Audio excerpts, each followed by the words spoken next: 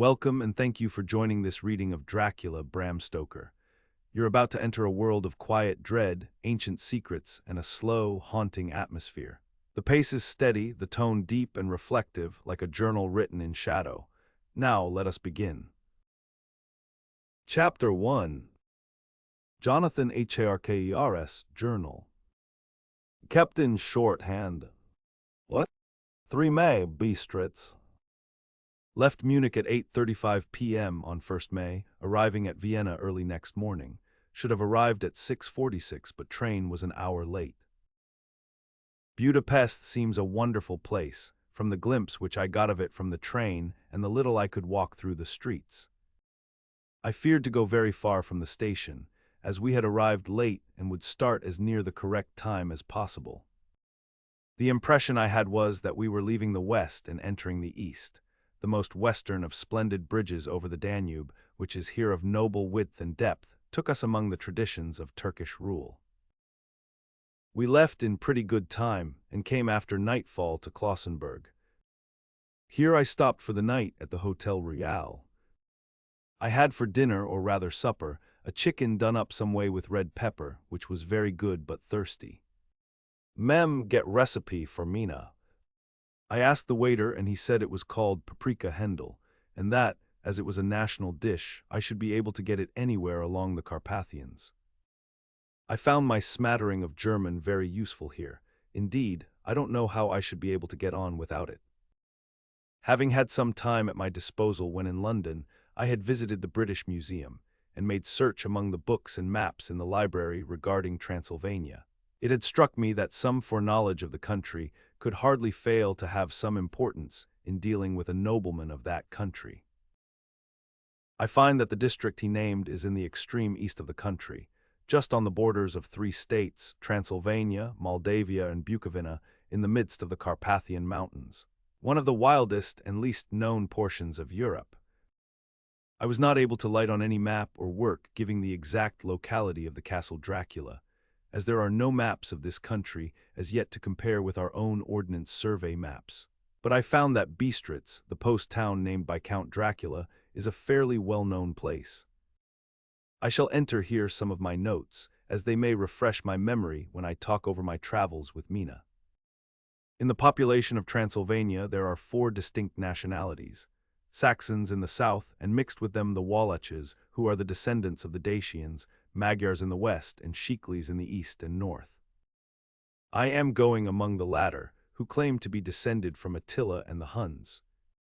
This may be so, for when the Magyars conquered the country in the 11th century, they found the Huns settled in it.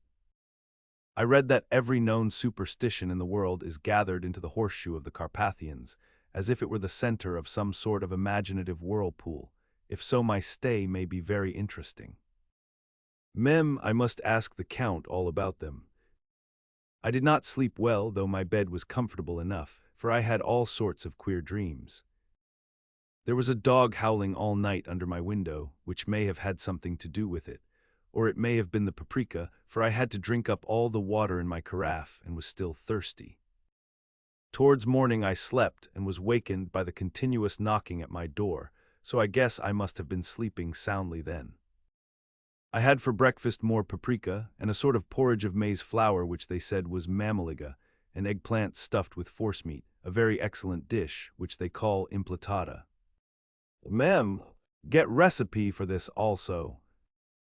I had to hurry breakfast, for the train started a little before 8, or rather it ought to have done so, for after rushing to the station at 7:30, I had to sit in the carriage for more than an hour before we began to move.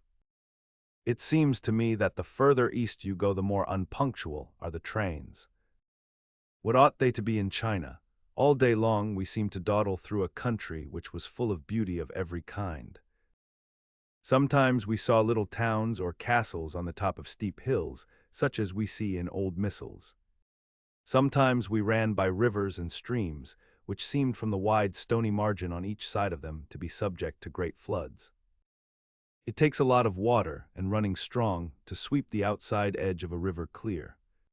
At every station there were groups of people, sometimes crowds and in all sorts of attire. Some of them were just like the peasants at home or those I saw coming through France and Germany, with short jackets and round hats and homemade trousers. But others were very picturesque. The women looked pretty, except when you got near them, but they were very clumsy about the waist. They had all full white sleeves of some kind or other, and most of them had big belts with a lot of strips of something fluttering from them like the dresses in a ballet, but of course there were petticoats under them. The strangest figures we saw were the Slovaks, who were more barbarian than the rest, with their big cowboy hats, great baggy dirty white trousers, white linen shirts, and enormous heavy leather belts, nearly a foot wide, all studded over with brass nails. They wore high boots with their trousers tucked into them, and had long black hair and heavy black mustaches. They are very picturesque, but do not look prepossessing. On the stage, they would be set down at once as some old oriental band of brigands. They are, however, I am told, very harmless and rather wanting in natural self-assertion. It was on the dark side of twilight when we got to Bistritz, which is a very interesting old place. Being practically on the frontier, for the Borgo Pass leads from it into Bukovina, it has had a very stormy existence, and it certainly shows marks of it. 50 years ago, a series of great fires took place, which made terrible havoc on 5 separate occasions. At the very beginning of the 17th century, it underwent a siege of 3 weeks and lost 13,000 people, the casualties of war proper being assisted by famine and disease. Count Dracula had directed me to go to the Golden Krone Hotel, which I found, to my great delight, to be thoroughly old-fashioned, for of course I wanted to see all I could of the ways of the country. I was evidently expected, for when I got near the door I faced a cheery-looking elderly woman in the usual peasant dress, white undergarment with long double apron, front and back, of colored stuff fitting almost too tight for modesty. When I came close she bowed and said, "The Herr Englishman." "Yes," I said, "Jonathan Harker." She smiled and gave some message to an elderly man in white shirt sleeves, who had followed her to the door. He went, but immediately returned with a letter. "My friend, welcome to the Carpathians. I am anxiously expecting you. Sleep well tonight. At 3 tomorrow the diligence will start for Bukovina, a place on it is kept for you. At the Borgo Pass my carriage will await you and will bring you to me. I trust that your journey from London has been a happy one, and that you will enjoy your stay in my beautiful land. Your friend, Dracula." What? 4 May. I found that my landlord had got a letter from the Count, directing him to secure the best place on the coach for me. But on making inquiries as to details, he seemed somewhat reticent and pretended that he could not understand my German. This could not be true, because up to then he had understood it perfectly. At least, he answered my questions exactly as if he did. He and his wife, the old lady who had received me, looked at each other in a frightened sort of way. He mumbled out that the money had been sent in a letter, and that was all he knew. When I asked him if he knew Count Dracula and could tell me anything of his castle, both he and his wife crossed themselves, and saying that they knew nothing at all, simply refused to speak further. It was so near the time of starting that I had no time to ask anyone else, for it was all very mysterious and not by any means comforting. Just before I was leaving, the old lady came up to my room and said in a very hysterical way, "Must you go? Oh, young Herr, must you go?" She was in such an excited state that she seemed to have lost her grip of what German she knew, and mixed it all up with some other language which I did not know at all. I was just able to follow her by asking many questions. When I told her that I must go at once, and that I was engaged on important business, she asked again, "Do you know what day it is?" I answered that it was the 4th of May. She shook her head as she said again, "Oh yes, I know that, but do you know what day it is?" On my saying that I did not understand, she went on, "It is the eve of St. George's Day. Do you not know that tonight, when the clock strikes midnight, all the evil things in the world will have full sway? Do you know where you are going and what you are going to?" She was in such evident distress that I tried to comfort her, but without effect. Finally, she went down on her knees and implored me not to go, at least to wait a day or two before starting. It was all very ridiculous, but I did not feel comfortable. However, there was business to be done, and I could allow nothing to interfere with it. I therefore tried to raise her up and said, as gravely as I could, that I thanked her, but my duty was imperative and that I must go. She then rose and dried her eyes, and taking a crucifix from her neck offered it to me.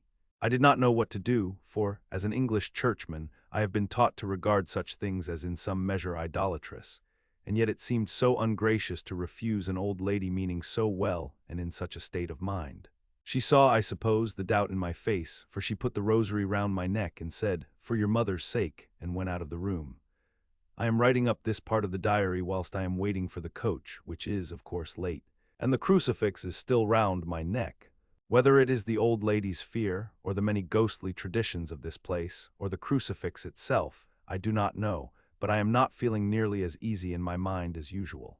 If this book should ever reach Mina before I do, let it bring my goodbye. Here comes the coach. 5 May, the castle.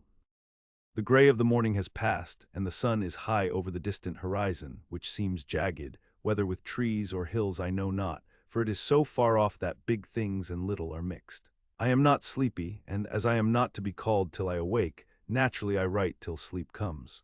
There are many odd things to put down, and lest who reads them may fancy that I dined too well before I left Bistritz, let me put down my dinner exactly.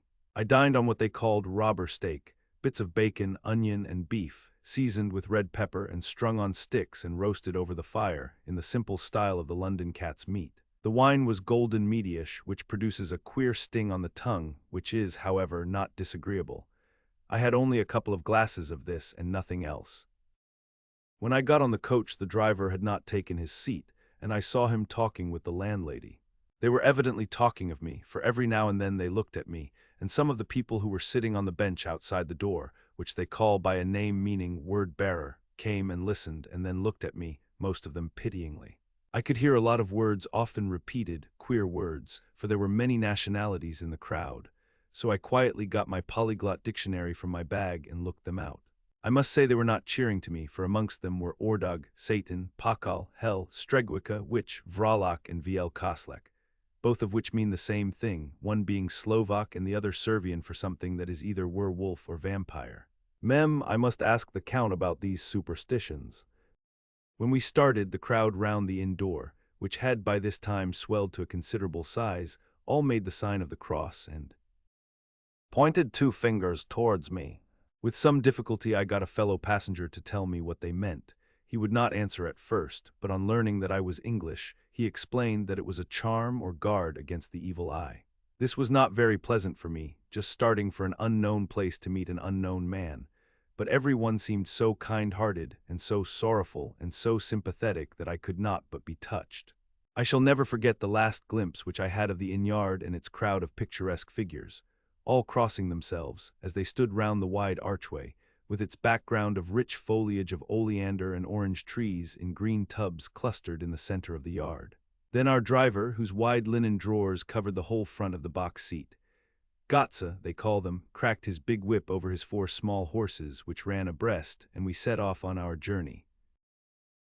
I soon lost sight and recollection of ghostly fears in the beauty of the scene as we drove along, although had I known the language, or rather languages, which my fellow passengers were speaking, I might not have been able to throw them off so easily.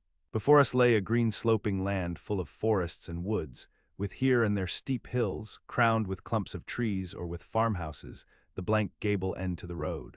There was everywhere a bewildering mass of fruit blossom, apple, plum, pear, cherry, and as we drove by I could see the green grass under the trees spangled with the fallen petals. In and out amongst these green hills of what they call here the middle land ran the road, losing itself as it swept round the grassy curve, or was shut out by the straggling ends of pine woods, which here and there ran down the hillsides like tongues of flame. The road was rugged, but still we seemed to fly over it with a feverish haste. I could not understand then what the haste meant, but the driver was evidently bent on losing no time in reaching Borgo Prund. I was told that this road is in summertime excellent, but that it had not yet been put in order after the winter snows. In this respect it is different from the general run of roads in the Carpathians, for it is an old tradition that they are not to be kept in too good order. Of old the hospodars would not repair them, lest the Turks should think that they were preparing to bring in foreign troops, and so hasten the war which was always really at loading point. Beyond the green swelling hills of the middle land rose mighty slopes of forest up to the lofty steeps of the Carpathians themselves. Right and left of us they towered, with the afternoon sun falling full upon them and bringing out all the glorious colors of this beautiful range, deep blue and purple in the shadows of the peaks, green and brown where grass and rock mingled, and an endless perspective of jagged rock and pointed crags, till these were themselves lost in the distance, where the snowy peaks rose grandly. Here and there seemed mighty rifts in the mountains, through which, as the sun began to sink, we saw now and again the white gleam of falling water. One of my companions touched my arm as we swept round the base of a hill and opened up the lofty, snow-covered peak of a mountain, which seemed, as we wound on our serpentine way, to be right before us. "Look, isn't Shek, God's seat," and he crossed himself reverently. As we wound on our endless way, and the sun sank lower and lower behind us, the shadows of the evening began to creep round us. This was emphasized by the fact that the snowy mountaintop still held the sunset, and seemed to glow out with a delicate cool pink. Here and there we passed Czechs and Slovaks, all in picturesque attire, but I noticed that goiter was painfully prevalent. By the roadside were many crosses, and as we swept by, my companions all crossed themselves. Here and there was a peasant man or woman kneeling before a shrine, who did not even turn round as we approached, but seemed in the self-surrender of devotion to have neither eyes nor ears for the outer world. There were many things new to me. For instance, hayricks in the trees, and here and there very beautiful masses of weeping birch, their white stems shining like silver through the delicate green of the leaves. Now and again we passed a later wagon, the ordinary peasant's cart, with its long, snake-like vertebra, calculated to suit the inequalities of the road. On this were sure to be seated quite a group of homecoming peasants, the Czechs with their white, and the Slovaks with their colored sheepskins, the latter carrying lance-fashion their long staves, with axe at end. As the evening fell it began to get very cold, and the growing twilight seemed to merge into one dark mistiness the gloom of the trees, oak, beech, and pine, though in the valleys which ran deep between the spurs of the hills, as we ascended through the pass, the dark firs stood out here and there against the background of late-lying snow. Sometimes, as the road was cut through the pine woods that seemed in the darkness to be closing down upon us, great masses of grayness, which here and there bestrewed the trees, produced a peculiarly weird and solemn effect, which carried on the thoughts and grim fancies engendered earlier in the evening, when the falling sunset threw into strange relief the ghost-like clouds which amongst the Carpathians seemed to wind ceaselessly through the valleys. Sometimes the hills were so steep that, despite our driver's haste, the horses could only go slowly. I wished to get down and walk up them, as we do at home, but the driver would not hear of it. "No, no," he said, "you must not walk here, the dogs are too fierce." And then he added, with what he evidently meant for grim pleasantry, for he looked round to catch the approving smile of the rest, "and you may have enough of such matters before you go to sleep." The only stop he would make was a moment's pause to light his lamps. When it grew dark, there seemed to be some excitement amongst the passengers, and they kept speaking to him, one after the other, as though urging him to further speed. He lashed the horses unmercifully with his long whip, and with wild cries of encouragement urged them on to further exertions. Then through the darkness I could see a sort of patch of gray light ahead of us, as though there were a cleft in the hills. The excitement of the passengers grew greater. The crazy coach rocked on its great leather springs and swayed like a boat tossed on a stormy sea. I had to hold on. The road grew more level, and we appeared to fly along. Then the mountains seemed to come nearer to us on each side and to frown down upon us. We were entering on the Borgo Pass. One by one several of the passengers offered me gifts, which they pressed upon me with an earnestness which would take no denial. These were certainly of an odd and varied kind, but each was given in simple good faith, with a kindly word and a blessing, and that strange mixture of fear, meaning movements which I had seen outside the hotel at Bistritz, the sign of the cross and the guard against the evil eye. Then, as we flew along, the driver leaned forward, and on each side the passengers, craning over the edge of the coach, peered eagerly into the darkness. It was evident that something very exciting was either happening or expected, but though I asked each passenger, no one would give me the slightest explanation. This state of excitement kept on for some little time, and at last we saw before us the pass opening out on the eastern side. There were dark, rolling clouds overhead, and in the air the heavy, oppressive sense of thunder. It seemed as though the mountain range had separated two atmospheres, and that now we had got into the thunderous one. I was now myself looking out for the conveyance which was to take me to the Count. Each moment I expected to see the glare of lamps through the blackness, but all was dark. The only light was the flickering rays of our own lamps, in which the steam from our hard-driven horses rose in a white cloud. We could see now the sandy road lying white before us, but there was on it no sign of a vehicle. The passengers drew back with a sigh of gladness, which seemed to mock my own disappointment. I was already thinking what I had best do, when the driver, looking at his watch, said to the others something which I could hardly hear. It was spoken so quietly and in so low a tone, I thought it was an hour less than the time. Then turning to me, he said in German worse than my own, "There is no carriage here. The Herr is not expected after all. He will now come on to Bukovina and return tomorrow or the next day, better the next day." Whilst he was speaking, the horses began to neigh and snort and plunge wildly, so that the driver had to hold them up. Then, amongst a chorus of screams from the peasants and a universal crossing of themselves, a calèche with 4 horses drove up behind us, overtook us, and drew up beside the coach. I could see from the flash of our lamps, as the rays fell on them, that the horses were coal-black and splendid animals. They were driven by a tall man, with a long brown beard and a great black hat, which seemed to hide his face from us. I could only see the gleam of a pair of very bright eyes, which seemed red in the lamplight as he turned to us. He said to the driver, "You are early tonight, my friend." The man stammered in reply. The English Herr was in a hurry, to which the stranger replied, "That is why, I suppose, you wished him to go on to Bukovina. You cannot deceive me, my friend. I know too much, and my horses are swift." As he spoke he smiled, and the lamplight fell on a hard-looking mouth, with very red lips and sharp-looking teeth, as white as ivory.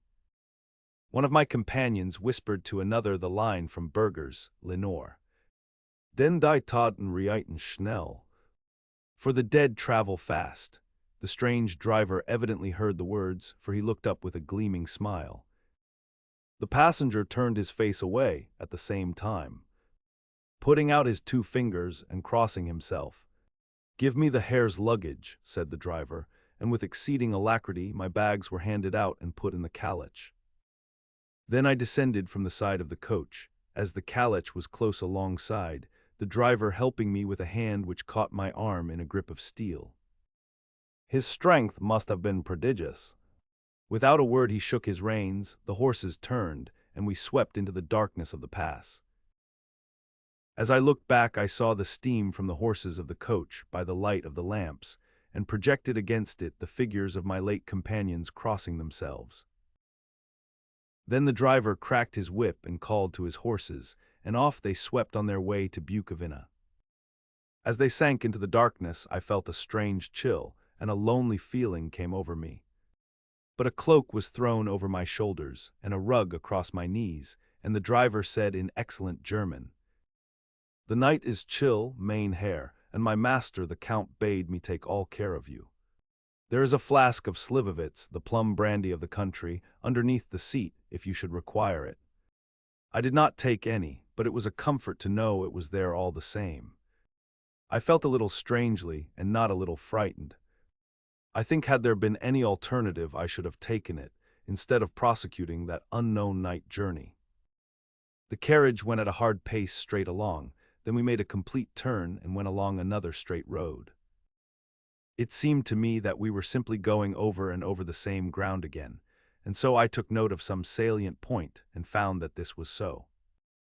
I would have liked to have asked the driver what this all meant, but I really feared to do so, for I thought that, placed as I was, any protest would have had no effect in case there had been an intention to delay. By and by, however, as I was curious to know how time was passing, I struck a match, and by its flame looked at my watch. It was within a few minutes of midnight.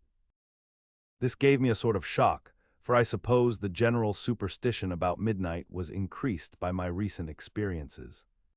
I waited with a sick feeling of suspense. Then a dog began to howl somewhere in a farmhouse far down the road, a long, agonized wailing as if from fear. The sound was taken up by another dog, and then another and another, till, borne on the wind which now sighed softly through the pass, a wild howling began, which seemed to come from all over the country, as far as the imagination could grasp it through the gloom of the night.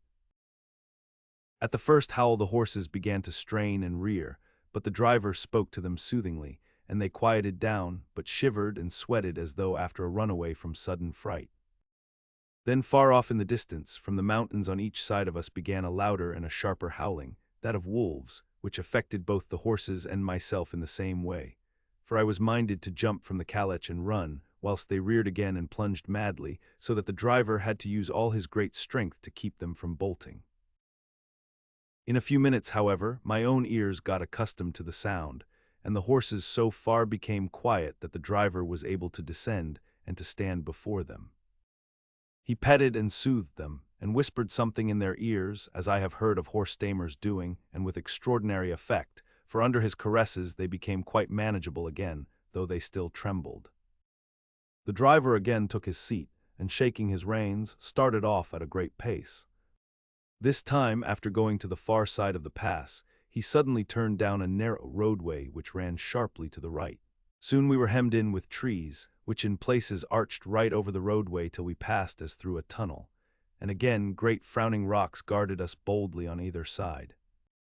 Though we were in shelter, we could hear the rising wind, for it moaned and whistled through the rocks, and the branches of the trees crashed together as we swept along.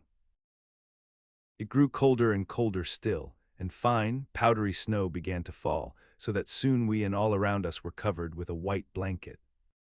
The keen wind still carried the howling of the dogs, though this grew fainter as we went on our way. The baying of the wolves sounded nearer and nearer, as though they were closing round on us from every side. I grew dreadfully afraid, and the horses shared my fear. The driver, however, was not in the least disturbed. He kept turning his head to left and right, but I could not see anything through the darkness. Suddenly, away on our left, I saw a faint flickering blue flame. The driver saw it at the same moment. He at once checked the horses and, jumping to the ground, disappeared into the darkness. I did not know what to do, the less as the howling of the wolves grew closer. But while I wondered, the driver suddenly appeared again, and without a word took his seat, and we resumed our journey. I think I must have fallen asleep and kept dreaming of the incident, for it seemed to be repeated endlessly, and now looking back, it is like a sort of awful nightmare. Once the flame appeared so near the road, that even in the darkness around us I could watch the driver's motions. He went rapidly to where the blue flame arose. It must have been very faint, for it did not seem to illumine the place around it at all, and gathering a few stones, formed them into some device. Once there appeared a strange optical effect. When he stood between me and the flame he did not obstruct it, for I could see its ghostly flicker all the same. This startled me, but as the effect was only momentary, I took it that my eyes deceived me straining through the darkness. Then for a time there were no blue flames, and we sped onwards through the gloom, with the howling of the wolves around us, as though they were following in a moving circle. At last there came a time when the driver went further afield than he had yet gone, and during his absence the horses began to tremble worse than ever and to snort and scream with fright. I could not see any cause for it, for the howling of the wolves had ceased altogether. But just then the moon, sailing through the black clouds, appeared behind the jagged crest of a beetling, pine-clad rock, and by its light I saw around us a ring of wolves, with white teeth and lolling red tongues, with long, sinewy limbs and shaggy hair. They were 100 times more terrible in the grim silence which held them than even when they howled. For myself, I felt a sort of paralysis of fear. It is only when a man feels himself face to face with such horrors that he can understand their true import. All at once the wolves began to howl, as though the moonlight had had some peculiar effect on them.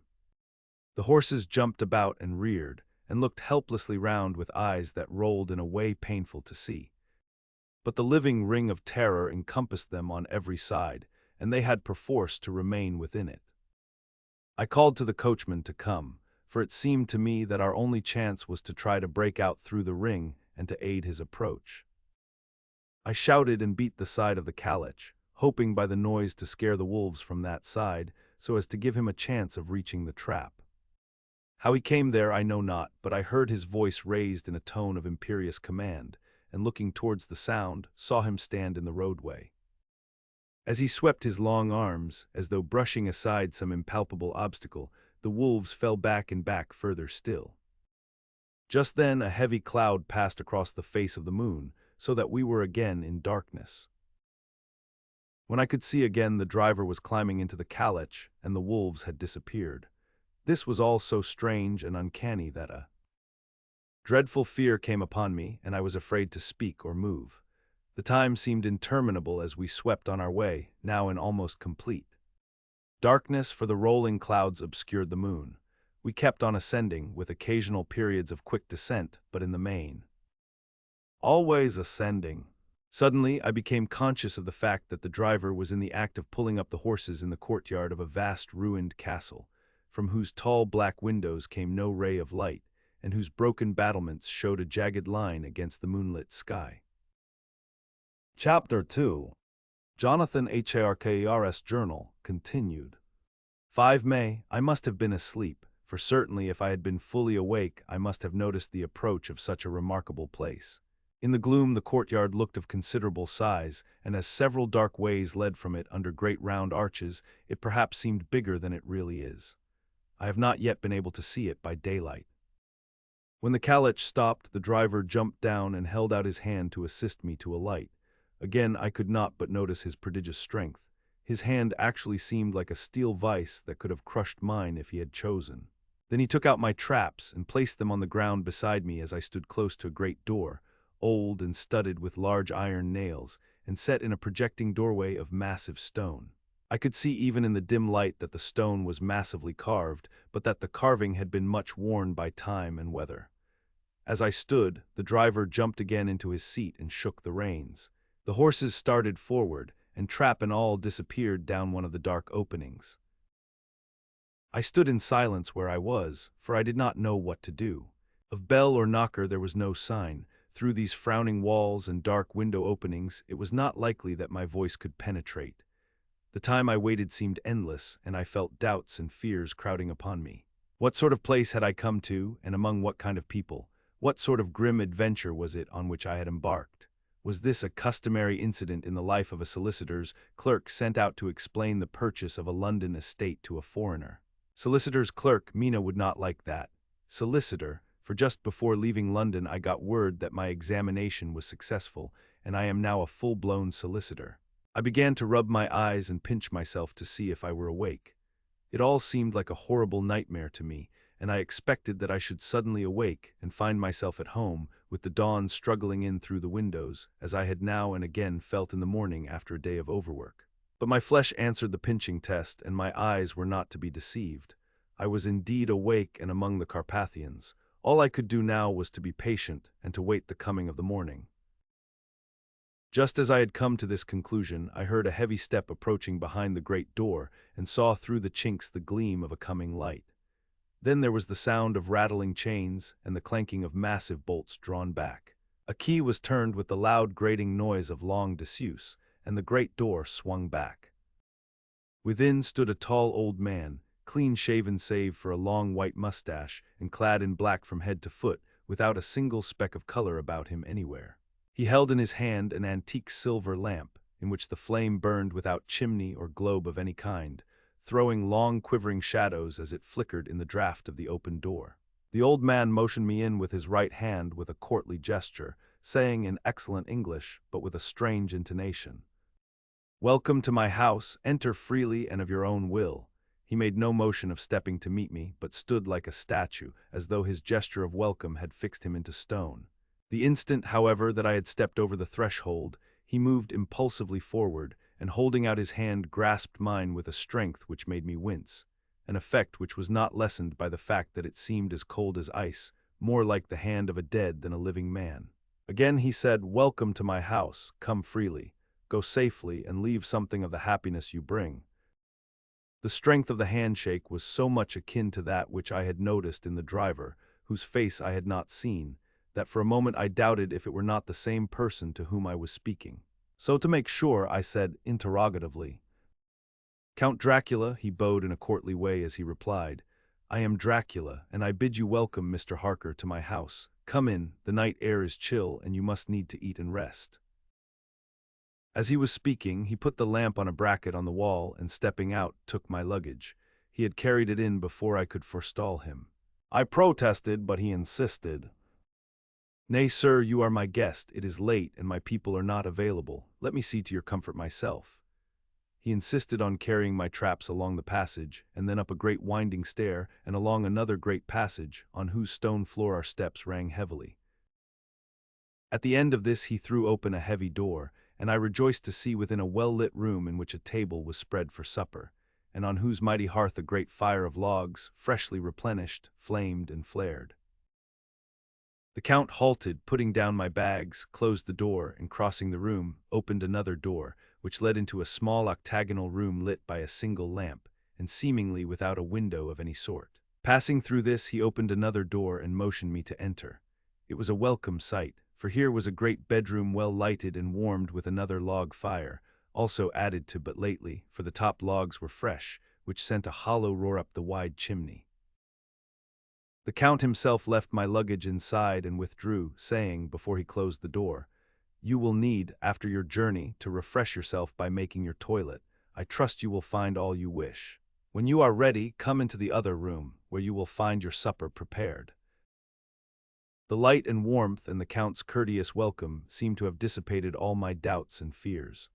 Having then reached my normal state, I discovered that I was half famished with hunger. So making a hasty toilet, I went into the other room. I found supper already laid out. My host, who stood on one side of the great fireplace, leaning against the stonework, made a graceful wave of his hand to the table and said, "I pray you, be seated and sup how you please. You will, I trust, excuse me that I do not join you, but I have dined already, and I do not sup." I handed to him the sealed letter which Mr. Hawkins had entrusted to me. He opened it and read it gravely, then, with a charming smile, he handed it to me to read. One passage of it, at least, gave me a thrill of pleasure. "I must regret that an attack of gout, from which malady I am a constant sufferer, forbids absolutely any traveling on my part for some time to come. But I am happy to say I can send a sufficient substitute, one in whom I have every possible confidence. He is a young man, full of energy and talent in his own way, and of a very faithful disposition. He is discreet and silent, and has grown into manhood in my service. He shall be ready to attend on you when you will during his stay, and shall take your instructions in all matters." The Count himself came forward and took off the cover of a dish, and I fell to at once on an excellent roast chicken. This, with some cheese and a salad and a bottle of old Tokay, of which I had 2 glasses, was my supper. During the time I was eating it, the Count asked me many questions as to my journey, and I told him by degrees all I had experienced. By this time I had finished my supper, and by my host's desire had drawn up a chair by the fire and begun to smoke a cigar which he offered me, at the same time excusing himself that he did not smoke. I had now an opportunity of observing him, and found him of a very marked physiognomy. His face was a very strong aquiline, with high bridge of the thin nose and peculiarly arched nostrils, with lofty domed forehead and hair growing scantily round the temples but profusely elsewhere. His eyebrows were very massive, almost meeting over the nose, and with bushy hair that seemed to curl in its own profusion. The mouth, so far as I could see it under the heavy mustache, was fixed and rather cruel-looking, with peculiarly sharp white teeth. These protruded over the lips, whose remarkable ruddiness showed astonishing vitality in a man of his years. For the rest, his ears were pale, and at the tops extremely pointed, the chin was broad and strong, and the cheeks firm though thin. The general effect was one of extraordinary pallor. Hitherto I had noticed the backs of his hands as they lay on his knees in the firelight, and they had seemed rather white and fine. But seeing them now close to me, I could not but notice that they were rather coarse, broad. With squat fingers, strange to say, there were hairs in the center of the palm. The nails were long and fine and cut to a sharp point. As the Count leaned over me and his hands touched me, I could not repress a shudder. It may have been that his breath was rank, but a horrible feeling of nausea came over me, which, do what I would, I could not conceal. The Count, evidently noticing it, drew back, and with a grim sort of smile, which showed more than he had yet done his protuberant teeth, sat himself down again on his own side of the fireplace. We were both silent for a while, and as I looked towards the window, I saw the first dim streak of the coming dawn. There seemed a strange stillness over everything, but as I listened I heard, as if from down below in the valley, the howling of many wolves. The Count's eyes gleamed, and he said, "Listen to them, the children of the night. What music they make!" Seeing, I suppose, some expression in my face strange to him, he added, "Ah, sir, you dwellers in the city cannot enter into the feelings of the hunter." Then he rose and said, "But you must be tired, your bedroom is all ready, and tomorrow you shall sleep as late as you will. I have to be away till the afternoon, so sleep well and dream well." With a courteous bow, he opened for me himself the door to the octagonal room, and I entered my bedroom. I am all in a sea of wonders. I doubt, I fear, I think strange things which I dare not confess to my own soul. God keep me, if only for the sake of those dear to me. 7 May, it is again early morning, but I have rested and enjoyed the last 24 hours. I slept till late in the day and awoke of my own accord. When I had dressed myself, I went into the room where we had supped, and found a cold breakfast laid out, with coffee kept hot by the pot being placed on the hearth. There was a card on the table, on which was written, "I have to be absent for a while, do not wait for me, D." I set to and enjoyed a hearty meal. When I had done, I looked for a bell, so that I might let the servants know I had finished, but I could not find one. There are certainly odd deficiencies in the house, considering the extraordinary evidences of wealth which are round me. The table service is of gold, and so beautifully wrought that it must be of immense value. The curtains and upholstery of the chairs and sofas and the hangings of my bed are of the costliest and most beautiful fabrics, and must have been of fabulous value when they were made, for they are centuries old. Though in excellent order, I saw something like them in Hampton Court, but there they were worn and frayed and moth-eaten. But still in none of the rooms is there a mirror. There is not even a toilet glass on my table, and I had to get the little shaving glass from my bag before I could either shave or brush my hair. I have not yet seen a servant anywhere, or heard a sound near the castle, except the howling of wolves. Some time after I had finished my meal, I do not know whether to call it breakfast or dinner, for it was between 5 and 6 o'clock when I had it. I looked about for something to read, for I did not like to go about the castle until I had asked the Count's permission. There was absolutely nothing in the room, book, newspaper, or even writing materials, so I opened another door in the room and found a sort of library. The door opposite mine I tried, but found it locked. In the library I found, to my great delight, a vast number of English books, whole shelves full of them, and bound volumes of magazines and newspapers. A table in the center was littered with English magazines and newspapers, though none of them were of very recent date. The books were of the most varied kind: history, geography, politics, political economy, botany, geology, law, all relating to England and English life and customs and manners. There were even such books of reference as the London Directory, the Red and Blue Books, Whitaker's Almanac, the Army and Navy lists, and it somehow gladdened my heart to see it, the Law List. Whilst I was looking at the books, the door opened and the Count entered. He saluted me in a hearty way and hoped that I had had a good night's rest. Then he went on, "I am glad you found your way in here, for I am sure there is much that will interest you. These companions," and he laid his hand on some of the books, "have been good friends to me, and for some years past, ever since I had the idea of going to London, have given me many, many hours of pleasure.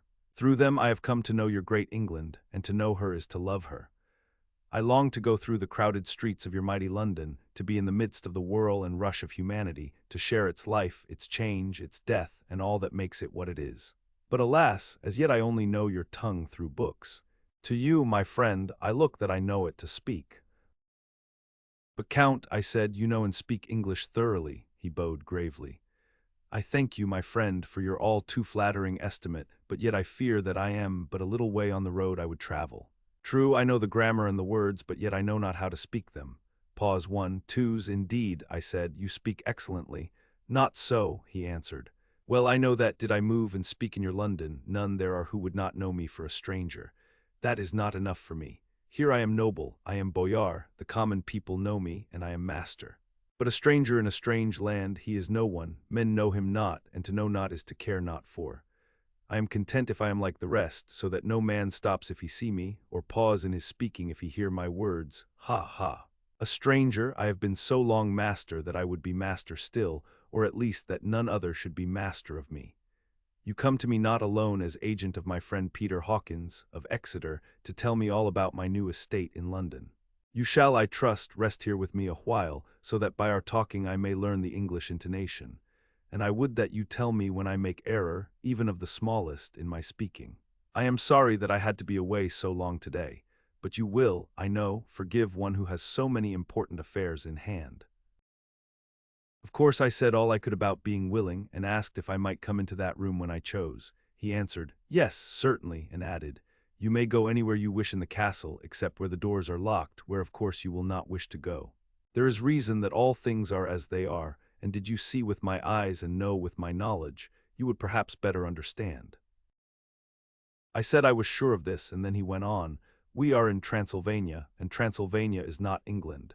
Our ways are not your ways, and there shall be to you many strange things. Nay, from what you have told me of your experiences already, you know something of what strange things there may be.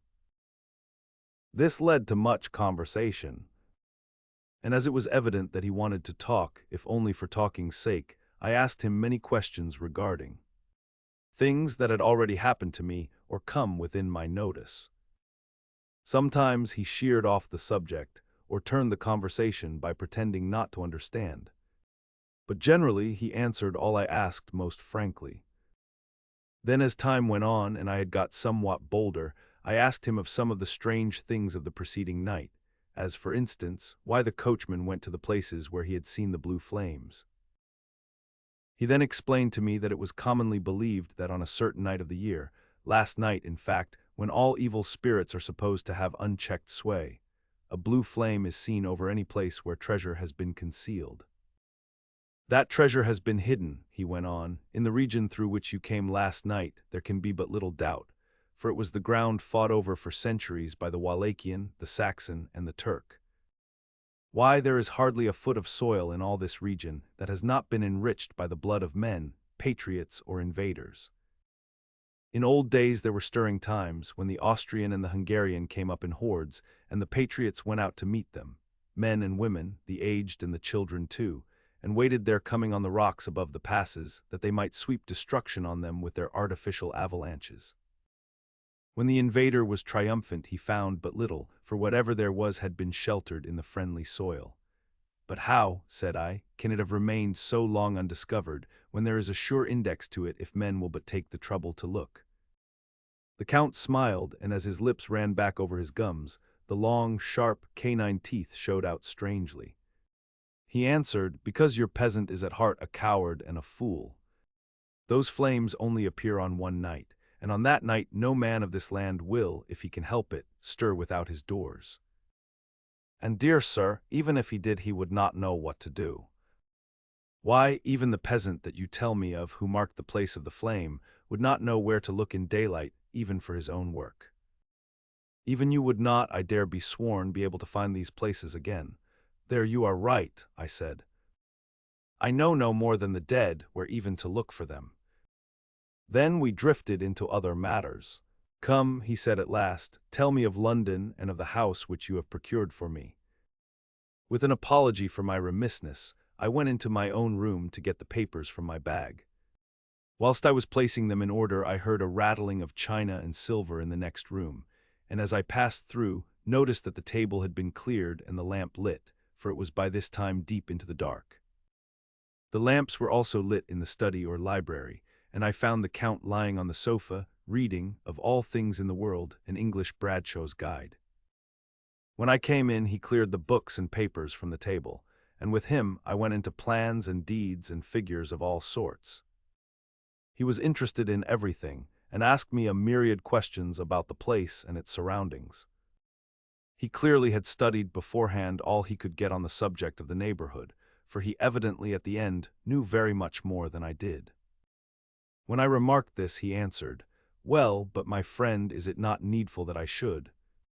When I go there I shall be all alone, and my friend Harker Jonathan. Nay, pardon me, I fall into my country's habit of putting your patronymic first. My friend Jonathan Harker will not be by my side to correct and aid me. He will be in Exeter, miles away, probably working at papers of the law with my other friend, Peter Hawkins." So, we went thoroughly into the business of the purchase of the estate at Purfleet. When I had told him the facts and got his signature to the necessary papers, and had written a letter with them ready to post to Mr. Hawkins, he began to ask me how I had come across so suitable a place. I read to him the notes which I had made at the time and which I inscribe here. At Purfleet, on a by-road, I came across just such a place as seemed to be required, and where was displayed a dilapidated notice that the place was for sale. It is surrounded by a high wall of ancient structure built of heavy stones and has not been repaired for a large number of years. The closed gates are of heavy old oak and iron, all eaten with rust. The estate is called Carfax, no doubt a corruption of the old quater face, as the house is four-sided, agreeing with the cardinal points of the compass. It contains in all some 20 acres, quite surrounded by the solid stone wall above mentioned. There are many trees on it which make it in places gloomy, and there is a deep, dark-looking pond or small lake, evidently fed by some springs, as the water is clear and flows away in a fair-sized stream. The house is very large and of all periods back, I should say, to medieval times, for one part is of stone immensely thick, with only a few windows high up and heavily barred with iron. It looks like part of a keep and is close to an old chapel or church. I could not enter it, as I had not the key of the door leading to it from the house, but I have taken with my Kodak views of it from various points. The house has been added to, but in a very straggling way, and I can only guess at the amount of ground it covers, which must be very great. There are but few houses close at hand, one being a very large house only recently added to and formed into a private lunatic asylum. It is not, however, visible from the grounds. When I had finished, he said, "I am glad that it is old and big. I myself am of an old family, and to live in a new house would kill me. A house cannot be made habitable in a day, and after all, how few days go to make up a century. I rejoice also that there is a chapel of old times. We Transylvanian nobles love not to think that our bones may lie amongst the common dead. I seek not gaiety nor mirth, not the bright voluptuousness of much sunshine and sparkling waters which please the young and gay.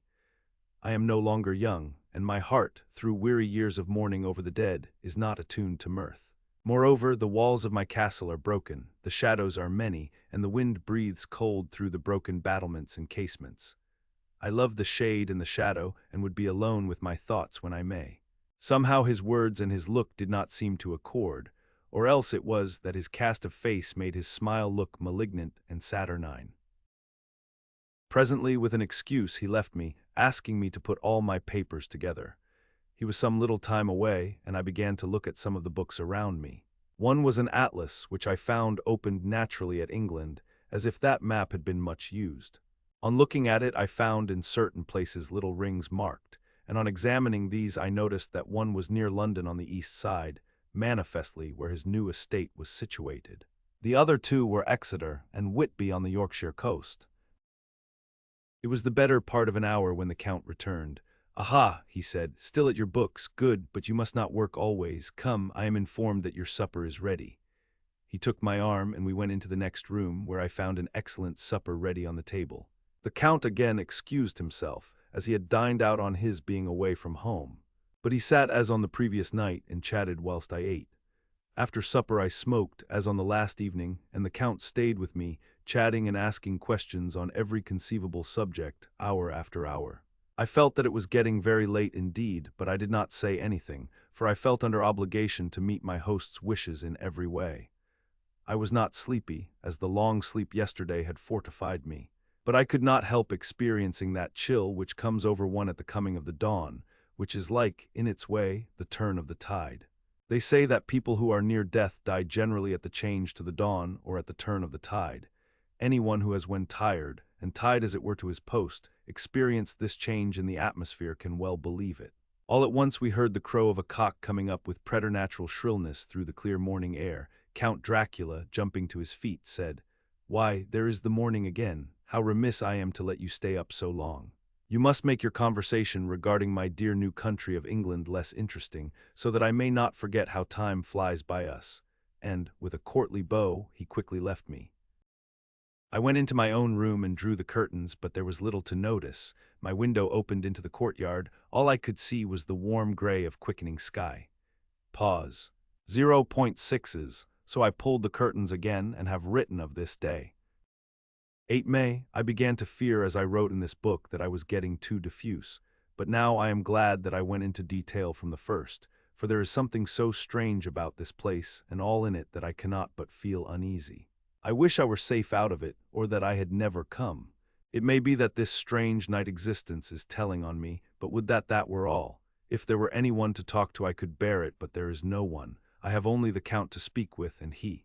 I fear I am myself the only living soul within the place. Let me be prosaic so far as facts can be. It will help me to bear up, and imagination must not run riot with me. If it does, I am lost. Let me say at once how I stand, or seem to.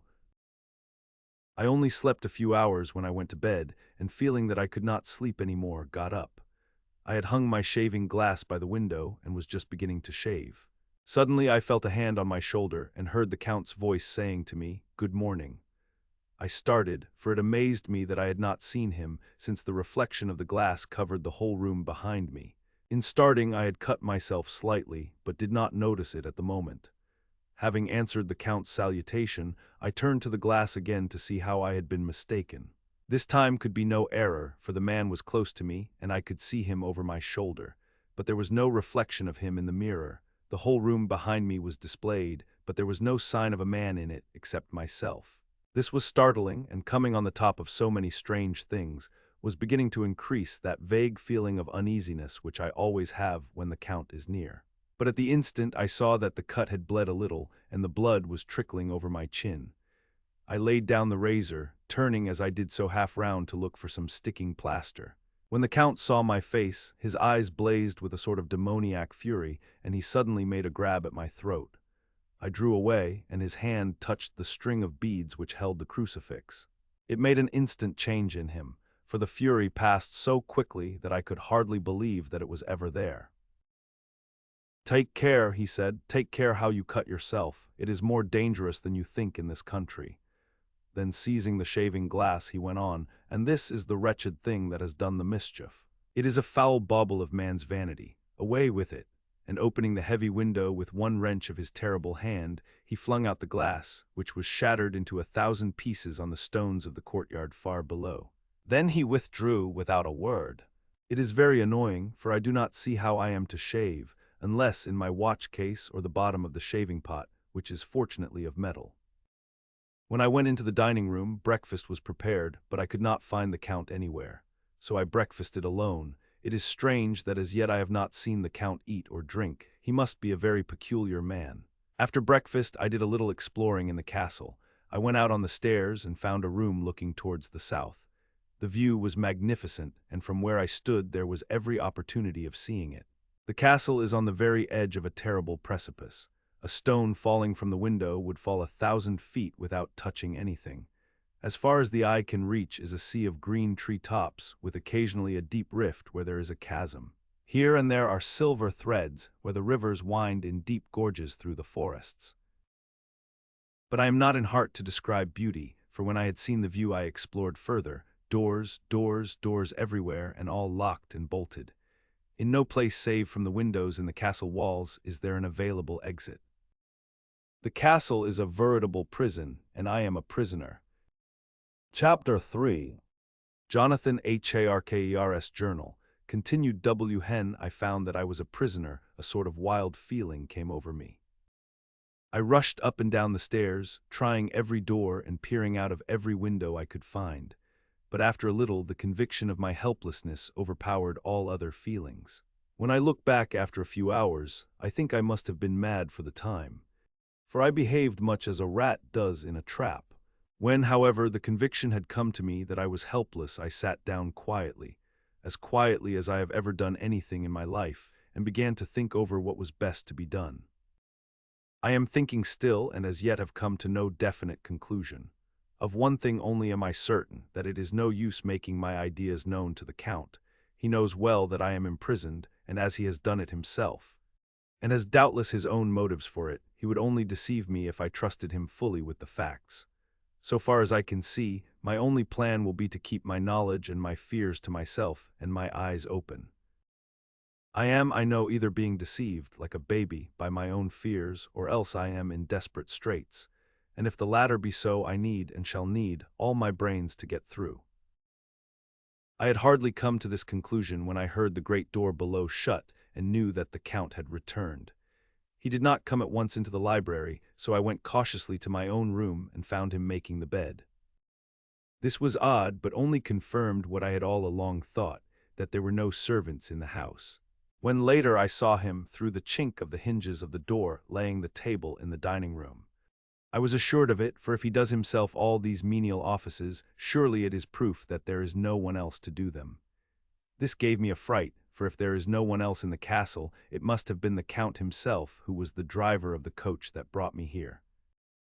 This is a terrible thought, for if so, what does it mean that he could control the wolves, as he did, by only holding up his hand in silence?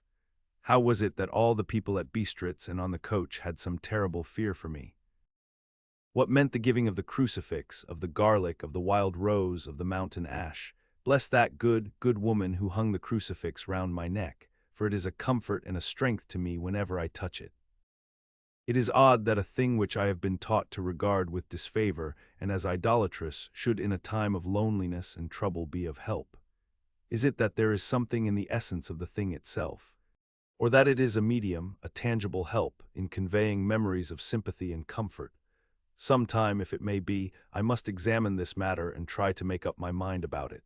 In the meantime, I must find out all I can about Count Dracula, as it may help me to understand. Tonight he may talk of himself if I turn the conversation that way. I must be very careful, however, not to awake his suspicion. Midnight, I have had a long talk with the Count. I asked him a few questions on Transylvania history, and he warmed up to the subject wonderfully. In his speaking of things and people, and especially of battles, he spoke as if he had been present at them all. This he afterwards explained by saying that to a boyar the pride of his house and name is his own pride, that their glory is his glory, that their fate is his fate. Whenever he spoke of his house he always said we, and spoke almost in the plural, like a king speaking. I wish I could put down all he said exactly as he said it, for to me it was most fascinating. It seemed to have in it a whole history of the country. He grew excited as he spoke, and walked about the room pulling his great white mustache and grasping anything on which he laid his hands as though he would crush it by main strength. One thing he said which I shall put down as nearly as I can, for it tells in its way the story of his race. We Shiklis have a right to be proud, for in our veins flows the blood of many brave races who fought as the lion fights for lordship. Here in the whirlpool of European races, the Ugric tribe bore down from Iceland the fighting spirit which Thor and Woden gave them, which their berserkers displayed to such fell intent on the seaboards of Europe, aye, and of Asia and Africa too, till the peoples thought that the werewolves themselves had come. Here too, when they came, they found the Huns, whose warlike fury had swept the earth like a living flame, till the dying peoples held that in their veins ran the blood of those old witches, who, expelled from Scythia, had mated with the devils in the desert. Fools, fools, what devil or what witch was ever so great as Attila, whose blood is in these veins? He held up his arms. Is it a wonder that we were a conquering race, that we were proud, that when the Magyar, the Lombard, the Avar, the Bulgar, or the Turk poured his thousands on our frontiers, we drove them back? Is it strange that when Arpad and his legions swept through the Hungarian fatherland, he found us here when he reached the frontier, that the Honfoglalas was completed there? And when the Hungarian flood swept eastward, the Shiklis were claimed as kindred by the victorious Magyars, and to us for centuries was trusted the guarding of the frontier of Turkeyland. Aye, and more than that, endless duty of the frontier guard, for, as the Turks say, water sleeps and enemy is sleepless. Who more gladly than we throughout the four nations received the bloody sword, or at its warlike call flocked quicker to the standard of the king. When was redeemed that great shame of my nation, the shame of Kasova, when the flags of the Wallach and the Magyar went down beneath the crescent? Who was it but one of my own race, who as voivode crossed the Danube and beat the Turk on his own ground? This was a Dracula indeed. Woe was it that his own unworthy brother, when he had fallen, sold his people to the Turk and brought the shame of slavery on them. Was it not this Dracula indeed, who inspired that other of his race, who in a later age again and again brought his forces over the great river into Turkeyland? Who, when he was beaten back, came again, and again, and again, though he had to come alone from the bloody field where his troops were being slaughtered, since he knew that he alone could ultimately triumph. They said that he thought only of himself. Bah, what good are peasants without a leader? Where ends the war without a brain and heart to conduct it? Again, when after the Battle of Mohacs we threw off the Hungarian yoke, we of the Dracula blood were amongst their leaders, for our spirit would not brook that we were not free. Ah, young sir, the Sheikleys, and the Dracula as their heart's blood, their brains, and their swords, can boast a record that mushroom growths like the Habsburgs and the Romanovs can never reach. The warlike days are over. Blood is too precious a thing in these days of dishonorable peace, and the glories of the great races are as a tale that is told. It was by this time close on morning, and we went to bed. Mem, this diary seems horribly like the beginning of the Arabian Nights, for everything has to break off at cockcrow, or like the ghost of Hamlet's father. 12 May, let me begin with facts, bare, meager facts, verified by books and figures, and of which there can be no doubt. I must not confuse them with experiences which will have to rest on my own observation or my memory of them. Last evening, when the Count came from his room, he began by asking me questions on legal matters and on the doing of certain kinds of business. I had spent the day wearily over books, and, simply to keep my mind occupied, went over some of the matters I had been examining at Lincoln's Inn. There was a certain method in the Count's inquiries, so I shall try to put them down in sequence. The knowledge may somehow or sometime be useful to me. First, he asked if a man in England might have 2 solicitors or more. I told him he might have a dozen if he wished, but that it would not be wise to have more than 1 solicitor engaged in one transaction, as only one could act at a time, and that to change would be certain to militate against his interest. He seemed thoroughly to understand, and went on to ask if there would be any practical difficulty in having one man to attend, say, to banking, and another to look after shipping, in case local help were needed in a place far from the home of the banking solicitor. I asked him to explain more fully, so that I might not by any chance mislead him, so he said, "I shall illustrate. Your friend and mine, Mr. Peter Hawkins, from under the shadow of your beautiful cathedral at Exeter, which is far from London, buys for me through your good self my place at London." Good! Now here let me say frankly, lest you should think it strange that I have sought the services of one so far off from London instead of some one resident there, that my motive was that no local interest might be served save my wish only. And as one of London residents might, perhaps, have some purpose of himself or friend to serve, I went thus afield to seek my agent, whose labors should be only to my interest. Now suppose I, who have much of affairs, wish to ship goods, say, to Newcastle or Durham or Harwich or Dover. Might it not be that it could with more ease be done by consigning to one in these ports? I answered that certainly it would be most easy, but that we solicitors had a system of agency one for the other, so that local work could be done locally on instruction from any solicitor, so that the client, simply placing himself in the hands of one man, could have his wishes carried out by him without further trouble.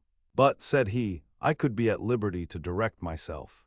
Is it not so? Of course, I replied, and such is often done by men of business, who do not like the whole of their affairs to be known by any one person. Good, he said, and then went on to ask about the means of making consignments and the forms to be gone through, and of all sorts of difficulties which might arise, but by forethought could be guarded against. I explained all these things to him to the best of my ability, and he certainly left me under the impression that he would have made a wonderful solicitor, for there was nothing that he did not think of or foresee.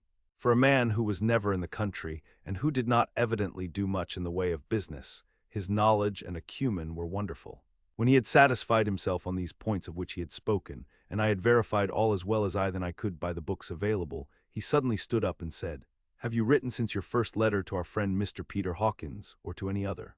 It was with some bitterness in my heart that I answered that I had not, that as yet I had not seen any opportunity of sending letters to anybody. Then write now, my young friend, he said, laying a heavy hand on my shoulder. Write to our friend and to any other, and say, if it will please you, that you shall stay with me until a month from now. Do you wish me to stay so long? I asked, for my heart grew cold at the thought. I desire it much, nay, I will take no refusal. When your master, employer, what you will, engaged that someone should come on his behalf, it was understood that my needs only were to be consulted. I have not stinted. Is it so? What could I do but bow acceptance? It was Mr. Hawkins's interest, not mine, and I had to think of him, not myself. And besides, while Count Dracula was speaking, there was that in his eyes and in his bearing which made me remember that I was a prisoner, and that if I wished it, I could have no choice. The Count saw his victory in my bow and his mastery in the trouble of my face, for he began at once to use them, but in his own smooth, resistless way. I pray you, my good young friend, that you will not discourse of things other than business in your letters. It will doubtless please your friends to know that you are well, and that you look forward to getting home to them. Is it not so? As he spoke, he handed me 3 sheets of note paper and 3 envelopes. They were all of the thinnest foreign post, and looking at them, then at him, and noticing his quiet smile, with the sharp canine teeth lying over the red underlip, I understood as well as if he had spoken that I should be careful what I wrote, for he would be able to read it. So I determined to write only formal notes now, but to write fully to Mr. Hawkins in secret, and also to Mina, for to her I could write in shorthand which would puzzle the Count if he did see it. When I had written my 2 letters, I sat quiet, reading a book whilst the Count wrote several notes, referring as he wrote them to some books on his table. Then he took up my 2 and placed them with his own, and put by his writing materials, after which, the instant the door had closed behind him, I leaned over and looked at the letters, which were face down on the table. I felt no compunction in doing so, for under the circumstances, I felt that I should protect myself in every way I could. One of the letters was directed to Samuel F. Billington, No. 7 The Crescent, Whitby, another to Herr Leutner, Varna. The third was to Coutts and Co., London, and the fourth to Herren Klopstock and Billruth, bankers, Budapest. The second and fourth were unsealed. I was just about to look at them when I saw the door handle move. I sank back in my seat, having just had time to replace the letters as they had been and to resume my book before the Count, holding still another letter in his hand, entered the room. He took up the letters on the table and stamped them carefully, and then turning to me, said, I trust you will forgive me, but I have much work to do in private this evening. You will, I hope, find all things as you wish.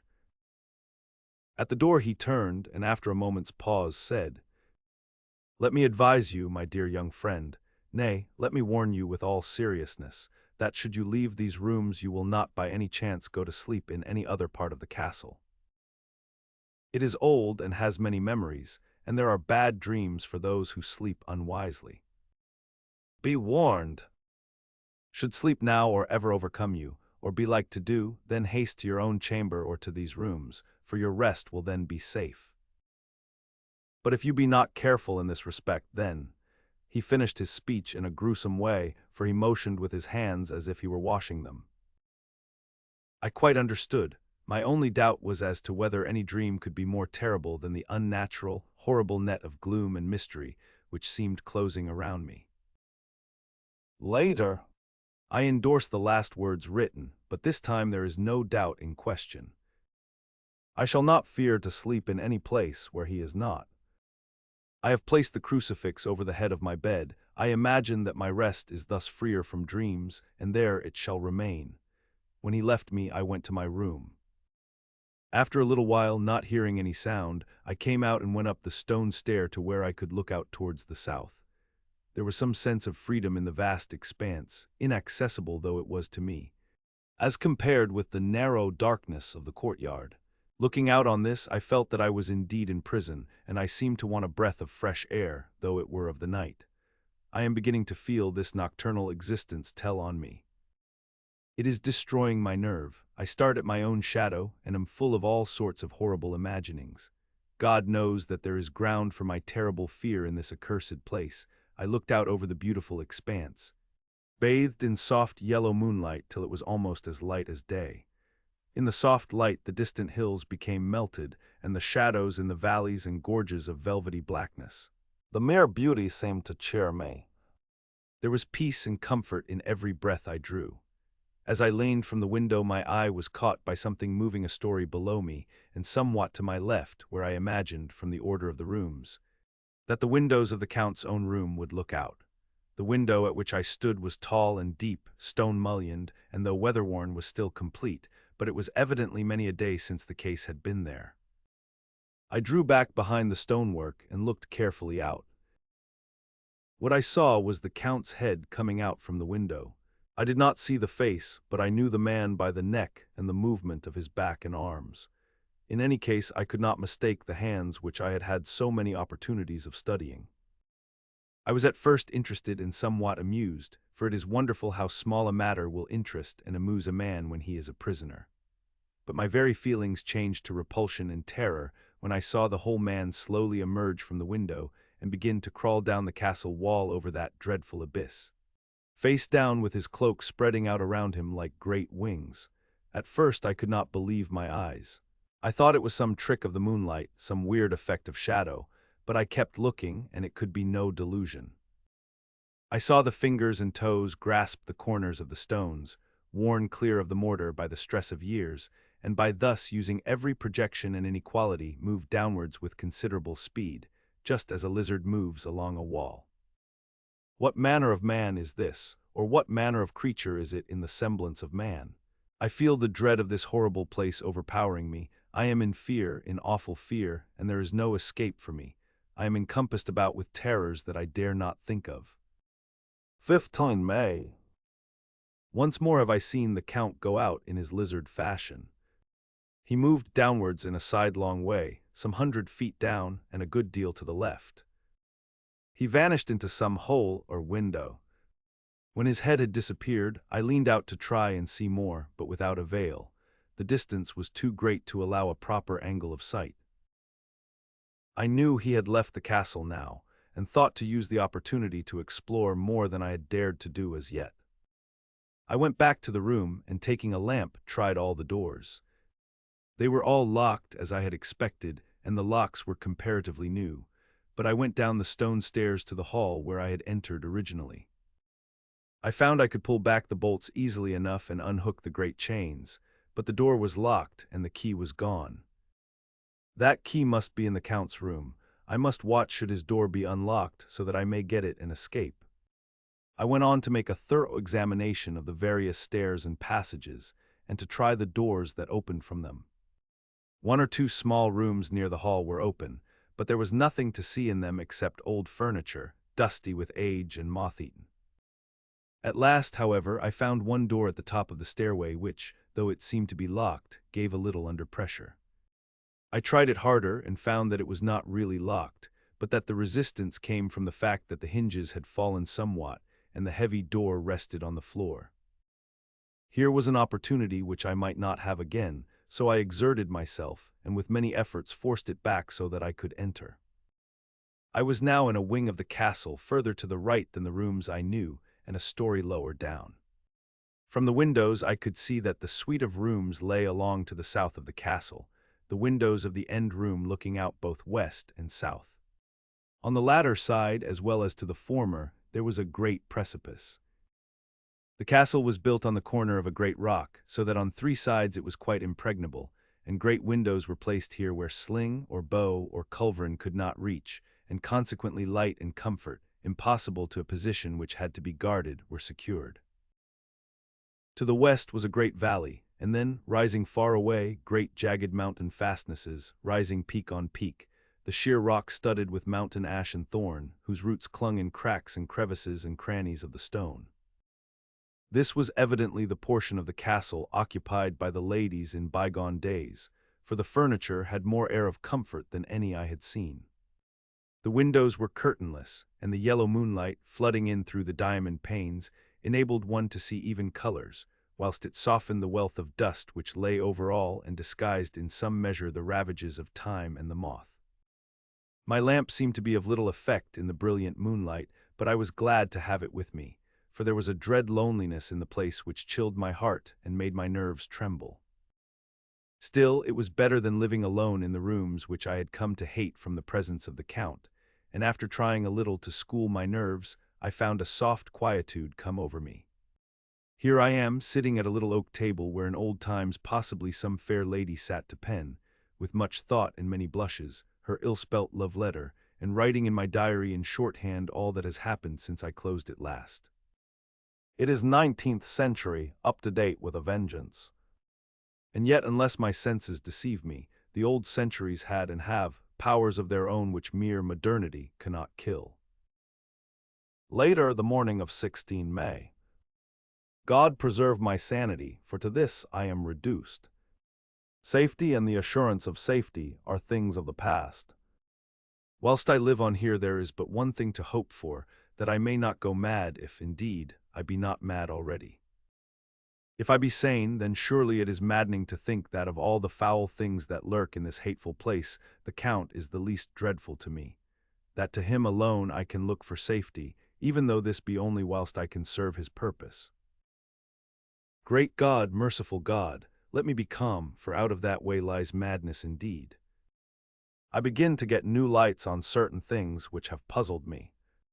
Up to now I never quite knew what Shakespeare meant when he made Hamlet say, "My tablets, quick, my tablets, 'tis meet that I put it down," etc. For now, feeling as though my own brain were unhinged, or as if the shock had come which must end in its undoing, I turned to my diary for repose. The habit of entering accurately must help to soothe me. The Count's mysterious warning frightened me at the time. It frightens me more now when I think of it, for in future he has a fearful hold upon me. I shall fear to doubt what he may say. When I had written in my diary and had fortunately replaced the book and pen in my pocket, I felt sleepy. The Count's warning came into my mind, but I took a pleasure in disobeying it. The sense of sleep was upon me, and with it the obstinacy which sleep brings as outrider. The soft moonlight soothed, and the wide expanse without gave a sense of freedom which refreshed me. I determined not to return tonight to the gloom-haunted rooms, but to sleep here, where of old ladies had sat and sung and lived sweet lives, whilst their gentle breasts were sad for their menfolk away in the midst of remorseless wars. I drew a great couch out of its place near the corner, so that as I lay I could look at the lovely view to east and south, and unthinking of and uncaring for the dust, composed myself for sleep.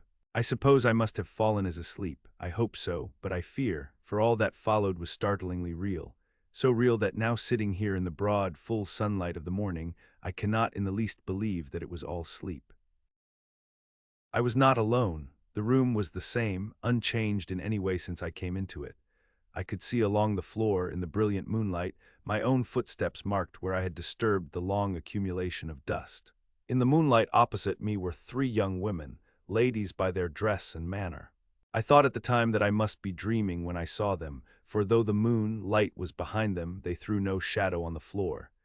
They came close to me and looked at me for some time, and then whispered together. 2 were dark and had high aquiline noses, like the Count, and great dark, piercing eyes that seemed to be almost red when contrasted with the pale yellow moon. The other was fair as can be, with great wavy masses of golden hair and eyes like pale sapphires. I seemed somehow to know her face, and to know it in connection with some dreamy fear, but I could not recollect at the moment how or where. All 3 had brilliant white teeth that shone like pearls against the ruby of their voluptuous lips. There was something about them that made me uneasy, some longing, and at the same time some deadly fear. I felt in my heart a wicked, burning desire that they would kiss me with those red lips. It is not good to note this down, lest some day it should meet Mina's eyes and cause her pain, but it is the truth. They whispered together, and then they all 3 laughed, such a silvery, musical laugh, but as hard as though the sound never could have come through the softness of human lips. It was like the intolerable, tingling sweetness of water glasses when played on by a cunning hand. The fair girl shook her head coquettishly, and the other 2 urged her on. One said, "Go on, you are first, and we shall follow. Yours is the right to begin." The other added, "He is young and strong, there are kisses for us all." I lay quiet, looking out under my eyelashes in an agony of delightful anticipation. The fair girl advanced and bent over me, till I could feel the movement of her breath upon me. Sweet it was in one sense, honey-sweet, and sent the same tingling through the nerves as her voice, but with a bitter underlying the sweet, a bitter offensiveness, as one smells in blood. I was afraid to raise my eyelids, but looked out and saw perfectly under the lashes. The girl went on her knees and bent over me, simply gloating. There was a deliberate voluptuousness which was both thrilling and repulsive, and as she arched her neck she actually licked her lips like an animal, till I could see in the moonlight the moisture shining on the scarlet lips and on the red tongue as it lapped the white sharp teeth. Lower and lower went her head as the lips went below the range of my mouth and chin, and seemed about to fasten on my throat. Then she paused, and I could hear the churning sound of her tongue as it licked her teeth and lips, and could feel the hot breath on my neck. Then the skin of my throat began to tingle, as one's flesh does when the hand that is to tickle it approaches nearer, nearer. I could feel the soft, shivering touch of the lips on the supersensitive skin of my throat, and the hard dents of two sharp teeth, just touching and pausing there.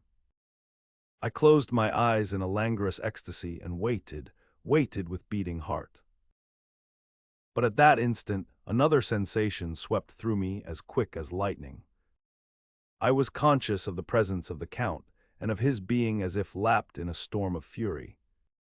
As my eyes opened involuntarily, I saw his strong hand grasp the slender neck of the fair woman, and with giant's power draw it back, the blue eyes transformed with fury, the white teeth champing with rage, and the fair cheeks blazing red with passion.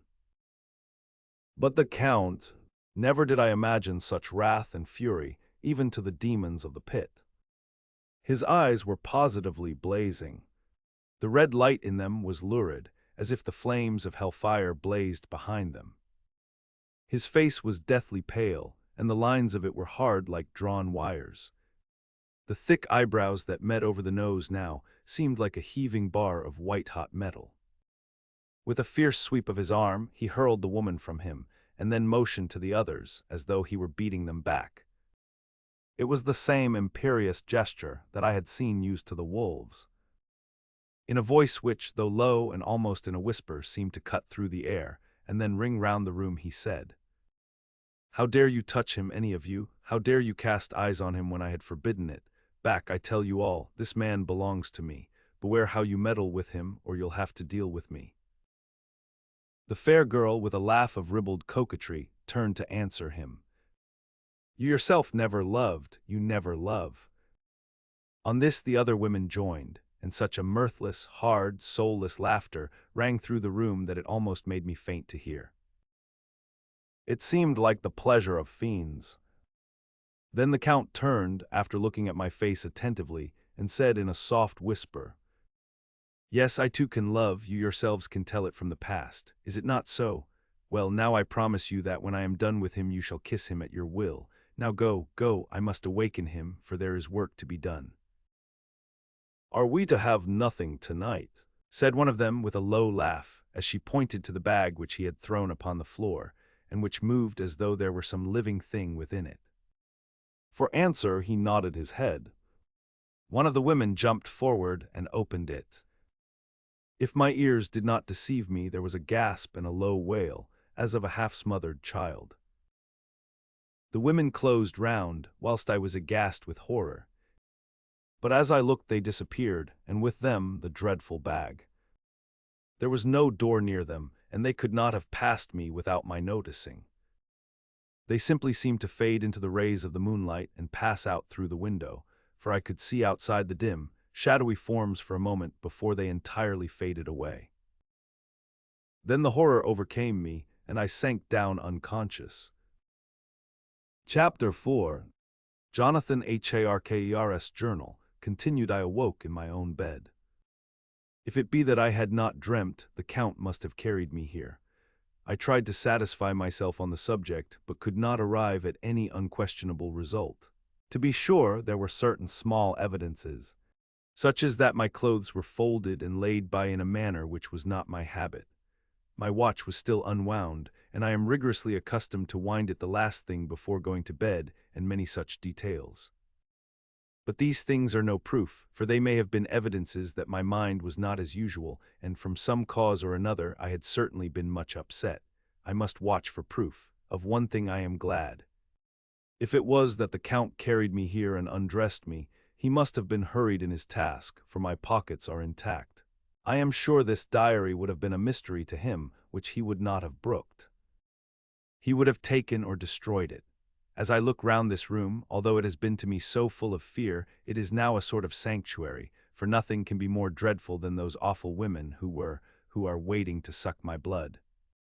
18 May, I have been down to look at that room again in daylight, for I must know the truth. When I got to the doorway at the top of the stairs, I found it closed. It had been so forcibly driven against the jamb that part of the woodwork was splintered. I could see that the bolt of the lock had not been shot, but the door is fastened from the inside. I fear it was no dream and must act on this surmise. 19 May, I am surely in the toils. Last night the Count asked me in the suavest tones to write 3 letters, one saying that my work here was nearly done and that I should start for home within a few days. Another that I was starting on the next morning from the time of the letter, and the third that I had left the castle and arrived at Bistritz. I would fain have rebelled, but felt that in the present state of things it would be madness to quarrel openly with the Count whilst I am so absolutely in his power. And to refuse would be to excite his suspicion and to arouse his anger. He knows that I know too much and that I must not live lest I be dangerous to him. My only chance is to prolong my opportunities. Something may occur which will give me a chance to escape. I saw in his eyes something of that gathering wrath which was manifest when he hurled that fair woman from him. He explained to me that posts were few and uncertain, and that my writing now would ensure ease of mind to my friends, and he assured me with so much impressiveness that he would countermand the later letters, which would be held over at Bistritz until due time in case chance would admit of my prolonging my stay. That to oppose him would have been to create new suspicion. I therefore pretended to fall in with his views and asked him what dates I should put on the letters. He calculated a minute and then said, "What? The first should be June 12, the second June 19, and the third June 29.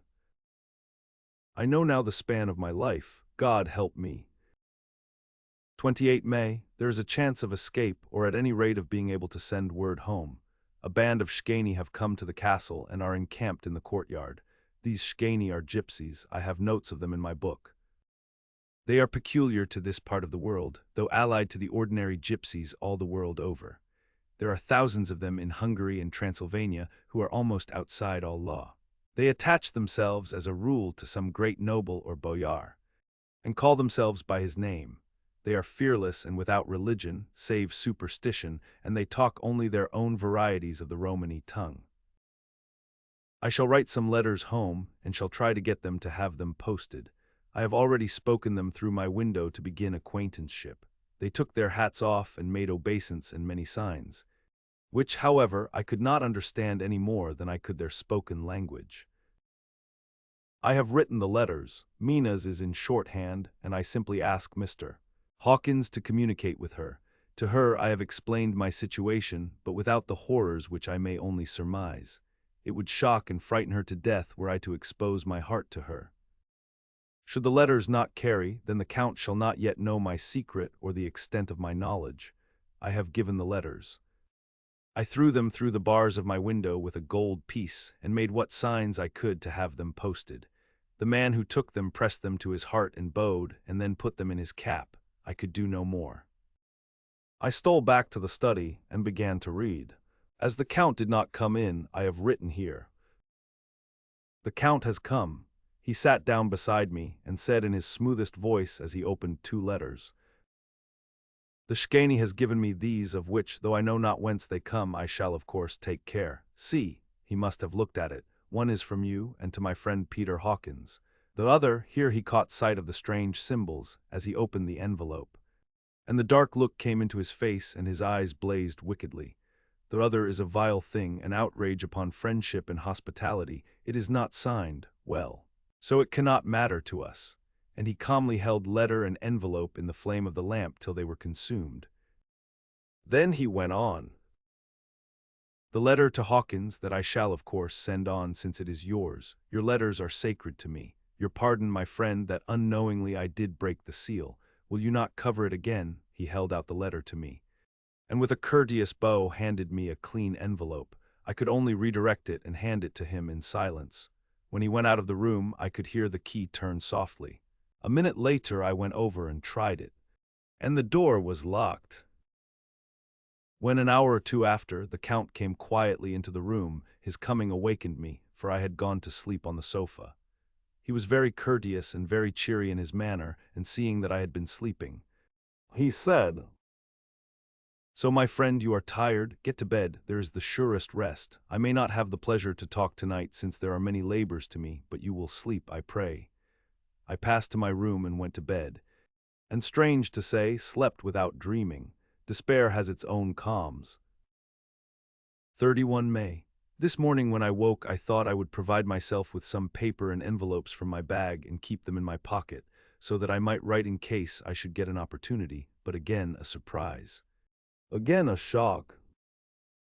Every scrap of paper was gone, and with it all my notes, my memoranda relating to railways and travel, my letter of credit, in fact all that might be useful to me were I once outside the castle. I sat and pondered a while, and then some thought occurred to me, and I made search of my portmanteau and in the wardrobe where I had placed my clothes. The suit in which I had traveled was gone, and also my overcoat and rug. I could find no trace of them anywhere. This looked like some new scheme of villainy. 17 June. This morning, as I was sitting on the edge of my bed cudgeling my brains, I heard without a cracking of whips and pounding and scraping of horses' feet up the rocky path beyond the courtyard.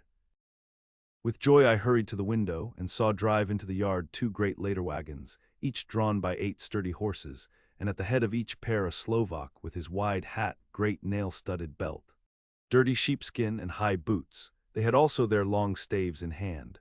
I ran to the door, intending to descend and try and join them through the main hall, as I thought that way might be opened for them. Again a shock, my door was fastened on the outside. Then I ran to the window and cried to them. They looked up at me stupidly and pointed, but just then the hetman of the Szgany came out, and seeing them pointing to my window, said something, at which they laughed. Henceforth no effort of mine, no piteous cry or agonized entreaty, would make them even look at me. They resolutely turned away. The later wagons contained great square boxes with handles of thick rope. These were evidently empty by the ease with which the Slovaks handled them, and by their resonance as they were roughly moved. When they were all unloaded and packed in a great heap in one corner of the yard, the Slovaks were given some money by the Szgany, and spitting on it for luck, lazily went each to his horse's head. Shortly afterwards I heard the cracking of their whips die away in the distance. 24 June, before morning. Last night the Count left me early and locked himself into his own room. As soon as I dared, I ran up the winding stair and looked out of the window, which opened south. I thought I would watch for the Count, for there is something going on. The Szgany are quartered somewhere in the castle and are doing work of some kind. I know it, for now and then I hear a faraway muffled sound as of mattock and spade, and whatever it is, it must be the end of some ruthless villainy. I had been at the window somewhat less than half an hour when I saw something coming out of the Count's window. I drew back and watched carefully and saw the whole man emerge. It was a new shock to me to find that he had on the suit of clothes which I had worn whilst traveling here, and slung over his shoulder the terrible bag which I had seen the women take away. There could be no doubt as to his quest, and in my garb too. This, then, is his new scheme of evil, that he will allow others to see me, as they think, so that he may both leave evidence that I have been seen in the towns or villages posting my own letters, and that any wickedness which he may do shall by the local people be attributed to me. It makes me rage to think that this can go on, and whilst I am shut up here, a veritable prisoner, but without that protection of the law which is even a criminal's right and consolation. I thought I would watch for the Count's return, and for a long time sat doggedly at the window. Then I began to notice that there were some quaint little specks floating in the rays of the moonlight.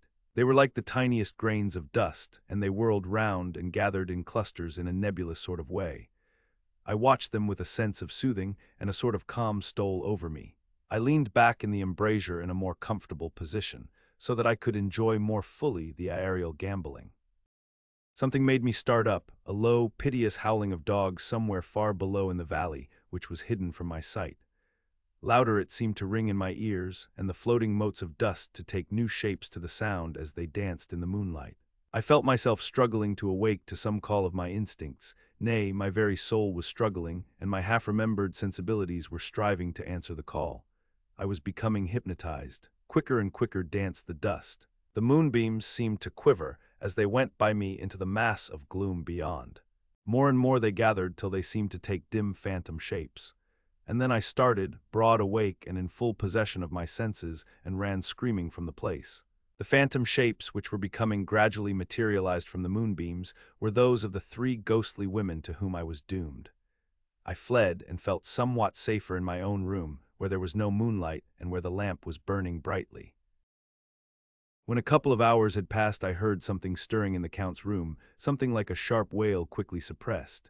And then there was silence, deep, awful silence, which chilled me. With a beating heart, I tried the door, but I was locked in my prison and could do nothing. I sat down and simply cried. As I sat, I heard a sound in the courtyard without, the agonized cry of a woman. I rushed to the window and, throwing it up, peered out between the bars. There indeed was a woman with disheveled hair, holding her hands over her heart as one distressed with running. She was leaning against a corner of the gateway.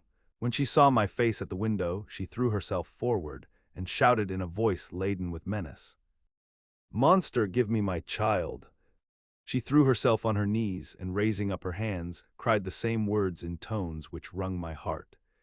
Then she tore her hair and beat her breast, and abandoned herself to all the violences of extravagant emotion. Finally, she threw herself forward, and though I could not see her, I could hear the beating of her naked hands against the door. Somewhere high overhead, probably on the tower, I heard the voice of the Count calling in his harsh, metallic whisper. His call seemed to be answered from far and wide by the howling of wolves. Before many minutes had passed, a pack of them poured, like a pent-up dam when liberated, through the wide entrance into the courtyard. There was no cry from the woman, and the howling of the wolves was but short. Before long they streamed away singly, licking their lips. I could not pity her, for I knew now what had become of her child, and she was better dead. What shall I do? What can I do? How can I escape from this dreadful thing of night and gloom and fear? 25 June, morning. No man knows till he has suffered from the night how sweet and how dear to his heart and eye the morning can be. When the sun grew so high this morning that it struck the top of the great gateway opposite my window, the high spot which it touched seemed to me as if the dove from the ark had lighted there.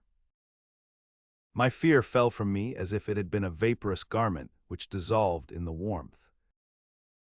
I must take action of some sort whilst the courage of the day is upon me. Last night one of my post-dated letters went to post, the first of that fatal series which is to blot out the very traces of my existence from the earth. Let me not think of it, action. It has always been at night time that I have been molested or threatened, or in some way in danger or in fear. I have not yet seen the Count in the daylight. Can it be that he sleeps when others wake, that he may be awake whilst they sleep? If I could only get into his room! But there is no possible way. The door is always locked, no way for me. Yes, there is a way, if one dares to take it. Where his body has gone, why may not another body go? I have seen him myself crawl from his window. Why should not I imitate him and go in by his window? The chances are desperate, but my need is more desperate still. I shall risk it. At the worst it can only be death, and a man's death is not a calf's, and the dreaded hereafter may still be open to me. God help me in my task. Goodbye, Mina, if I fail. Goodbye, my faithful friend and second father. Goodbye, all and last of all, Mina. Same day, later. I have made the effort, and God, helping me, have come safely back to this room. I must put down every detail in order. I went whilst my courage was fresh straight to the window on the south side, and at once got outside on the narrow ledge of stone which runs around the building on this side. The stones are big and roughly cut, and the mortar has by process of time been washed away between them. I took off my boots and ventured out on the desperate way. I looked down once so as to make sure that a sudden glimpse of the awful depth would not overcome me, but after that kept my eyes away from it. I knew pretty well the direction and distance of the Count's window, and made for it as well as I could, having regard to the opportunities available. I did not feel dizzy, I suppose I was too excited, and the time seemed ridiculously short till I found myself standing on the windowsill and trying to raise up the sash. I was filled with agitation, however, when I bent down and slid feet foremost in through the window. Then I looked around for the Count, but with surprise and gladness made a discovery. The room was empty. It was barely furnished with odd things which seemed to have never been used. The furniture was something the same style as that in the south rooms and was covered with dust. I looked for the key, but it was not in the lock, and I could not find it anywhere. The only thing I found was a great heap of gold in one corner, gold of all kinds, Roman and British and Austrian and Hungarian and Greek and Turkish money, covered with a film of dust as though it had lain long in the ground. None of it that I noticed was less than 300 years old. There were also chains and ornaments, some jeweled, but all of them old and stained. At one corner of the room was a heavy door. I tried it, for since I could not find the key of the room or the key of the outer door, which was the main object of my search, I must make further examination, or all my efforts would be in vain. It was open, and led through a stone passage to a circular stairway, which went steeply down. I descended, minding carefully where I went, for the stairs were dark, being only lit by loopholes in the heavy masonry. At the bottom there was a dark, tunnel-like passage, through which came a deathly, sickly odor, the odor of old earth newly turned. As I went through the passage, the smell grew closer and heavier. At last I pulled open a heavy door which stood ajar, and found myself in an old, ruined chapel, which had evidently been used as a graveyard. The roof was broken, and in two places were steps leading to vaults, but the ground had recently been dug over, and the earth placed in great wooden boxes, manifestly those which had been brought by the Slovaks. There was nobody about, and I made search for any further outlet, but there was none. Then I went over every inch of the ground, so as not to lose a chance. I went down even into the vaults, where the dim light struggled, although to do so was a dread to my very soul. Into two of these I went, but saw nothing except fragments of old coffins and piles of dust. In the third, however, I made a discovery. There, in one of the great boxes, of which there were 50 in all, on a pile of newly dug earth, lay the Count. He was either dead or asleep, I could not say which, for the eyes were open and stony, but without the glassiness of death, and the cheeks had the warmth of life through all their pallor. The lips were as red as ever, but there was no sign of movement, no pulse, no breath, no beating of the heart. I bent over him and tried to find any sign of life, but in vain. He could not have lain there long, for the earthy smell would have passed away in a few hours. By the side of the box was its cover, pierced with holes here and there. I thought he might have the keys on him, but when I went to search I saw the dead eyes, and in them, dead though they were, such a look of hate, though unconscious of me or my presence, that I fled from the place, and leaving the Count's room by the window, crawled again up the castle wall. Regaining my room, I threw myself panting upon the bed and tried to think. 29 June. Today is the date of my last letter, and the Count has taken steps to prove that it was genuine, for again I saw him leave the castle by the same window and in my clothes, as he went down the wall. Lizard fashion, I wished I had a gun or some lethal weapon, that I might destroy him, but I fear that no weapon wrought alone by man's hand would have any effect on him. I dared not wait to see him return, for I feared to see those weird sisters. I came back to the library and read there till I fell asleep. I was awakened by the Count, who looked at me as grimly as a man can look as he said, "Tomorrow, my friend, we must part. You return to your beautiful England, I to some work which may have such an end that we may never meet. Your letter home has been dispatched. Tomorrow I shall not be here, but all shall be ready for your journey. In the morning come the Shkani, who have some labors of their own here, and also come some Slovaks. When they have gone, my carriage shall come for you, and shall bear you to the Borgo Pass to meet the diligence from Bukovina to Bistritz. But I am in hopes that I shall see more of you at Castle Dracula." I suspected him, and determined to test his sincerity. Sincerity, It seems like a profanation of the word to write it in connection with such a monster. So asked him point blank, "Why may I not go tonight?" "Because, dear sir, my coachman and horses are away on a mission." "But I would walk with pleasure. I want to get away at once." He smiled, such a soft, smooth, diabolical smile that I knew there was some trick behind his smoothness. He said, "And your baggage?" "I do not care about it. I can send for it some other time." The Count stood up and said with a sweet courtesy which made me rub my eyes, it seemed so real, "You English have a saying which is close to my heart, for its spirit is that which rules our boyars. Welcome the coming. Speed the parting guest. Come with me, my dear young friend. Not an hour shall you wait in my house against your will, though sad am I at your going, and that you so suddenly desire it. Come." With a stately gravity, he, with the lamp, preceded me down the stairs and along the hall. Suddenly he stopped. Hark! Close at hand came the howling of many wolves. It was almost as if the sound sprang up at the rising of his hand, just as the music of a great orchestra seems to leap under the baton of the conductor. After a pause of a moment, he proceeded in his stately way to the door, drew back the ponderous bolts, unhooked the heavy chains, and began to draw it open. To my intense astonishment, I saw that it was unlocked. Suspiciously, I looked all round, but could see no key of any kind. As the door began to open, the howling of the wolves without grew louder and angrier. Their red jaws, with champing teeth, and their blunt-clawed feet as they leaped, came in through the opening door.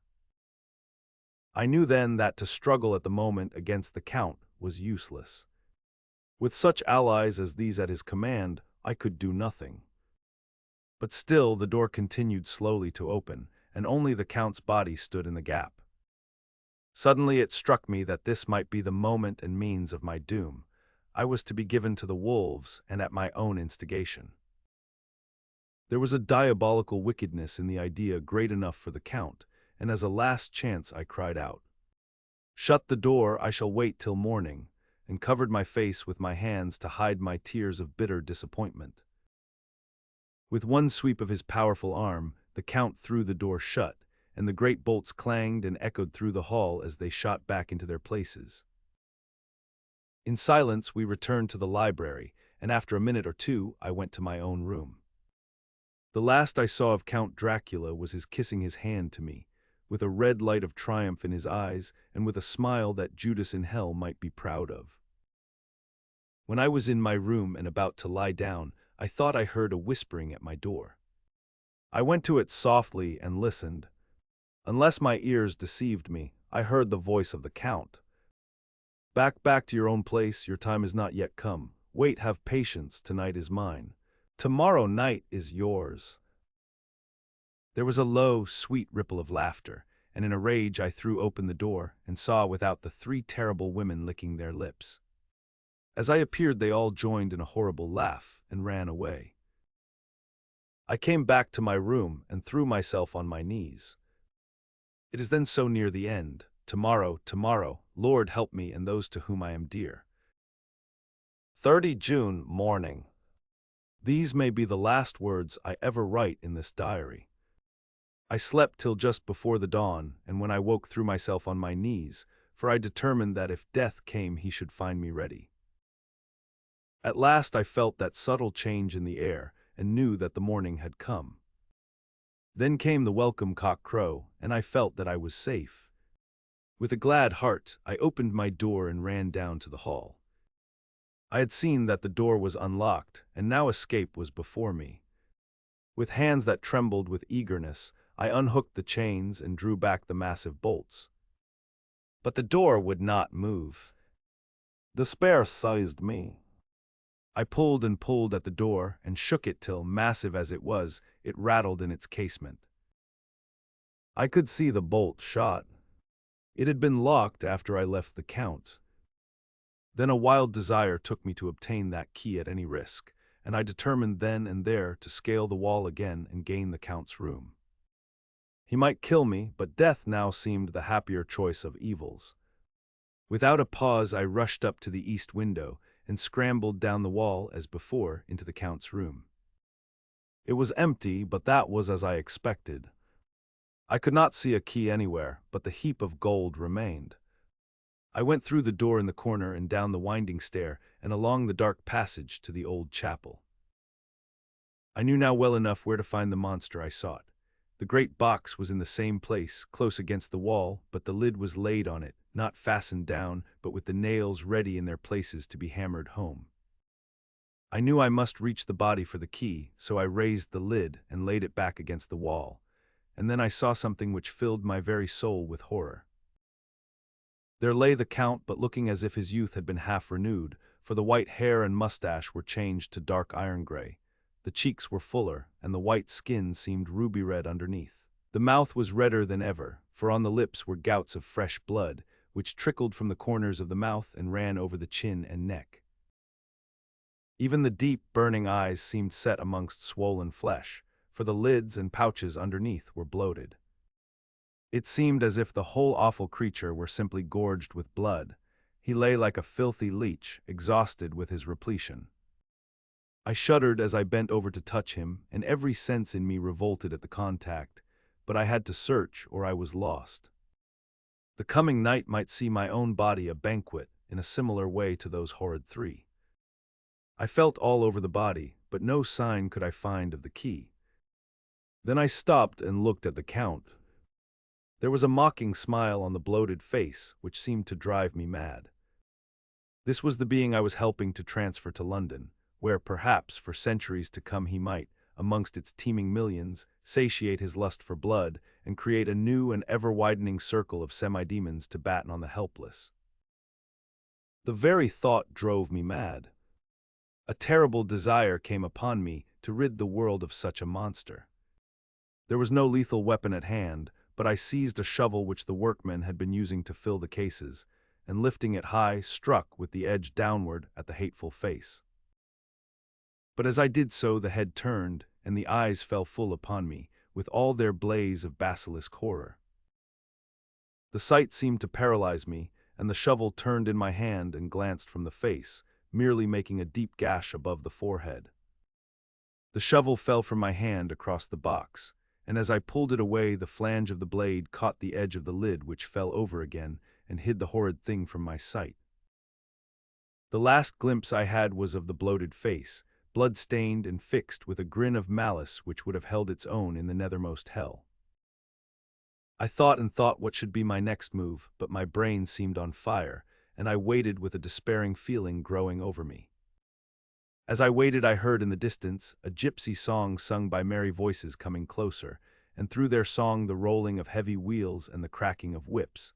The Shkani and the Slovaks of whom the Count had spoken were coming. With a last look around and at the box which contained the vile body, I ran from the place and gained the Count's room, determined to rush out at the moment the door should be opened. With strained ears I listened, and heard downstairs the grinding of the key in the great lock and the falling back of the heavy door. There must have been some other means of entry, or someone had a key for one of the locked doors. Then there came the sound of many feet tramping and dying away in some passage, which sent up a clanging echo. I turned to run down again towards the vault, where I might find the new entrance. But at the moment there seemed to come a violent puff of wind, and the door to the winding stair blew to with a shock that set the dust from the lintels flying. When I ran to push it open, I found that it was hopelessly fast. I was again a prisoner, and the net of doom was closing round me more closely.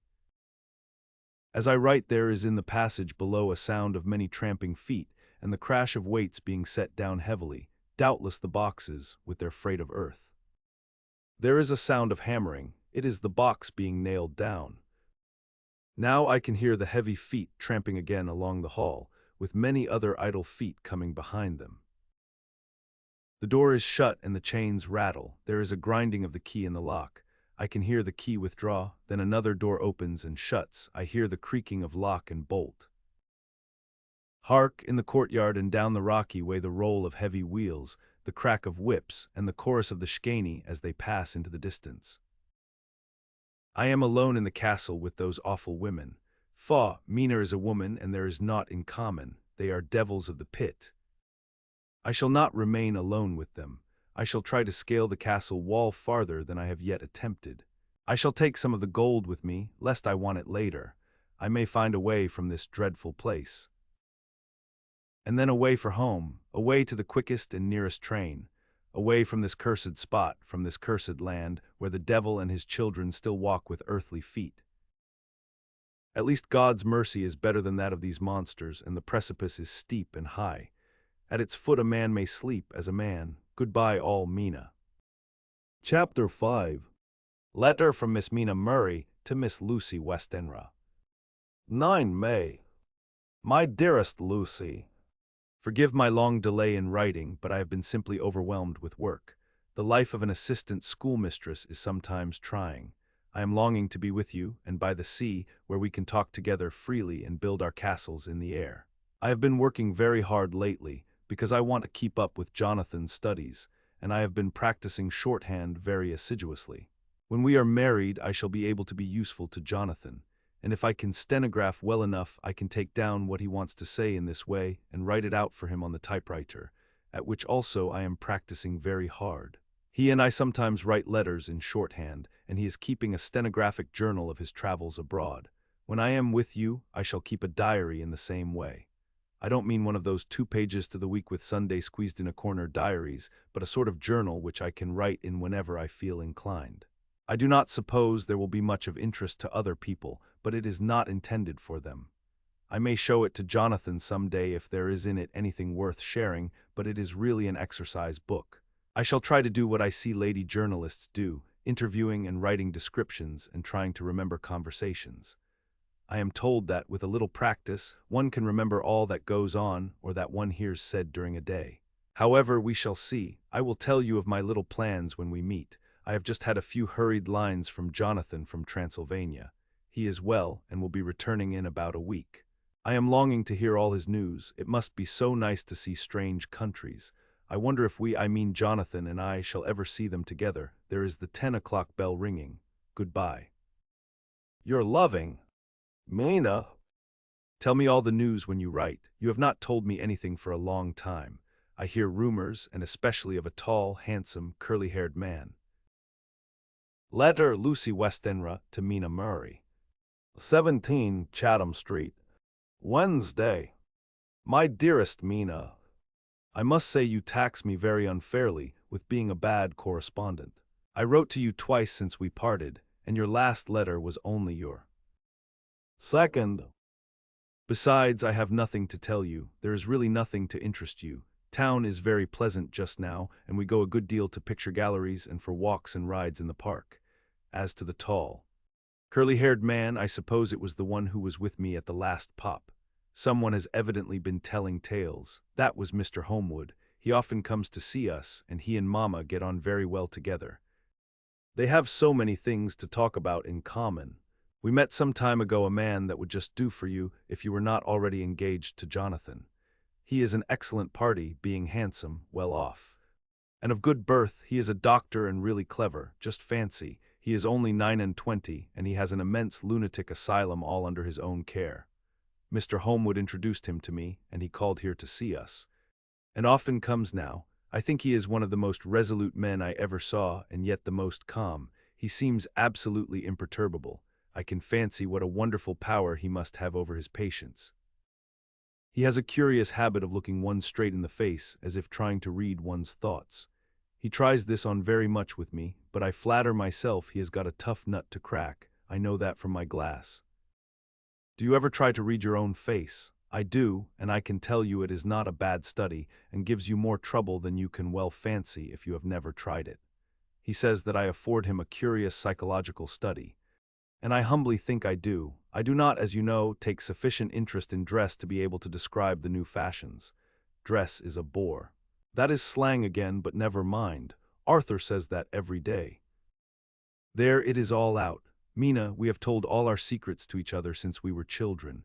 We have slept together and eaten together and laughed and cried together, and now, though I have spoken, I would like to speak more. Oh, Mina, couldn't you guess? I love him. I am blushing as I write, for although I think he loves me, he has not told me so in words. But oh, Mina, I love him, I love him, I love him. There, that does me good. I wish I were with you, dear, sitting by the fire undressing as we used to sit, and I would try to tell you what I feel. I do not know how I am writing this even to you. I am afraid to stop, or I should tear up the letter. And I don't want to stop, for I do so want to tell you all. Let me hear from you at once, and tell me all that you think about it. Mina, I must stop. Good night. Bless me in your prayers, and Mina, pray for my happiness. Lucy. P.S. I need not tell you this is a secret. Good night again. L. Letter Lucy Westenra to Mina Murray. 24 May.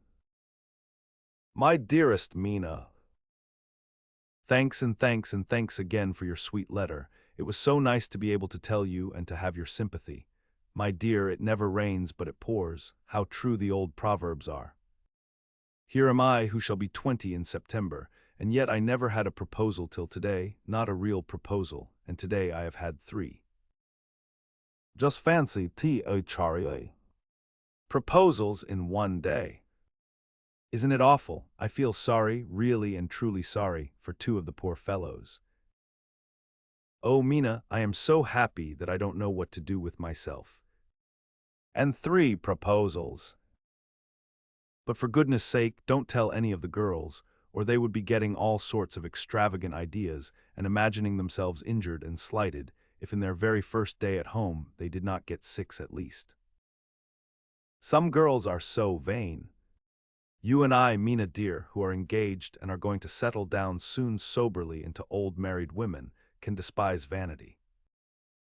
Well, I must tell you about the 3, but you must keep it a secret, dear, from everyone. Except, of course, Jonathan. You will tell him because I would, if I were in your place, certainly tell Arthur. A woman ought to tell her husband everything, don't you think so, dear? And I must be fair. Men like women, certainly their wives, to be quite as fair as they are, and women, I am afraid, are not always quite as fair as they should be. Well, my dear, number 1 came just before lunch. I told you of him, Dr. John Seward, the lunatic asylum man, with the strong jaw and the good forehead. He was very cool outwardly, but was nervous all the same. He had evidently been schooling himself as to all sorts of little things and remembered them. But he almost managed to sit down on his silk hat, which men don't generally do when they are cool, and then when he wanted to appear at ease, he kept playing with a lancet in a way that made me nearly scream. He spoke to me, Mina, very straightforwardly. He told me how dear I was to him, though he had known me so little, and what his life would be with me to help and cheer him. He was going to tell me how unhappy he would be if I did not care for him, but when he saw me cry, he said that he was a brute and would not add to my present trouble. Then he broke off and asked if I could love him in time, and when I shook my head his hands trembled, and then with some hesitation he asked me if I cared already for anyone else. He put it very nicely, saying that he did not want to wring my confidence from me, but only to know, because if a woman's heart was free, a man might have hope. And then, Mina, I felt a sort of duty to tell him that there was someone. I only told him that much, and then he stood up, and he looked very strong and very grave as he took both my hands in his and said he hoped I would be happy, and that if I ever wanted a friend I must count him one of my best. Oh, Mina dear, I can't help crying, and you must excuse this letter being all blotted. Being proposed to is all very nice and all that sort of thing, but it isn't at all a happy thing when you have to see a poor fellow, whom you know loves you honestly, going away and looking all broken-hearted, and to know that, no matter what he may say at the moment, you are passing quite out of his life. My dear, I must stop here at present. I feel so miserable, though I am so happy. Evening, Arthur has just gone, and I feel in better spirits than when I left off, so I can go on telling you about the day. Well, my dear, number 2 came after lunch. He is such a nice fellow, an American from Texas, and he looks so young and so fresh that it seems almost impossible that he has been to so many places and has had such adventures. I sympathize with poor Desdemona when she had such a dangerous stream poured in her ear, even by a black man. I suppose that we women are such cowards that we think a man will save us from fears, and we marry him. I know now what I would do if I were a man and wanted to make a girl love me. No, I don't, for there was Mr. Morris telling us his stories, and Arthur never told any, and yet, my dear, I am somewhat previous. Mr. Quincy P. Morris found me alone. It seems that a man always does find a girl alone. No, he doesn't, for Arthur tried twice to make a chance, and I helping him all I could. I am not ashamed to say it now. I must tell you beforehand that Mr. Morris doesn't always speak slang. That is to say, he never does so to strangers or before them, for he is really well educated and has exquisite manners. But he found out that it amused me to hear him talk American slang, and whenever I was present and there was no one to be shocked, he said such funny things. I am afraid, my dear, he has to invent it all, for it fits exactly into whatever else he has to say. But this is a way slang has. I do not know myself if I shall ever speak slang. I do not know if Arthur likes it, as I have never heard him use any as yet. Well, Mr. Morris sat down beside me and looked as happy and jolly as he could, but I could see all the same that he was very nervous. He took my hand in his and said ever so sweetly, "Miss Lucy, I know I ain't good enough to regulate the fixins of your little shoes, but I guess if you wait till you find a man that is you will go join them 7 young women with the lamps when you quit. Won't you just hitch up alongside of me and let us go down the long road together, driving in double harness?" Well, he did look so good-humored and so jolly that it didn't seem half so hard to refuse him as it did poor Dr. Seward. So I said as lightly as I could that I did not know anything of hitching and that I wasn't broken to harness at all yet. Then he said that he had spoken in a light manner, and he hoped that if he had made a mistake in doing so on so grave, so momentous an occasion for him, I would forgive him. He really did look serious when he was saying it, and I couldn't help feeling a bit serious too. I know, Mina, you will think me a horrid flirt, though I couldn't help feeling a sort of exultation that he was number 2 in one day. And then, my dear, before I could say a word he began pouring out a perfect torrent of love-making, laying his very heart and soul at my feet. He looked so earnest over it that I shall never again think that a man must be playful always and never earnest because he is merry at times. I suppose he saw something in my face which checked him, for he suddenly stopped, and said with a sort of manly fervor that I could have loved him for if I had been free, "Lucy, you are an honest-hearted girl, I know. I should not be here speaking to you as I am now if I did not believe you clean grit, right through to the very depths of your soul. Tell me, like one good fellow to another, is there anyone else that you care for? And if there is, I'll never trouble you a hair's breadth again, but will be, if you will let me, a very faithful friend. My dear Mina, why are men so noble when we women are so little worthy of them?" Here was I almost making fun of this great-hearted, true gentleman. I burst into tears. I am afraid, my dear, you will think this a very sloppy letter in more ways than one, and I really felt very badly. Why can't they let a girl marry 3 men, or as many as want her, and save all this trouble? But this is heresy, and I must not say it. I am glad to say that, though I was crying, I was able to look into Mr. Morris's brave eyes, and I told him out straight, "Yes, there is someone I love, though he has not told me yet that he even loves me." I was right to speak to him so frankly, for quite a light came into his face, and he put out both his hands and took mine. I think I put them into his, and said in a hearty way, "That's my brave girl.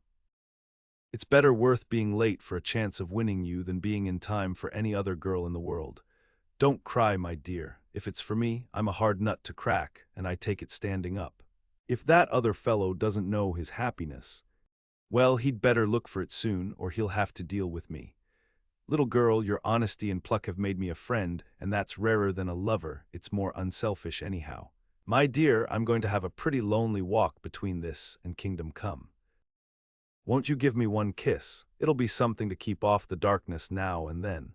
You can, you know, if you like, for that other good fellow. He must be a good fellow, my dear, and a fine fellow, or you could not love him. Hasn't spoken yet."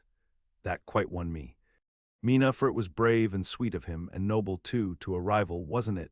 And he's so sad, so I leant over and kissed him. He stood up with my 2 hands in his, and as he looked down into my face, I am afraid I was blushing very much, he said, "What? Little girl, I hold your hand, and you've kissed me, and if these things don't make us friends, nothing ever will. Thank you for your sweet honesty to me, and goodbye." He wrung my hand, and taking up his hat, went straight out of the room without looking back, without a tear or a quiver or a pause, and I am crying like a baby. Oh, why must a man like that be made unhappy when there are lots of girls about who would worship the very ground he trod on? I know I would if I were free, only I don't want to be free. My dear, this quite upset me, and I feel I cannot write of happiness just at once after telling you of it. And I don't wish to tell of the number 3 until it can be all happy. Ever your loving Lucy. P.S. Oh, about number 3. I needn't tell you of number 3, need I? Besides, it was all so confused. It seemed only a moment from his coming into the room till both his arms were round me, and he was kissing me. I am very, very happy, and I don't know what I have done to deserve it. I must only try in the future to show that I am not ungrateful to God for all his goodness to me in sending to me such a lover, such a husband, and such a friend. Goodbye. Dr. Seward's diary. Kept in phonograph. 25 May, ebb tide in appetite today. Cannot eat, cannot rest, so diary instead. Since my rebuff of yesterday, I have a sort of empty feeling. Nothing in the world seems of sufficient importance to be worth the doing. As I knew that the only cure for this sort of thing was work, I went down amongst the patients. I picked out one who has afforded me a study of much interest. He is so quaint that I am determined to understand him as well as I can. Today I seem to get nearer than ever before to the heart of his mystery. I questioned him more fully than I had ever done, with a view to making myself master of the facts of his hallucination. In my manner of doing it there was, I now see, something of cruelty. I seemed to wish to keep him to the point of his madness, a thing which I avoid with the patients as I would the mouth of hell. Mem, under what circumstances would I not avoid the pit of hell? Omnia rami venalia sunt, hell has its price. Verb, sap. If there be anything behind this instinct, it will be valuable to trace it afterwards. Accurately, so I had better commence to do so, therefore. R.M. Renfield, edat 59. Sanguine temperament, great physical strength, morbidly excitable, periods of gloom, ending in some fixed idea which I cannot make out. I presume that the sanguine temperament itself and the disturbing influence end in a mentally accomplished finish. A possibly dangerous man, probably dangerous if unselfish. In selfish men caution is as secure an armor for their foes as for themselves. What I think of on this point is, when self is the fixed point, the centripetal force is balanced with the centrifugal. When duty a cause, etc., is the fixed point, the latter force is paramount, and only accident or a series of accidents can balance it. Letter Quincy P. Morris to Hun, Arthur Homewood. 25 May. My dear Art, we've told yarns by the campfire in the prairies, and dressed one another's wounds after trying a landing at the Marquesas, and drunk healths on the shore of Titicaca. There are more yarns to be told, and other wounds to be healed, and another health to be drunk. Won't you let this be at my campfire tomorrow night? I have no hesitation in asking you, as I know a certain lady is engaged to a certain dinner party, and that you are free. There will only be one other. Our old pal at the Korea, Jack Seward. He's coming, too, and we both want to mingle our weeps over the wine cup, and to drink a health with all our hearts to the happiest man in all the wide world, who has won the noblest heart that God has made and the best worth winning. We promise you a hearty welcome and a loving greeting and a health as true as your own right hand. We shall both swear to leave you at home if you drink too deep to a certain pair of eyes. Come. Yours as ever and always, Quincy P. Morris. Telegram from Arthur Homewood to Quincy P. Morris. 26 May. Count me in every time. I bear messages which will make both your ears tingle. Art. Chapter 6. Mina Murray's Journal. 24 July, Whitby. Lucy met me at the station, looking sweeter and lovelier than ever, and we drove up to the house at the Crescent in which they have rooms. This is a lovely place. The little river, the Esk, runs through a deep valley which broadens out as it comes near the harbor.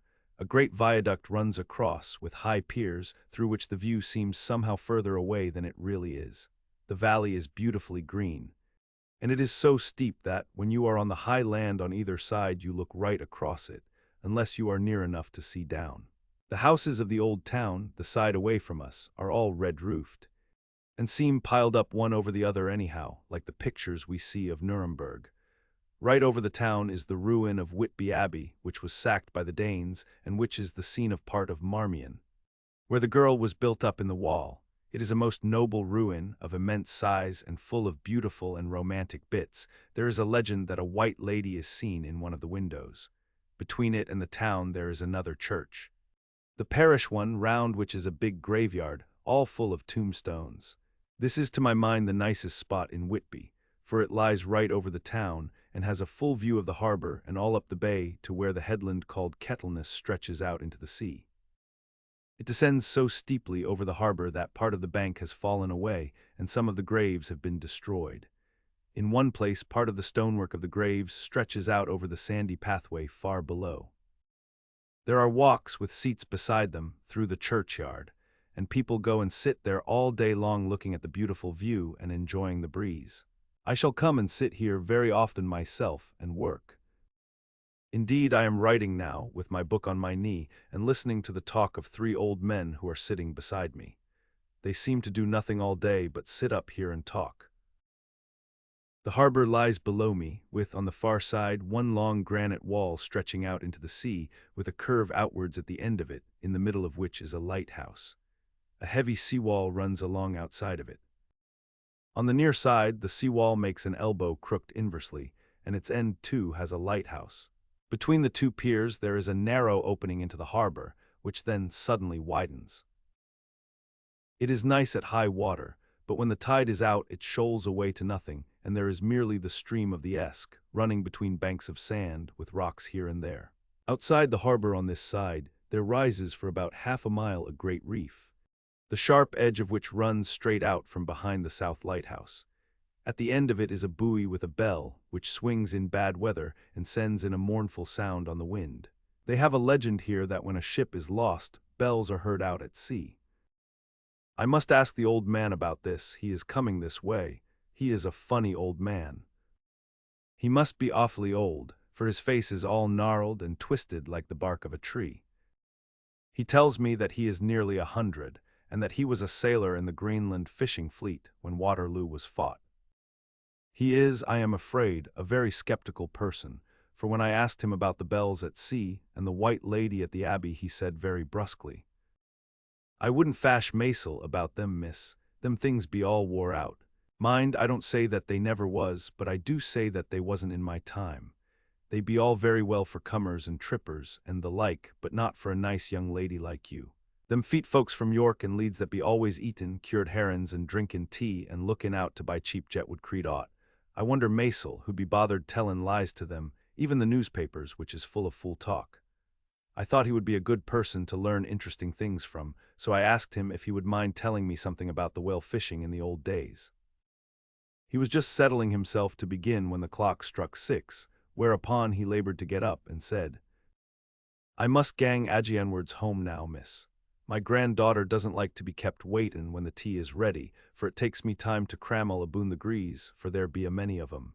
And miss, I lack belly timber sairly by the clock." He hobbled away, and I could see him hurrying as well as he could down the steps. The steps are a great feature on the place. They lead from the town up to the church. There are hundreds of them, I do not know how many, and they wind up in a delicate curve. The slope is so gentle that a horse could easily walk up and down them. I think they must originally have had something to do with the abbey. I shall go home too. Lucy went out visiting with her mother, and as they were only duty calls, I did not go. They will be home by this 1 August. I came up here an hour ago with Lucy, and we had a most interesting talk with my old friend and the 2 others who always come and join him.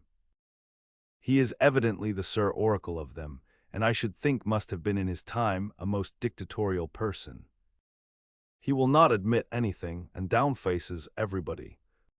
If he can't out-argue them, he bullies them, and then takes their silence for agreement with his views. Lucy was looking sweetly pretty in her white lawn frock. She has got a beautiful color since she has been here. I noticed that the old men did not lose any time in coming up and sitting near her when we sat down. She is so sweet with old people. I think they all fell in love with her on the spot. Even my old man succumbed and did not contradict her, but gave me double share instead. I got him on the subject of the legends, and he went off at once into a sort of sermon. I must try to remember it and put it down. It be all fool talk, lock, stock, and barrel, that's what it be, and nowt else. These bands and wafts and boghosts and barguests and bogles and all anent them is only fit to set bairns and dizzy women abelderin. They be nowt but air blebs. They and all grims and signs and warnins be all invented by parsons and ilsome buke bodies and railway touters to skeer and scunner halflins, and to get folks to do something that they don't other incline to. It makes me ireful to think o' them. Why, it's them that, not content with printin' lies on paper and preachin' them out of pulpits, does want to be cuttin' them on the tombstones.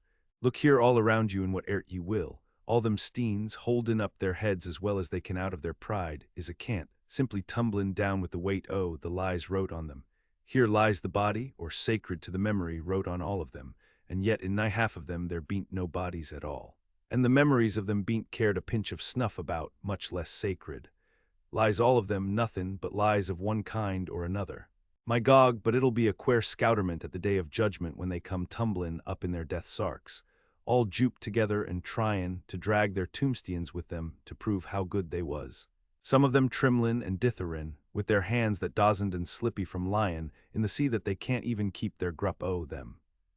I could see from the old fellow's self-satisfied air and the way in which he looked round for the approval of his cronies that he was showing off, so I put in a word to keep him going. "Oh, Mr. Swales, you can't be serious. Surely these tombstones are not all wrong." "Yablins, there may be a poorish few not wrong, Savin, where they make out the people too good, for there be folk that do think a balm bowl be like the sea if only it be their own. The whole thing be only lies. Now look you here, you come here a stranger and you see this Kirkgarth." I nodded, for I thought it better to assent, though I did not quite understand his dialect. "I knew it had something to do with the church." He went on, "And you consate that all these steens be a boon folk that be happed here, snod and snog." I assented again. "Then that be just where the lie comes in. Why, there be scores of these laybeds that be tomb as old Dunn's back-a-box on Friday night." He nudged one of his companions. And they all laughed. "And my gog, how could they be otherwise? Look at that one the aftest abaft the beer bank, read it." I went over and read. "Edward Spencelog, Master Mariner, murdered by pirates off the coast of Andres, April, 1854, eat. 30, when I came back," Mr. Swales went on. "Who brought him home, I wonder, to hap him here, murdered off the coast of Andres, and you consated his body lay under. Why, I could name ye a dozen whose bones lie in the Greenland seas above." He pointed northwards, or where the currents may have drifted them.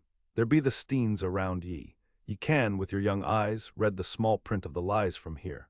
This Braithwaite Lowry, I knew his father, lost in the lively off Greenland in 20. Or Andrew Woodhouse, drowned in the same seas in 1777. Or John Paxton, drowned off Cape Farewell a year later.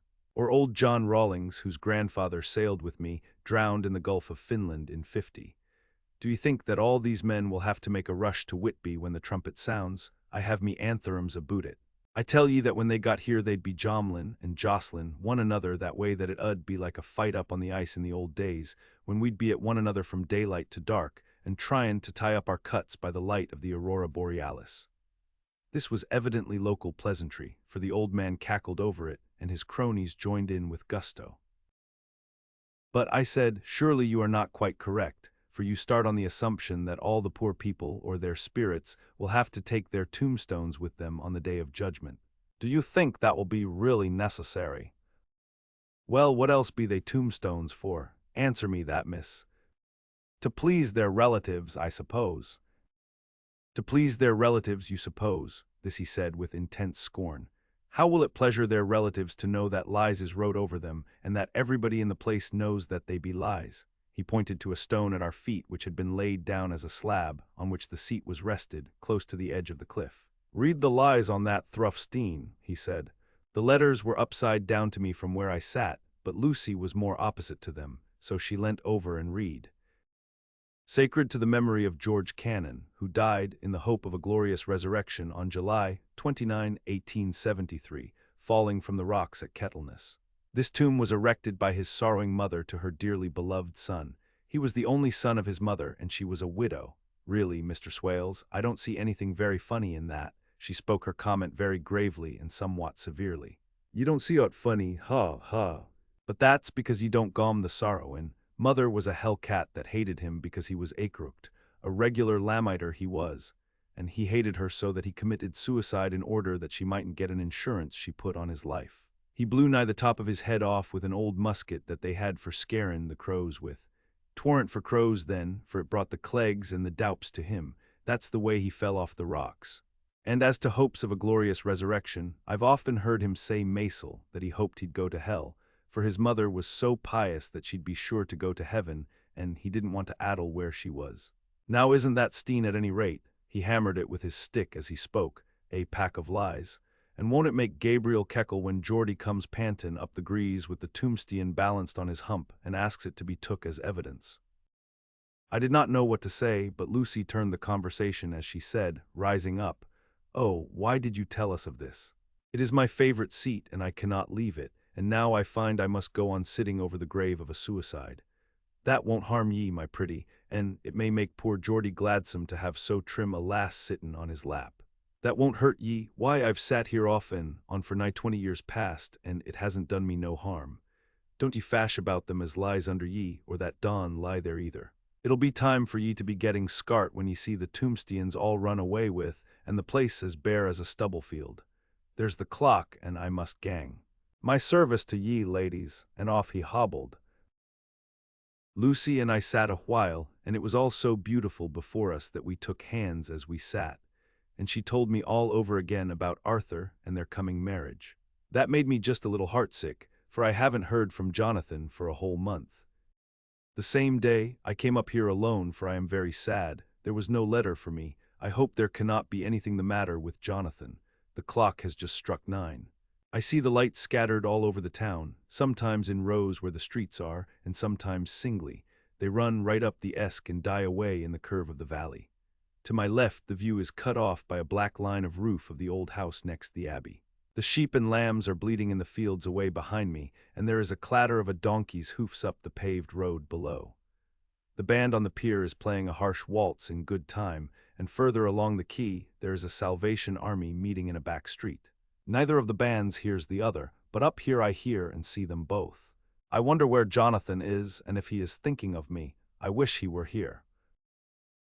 Dr. Seward's Diary, 5 June. The case of Renfield grows more interesting the more I get to understand the man. He has certain qualities very largely developed: selfishness, secrecy, and purpose. I wish I could get at what is the object of the latter. He seems to have some settled scheme of his own, but what it is I do not yet know. His redeeming quality is a love of animals, though indeed he has such curious turns in it that I sometimes imagine he is only abnormally cruel. His pets are of odd sorts. Just now his hobby is catching flies. He has at present such a quantity that I have had myself to expostulate. To my astonishment, he did not break out into a fury, as I expected, but took the matter in simple seriousness. He thought for a moment and then said, "May I have 3 days? I shall clear them away." Of course, I said that would do. I must watch him. 18 June. He has turned his mind now to spiders and has got several very big fellows in a box. He keeps feeding them with his flies, and the number of the latter is becoming sensibly diminished, although he has used half his food in attracting more flies from outside to his room. 1 July. His spiders are now becoming as great a nuisance as his flies, and today I told him that he must get rid of them. He looked very sad at this, so I said that he must clear out some of them, at all events. He cheerfully acquiesced in this, and I gave him the same time as before for reduction. He disgusted me much while with him, for when a horrid blowfly, bloated with some carrion food, buzzed into the room, he caught it, held it exultantly for a few moments between his finger and thumb, and before I knew what he was going to do, put it in his mouth and ate it. I scolded him for it, but he argued quietly that it was very good and very wholesome, that it was life, strong life, and gave life to him.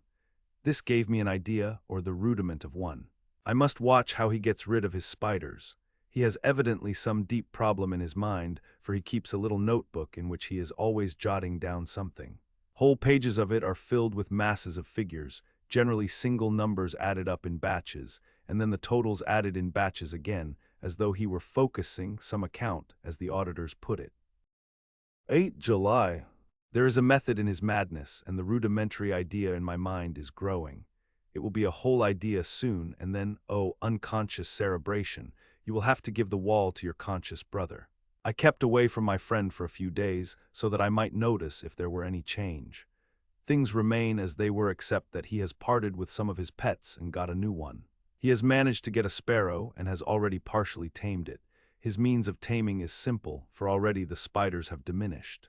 Those that do remain, however, are well fed, for he still brings in the flies by tempting them with his food. 19 July, we are progressing. My friend has now a whole colony of sparrows, and his flies and spiders are almost obliterated. When I came in, he ran to me and said he wanted to ask me a great favor, a very, very great favor. And as he spoke, he fawned on me like a dog. I asked him what it was, and he said, with a sort of rapture in his voice and bearing, "A kitten, a nice little, sleek, playful kitten that I can play with and teach and feed and feed and feed." I was not unprepared for this request, for I had noticed how his pets went on increasing in size and vivacity, but I did not care that his pretty family of tame sparrows should be wiped out in the same manner as the flies and the spiders. So I said I would see about it and asked him if he would not rather have a cat than a kitten. His eagerness betrayed him as he answered, "Oh, yes, I would like a cat. I only asked for a kitten lest you should refuse me a cat. No one would refuse me a kitten, would they?" I shook my head and said that at present I feared it would not be possible, but that I would see about it. His face fell, and I could see a warning of danger in it, for there was a sudden fierce, sidelong look which meant killing. The man is an undeveloped homicidal maniac. I shall test him with his present craving and see how it will work out. Then I shall know more. 10 p.m. I have visited him again, and found him sitting in a corner brooding. When I came in, he threw himself on his knees before me and implored me to let him have a cat, that his salvation depended upon it. I was firm, however, and told him that he could not have it, whereupon he went without a word and sat down, gnawing his fingers in the corner where I had found him. I shall see him in the morning early. 20 July, visited Renfield very early, before the attendant went his rounds, found him up and humming a tune. He was spreading out his sugar, which he had saved, in the window, and was manifestly beginning his fly-catching again. And beginning it cheerfully and with a good grace. I looked around for his birds, and not seeing them, asked him where they were. He replied, without turning round, that they had all flown away. There were a few feathers about the room, and on his pillow a drop of blood. I said nothing, but went and told the keeper to report to me if there were anything odd about him during the day. 11 a.m. The attendant has just been to me to say that Renfield has been very sick and has disgorged a whole lot of feathers. "My belief is, doctor," he said, "that he has eaten his birds and that he just took and ate them raw." 11 p.m. I gave Renfield a strong opiate tonight, enough to make even him sleep, and took away his pocketbook to look at it. The thought that has been buzzing about my brain lately is complete, and the theory proved. My homicidal maniac is of a peculiar kind. I shall have to invent a new classification for him and call him a zarphagus, life-eating maniac. What he desires is to absorb as many lives as he can, and he has laid himself out to achieve it in a cumulative way. He gave many flies to one spider and many spiders to one bird, and then wanted a cat to eat the many birds. What would have been his later steps? It would almost be worthwhile to complete the experiment. It might be done if there were only a sufficient cause. Men sneered at vivisection, and yet look at its results today. Why not advance science in its most difficult and vital aspect, the knowledge of the brain? Had I even the secret of one such mind, did I hold the key to the fancy of even one lunatic, I might advance my own branch of science to a pitch compared with which Burden Sanderson's physiology or Ferrier's brain knowledge would be as nothing. If only there were a sufficient cause. I must not think too much of this, or I may be tempted. A good cause might turn the scale with me, for may not I too be of an exceptional brain, congenitally? How well the man reasoned. Lunatics always do within their own scope. I wonder at how many lives he values a man, or if at only one. He has closed the account most accurately, and today begun a new record. How many of us begin a new record with each day of our lives? To me, it seems only yesterday that my whole life ended with my new hope, and that truly I began a new record. So it will be until the great recorder sums me up and closes my ledger account with a balance to profit or loss. Oh, Lucy, Lucy, I cannot be angry with you, nor can I be angry with my friend whose happiness is yours, but I must only wait on hopeless and work. Work, work. If I only could have as strong a cause as my poor mad friend there, a good, unselfish cause to make me work, that would be indeed happiness. Mina Murray's Journal, 26 July. I am anxious, and it soothes me to express myself here. It is like whispering to one's self and listening at the same time, and there is also something about the shorthand symbols that makes it different from writing. I am unhappy about Lucy and about Jonathan. I had not heard from Jonathan for some time and was very concerned, but yesterday dear Mr. Hawkins, who is always so kind, sent me a letter from him. I had written asking him if he had heard, and he said the enclosed had just been received. It is only a line dated from Castle Dracula and says that he is just starting for home. That is not like Jonathan. I do not understand it, and it makes me uneasy. Then too, Lucy, although she is so well, has lately taken to her old habit of walking in her sleep. Her mother has spoken to me about it, and we have decided that I am to lock the door of our room every night. Mrs. Westenra has got an idea that sleepwalkers always go out on roofs of houses and along the edges of cliffs, and then get suddenly wakened and fall over with a despairing cry that echoes all over the place. Poor dear, she is naturally anxious about Lucy, and she tells me that her husband, Lucy's father, had the same habit, that he would get up in the night and dress himself and go out if he were not stopped. Lucy is to be married in the autumn, and she is already planning out her dresses and how her house is to be arranged. I sympathize with her, for I do the same, only Jonathan and I will start in life in a very simple way, and shall have to try to make both ends meet. Mr. Holmwood, he is the Hun. Arthur Holmwood, only son of Lord Godalming, is coming up here very shortly, as soon as he can leave town, for his father is not very well, and I think dear Lucy is counting the moments till he comes. She wants to take him up to the seat on the churchyard cliff and show him the beauty of Whitby. I dare say it is the waiting which disturbs her. She will be all right when he arrives. 27 July. No news from Jonathan. I am getting quite uneasy about him, though why I should I do not know, but I do wish that he would write if it were only a single line. Lucy walks more than ever, and each night I am awakened by her moving about the room. Fortunately, the weather is so hot that she cannot get cold, but still the anxiety and the perpetually being wakened is beginning to tell on me, and I am getting nervous and wakeful myself. Thank God, Lucy's health keeps up. Mr. Holmwood has been suddenly called to ring to see his father, who has been taken seriously ill. Lucy frets at the postponement of seeing him, but it does not touch her looks. She is a trifle stouter, and her cheeks are a lovely rose pink. She has lost that anemic look which she had. I pray it will all last. 3 August, another week gone, and no news from Jonathan, not even to Mr. Hawkins, from whom I have heard. Oh, I do hope he is not ill. He surely would have written. I look at that last letter of his, but somehow it does not satisfy me. It does not read like him, and yet it is his writing. There is no mistake of that. Lucy has not walked much in her sleep the last week, but there is an odd concentration about her which I do not understand.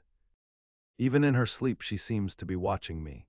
She tries the door, and finding it locked, goes about the room searching for the key. 6 August, another 3 days and no news. This suspense is getting dreadful.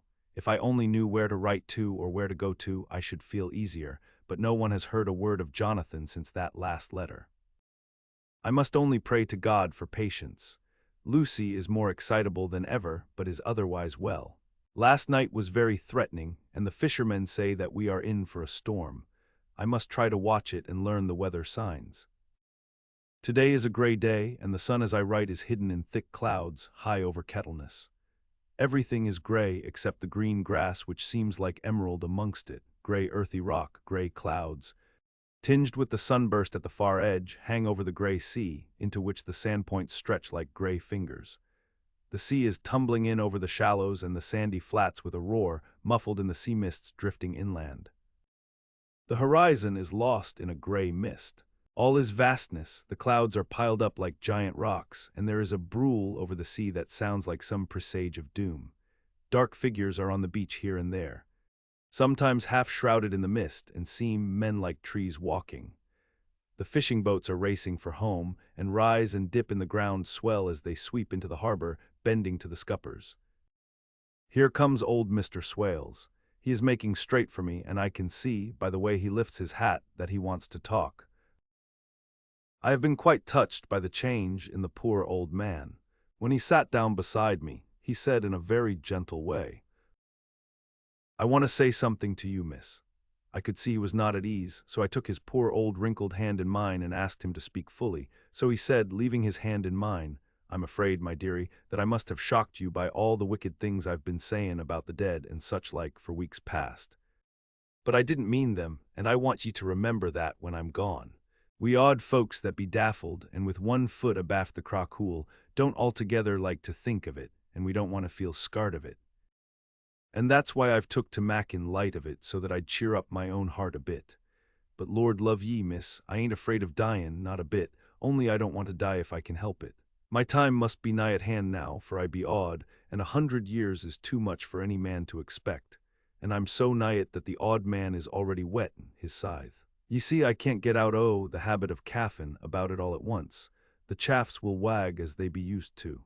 Some day soon the angel of death will sound his trumpet for me, but don't ye duel and greet, my dearie," for he saw that I was crying. "If he should come this very night, I'd not refuse to answer his call. For life be, after all, only a waitin' for something else than what we're doin', and death be all that we can rightly depend on. But I'm content, for it's common to me, my dearie, and common quick. It may be common while we be lookin' and wonderin'. Maybe it's in that wind out over the sea that's bringin' with it loss and wreck and sore distress and sad hearts. Look, look," he cried suddenly. "There's something in that wind and in the host beyant that sounds and looks and tastes and smells like death. It's in the air, I feel it common.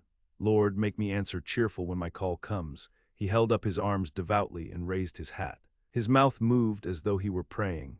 After a few minutes' silence, he got up, shook hands with me and blessed me and said goodbye and hobbled off. It all touched me and upset me very much. I was glad when the Coast Guard came along with his spyglass under his arm. He stopped to talk with me, as he always does, but all the time kept looking at a strange ship.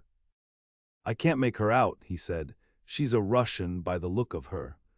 But she's knocking about in the queerest way. She doesn't know her mind a bit. She seems to see the storm coming, but can't decide whether to run up north in the open or to put in here. Look there again. She is steered mighty strangely, for she doesn't mind the hand on the wheel, changes about with every puff of wind. We'll hear more of her before this time tomorrow." Chapter 7. Cutting from THEDIYJRAPH, 8 August. Pasted in Mina Murray's journal. What? From a correspondent. Whitby, ONA.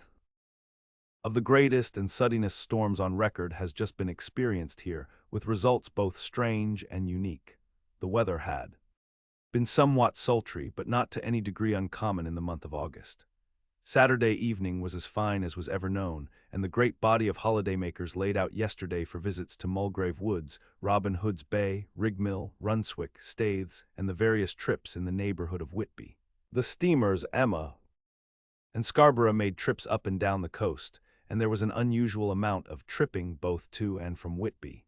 The day was unusually fine till the afternoon, when some of the gossips who frequent the East Cliff churchyard, and from that commanding eminence watched the wide sweep of sea visible to the north and east, called attention to a sudden show of maresails high in the sky to the northwest. The wind was then blowing from the southwest in the mild degree which in barometrical language is ranked number 2, light breeze. The Coast Guard on duty at once made report, and one old fisherman, who for more than half a century has kept watch on weather signs from the East Cliff, foretold in an emphatic manner the coming of a sudden storm. The approach of sunset was so very beautiful, so grand in its masses of splendidly colored clouds, that there was quite an assemblage on the walk along the cliff in the old churchyard to enjoy the beauty. Before the sun dipped below the black mass of Kettleness, standing boldly athwart the western sky, its downward way was marked by myriad clouds of every sunset color, flame, purple, pink, green, violet, and all the tints of gold, with here and there masses not large, but of seemingly absolute blackness in all sorts of shapes, as well outlined as colossal silhouettes. The experience was not lost on the painters, and doubtless some of the sketches of the prelude to the Inquat, Great Storm, will grace the R.A. and R.I. walls in May next. More than one captain made up his mind then and there that his cobble or his mule, as they term the different classes of boats, would remain in the harbor till the storm had passed. The wind fell away entirely during the evening, and at midnight there was a dead calm, a sultry heat, and that prevailing intensity which, on the approach of thunder, affects persons of a sensitive nature. There were but few lights in sight at sea, for even the coasting steamers, which usually hug the shore so closely, kept well to seaward, and but few fishing boats were in sight. The only sail noticeable was a foreign schooner with all sails set, which was seemingly going westwards. The foolhardiness or ignorance of her officers was a prolific theme for comment whilst she remained in sight, and efforts were made to signal her to reduce sail in face of her danger. Before the night shut down, she was seen with sails idly flapping, as she gently rolled on the undulating swell of the sea, as idle as a painted ship upon a painted ocean. Shortly before 10 o'clock the stillness of the air grew quite oppressive, and the silence was so marked that the bleating of a sheep inland or the barking of a dog in the town was distinctly heard, and the band on the pier, with its lively French air, was like a discord in the great harmony of nature's silence. A little after midnight came a strange sound from over the sea, and high overhead the air began to carry a strange, faint, hollow booming. Then without warning the tempest broke, with a rapidity which at the time seemed incredible, and even afterwards is impossible to realize. The whole aspect of nature at once became convulsed. The waves rose in growing fury, each overtopping its fellow, till in a very few minutes the lately glassy sea was like a roaring and devouring monster. White-crested waves beat madly on the level sands and rushed up the shelving cliffs, others broke over the piers, and with their spume swept the lanthorns of the lighthouses which rise from the end of either pier of Whitby harbor. The wind roared like thunder, and blew with such force that it was with difficulty that even strong men kept their feet, or clung with grim clasp to the iron stanchions. It was found necessary to clear the entire piers from the mass of onlookers, or else the fatalities of the night would have been increased manifold. To add to the difficulties and dangers of the time, masses of sea fog came drifting inland, white, wet clouds, which swept by in ghostly fashion, so dank and damp, and cold that it needed but little effort of imagination to think that the spirits of those lost at sea were touching their living brethren with the clammy hands of death, and many a one shuddered as the wreaths of sea mist swept by. At times the mist cleared, and the sea for some distance could be seen in the glare of the lightning, which now came thick and fast, followed by such sudden peals of thunder that the whole sky overhead seemed trembling under the shock of the storm. Some of the scenes thus revealed were of immeasurable grandeur and of absorbing interest. The sea, running mountains high, threw skywards with each wave mighty masses of white foam, which the tempest seemed to snatch at and whirl away into space. Here and there a fishing boat with a rag of sail, running madly for shelter before the blast. Now and again the white wings of a storm-tossed seabird. On the summit of the east cliff the new searchlight was ready for experiment, but had not yet been tried. The officers in charge of it got it into working order, and in the pauses of the inrushing mist swept with it the surface of the sea. Once or twice its service was most effective, as when a fishing boat with gunwale under water rushed into the harbor, able, by the guidance of the sheltering light, to avoid the danger of dashing against the piers. As each boat achieved the safety of the port, there was a shout of joy from the mass of people on shore, a shout which for a moment seemed to cleave the gale and was then swept away in its rush. Before long, the searchlight discovered some distance away a schooner with all sails set, apparently the same vessel which had been noticed earlier in the evening. The wind had by this time backed to the east, and there was a shudder amongst the watchers on the cliff as they realized the terrible danger in which she now was. Between her and the port lay the great flat reef on which so many good ships have from time to time suffered, and with the wind blowing from its present quarter, it would be quite impossible that she should fetch the entrance of the harbor. It was now nearly the hour of high tide, but the waves were so great that in their troughs the shallows of the shore were almost visible, and the schooner, with all sails set, was rushing with such speed that, in the words of one old salt, she must fetch up somewhere if it was only in hell. Then came another rush of sea fog, greater than any hitherto, a mass of dank mist which seemed to close on all things like a grey pall, and left available to men only the organ of hearing, for the roar of the tempest and the crash of the thunder, and the booming of the mighty billows came through the damp oblivion even louder than before. The rays of the searchlight were kept fixed on the harbor mouth across the east pier, where the shock was expected, and men waited breathless. The wind suddenly shifted to the northeast, and the remnant of the sea fog melted in the blast. And then mirabile dictu between the piers, leaping from wave to wave as it rushed at headlong speed, swept the strange schooner before the blast with all sail set and gained the safety of the harbor. The searchlight followed her, and a shudder ran through all who saw her, for lashed to the helm was a corpse with drooping head, which swung horribly to and fro at each motion of the ship. No other form could be seen on deck at all. A great awe came on all as they realized that the ship, as if by a miracle, had found the harbor, unsteered save by the hand of a dead man.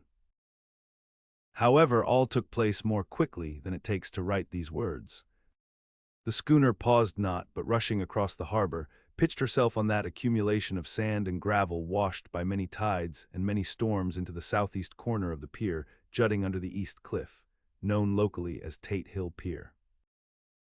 There was of course a considerable concussion as the vessel drove up on the sand heap.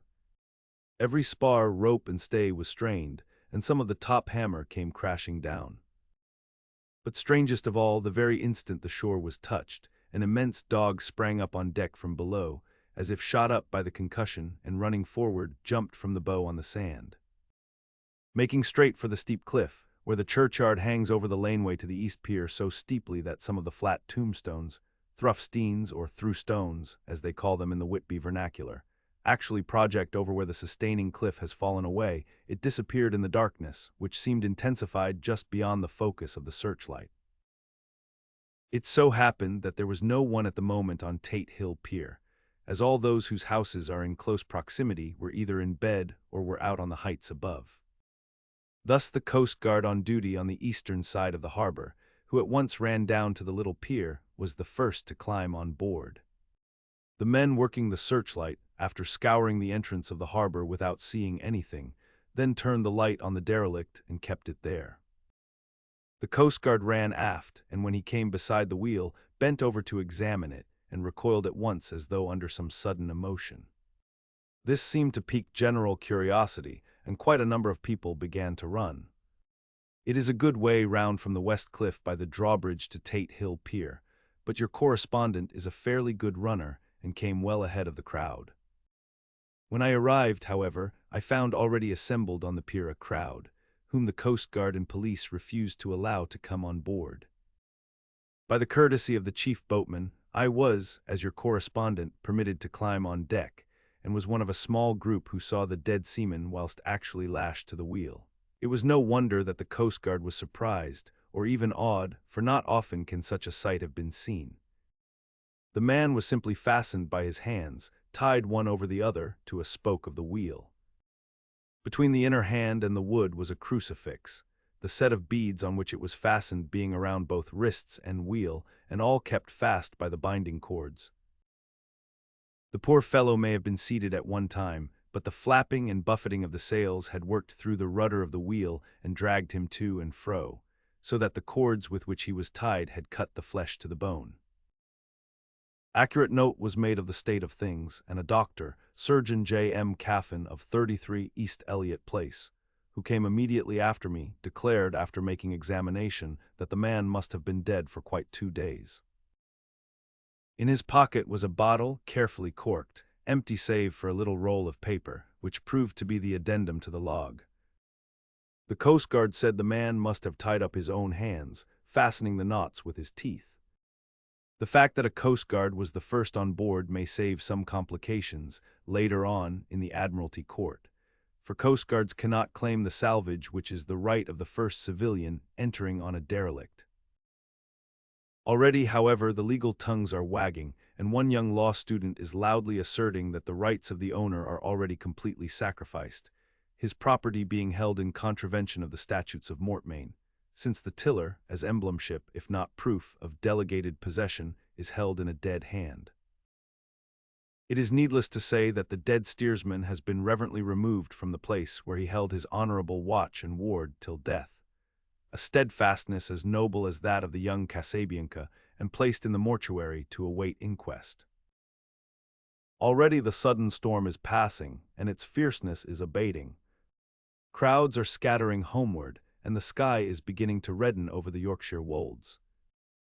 I shall send, in time for your next issue, further details of the derelict ship which found her way so miraculously into harbor in the storm.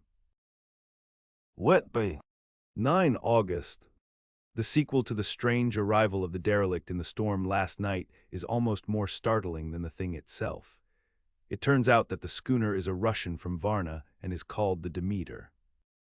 She is almost entirely in ballast of silver sand, with only a small amount of cargo, a number of great wooden boxes filled with mold. This cargo was consigned to a Whitby solicitor, Mr. S.F. Billington, of 7, the Crescent, who this morning went aboard and formally took possession of the goods consigned to him. The Russian consul, too, acting for the charter party, took formal possession of the ship and paid all harbor dues, etc. Nothing is talked about here today except the strange coincidence. The officials of the Board of Trade have been most exacting in seeing that every compliance has been made with existing regulations. As the matter is to be a 9 days' wonder, they are evidently determined that there shall be no cause of after complaint. A good deal of interest was abroad concerning the dog which landed when the ship struck, and more than a few of the members of the SPCA, which is very strong in Whitby, have tried to befriend the animal. To the general disappointment, however, it was not to be found. It seems to have disappeared entirely from the town. It may be that it was frightened and made its way on to the moors, where it is still hiding in terror. There are some who look with dread on such a possibility, lest later on it should in itself become a danger, for it is evidently a fierce brute. Early this morning a large dog, a half-bred mastiff belonging to a coal merchant close to Tate Hill Pier, was found dead in the roadway opposite to its master's yard. It had been fighting and manifestly had had a savage opponent, for its throat was torn away and its belly was slit open as if with a savage claw. Later. By the kindness of the Board of Trade Inspector, I have been permitted to look over the log book of the Demeter, which was in order up to within 3 days, but contained nothing of special interest except as to facts of missing men. The greatest interest, however, is with regard to the paper found in the bottle, which was today produced at the inquest. And a more strange narrative than the two between them unfold, it has not been my lot to come across. As there is no motive for concealment, I am permitted to use them, and accordingly send you a rescript, simply omitting technical details of seamanship and supercargo. It almost seems as though the captain had been seized with some kind of mania before he had got well into blue water, and that this had developed persistently throughout the voyage. Of course my statement must be taken cum grano, since I am writing from the dictation of a clerk of the Russian consul, who kindly translated for me. Time being short. Log of the Demeter. Varna to Whitby. Written 18 July, things so strange happening, that I shall keep accurate note henceforth till we land. On 6 July we finished taking in cargo, silver sand and boxes of earth. At noon set sail, east wind, fresh, crew 5 hands, 2 mates, cook and myself, captain. On 11 July at dawn entered Bosphorus, boarded by Turkish customs officers, bakshish. All correct, underway at 4 p.m. On 12 July through Dardanelles, more customs officers and flagboat of guarding squadron, bakshish again, work of officers thorough but quick, want us off soon, at dark passed into archipelago. On 13 July past Cape Matapan, crew dissatisfied about something, seemed scared but would not speak out.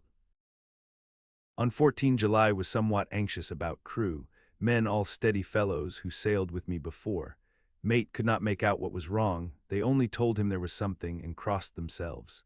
Mate lost temper with one of them that day and struck him. Expected fierce quarrel, but all was quiet. On 16 July mate reported in the morning that one of crew, Petrovsky, was missing, could not account for it. Took larboard watch 8 bells last night, was relieved by Abramoff but did not go to bunk.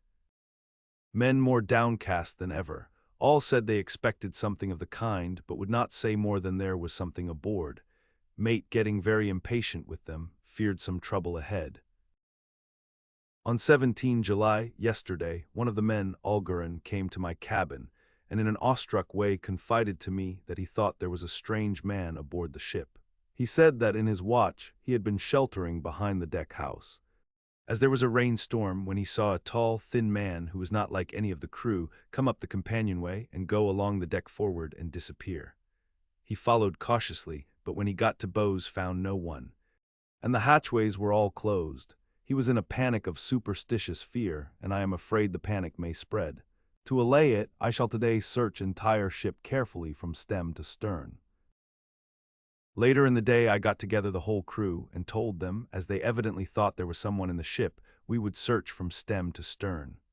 First mate, angry, said it was folly, and to yield to such foolish ideas would demoralize the men. Said he would engage to keep them out of trouble with a handspike. I let him take the helm, while the rest began thorough search, all keeping abreast with lanterns. We left no corner unsearched.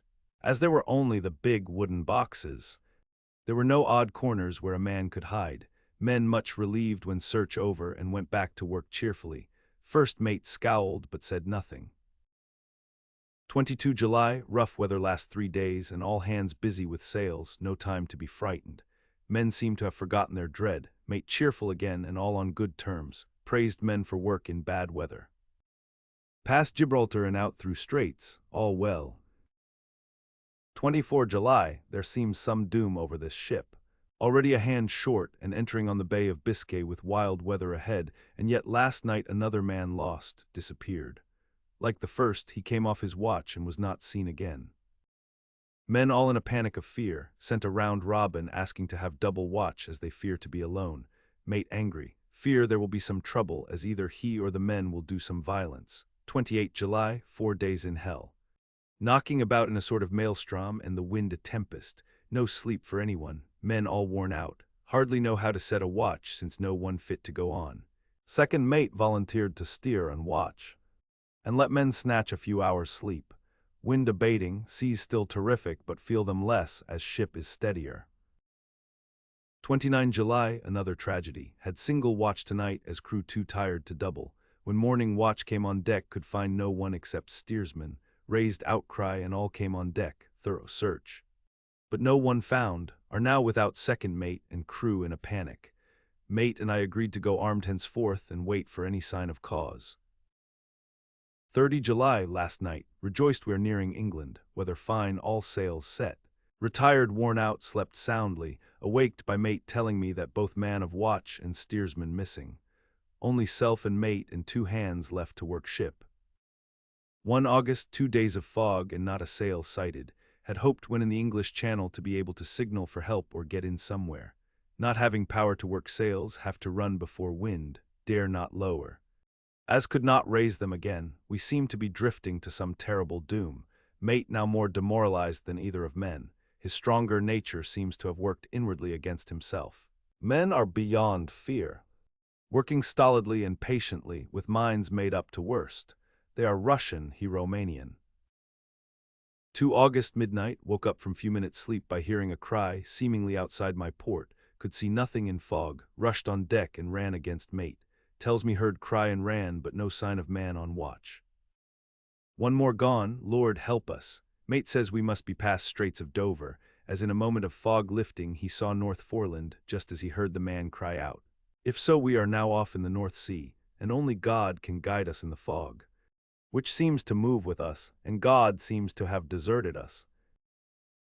3 August, at midnight I went to relieve the man at the wheel, and when I got to it found no one there. The wind was steady, and as we ran before it there was no yawing. I dared not leave it, so shouted for the mate. After a few seconds he rushed up on deck in his flannels. He looked wild-eyed and haggard, and I greatly fear his reason has given way. He came close to me and whispered hoarsely, with his mouth to my ear, as though fearing the very air might hear, "It is here, I know it now. On the watch last night I saw it, like a man tall and thin and ghastly pale. It was in the bows and looking out. I crept behind it and gave it my knife, but the knife went through it, empty as the air." And as he spoke he took his knife and drove it savagely into space. Then he went on, "But it is here and I'll find it. It is in the hold. Perhaps in one of those boxes. I'll unscrew them one by one and see. You work the helm," and with a warning look and his finger on his lip, he went below. There was springing up a choppy wind, and I could not leave the helm. I saw him come out on deck again with a tool chest and a lantern and go down the forward hatchway. He is mad, stark, raving mad, and it's no use my trying to stop him. He can't hurt those big boxes. They are invoiced as clay, and to pull them about is as harmless a thing as he can do. So here I stay and mind the helm and write these notes. I can only trust in God and wait till the fog clears. Then, if I can't steer to any harbor with the wind that is, I shall cut down sails and lie by and signal for help. It is nearly all over now. Just as I was beginning to hope that the mate would come out calmer, for I heard him knocking away at something in the hold, and work is good for him, there came up the hatchway a sudden, startled scream, which made my blood run cold, and up on the deck he came as if shot from a gun, a raging madman with his eyes rolling and his face convulsed with fear. Save me, he cried, and then looked round on the blanket of fog. His horror turned to despair, and in a steady voice he said, "You had better come to, Captain, before it is too late. He is there. I know the secret now. The sea will save me from him, and it is all that is left." Before I could say a word, or move forward to seize him, he sprang on the bulwark and deliberately threw himself into the sea. I suppose I know the secret too now. It was this madman who had got rid of the men one by one, and now he has followed them himself. God help me, how am I to account for all these horrors when I get to port? When I get to port, will that ever be? For August, still fog which the sunrise cannot pierce. I know there is sunrise because I am a sailor, why else I know not. I dared not go below, I dared not leave the helm. So here all night I stayed, and in the dimness of the night I saw it, him. God forgive me, but the mate was right to jump overboard. It was better to die like a man, to die like a sailor in blue water. No man can object. But I am captain, and I must not leave my ship. But I shall baffle this fiend or monster, for I shall tie my hands to the wheel when my strength begins to fail, and along with them I shall tie that which it dare not touch, and then, come good wind or foul, I shall save my soul and my honor as a captain. I am growing weaker, and the night is coming on. If he can look me in the face again, I may not have time to act. If we are wrecked, mayhap this bottle may be found, and those who find it may understand. If not, well, then all men shall know that I have been true to my trust. God and the blessed Virgin and the saints help a poor ignorant soul trying to do his duty. Of course the verdict was an open one. There is no evidence to adduce, and whether or not the man himself committed the murders there is now none to say. The folk here hold almost universally that the captain is simply a hero, and he is to be given a public funeral. Already it is arranged that his body is to be taken with a train of boats up the Esk for a piece, and then brought back to Tate Hill Pier and up the Abbey steps. For he is to be buried in the churchyard on the cliff.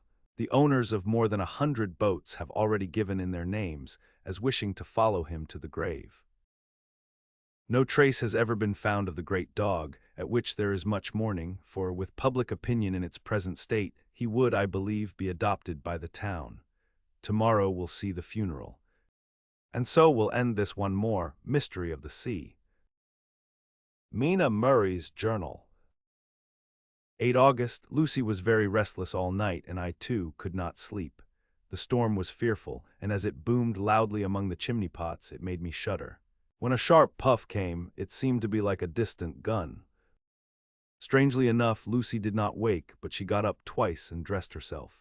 Fortunately, each time I awoke in time and managed to undress her without waking her and got her back to bed. It is a very strange thing, this sleepwalking, for as soon as her will is thwarted in any physical way, her intention, if there be any, disappears, and she yields herself almost exactly to the routine of her life.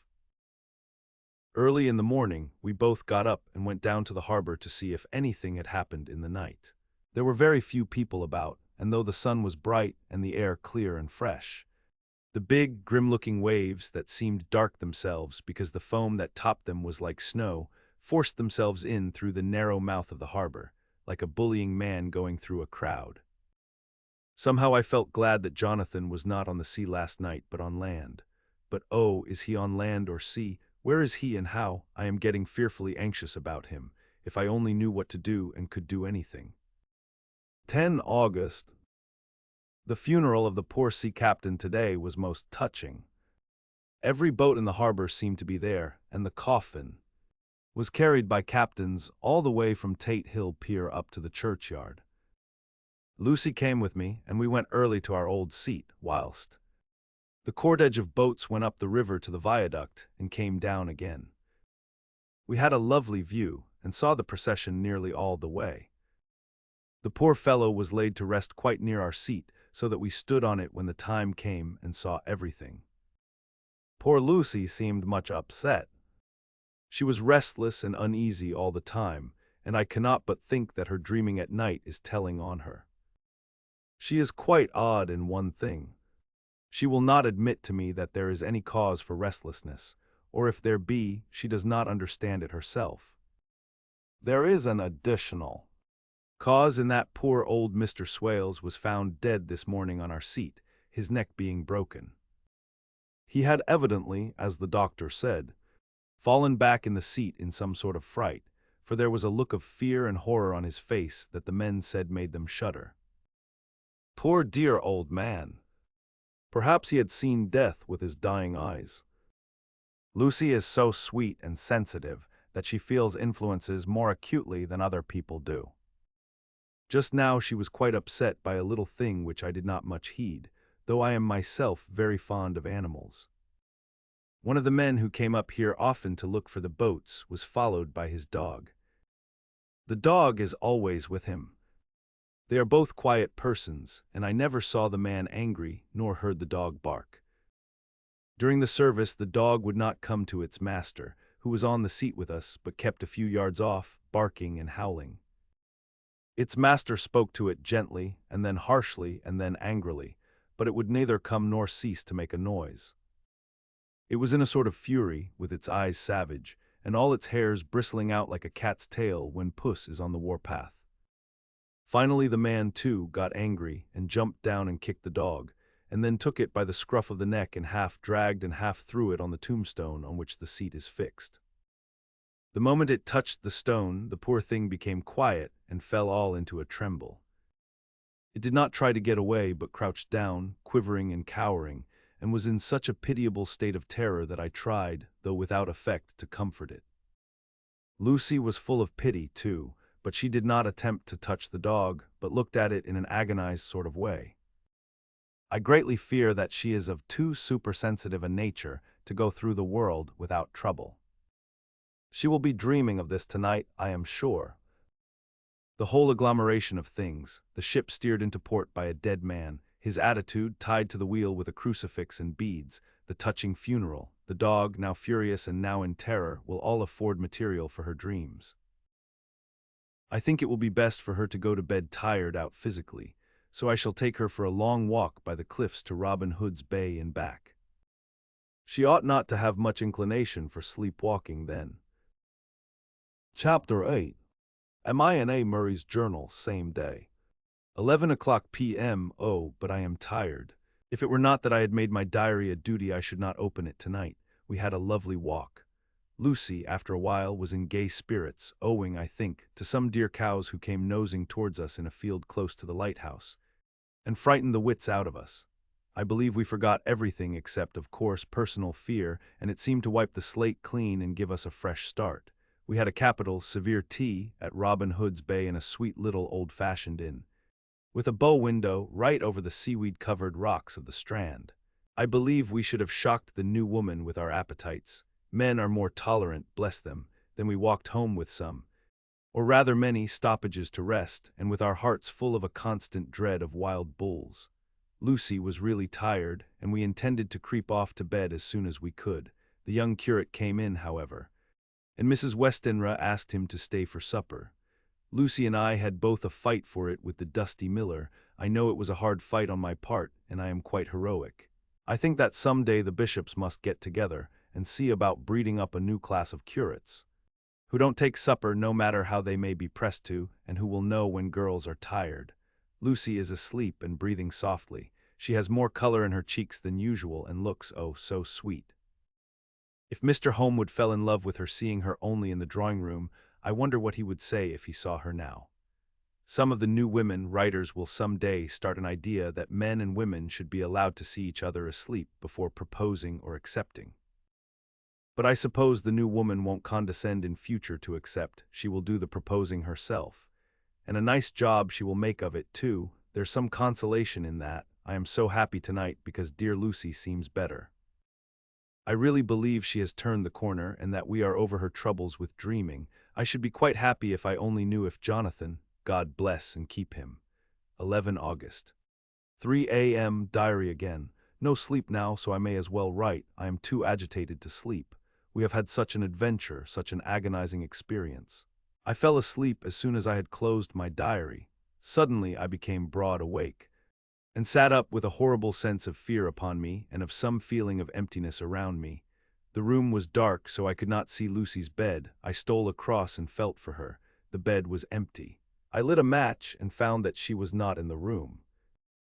The door was shut but not locked as I had left it.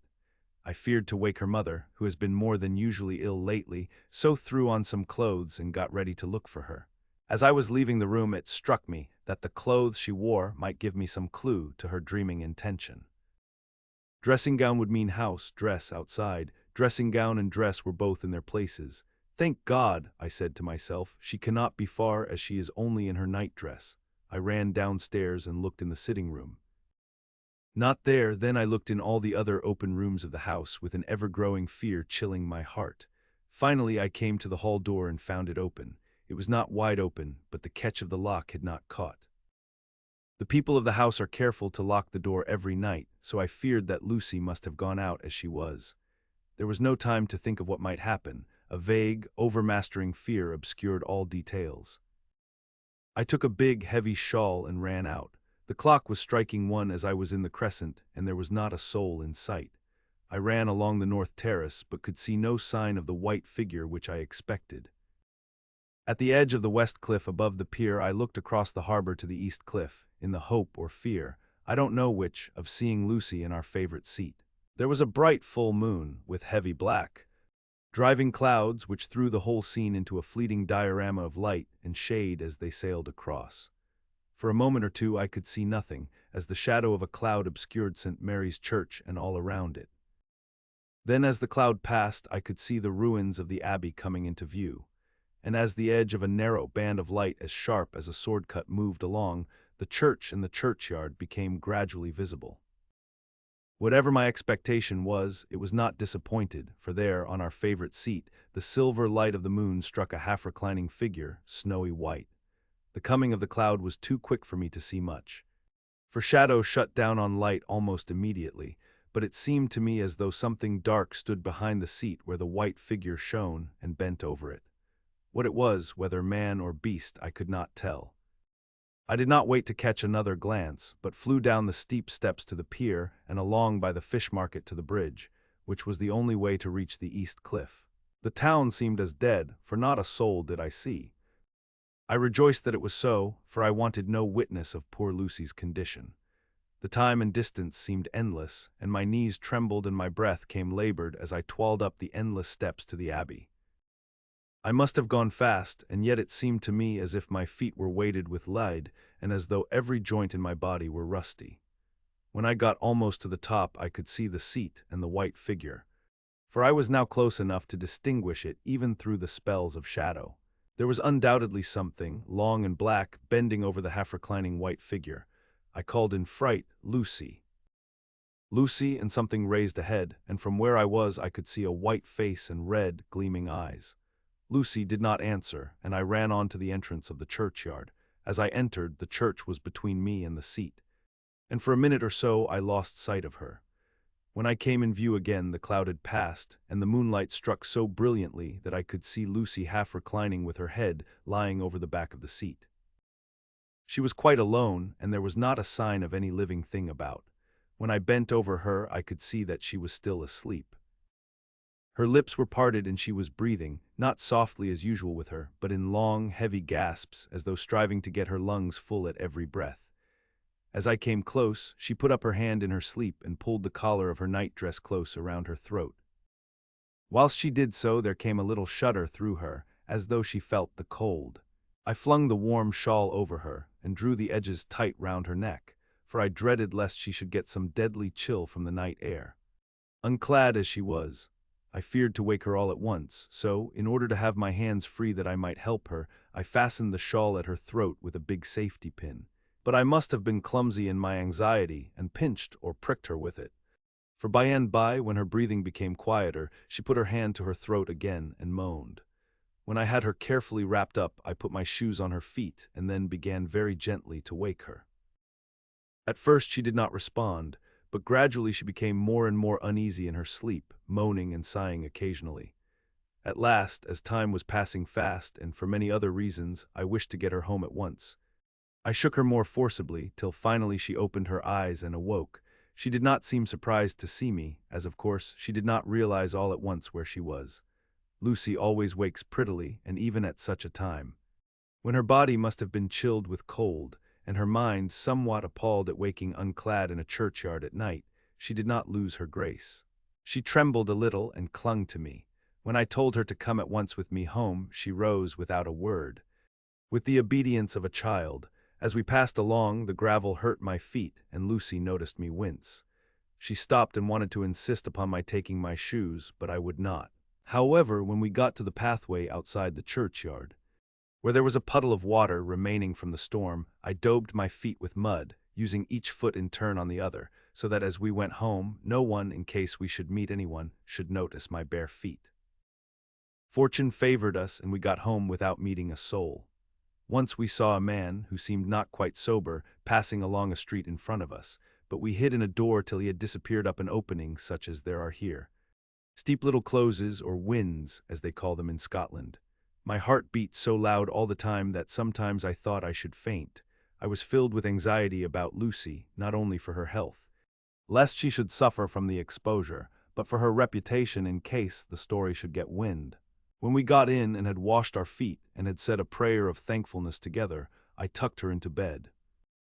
Before falling asleep she asked, even implored, me not to say a word to anyone, even her mother, about her sleepwalking adventure. I hesitated at first to promise, but on thinking of the state of her mother's health, and how the knowledge of such a thing would fret her, and thinking too of how such a story might become distorted, nay, infallibly would, in case it should leak out, I thought it wiser to do so. I hope I did right. I have locked the door and the key is tied to my wrist, so perhaps I shall not be again disturbed. Lucy is sleeping soundly. The reflex of the dawn is high and far over the sea. Same day, noon. All goes well. Lucy slept till I woke her and seemed not to have even changed her side. The adventure of the night does not seem to have harmed her. On the contrary, it has benefited her, for she looks better this morning than she has done for weeks. I was sorry to notice that my clumsiness with the safety pin hurt her. Indeed, it might have been serious, for the skin of her throat was pierced. I must have pinched up a piece of loose skin and have transfixed it, for there are 2 little red points like pinpricks, and on the band of her nightdress was a drop of blood. When I apologized and was concerned about it, she laughed and petted me and said she did not even feel it. Fortunately, it cannot leave a scar as it is so tiny. Same day. Night, we passed a happy day. The air was clear and the sun bright, and there was a cool breeze. We took our lunch to Mulgrave Woods, Mrs. Westenra driving by the road and Lucy and I walking by the cliff path and joining her at the gate. I felt a little sad myself, for I could not but feel how absolutely happy it would have been had Jonathan been with me. But there, I must only be patient. In the evening we strolled in the casino terrace, and heard some good music by Spower and Mackenzie, and went to bed early. Lucy seems more restful than she has been for some time, and fell asleep at once. I shall lock the door and secure the key the same as before, though I do not expect any trouble tonight. 12 August. My expectations were wrong, for twice during the night I was wakened by Lucy trying to get out. She seemed, even in her sleep, to be a little impatient at finding the door shut, and went back to bed under a sort of protest. I woke with the dawn and heard the birds chirping outside of the window. Lucy woke too, and I was glad to see, was even better than on the previous morning. All her old gaiety of manner seemed to have come back, and she came and snuggled in beside me and told me all about Arthur. I told her how anxious I was about Jonathan, and then she tried to comfort me. Well, she succeeded somewhat, for, though sympathy can't alter facts, it can help to make them more bearable. 13 August, another quiet day, and to bed with the key on my wrist as before. Again I awoke in the night and found Lucy sitting up in bed, still asleep, pointing to the window. I got up quietly and pulling aside the blind. Looked out, it was brilliant moonlight, and the soft effect of the light over the sea and sky, merged together in one great, silent mystery, was beautiful beyond words. Between me and the moonlight flitted a great bat, coming and going in great whirling circles. Once or twice it came quite close, but was, I suppose, frightened at seeing me, and flitted away across the harbor towards the abbey.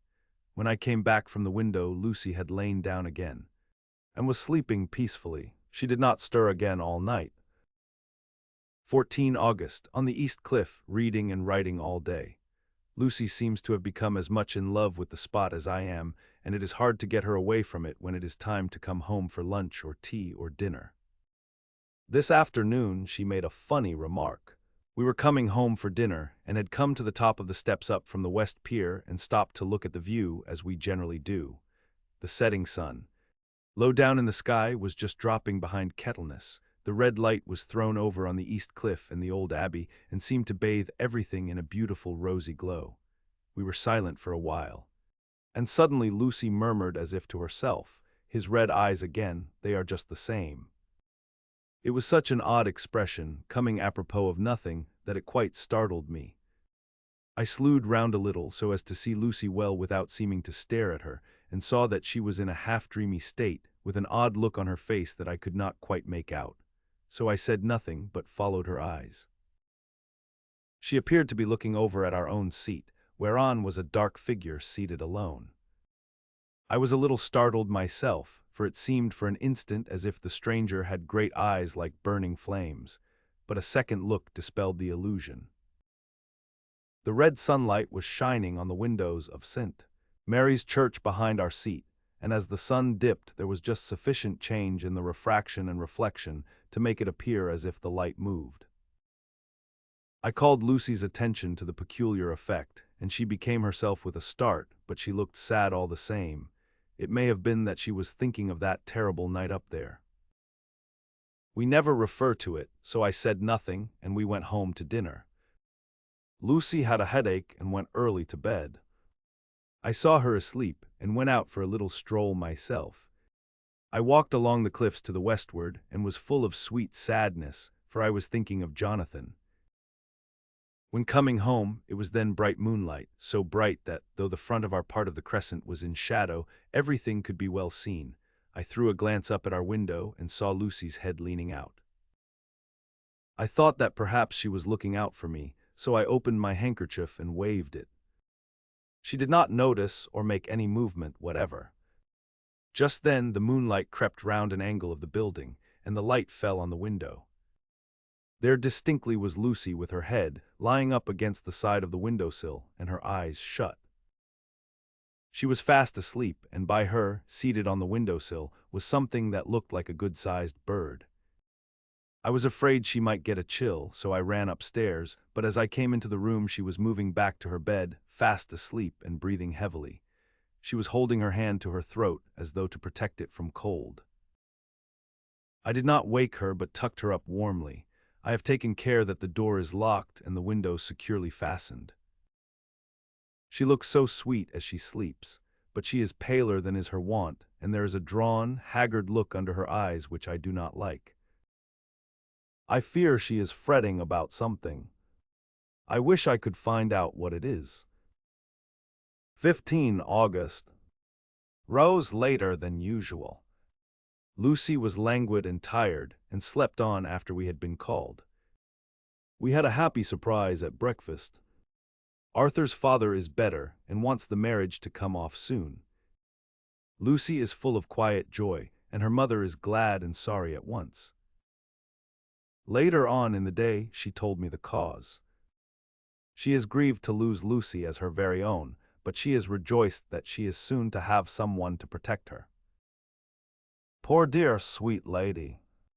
She confided to me that she has got her death warrant. She has not told Lucy, and made me promise secrecy. Her doctor told her that within a few months at most she must die, for her heart is weakening. At any time, even now, A sudden shock would be almost sure to kill her. Ah, we were wise to keep from her the affair of the dreadful night of Lucy's sleepwalking. 17 August. No diary for 2 whole days. I have not had the heart to write. Some sort of shadowy pall seems to be coming over our happiness. No news from Jonathan, and Lucy seems to be growing weaker, whilst her mother's hours are numbering to a close. I do not understand Lucy's fading away as she is doing. She eats well and sleeps well and enjoys the fresh air. But all the time the roses in her cheeks are fading, and she gets weaker and more languid day by day. At night I hear her gasping as if for air. I keep the key of our door always fastened to my wrist at night, but she gets up and walks about the room and sits at the open window. Last night I found her leaning out when I woke up, and when I tried to wake her I could not. She was in a faint. When I managed to restore her, she was as weak as water and cried silently between long, painful struggles for breath. When I asked her how she came to be at the window, she shook her head and turned away. I trust her feeling ill may not be from that unlucky prick of the safety pin. I looked at her throat just now as she lay asleep, and the tiny wounds seem not to have healed. They are still open, and if anything, larger than before, and the edges of them are faintly white. They are like little white dots with red centers. Unless they heal within a day or two, I shall insist on the doctor seeing about them. Letter Samuel F. Billington and Son, Solicitors, Whitby, to Messrs. Carter, Patterson and Co., London. 17 August. Dear Sirs, herewith please receive invoice of goods sent by Great Northern Railway.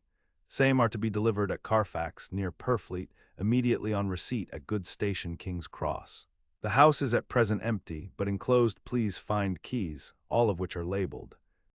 You will please deposit the boxes, 50 in number, which form the consignment, in the partially ruined building forming part of the house and marked A on rough diagram enclosed. Your agent will easily recognize the locality, as it is the ancient chapel of the mansion. The goods leave by the train at 9:30 tonight and will be due at King's Cross at 4:30 tomorrow afternoon. As our client wishes the delivery made as soon as possible, we shall be obliged by your having teams ready at King's Cross at the time named and forthwith conveying the goods to destination.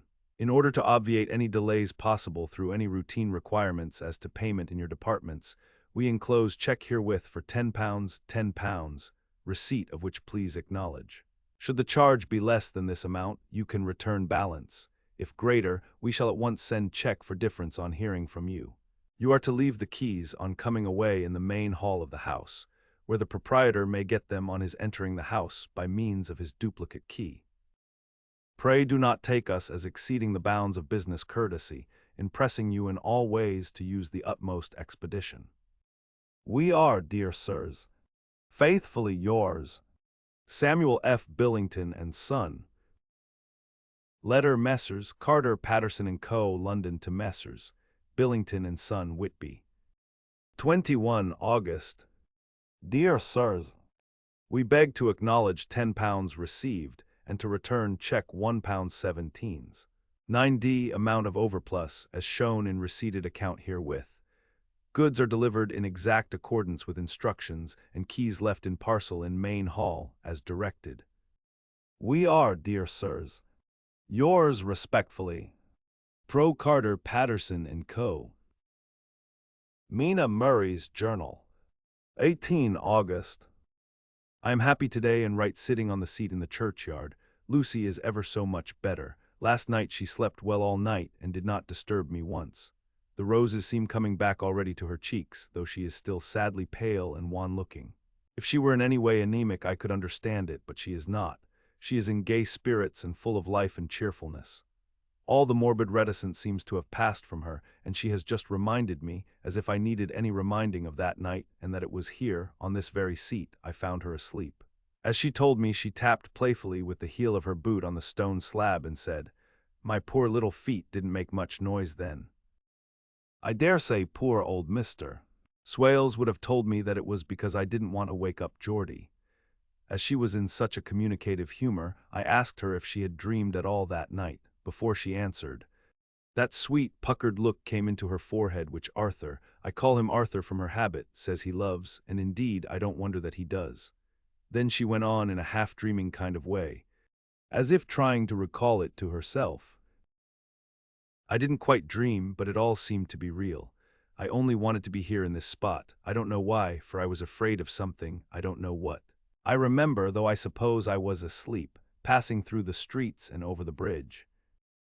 A fish leaped as I went by, and I leaned over to look at it, and I heard a lot of dogs howling. The whole town seemed as if it must be full of dogs all howling at once, as I went up the steps. Then I had a vague memory of something long and dark with red eyes. Just as we saw in the sunset, and something very sweet and very bitter all around me at once. And then I seemed sinking into deep green water, and there was a singing in my ears, as I have heard there is to drowning men. And then everything seemed passing away from me, my soul seemed to go out from my body and float about the air. I seemed to remember that once the West Lighthouse was right under me, and then there was a sort of agonizing feeling, as if I were in an earthquake, and I came back and found you shaking my body. I saw you do it before I felt you.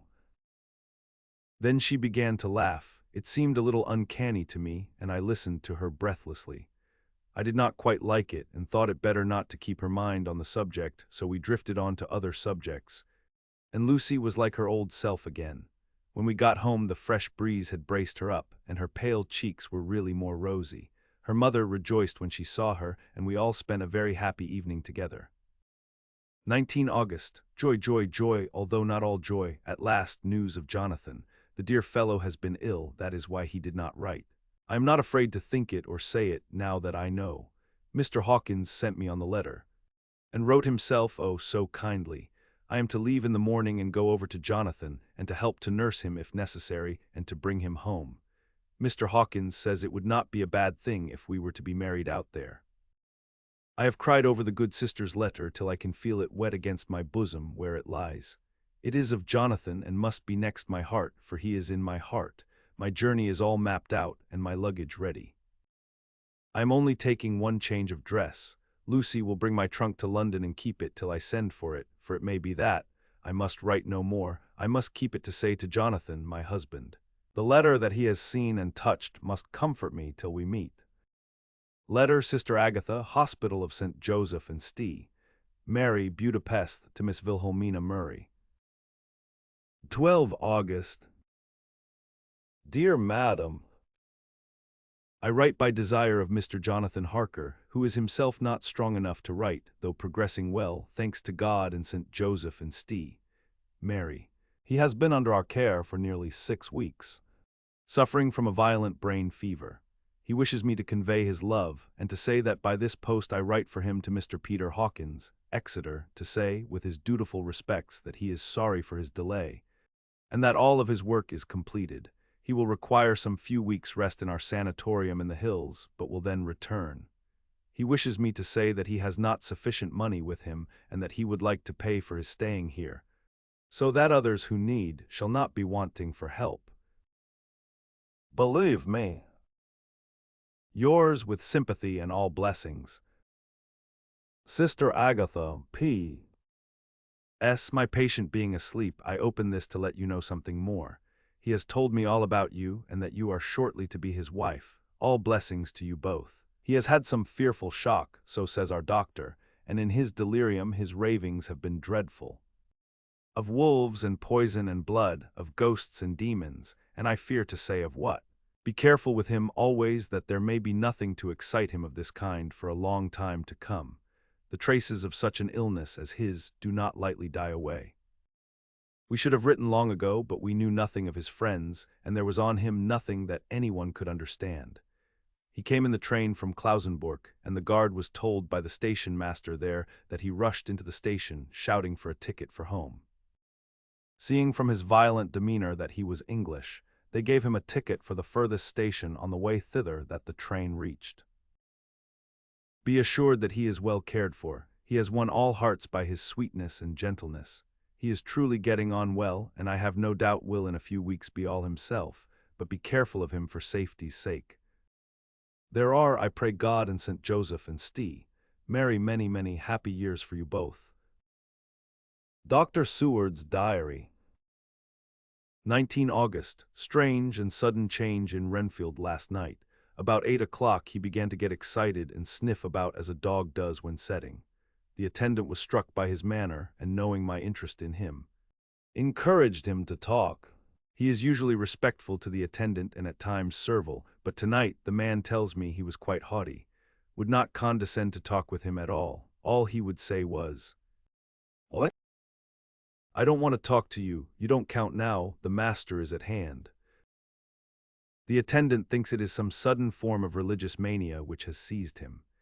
If so, we must look out for squalls, for a strong man with homicidal and religious mania at once might be dangerous. The combination is a dreadful one. At 9 o'clock I visited him myself. His attitude to me was the same as that to the attendant. In his sublime self-feeling, the difference between myself and attendant seemed to him as nothing. It looks like religious mania, and he will soon think that he himself is God.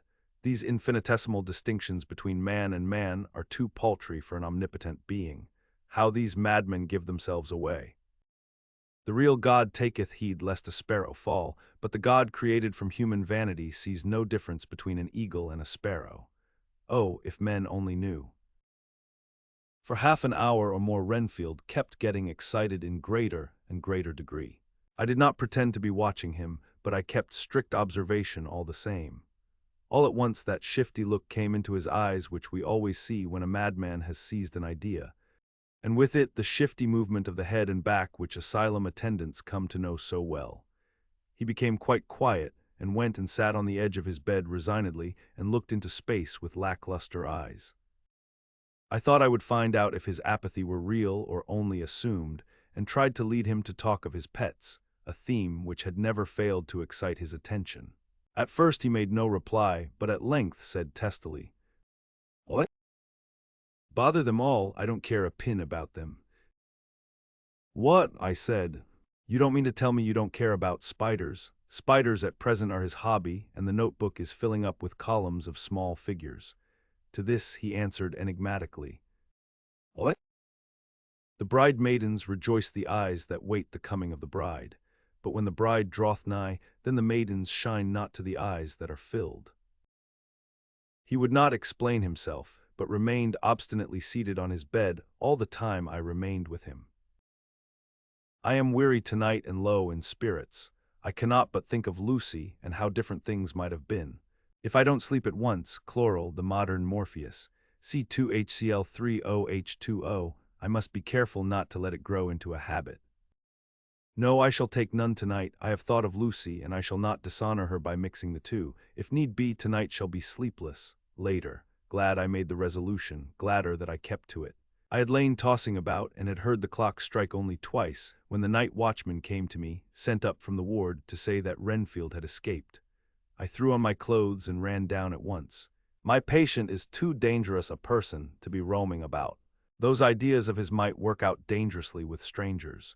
The attendant was waiting for me. He said he had seen him not 10 minutes before, seemingly asleep in his bed, when he had looked through the observation trap in the door. His attention was called by the sound of the window being wrenched out. He ran back and saw his feet disappear through the window, and had at once sent up for me. He was only in his night gear and cannot be far off. The attendant thought it would be more useful to watch where he should go than to follow him, as he might lose sight of him whilst getting out of the building by the door. He is a bulky man and couldn't get through the window. I am thin, so with his aid I got out but feet foremost, and as we were only a few feet above ground, landed unhurt. The attendant told me the patient had gone to the left and had taken a straight line, so I ran as quickly as I could. As I got through the belt of trees, I saw a white figure scale the high wall which separates our grounds from those of the deserted house. I ran back at once, told the watchman to get 3 or 4 men immediately and follow me into the grounds of Carfax, in case our friend might be dangerous. I got a ladder myself, and crossing the wall, dropped down on the other side. I could see Renfield's figure just disappearing behind the angle of the house, so I ran after him. On the far side of the house I found him pressed close against the old iron-bound oak door of the chapel. He was talking, apparently to someone, but I was afraid to go near enough to hear what he was saying, lest I might frighten him and he should run off. Chasing an errant swarm of bees is nothing to following a naked lunatic, when the fit of escaping is upon him. After a few minutes, however, I could see that he did not take note of anything around him, and so ventured to draw nearer to him, the more so as my men had now crossed the wall and were closing him in. I heard him say, I am here to do your bidding, master. I am your slave, and you will reward me, for I shall be faithful. I have worshipped you long and afar off. Now that you are near, I await your commands, and you will not pass me by, will you, dear master, in your distribution of good things? He is a selfish old beggar anyhow. He thinks of the loaves and fishes, even when he believes he is in a real presence. His manias make a startling combination. When we closed in on him, he fought like a tiger. He is immensely strong, for he was more like a wild beast than a man. I never saw a lunatic in such a paroxysm of rage before, and I hope I shall not again. It is a mercy that we have found out his strength and his danger in good time. With strength and determination like his, he might have done wild work before he was caged. He is safe now at any rate. Jack Shepherd himself couldn't get free from the strait waistcoat that keeps him restrained, and he's chained to the wall in the padded room. His cries are at times awful, but the silences that follow are more deadly still, for he means murder in every turn and movement. Just now he spoke coherent words for the first time. I shall be patient, master. It is coming, coming, coming, so I took the hint and came too. I was too excited to sleep, but this diary has quieted me, and I feel I shall get some sleep tonight. Chapter 9. Letter Mina Harker to Lucy Westenra. Budapest, 24 August. My dearest Lucy, I know you will be anxious to hear all that has happened since we parted at the railway station at Whitby. Well, my dear, I got to Hull all right and caught the boat to Hamburg and then the train on here. I feel that I can hardly recall anything of the journey except that I knew I was coming to Jonathan, and that as I should have to do some nursing, I had better get all the sleep I could. I found my dear one, oh, so thin and pale and weak-looking. All the resolution has gone out of his dear eyes, and that quiet dignity which I told you was in his face has vanished. He is only a wreck of himself, and he does not remember anything that has happened to him for a long time past. At least he wants me to believe so, and I shall never ask. He has had some terrible shock, and I fear it might tax his poor brain if he were to try to recall it. Sister Agatha, who is a good creature and a born nurse, tells me that he raved of dreadful things whilst he was off his head. I wanted her to tell me what they were, but she would only cross herself and say she would never tell, that the ravings of the sick were the secrets of God, and that if a nurse through her vocation should hear them, she should respect her trust. She is a sweet, good soul, and the next day, when she saw I was troubled, she opened up the subject again, and after saying that she could never mention what my poor dear raved about, added, I can tell you this much, my dear, that it was not about anything which he has done wrong himself, and you, as his wife-to-be, have no cause to be concerned. He has not forgotten you or what he owes to you. His fear was of great and terrible things, which no mortal can treat of. I do believe the dear soul thought I might be jealous lest my poor dear should have fallen in love with any other girl. The idea of my being jealous about Jonathan, and yet, my dear, let me whisper, I felt a thrill of joy through me when I knew that no other woman was a cause of trouble. I am now sitting by his bedside, where I can see his face while he sleeps. He is waking. When he woke, he asked me for his coat, as he wanted to get something from the pocket. I asked Sister Agatha, and she brought all his things. I saw that amongst them was his notebook, and was going to ask him to let me look at it, for I knew then that I might find some clue to his trouble, but I suppose he must have seen my wish in my eyes, for he sent me over to the window, saying he wanted to be quite alone for a moment. Then he called me back, and when I came he had his hand over the notebook, and he said to me very solemnly, Wilhelmina, I knew then that he was in deadly earnest, for he has never called me by that name since he asked me to marry him. You know, dear, my ideas of the trust between husband and wife. There should be no secret, no concealment. I have had a great shock, and when I try to think of what it is, I feel my head spin round, and I do not know if it was all real or the dreaming of a madman. You know I have had brain fever, and that is to be mad. The secret is here, and I do not want to know it. I want to take up my life here with our marriage, for, my dear, we had decided to be married as soon as the formalities are complete. Are you willing, Wilhelmina, to share my ignorance? Here is the book. Take it and keep it, read it if you will, but never let me know, unless, indeed, some solemn duty should come upon me to go back to the bitter hours. Asleep or awake, sane or mad, recorded here. He fell back exhausted, and I put the book under his pillow and kissed him. I have asked Sister Agatha to beg the Superior to let our wedding be this afternoon, and am waiting her reply. She has come and told me that the chaplain of the English Mission Church has been sent for. We are to be married in an hour, or as soon after as Jonathan awakes. Lucy. The time has come and gone. I feel very solemn but very, very happy. Jonathan woke a little after the hour and all was ready, and he sat up in bed, propped up with pillows. He answered his "I will" firmly and strongly. I could hardly speak. My heart was so full that even those words seemed to choke me. The dear sisters were so kind. Please God, I shall never, never forget them, nor the grave and sweet responsibilities I have taken upon me. I must tell you of my wedding present. When the chaplain and the sisters had left me alone with my husband, oh, Lucy, it is the first time I have written the words, my husband, left me alone with my husband. I took the book from under his pillow and wrapped it up in white paper, and tied it with a little bit of pale blue ribbon which was round my neck, and sealed it over the knot with sealing wax, and for my seal I used my wedding ring. Then I kissed it and showed it to my husband, and told him that I would keep it so, and then it would be an outward and visible sign for us all our lives that we trusted each other, that I would never open it unless it were for his own dear sake, or for the sake of some stern duty. Then he took my hand in his, and oh, Lucy, it was the first time he took his wife's hand, and said that it was the dearest thing in all the wide world, and that he would go through all the past again to win it.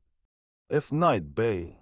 The poor dear meant to have said a part of the past, but he cannot think of time yet, and I shall not wonder if at first he mixes up not only the month but the year. Well, my dear, what could I say? I could only tell him that I was the happiest woman in all the wide world, and that I had nothing to give him except myself, my life, and my trust, and that with these went my love and duty for all the days of my life. And, my dear, when he kissed me, and drew me to him with his poor weak hands, it was like a very solemn pledge between us. Lucy, dear, do you know why I tell you all this? It is not only because it is all sweet to me, but because you have been, and are, very dear to me. It was my privilege to be your friend and guide when you came from the schoolroom to prepare for the world of life. I want you to see now, and with the eyes of a very happy wife, whither duty has led me, so that in your own married life you too may be all happy as I am. My dear, please Almighty God, your life may be all it promises. A long day of sunshine, with no harsh wind, no forgetting duty, no distrust. I must not wish you no pain, for that can never be, but I do hope you will be. Always as happy as I am now. Goodbye, my dear. I shall post this at once and perhaps write you very soon again. I must stop, for Jonathan is waking. I must attend to my husband. Your ever-loving Mina Harker. Letter Lucy Westenra to Mina Harker. Whitby, 30 August. My dearest Mina, oceans of love and millions of kisses, and may you soon be in your own home with your husband. I wish you could be coming home soon enough to stay with us here. The strong air would soon restore Jonathan. It has quite restored me. I have an appetite like a cormorant, am full of life and sleep well. You will be glad to know that I have quite given up walking in my sleep. I think I have not stirred out of my bed for a week. That is when I once got into it at night. Arthur says I am getting fat. By the way, I forgot to tell you that Arthur is here. We have such walks and drives and rides and rowing and tennis and fishing together. And I love him more than ever. He tells me that he loves me more, but I doubt that, for at first he told me that he couldn't love me more than he did then. But this is nonsense. There he is, calling to me. So no more just at present from your loving Lucy. P.S. Mother sends her love. She seems better, poor dear. P.P.S. We are to be married on 28 September. Dr. Seward's diary, 20 August. The case of Renfield grows even more interesting. He is now so far quieted that there are spells of cessation from his passion. For the first week after his attack, he was perpetually violent.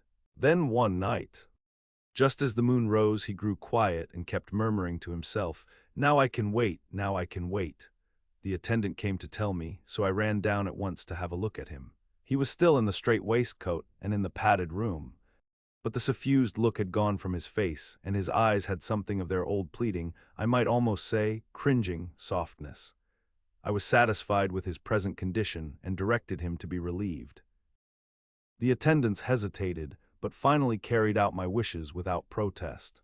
It was a strange thing that the patient had humor enough to see their distrust, for coming close to me, he said in a whisper, all the while looking furtively at them, "They think I could hurt you, fancy me hurting you, the fools." It was soothing, somehow, to the feelings to find myself dissociated even in the mind of this poor madman from the others, but all the same I do not follow his thought. Am I to take it that I have anything in common with him, so that we are, as it were, to stand together? Or has he to gain from me some good so stupendous that my well-being is needful to him? I must find out later on. Tonight he will not speak. Even the offer of a kitten or even a full-grown cat will not tempt him. He will only say, "I don't take any stock in cats. I have more to think of now, and I can wait, I can wait." After a while I left him. The attendant tells me that he was quiet until just before dawn, and that then he began to get uneasy, and at length violent, until at last he fell into a paroxysm which exhausted him so that he swooned into a sort of coma. 3 nights has the same thing happened, violent all day, then quiet from moonrise to sunrise. I wish I could get some clue to the cause. It would almost seem as if there was some influence which came and went. Happy thought, we shall tonight play sane wits against mad ones. He escaped before without our help, tonight he shall escape with it. We shall give him a chance, and have the men ready to follow in case they are required. 23 August. The unexpected always happens. How well Disraeli knew life. Our bird, when he found the cage open, would not fly, so all our subtle arrangements were for naught. At any rate, we have proved one thing, that the spells of quietness last a reasonable time. We shall in future be able to ease his bonds for a few hours each day. I have given orders to the night attendant merely to shut him in the padded room, when once he is quiet, until an hour before sunrise. The poor soul's body will enjoy the relief even if his mind cannot appreciate it. Hark! The unexpected again. I am called. The patient has once more escaped. Later, another night adventure. Renfield artfully waited until the attendant was entering the room to inspect. Then he dashed out past him and flew down the passage. I sent word for the attendants to follow. Again he went into the grounds of the deserted house, and we found him in the same place, pressed against the old chapel door. When he saw me he became furious, and had not the attendants seized him in time, he would have tried to kill me. As we were holding him, a strange thing happened. He suddenly redoubled his efforts, and then as suddenly grew calm. I looked round instinctively, but could see nothing. Then I caught the patient's eye and followed it, but could trace nothing as it looked into the moonlit sky except a big bat, which was flapping its silent and ghostly way to the west. Bats usually wheel and flit about, but this one seemed to go straight on, as if it knew where it was bound for or had some intention of its own. The patient grew calmer every instant and presently said, "You needn't tie me, I shall go quietly." Without trouble we came back to the house. I feel there is something ominous in his calm, and shall not forget this night. Lucy Westenra's Diary, Hillingham, 24 August. I must imitate Mina and keep writing things down, then we can have long talks when we do meet. I wonder when it will be. I wish she were with me again, for I feel so unhappy. Last night I seemed to be dreaming again just as I was at Whitby. Perhaps it is the change of air, or getting home again. It is all dark and horrid to me, for I can remember nothing. But I am full of vague fear, and I feel so weak and worn out. When Arthur came to lunch he looked quite grieved when he saw me, and I hadn't the spirit to try to be cheerful. I wonder if I could sleep in Mother's room tonight. I shall make an excuse and try. 25 August. Another bad night. Mother did not seem to take to my proposal. She seems not too well herself, and doubtless she fears to worry me. I tried to keep awake and succeeded for a while, but when the clock struck 12 it waked me from a doze, so I must have been falling asleep. There was a sort of scratching or flapping at the window, but I did not mind it, and as I remember no more, I suppose I must then have fallen asleep.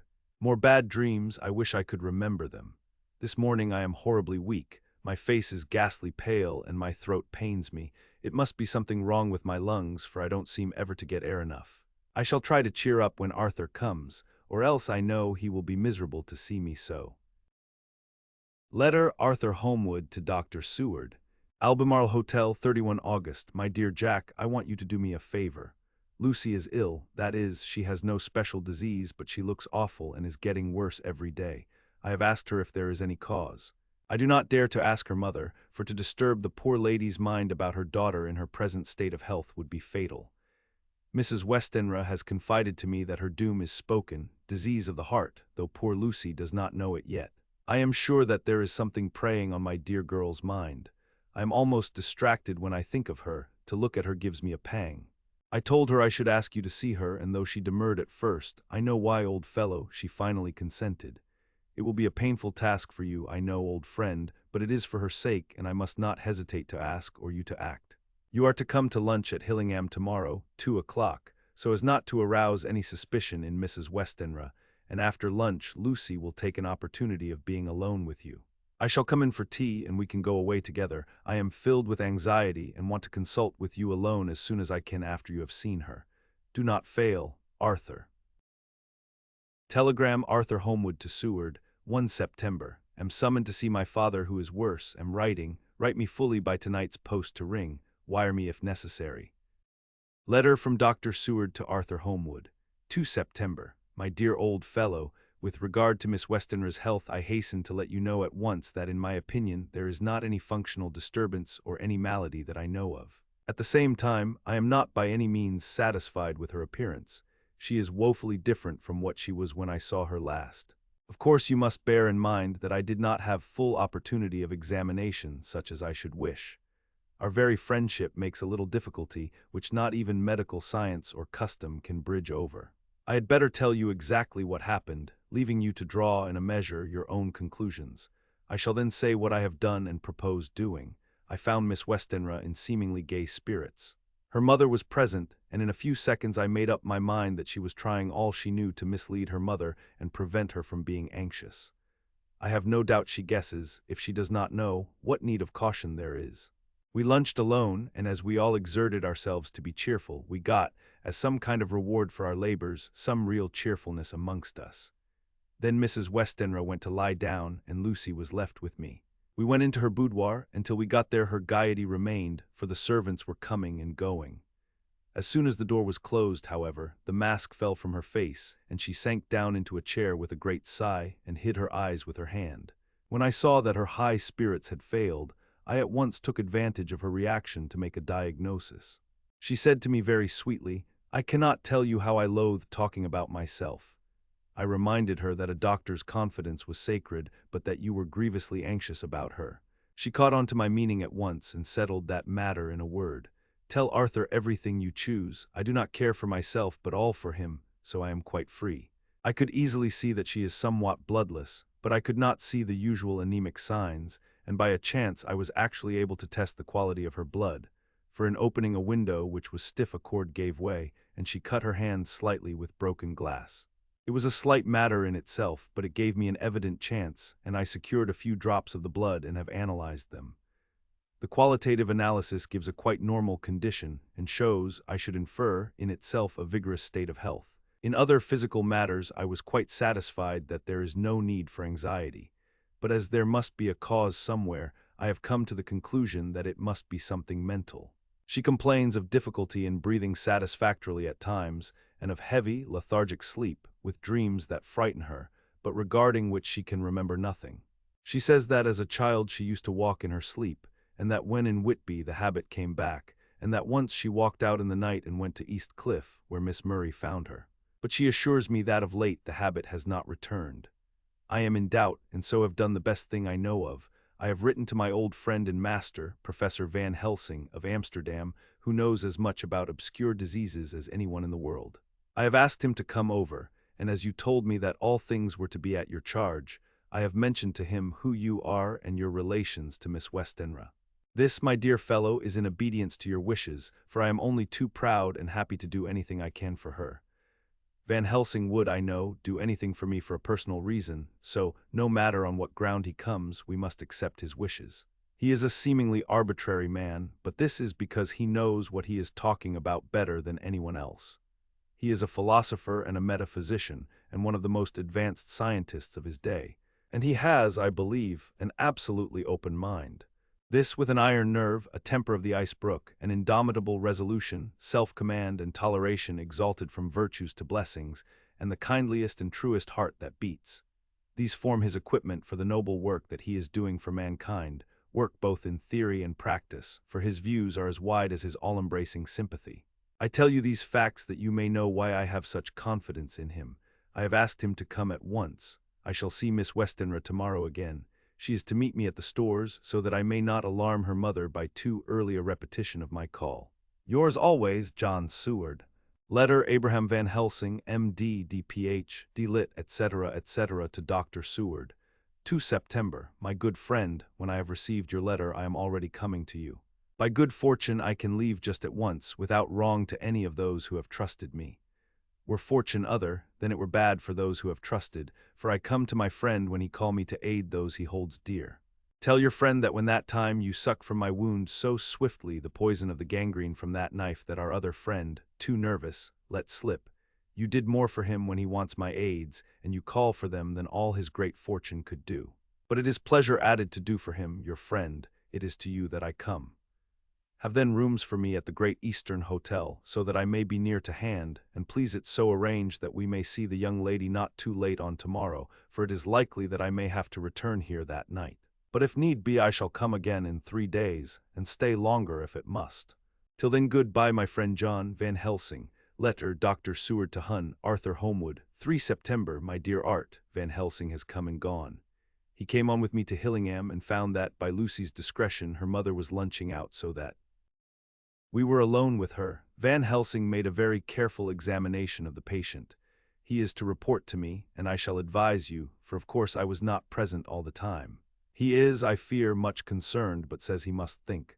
When I told him of our friendship and how you trust to me in the matter, he said, "You must tell him all you think. Tell him what I think if you can guess it, if you will. Nay, I am not jesting. This is no jest, but life and death, perhaps more." I asked what he meant by that, for he was very serious. This was when we had come back to town, and he was having a cup of tea before starting on his return to Amsterdam. He would not give me any further clue. You must not be angry with me, Art, because his very reticence means that all his brains are working for her good. He will speak plainly enough when the time comes, be sure. So I told him I would simply write an account of our visit, just as if I were doing a descriptive special article for the Daily Telegraph. He seemed not to notice, but remarked that the smuts in London were not quite so bad as they used to be when he was a student here. I am to get his report tomorrow if he can possibly make it. In any case, I am to have a letter. Well, as to the visit, Lucy was more cheerful than on the day I first saw her, and certainly looked better. She had lost something of the ghastly look that so upset you, and her breathing was normal.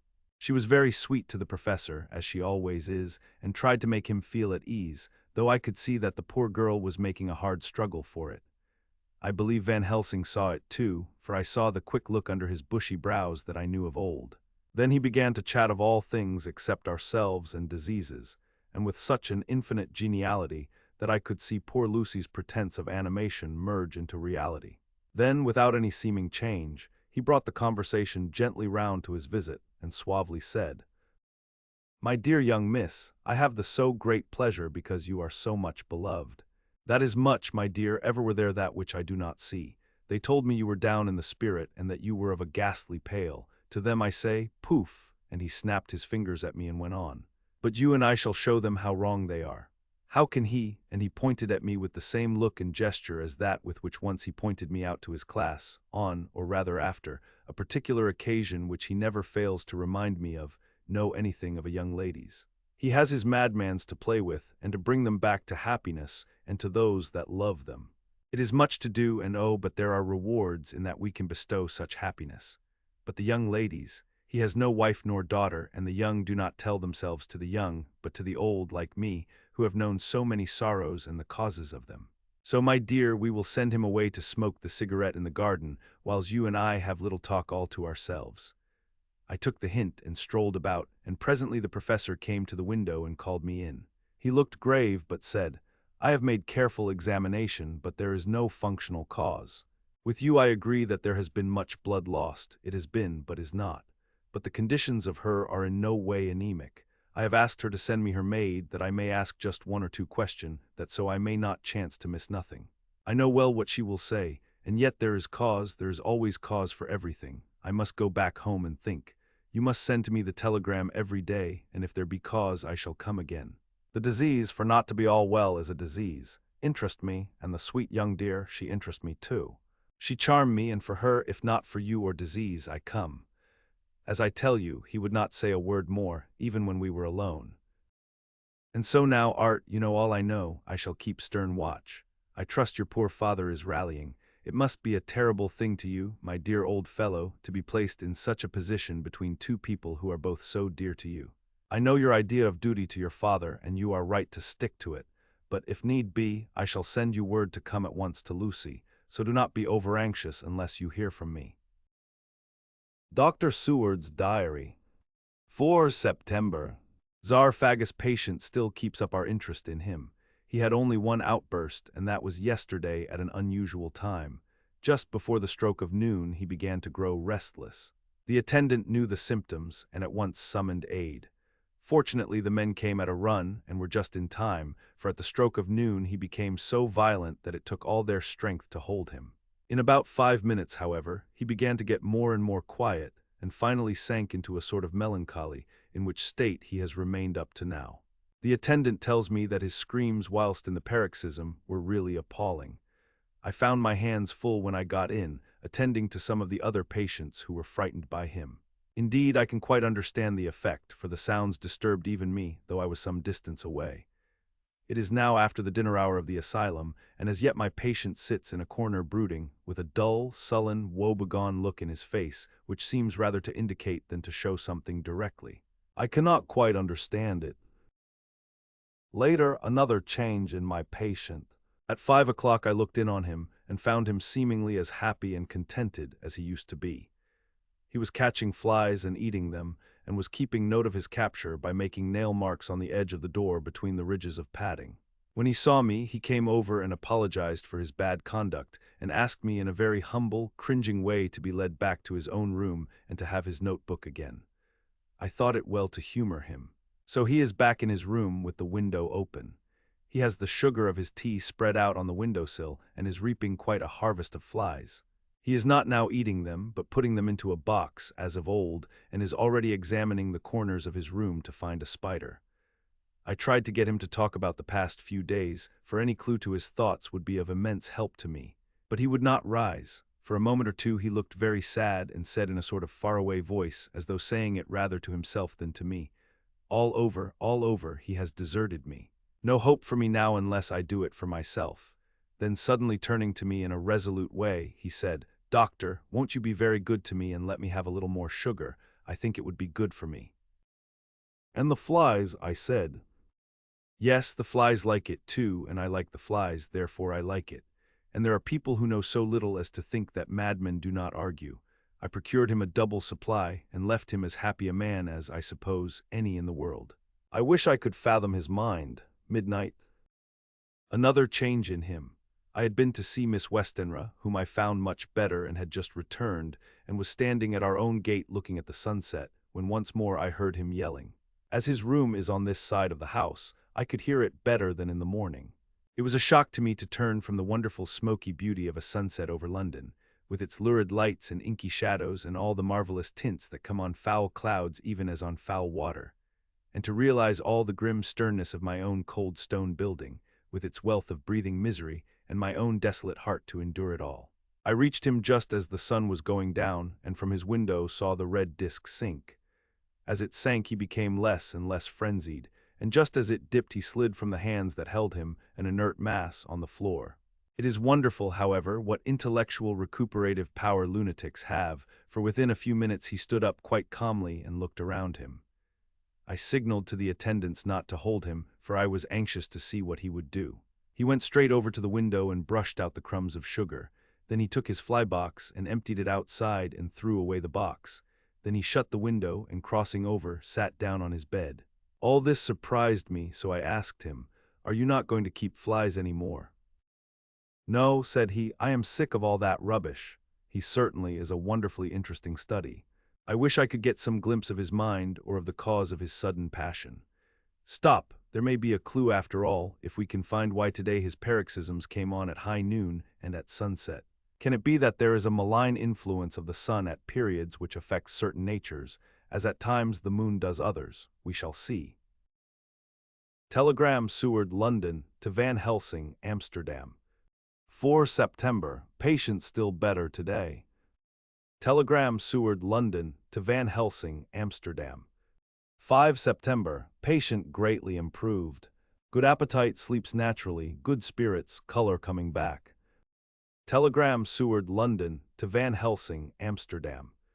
6 September, terrible change for the worse, come at once, do not lose an hour, I hold over telegram to Homewood till have seen you. Chapter 10. Letter Dr. Seward to Hun, Arthur Homewood. 6 September. My dear Art, my news today is not so good. Lucy this morning had gone back a bit. There is, however, one good thing which has arisen from it. Mrs. Westenra was naturally anxious concerning Lucy, and has consulted me professionally about her. I took advantage of the opportunity, and told her that my old master, Van Helsing, the great specialist, was coming to stay with me, and that I would put her in his charge conjointly with myself. So now we can come and go without alarming her unduly, for a shock to her would mean sudden death, and this, in Lucy's weak condition, might be disastrous to her. We are hedged in with difficulties, all of us, my poor old fellow. But please God, we shall come through them all right. If any need I shall write, so that, if you do not hear from me, take it for granted that I am simply waiting for news. In haste. Yours ever, John Seward. Dr. Seward's Diary. 7 September. The first thing Van Helsing said to me when we met at Liverpool Street was, "Have you said anything to our young friend, the lover of her?" "No," I said. "I waited till I had seen you, as I said in my telegram. I wrote him a letter simply telling him that you were coming, as Miss Westenra was not so well, and that I should let him know if need be." "Right, my friend," he said, "quite right. Better he not know as yet, perhaps he shall never know. I pray so, but if it be needed then he shall know all. And my good friend John, let me caution you, you deal with the madmen. All men are mad in some way or the other, and inasmuch as you deal discreetly with your madmen, so deal with God's madmen, too, the rest of the world. You tell not your madmen what you do nor why you do it. You tell them not what you think. So you shall keep knowledge in its place where it may rest, where it may gather its kind around it and breed. You and I shall keep as yet what we know here and here." He touched me on the heart and on the forehead, and then touched himself the same way. "I have for myself thoughts at the present, later I shall unfold to you." "Why not now?" I asked. "It may do some good, we may arrive at some decision." He stopped and looked at me and said, "My friend John, when the corn is grown, even before it has ripened, while the milk of its mother earth is in him, and the sunshine has not yet begun to paint him with his gold, the husbandman he pull the ear and rub him between his rough hands, and blow away the green chaff and say to you, 'Look, he's good corn, he will make good crop when the time comes.' I did not see the application and told him so. For reply he reached over and took my ear in his hand and pulled it playfully, as he used long ago to do at lectures, and said, 'The good husbandman tell you so then because he knows, but not till then. But you do not find the good husbandman dig up his planted corn to see if he grow. That is for the children who play at husbandry, and not for those who take it as of the work of their life. See you now, friend John. I have sown my corn, and nature has her work to do in making it sprout. If he sprout at all, there's some promise, and I wait till the ear begins to swell.'" He broke off, for he evidently saw that I understood. Then he went on, and very gravely, "You were always a careful student, and your case-book was ever more full than the rest. You were only student then, now you are master, and I trust that good habit have not fail. Remember, my friend, that knowledge is stronger than memory, and we should not trust the weaker. Even if you have not kept the good practice, let me tell you that this case of our dear miss is one that may be, mind, I say may be, of such interest to us and others that all the rest may not make him kick the beam. As your people say, take then good note of it. Nothing is too small. I counsel you, put down in record even your doubts and surmises. Hereafter it may be of interest to you to see how true you guess. We learn from failure, not from success." When I described Lucy's symptoms, the same as before but infinitely more marked, he looked very grave but said nothing. He took with him a bag in which were many instruments and drugs, the ghastly paraphernalia of our beneficial trade. As he once called in one of his lectures the equipment of a professor of the healing craft, When we were shown in, Mrs. Westenra met us. She was alarmed, but not nearly so much as I expected to find her. Nature, in one of her beneficent moods, has ordained that even death has some antidote to its own terrors. Here, in a case where any shock may prove fatal, matters are so ordered that, from some cause or other, the things not personal, even the terrible change in her daughter to whom she is so attached, do not seem to reach her. It is something like the way Dame Nature gathers round a foreign body an envelope of some insensitive tissue which can protect from evil that which it would otherwise harm by contact.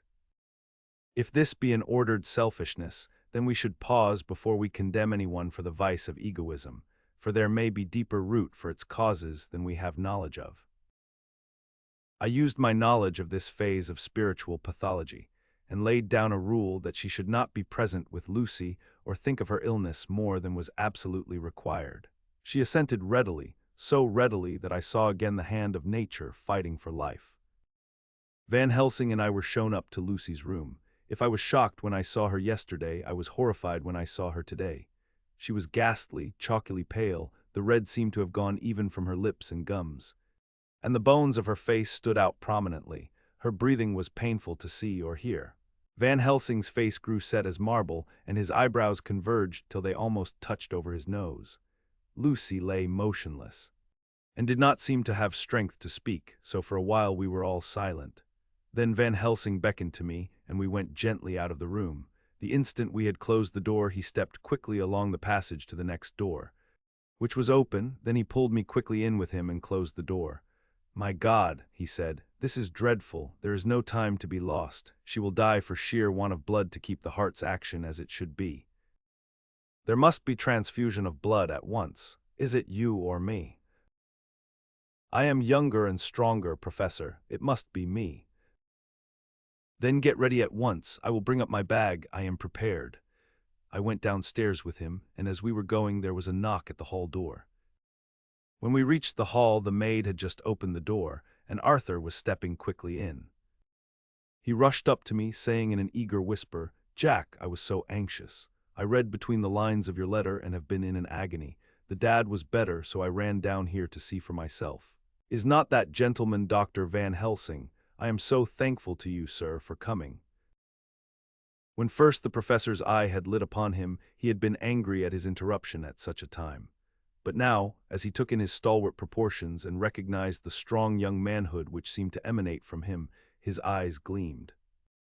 Without a pause he said to him gravely as he held out his hand, "Sir, you have come in time. You are the lover of our dear miss. She is bad, very, very bad. Nay, my child, do not go like that." For he suddenly grew pale and sat down in a chair almost fainting. "You are to help her. You can do more than any that live, and your courage is your best help." "What can I do?" asked Arthur hoarsely. "Tell me, and I shall do it. My life is hers, and I would give the last drop of blood in my body for her." The professor has a strongly humorous side, and I could from old knowledge detect a trace of its origin in his answer. "My young sir, I do not ask so much as that, not the last. What shall I do?" There was fire in his eyes, and his open nostril quivered with intent. Van Helsing slapped him on the shoulder. "Come," he said, "you are a man, and it is a man we want. You are better than me, better than my friend John." Arthur looked bewildered, and the professor went on by explaining in a kindly way. "Young miss is bad, very bad. She wants blood, and blood she must have or die. My friend John and I have consulted, and we are about to perform what we call transfusion of blood, to transfer from full veins of one to the empty veins which pine for him. John was to give his blood, as he is the more young and strong than me." Here Arthur took my hand and wrung it hard in silence. "But now you are here, you are more good than us, old or young, who toil much in the world of thought. Our nerves are not so calm and our blood not so bright than yours." Arthur turned to him and said, "If you only knew how gladly I would die for her, you would understand." He stopped, with a sort of choke in his voice. "Good boy," said Van Helsing. "In the not so far off you will be happy that you have done all for her you love. Come now and be silent. You shall kiss her once before it is done, but then you must go, and you must leave at my sign. Say no word to Madame, you know how it is with her. There must be no shock, any knowledge of this would be one. Come." We all went up to Lucy's room. Arthur, by direction, remained outside. Lucy turned her head and looked at us, but said nothing. She was not asleep, but she was simply too weak to make the effort. Her eyes spoke to us, that was all. Van Helsing took some things from his bag and laid them on a little table out of sight. Then he mixed a narcotic and coming over to the bed said cheerily, "Now, little miss, here is your medicine. Drink it off like a good child. See, I lift you so that to swallow is easy." Yes, she had made the effort with success. It astonished me how long the drug took to act. This, in fact, marked the extent of her weakness. The time seemed endless until sleep began to flicker in her eyelids. At last, however, the narcotic began to manifest its potency, and she fell into a deep sleep. When the professor was satisfied, he called Arthur into the room and bade him strip off his coat. Then he added, "You may take that one little kiss whiles I bring over the table." Friend John helped to me, so neither of us looked whilst he bent over her. Van Helsing, turning to me, said, "He is so young and strong and of blood so pure that we need not defibrinate it." Then with swiftness, but with absolute method, Van Helsing performed the operation. As the transfusion went on, something like life seemed to come back to poor Lucy's cheeks, and through Arthur's growing pallor the joy of his face seemed absolutely to shine. After a bit I began to grow anxious, for the loss of blood was telling on Arthur, strong man as he was.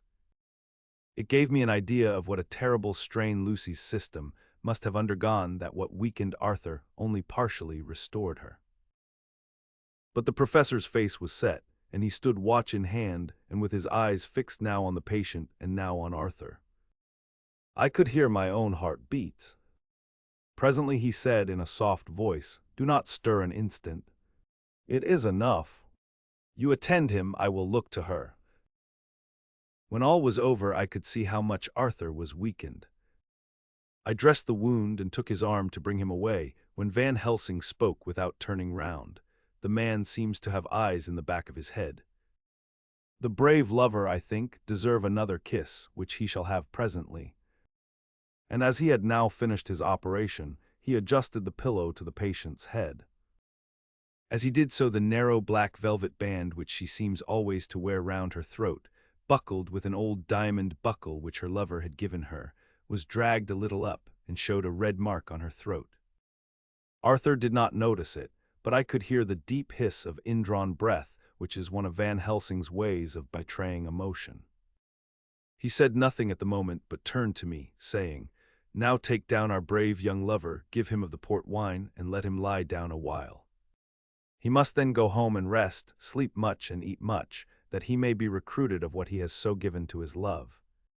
He must not stay here." "Hold a moment.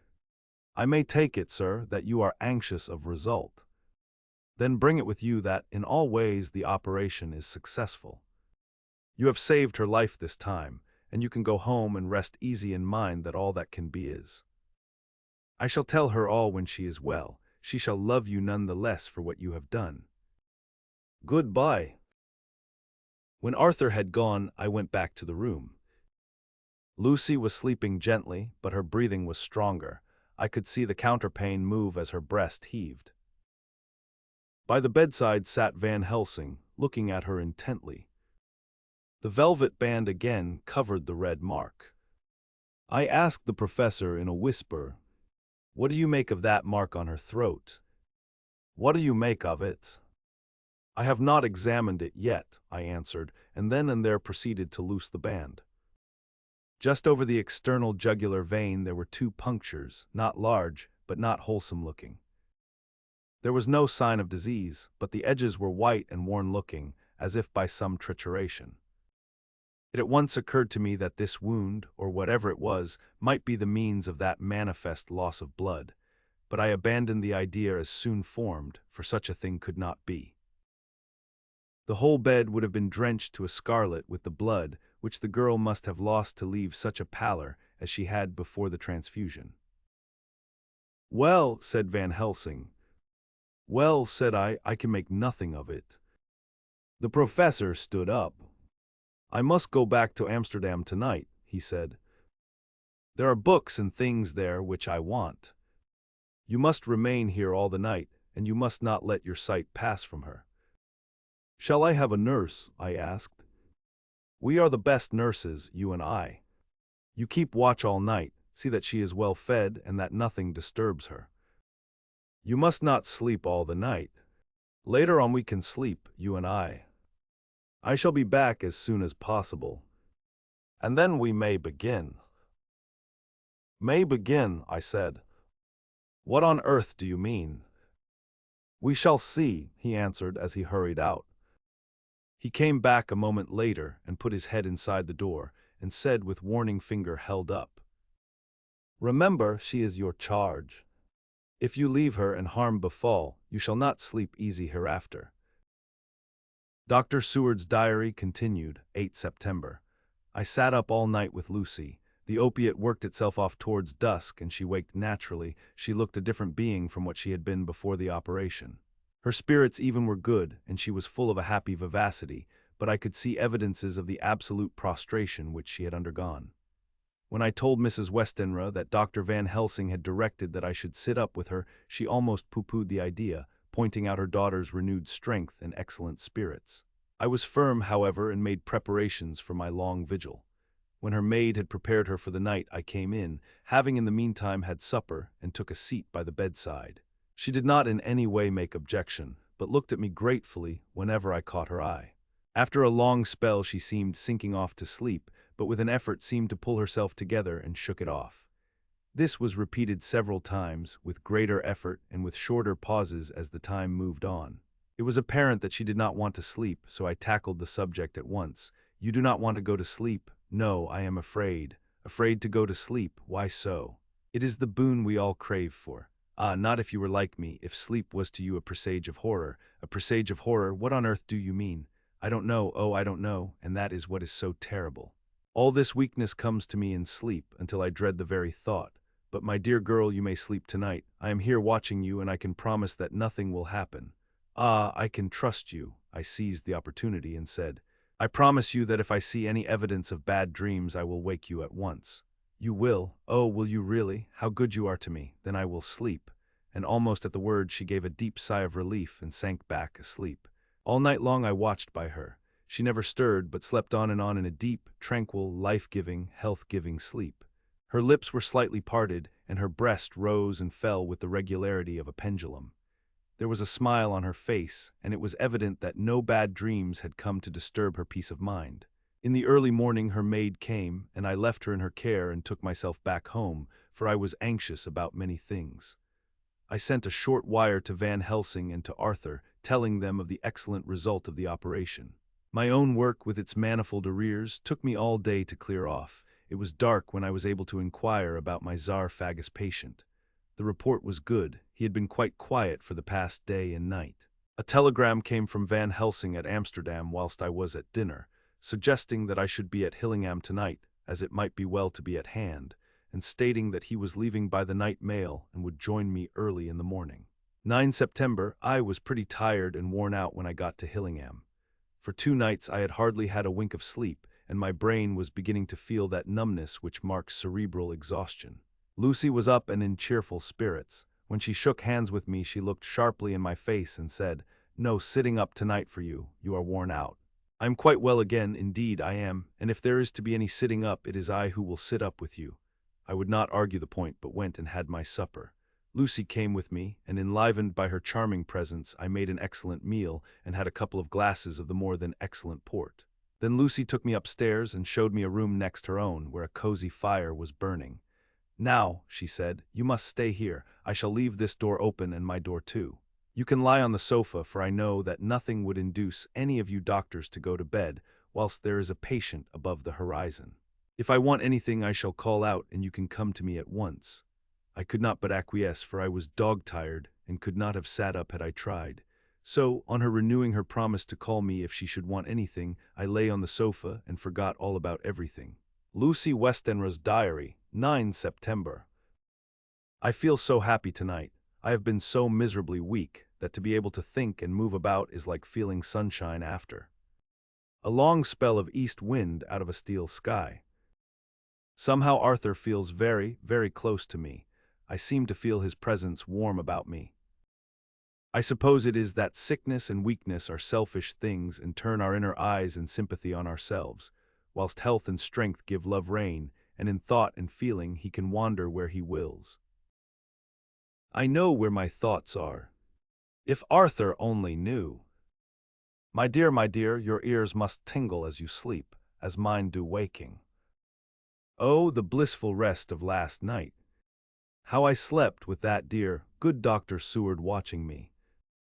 And tonight I shall not fear to sleep, since he is close at hand and within call. Thank everybody for being so good to me. Thank God. Good night, Arthur. Dr. Seward's Diary. 10 September.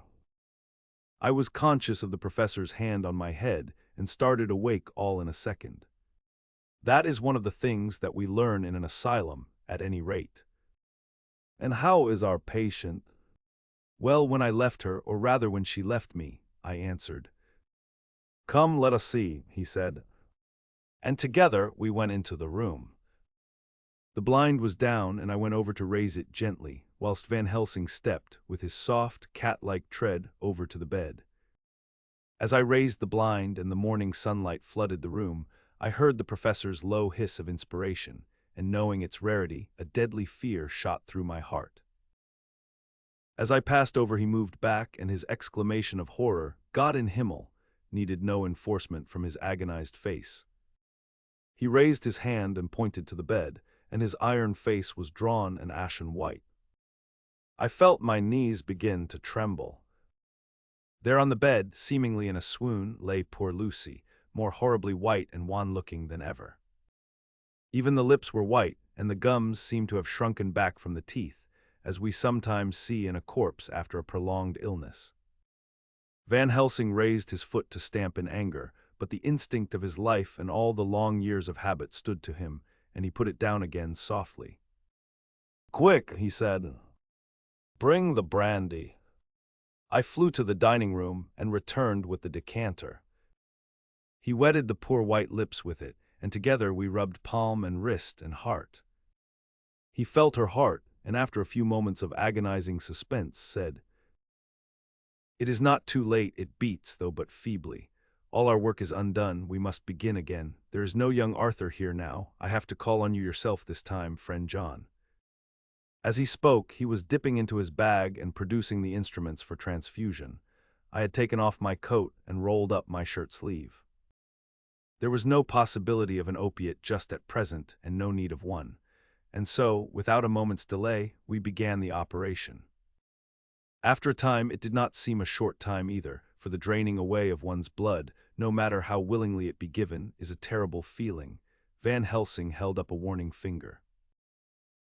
Do not stir, he said, but I fear that with growing strength she may wake, and that would make danger, oh, so much danger. But I shall precaution take. I shall give hypodermic injection of morphia. He proceeded then, swiftly and deftly, to carry out his intent.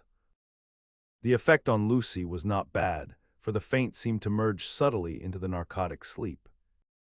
It was with a feeling of personal pride that I could see a faint tinge of color steal back into the pallid cheeks and lips. No man knows, till he experiences it, what it is to feel his own life-blood drawn away into the veins of the woman he loves. The professor watched me critically. That will do, he said. Already, I remonstrated. You took a great deal more from art. To which he smiled a sad sort of smile as he replied. He is her lover, her fiancé. You have much work to do for her and for others, and the present will suffice. When we stopped the operation, he attended to Lucy, whilst I applied digital pressure to my own incision. I laid down whilst I waited his leisure to attend to me, for I felt faint and a little sick. By and by he bound up my wound and sent me downstairs to get a glass of wine for myself. As I was leaving the room, he came after me and half whispered, Mind, nothing must be said of this. If our young lover should turn up unexpected, as before, no word to him. It would at once frighten him and enjealous him, too. There must be none, so. When I came back, he looked at me carefully and then said, You are not much the worse. Go into the room and lie on your sofa and rest a while, then have much breakfast and come here to me. I followed out his orders, for I knew how right and wise they were. I had done my part, and now my next duty was to keep up my strength. I felt very weak, and in the weakness lost something of the amazement at what had occurred. I fell asleep on the sofa, however, wondering over and over again how Lucy had made such a retrograde movement, and how she could have been drained of so much blood with no sign anywhere to show for it. I think I must have continued my wonder in my dreams, for sleeping and waking, my thoughts always came back to the little punctures in her throat and the ragged, exhausted appearance of their edges, tiny though they were. Lucy slept well into the day, and when she woke she was fairly well and strong, though not nearly so much so as the day before. When Van Helsing had seen her, he went out for a walk, leaving me in charge with strict injunctions that I was not to leave her for a moment. I could hear his voice in the hall, asking the way to the nearest telegraph office. Lucy chatted with me freely and seemed quite unconscious that anything had happened. I tried to keep her amused and interested. When her mother came up to see her, she did not seem to notice any change whatever, but said to me gratefully, "We owe you so much, Dr. Seward, for all you have done, but you really must now take care not to overwork yourself. You are looking pale yourself. You want a wife to nurse and look after you a bit, that you do." As she spoke, Lucy turned crimson, though it was only momentarily, for her poor wasted veins could not stand for long such an unwanted drain to the head. The reaction came in excessive pallor as she turned imploring eyes on me. I smiled and nodded and laid my finger on my lips. With a sigh, she sank back amid her pillows. Van Helsing returned in a couple of hours and presently said to me, "Now you go home and eat much and drink enough, make yourself strong. I stay here tonight and I shall sit up with little miss myself. You and I must watch the case and we must have none other to know. I have grave reasons. No, do not ask them, think what you will. Do not fear to think even the most not probable. Good night." In the hall 2 of the maids came to me and asked if they or either of them might not sit up with Miss Lucy. They implored me to let them, and when I said it was Dr. Van Helsing's wish that either he or I should sit up, they asked me quite piteously to intercede with the foreign gentleman. I was much touched by their kindness. Perhaps it is because I am weak at present, and perhaps because it was on Lucy's account that their devotion was manifested, for over and over again have I seen similar instances of woman's kindness. I got back here in time for a late dinner, went my rounds, all well, and set this down whilst waiting for sleep. It is coming, 11 September. This afternoon I went over to Hillingham. Found Van Helsing in excellent spirits and Lucy much better. Shortly after I had arrived, a big parcel from abroad came for the professor. He opened it with much impressment, assumed, of course, and showed a great bundle of white flowers. "These are for you, Miss Lucy," he said. "For me? Oh, Dr. Van Helsing. Yes, my dear, but not for you to play with. These are medicines." Here Lucy made a wry face. "Nay, but they are not to take in a decoction or in nauseous form, so you need not snub that so charming nose, or I shall point out to my friend Arthur what woes he may have to endure in seeing so much beauty that he so loves so much distort. Aha, my pretty miss, that bring the so nice nose all straight again. This is medicinal, but you do not know how. I put him in your window, I make pretty wreath and hang him round your neck so that you sleep well. Oh yes. They like the lotus flower, make your trouble forgotten. It smells so like the waters of Lethe, and of that fountain of youth that the conquistadores sought for in the Floridas and find him all too late." Whilst he was speaking, Lucy had been examining the flowers and smelling them. Now she threw them down, saying, with half laughter and half disgust, "Oh, Professor, I believe you are only putting up a joke on me. Why, these flowers are only common garlic." To my surprise, Van Helsing rose up and said with all his sternness, his iron jaw set and his bushy eyebrows meeting, "No trifling with me, I never jest. There is grim purpose in all I do, and I warn you that you do not thwart me. Take care, for the sake of others if not for your own." Then seeing poor Lucy scared, as she might well be, he went on more gently, "Oh, little miss, my dear, do not fear me. I only do for your good, but there is much virtue to you in those so common flowers. See, I place them myself in your room. I make myself the wreath that you are to wear. But hush!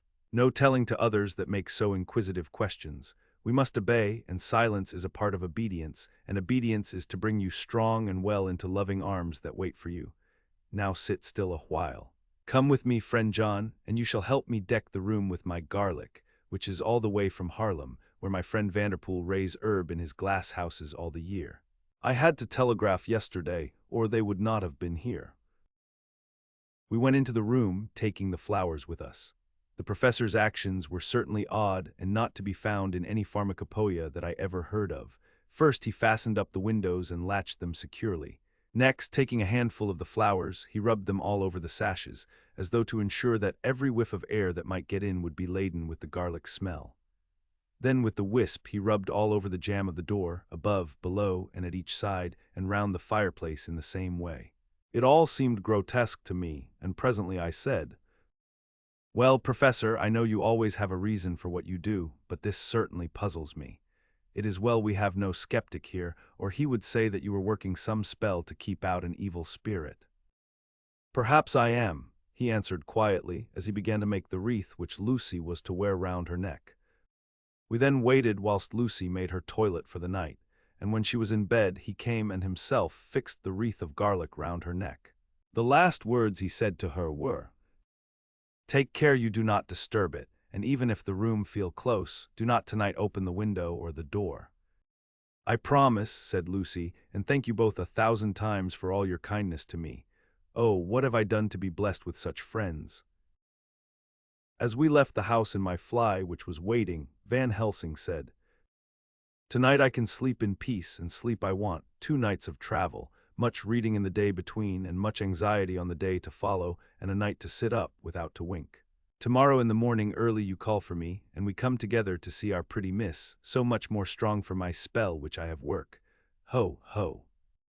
He seemed so confident that I, remembering my own confidence 2 nights before and with the baneful result, felt awe and vague terror. It must have been my weakness that made me hesitate to tell it to my friend, but I felt it all the more like unshed tears. Chapter 11. Lucy Westenra's Diary. 12 September. How good they all are to me. I quite love that dear Dr. Van Helsing. I wonder why he was so anxious about these flowers. He positively frightened me, he was so fierce. And yet he must have been right, for I feel comfort from them already. Somehow, I do not dread being alone tonight, and I can go to sleep without fear. I shall not mind any flapping outside the window. Oh, the terrible struggle that I have had against sleep so often of late, the pain of the sleeplessness, or the pain of the fear of sleep, with such unknown horrors as it has for me. How blessed are some people, whose lives have no fears, no dreads, to whom sleep is a blessing that comes nightly, and brings nothing but sweet dreams. Well, here I am tonight, hoping for sleep, and lying like Ophelia in the play, with virgin krantz and maiden struments. I never liked garlic before, but tonight it is delightful. There is peace in its smell. I feel sleep coming already. Good night, everybody. Dr. Seward's Diary, 13 September. Called at the Berkeley and found Van Helsing, as usual, up to time. The carriage ordered from the hotel was waiting. The professor took his bag, which he always brings with him now. Let all be put down exactly. Van Helsing and I arrived at Hillingham at 8 o'clock. It was a lovely morning. The bright sunshine and all the fresh feeling of early autumn seemed like the completion of nature's annual work. The leaves were turning to all kinds of beautiful colors, but had not yet begun to drop from the trees. When we entered, we met Mrs. Westenra coming out of the morning room. She is always an early riser. She greeted us warmly and said, "You will be glad to know that Lucy is better. The dear child is still asleep. I looked into her room and saw her, but did not go in, lest I should disturb her." The professor smiled and looked quite jubilant. He rubbed his hands together and said, "Aha, I thought I had diagnosed the case. My treatment is working," to which she answered, "You must not take all the credit to yourself, doctor. Lucy's state this morning is due in part to me." "How you do mean, ma'am?" asked the professor. "Well, I was anxious about the dear child in the night and went into her room. She was sleeping soundly, so soundly that even my coming did not wake her, but the room was awfully stuffy.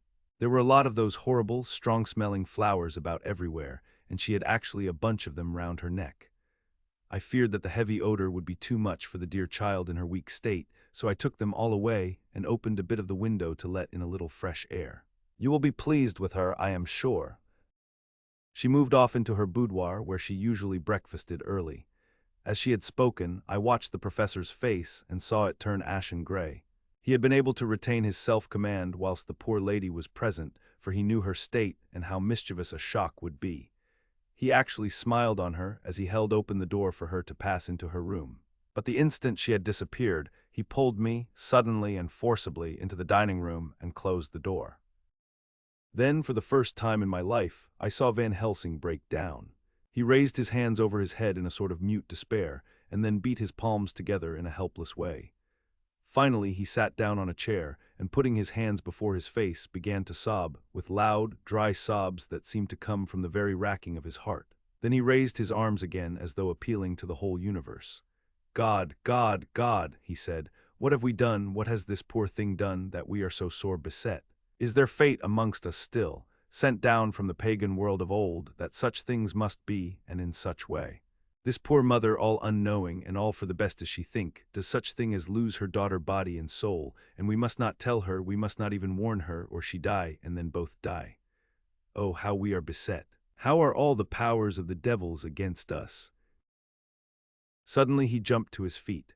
"Come," he said, "come, we must see and act. Devils or no devils, or all the devils at once, it matters not, we fight him all the same." He went to the hall door for his bag, and together we went up to Lucy's room. Once again I drew up the blind, whilst Van Helsing went towards the bed. This time he did not start as he looked on the poor face with the same awful, waxen pallor as before.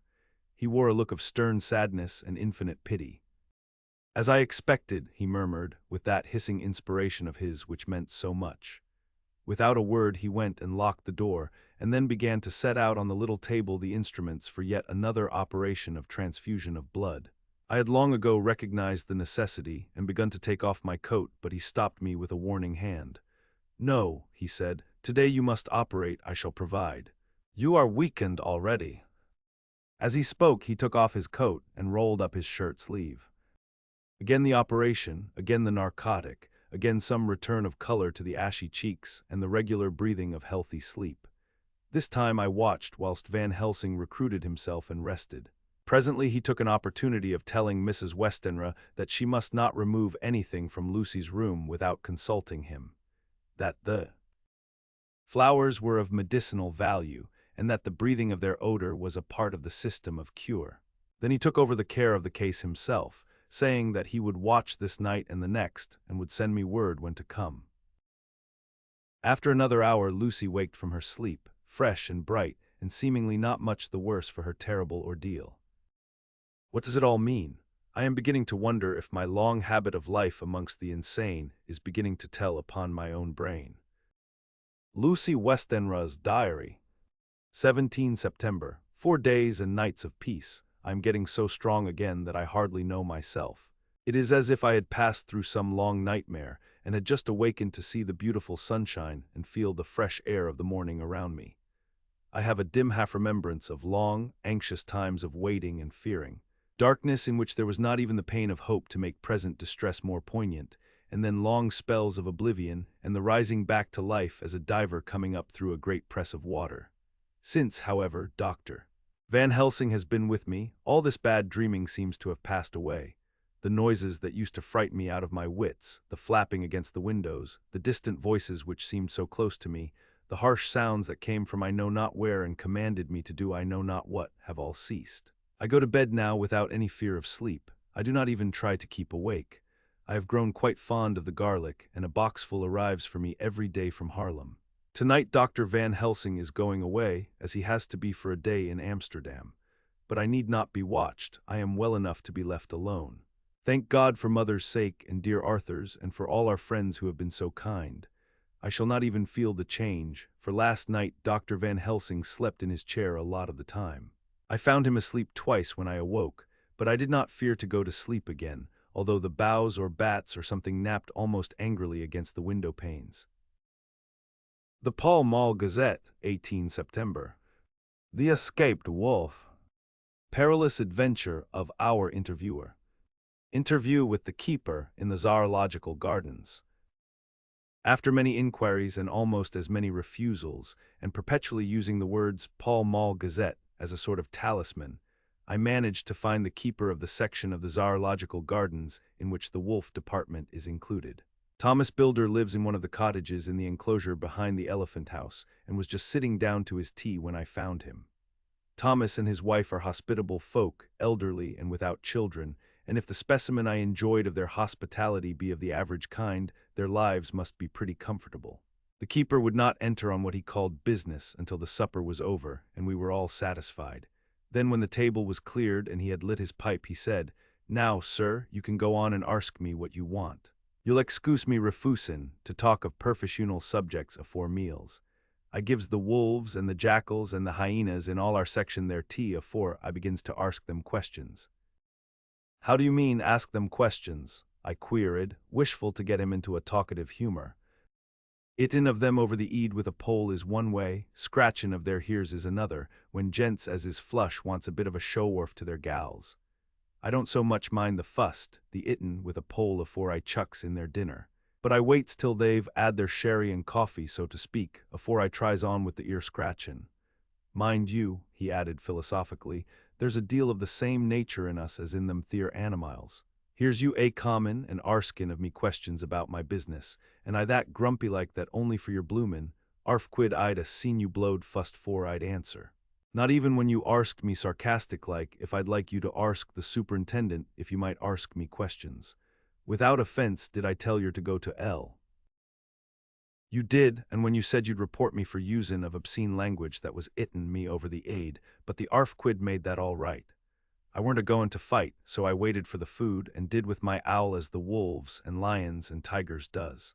But lor love your art, now that the old 'ooman has stuck a chunk of her tea cake in me, and rinsed me out with her bloomin' old teapot, and I've lit hup, you may scratch my ears for all you're worth and won't get even a growl out of me. Drive along with your questions. I know what you're common at that escaped wolf." "Exactly, I want you to give me your view of it, just tell me how it happened, and when I know the facts I'll get you to say what you consider was the cause of it, and how you think the whole affair will end." "All right, governor. This is about the ole story. That wolf what we called Berserker was one of 3 grey ones that came from Norway to Jamratches, which we bought off him 4 years ago.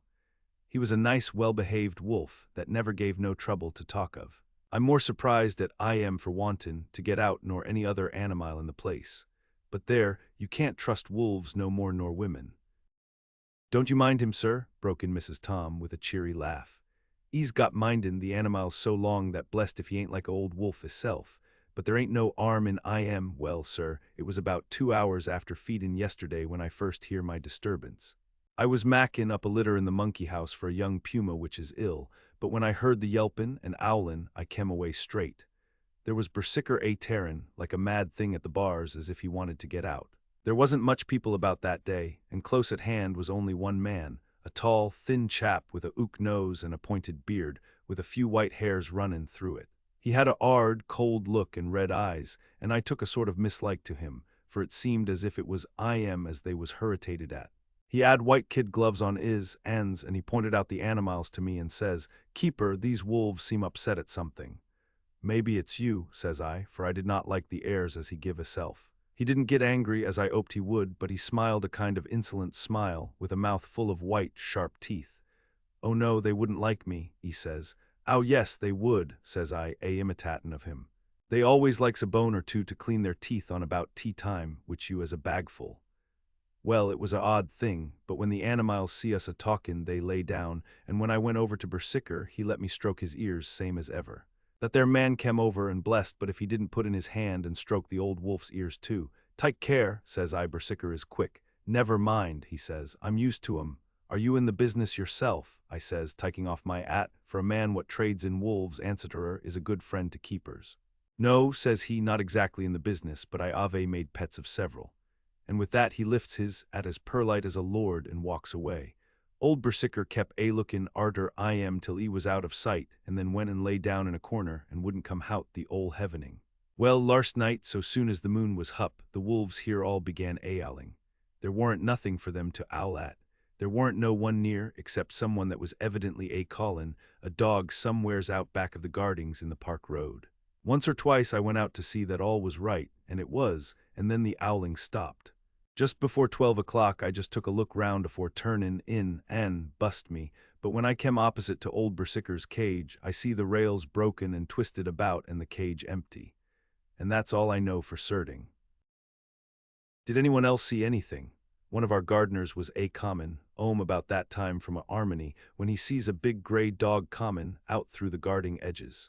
At least, so he says, but I don't give much for it myself, for if he did he never said a word about it to his missus when he got 'ome. And it was only after the escape of the wolf was made known, and we had been up all night a-huntin' of the park for Berserker, that he remembered seein' anything. My own belief was that the Armany ad got into his eed. Now, Mr. Builder, can you account in any way for the escape of the wolf? Well, sir, he said, with a suspicious sort of modesty, I think I can, but I don't know as 'ow you'd be satisfied with the theory. Certainly I shall.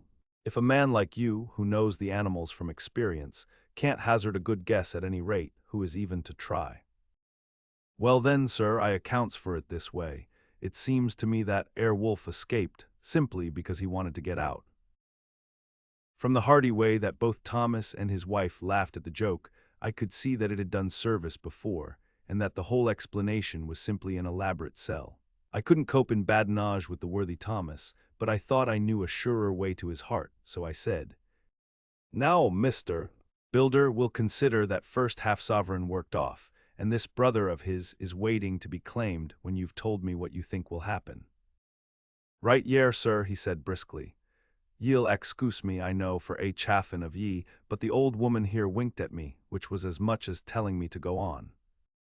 Well, I never, said the old lady. My opinion is this, that wolf is idden of somewheres. The gardener what didn't remember said he was gallopin' northward faster than a horse could go. But I don't believe him, for yer see, sir, wolves don't gallop no more nor dogs does, they not bane built that way. Wolves is fine things in a storybook, and I dessay when they gets in packs and does be chivying, something that's more afeard than they can make a devil of a noise and chop it up, whatever it is. But Lord bless you, in real life a wolf is only a low creature, not half so clever or bold as a good dog, and not half a quarter so much fight in I am.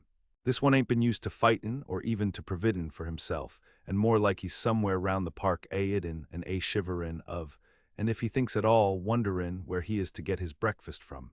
Or maybe he's got down some area and is in a coal cellar. My eye, won't some cook get a rum start when she sees his green eyes a-shining at her out of the dark?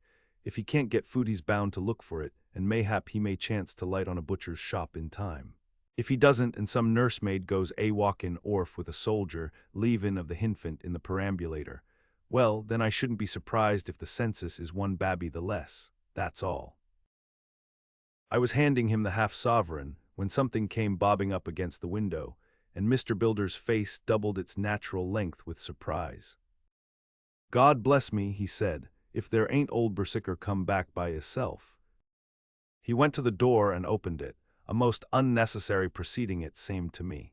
I have always thought that a wild animal never looks so well as when some obstacle of pronounced durability is between us. A personal experience has intensified rather than diminished that idea. After all, however, there is nothing like custom, for neither Builder nor his wife thought any more of the wolf than I should of a dog. The animal itself was as peaceful and well-behaved as that father of all picture wolves, Red Riding Hood's quondam friend, whilst moving her confidence in masquerade. The whole scene was an unutterable mixture of comedy and pathos.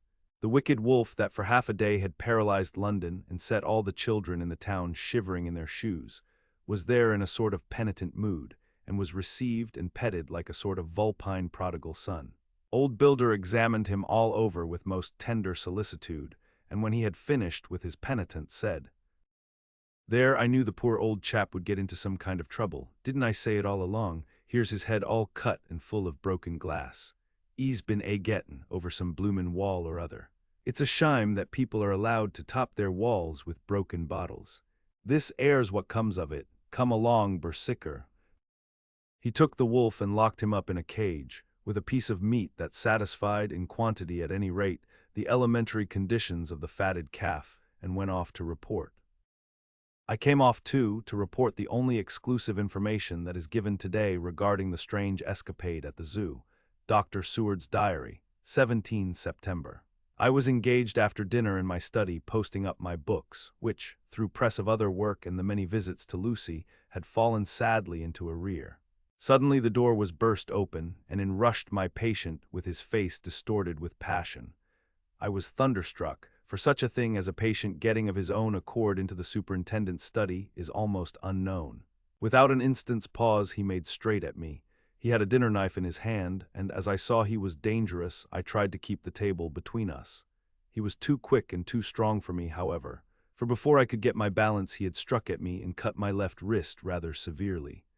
Before he could strike again, however, I got in my right and he was sprawling on his back on the floor. My wrist bled freely, and quite a little pool trickled onto the carpet. I saw that my friend was not intent on further effort, and occupied myself binding up my wrist, keeping a wary eye on the prostrate figure all the time. When the attendants rushed in and we turned our attention to him, his employment positively sickened me. He was lying on his belly on the floor licking up, like a dog, the blood which had fallen from my wounded wrist. He was easily secured and, to my surprise, went with the attendants quite placidly, simply repeating over and over again, "The blood is the life. The blood is the life. I cannot afford to lose blood just at present. I have lost too much of late for my physical good, and then the prolonged strain of Lucy's illness and its horrible phases is telling on me. I am overexcited and weary, and I need rest, rest, rest. Happily Van Helsing has not summoned me, so I need not forgo my sleep. Tonight I could not well do without it. Telegram, Van Helsing, Antwerp to Seward, Carfax. Sent to Carfax, Sussex, as no county given, delivered late by 22 hours, 17 September. Do not fail to be at Hillingham tonight. If not watching all the time frequently, visit and see that flowers are as placed. Very important, do not fail. Shall be with you as soon as possible after arrival. Dr. Seward's Diary, 18 September. Just off for train to London. The arrival of Van Helsing's telegram filled me with dismay. A whole night lost, and I know by bitter experience what may happen in a night.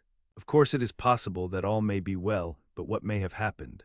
Surely there is some horrible doom hanging over us that every possible accident should thwart us in all we try to do. I shall take this cylinder with me, and then I can complete my entry on Lucy's phonograph. Memorandum left by Lucy Westenra, 17 September, night. I write this and leave it to be seen, so that no one may by any chance get into trouble through me. This is an exact record of what took place tonight.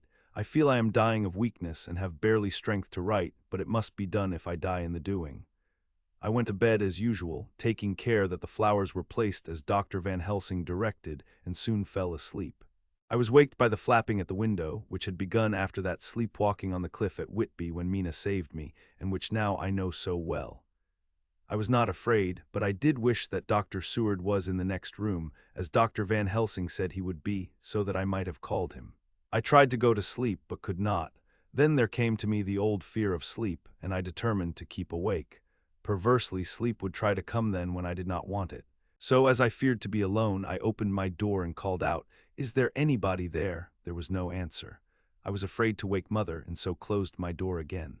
Then outside in the shrubbery I heard a sort of howl like a dog's, but more fierce and deeper. I went to the window and looked out, but could see nothing, except a big bat, which had evidently been buffeting its wings against the window. So I went back to bed again, but determined not to go to sleep. Presently the door opened, and Mother looked in, seeing by my moving that I was not asleep, came in and sat by me. She said to me even more sweetly and softly than her wont, "I was uneasy about you, darling, and came in to see that you were all right." I feared she might catch cold sitting there, and asked her to come in and sleep with me, so she came into bed and lay down beside me. She did not take off her dressing gown, for she said she would only stay a while and then go back to her own bed. As she lay there in my arms and I in hers, the flapping and buffeting came to the window again. She was startled and a little frightened and cried out, "What is that?" I tried to pacify her, and at last succeeded, and she lay quiet, but I could hear her poor dear heart still beating terribly. After a while there was the low howl again out in the shrubbery, and shortly after there was a crash at the window, and a lot of broken glass was hurled on the floor. The window blind blew back with the wind that rushed in, and in the aperture of the broken panes there was the head of a great, gaunt grey wolf. Mother cried out in a fright, and struggled up into a sitting posture, and clutched wildly at anything that would help her. Amongst other things, she clutched the wreath of flowers that Dr. Van Helsing insisted on my wearing round my neck, and tore it away from me. For a second or two she sat up, pointing at the wolf, and there was a strange and horrible gurgling in her throat. Then she fell over, as if struck with lightning, and her head hit my forehead and made me dizzy for a moment or two. The room and all round seemed to spin round. I kept my eyes fixed on the window, but the wolf drew his head back, and a whole myriad of little specks seemed to come blowing in through the broken window, and wheeling and circling round like the pillar of dust that travelers describe when there is a simoon in the desert. I tried to stir, but there was some spell upon me, and dear mother's poor body, which seemed to grow cold already, for her dear heart had ceased to beat, weighed me down, and I remembered no more for a while. The time did not seem long, but very, very awful, till I recovered consciousness again. Somewhere near, a passing bell was tolling, the dogs all round the neighborhood were howling, and in our shrubbery, seemingly just outside, a nightingale was singing. I was dazed and stupid with pain and terror and weakness, but the sound of the nightingale seemed like the voice of my dead mother come back to comfort me. The sound seemed to have awakened the maids, too, for I could hear their bare feet pattering outside my door. I called to them, and they came in, and when they saw what had happened, and what it was that lay over me on the bed, they screamed out. The wind rushed in through the broken window, and the door slammed too. They lifted off the body of my dear mother and laid her, covered up with a sheet, on the bed after I had got up. They were all so frightened and nervous that I directed them to go to the dining room and have each a glass of wine. The door flew open for an instant and closed again. The maids shrieked and then went in a body to the dining room, and I laid what flowers I had on my dear mother's breast. When they were there, I remembered what Dr. Van Helsing had told me, but I didn't like to remove them, and besides, I would have some of the servants to sit up with me now. I was surprised that the maids did not come back. I called them but got no answer, so I went to the dining room to look for them. My heart sank when I saw what had happened. They all four lay helpless on the floor, breathing heavily. The decanter of sherry was on the table half full, but there was a queer, acrid smell about. I was suspicious and examined the decanter. It smelt of laudanum, and looking on the sideboard, I found that the bottle which mother's doctor uses for her, use was empty. What am I to do? What am I to do? I am back in the room with mother. I cannot leave her, and I am alone, save for the sleeping servants whom someone has drugged. Alone with the dead. I dare not go out, for I can hear the low howl of the wolf through the broken window. The air seems full of specks, floating and circling in the draught from the window, and the lights burn blue and dim. What am I to do? God shield me from harm this night. I shall hide this paper in my breast, where they shall find it when they come to lay me out. My dear mother gone, it is time that I go too. Goodbye, dear Arthur, if I should not survive this night. God keep you, dear, and God help me. Chapter 12. Dr. Seward's Diary, 18 September. I drove at once to Hillingham and arrived early. Keeping my cab at the gate, I went up the avenue alone. I knocked gently and rang as quietly as possible, for I feared to disturb Lucy or her mother, and hoped to only bring a servant to the door. After a while, finding no response, I knocked and rang again, still no answer. I cursed the laziness of the servants that they should lie abed at such an hour, for it was now 10 o'clock, and so rang and knocked again, but more impatiently, but still without response. Hitherto I had blamed only the servants, but now a terrible fear began to assail me. Was this desolation but another link in the chain of doom, which seemed drawing tight around us? Was it indeed a house of death to which I had come, too late? I knew that minutes, even seconds of delay, might mean hours of danger to Lucy, if she had had again one of those frightful relapses, and I went round the house to try if I could find by chance an entry anywhere. I could find no means of ingress. Every window and door was fastened and locked, and I returned baffled to the porch. As I did so, I heard the rapid pit-pat of a swiftly driven horse's feet. They stopped at the gate, and a few seconds later I met Van Helsing running up the avenue. When he saw me, he gasped out, "Then it was you, and just arrived. How is she? Are we too late? Did you not get my telegram?" I answered as quickly and coherently as I could that I had only got his telegram early in the morning, and had not lost a minute in coming here, and that I could not make anyone in the house hear me. He paused and raised his hat as he said solemnly, "Then I fear we are too late. God's will be done." With his usual recuperative energy, he went on, "Come, if there be no way open to get in, we must make one. Time is all in all to us now." We went round to the back of the house, where there was a kitchen window. The professor took a small surgical saw from his case, and handing it to me, pointed to the iron bars which guarded the window.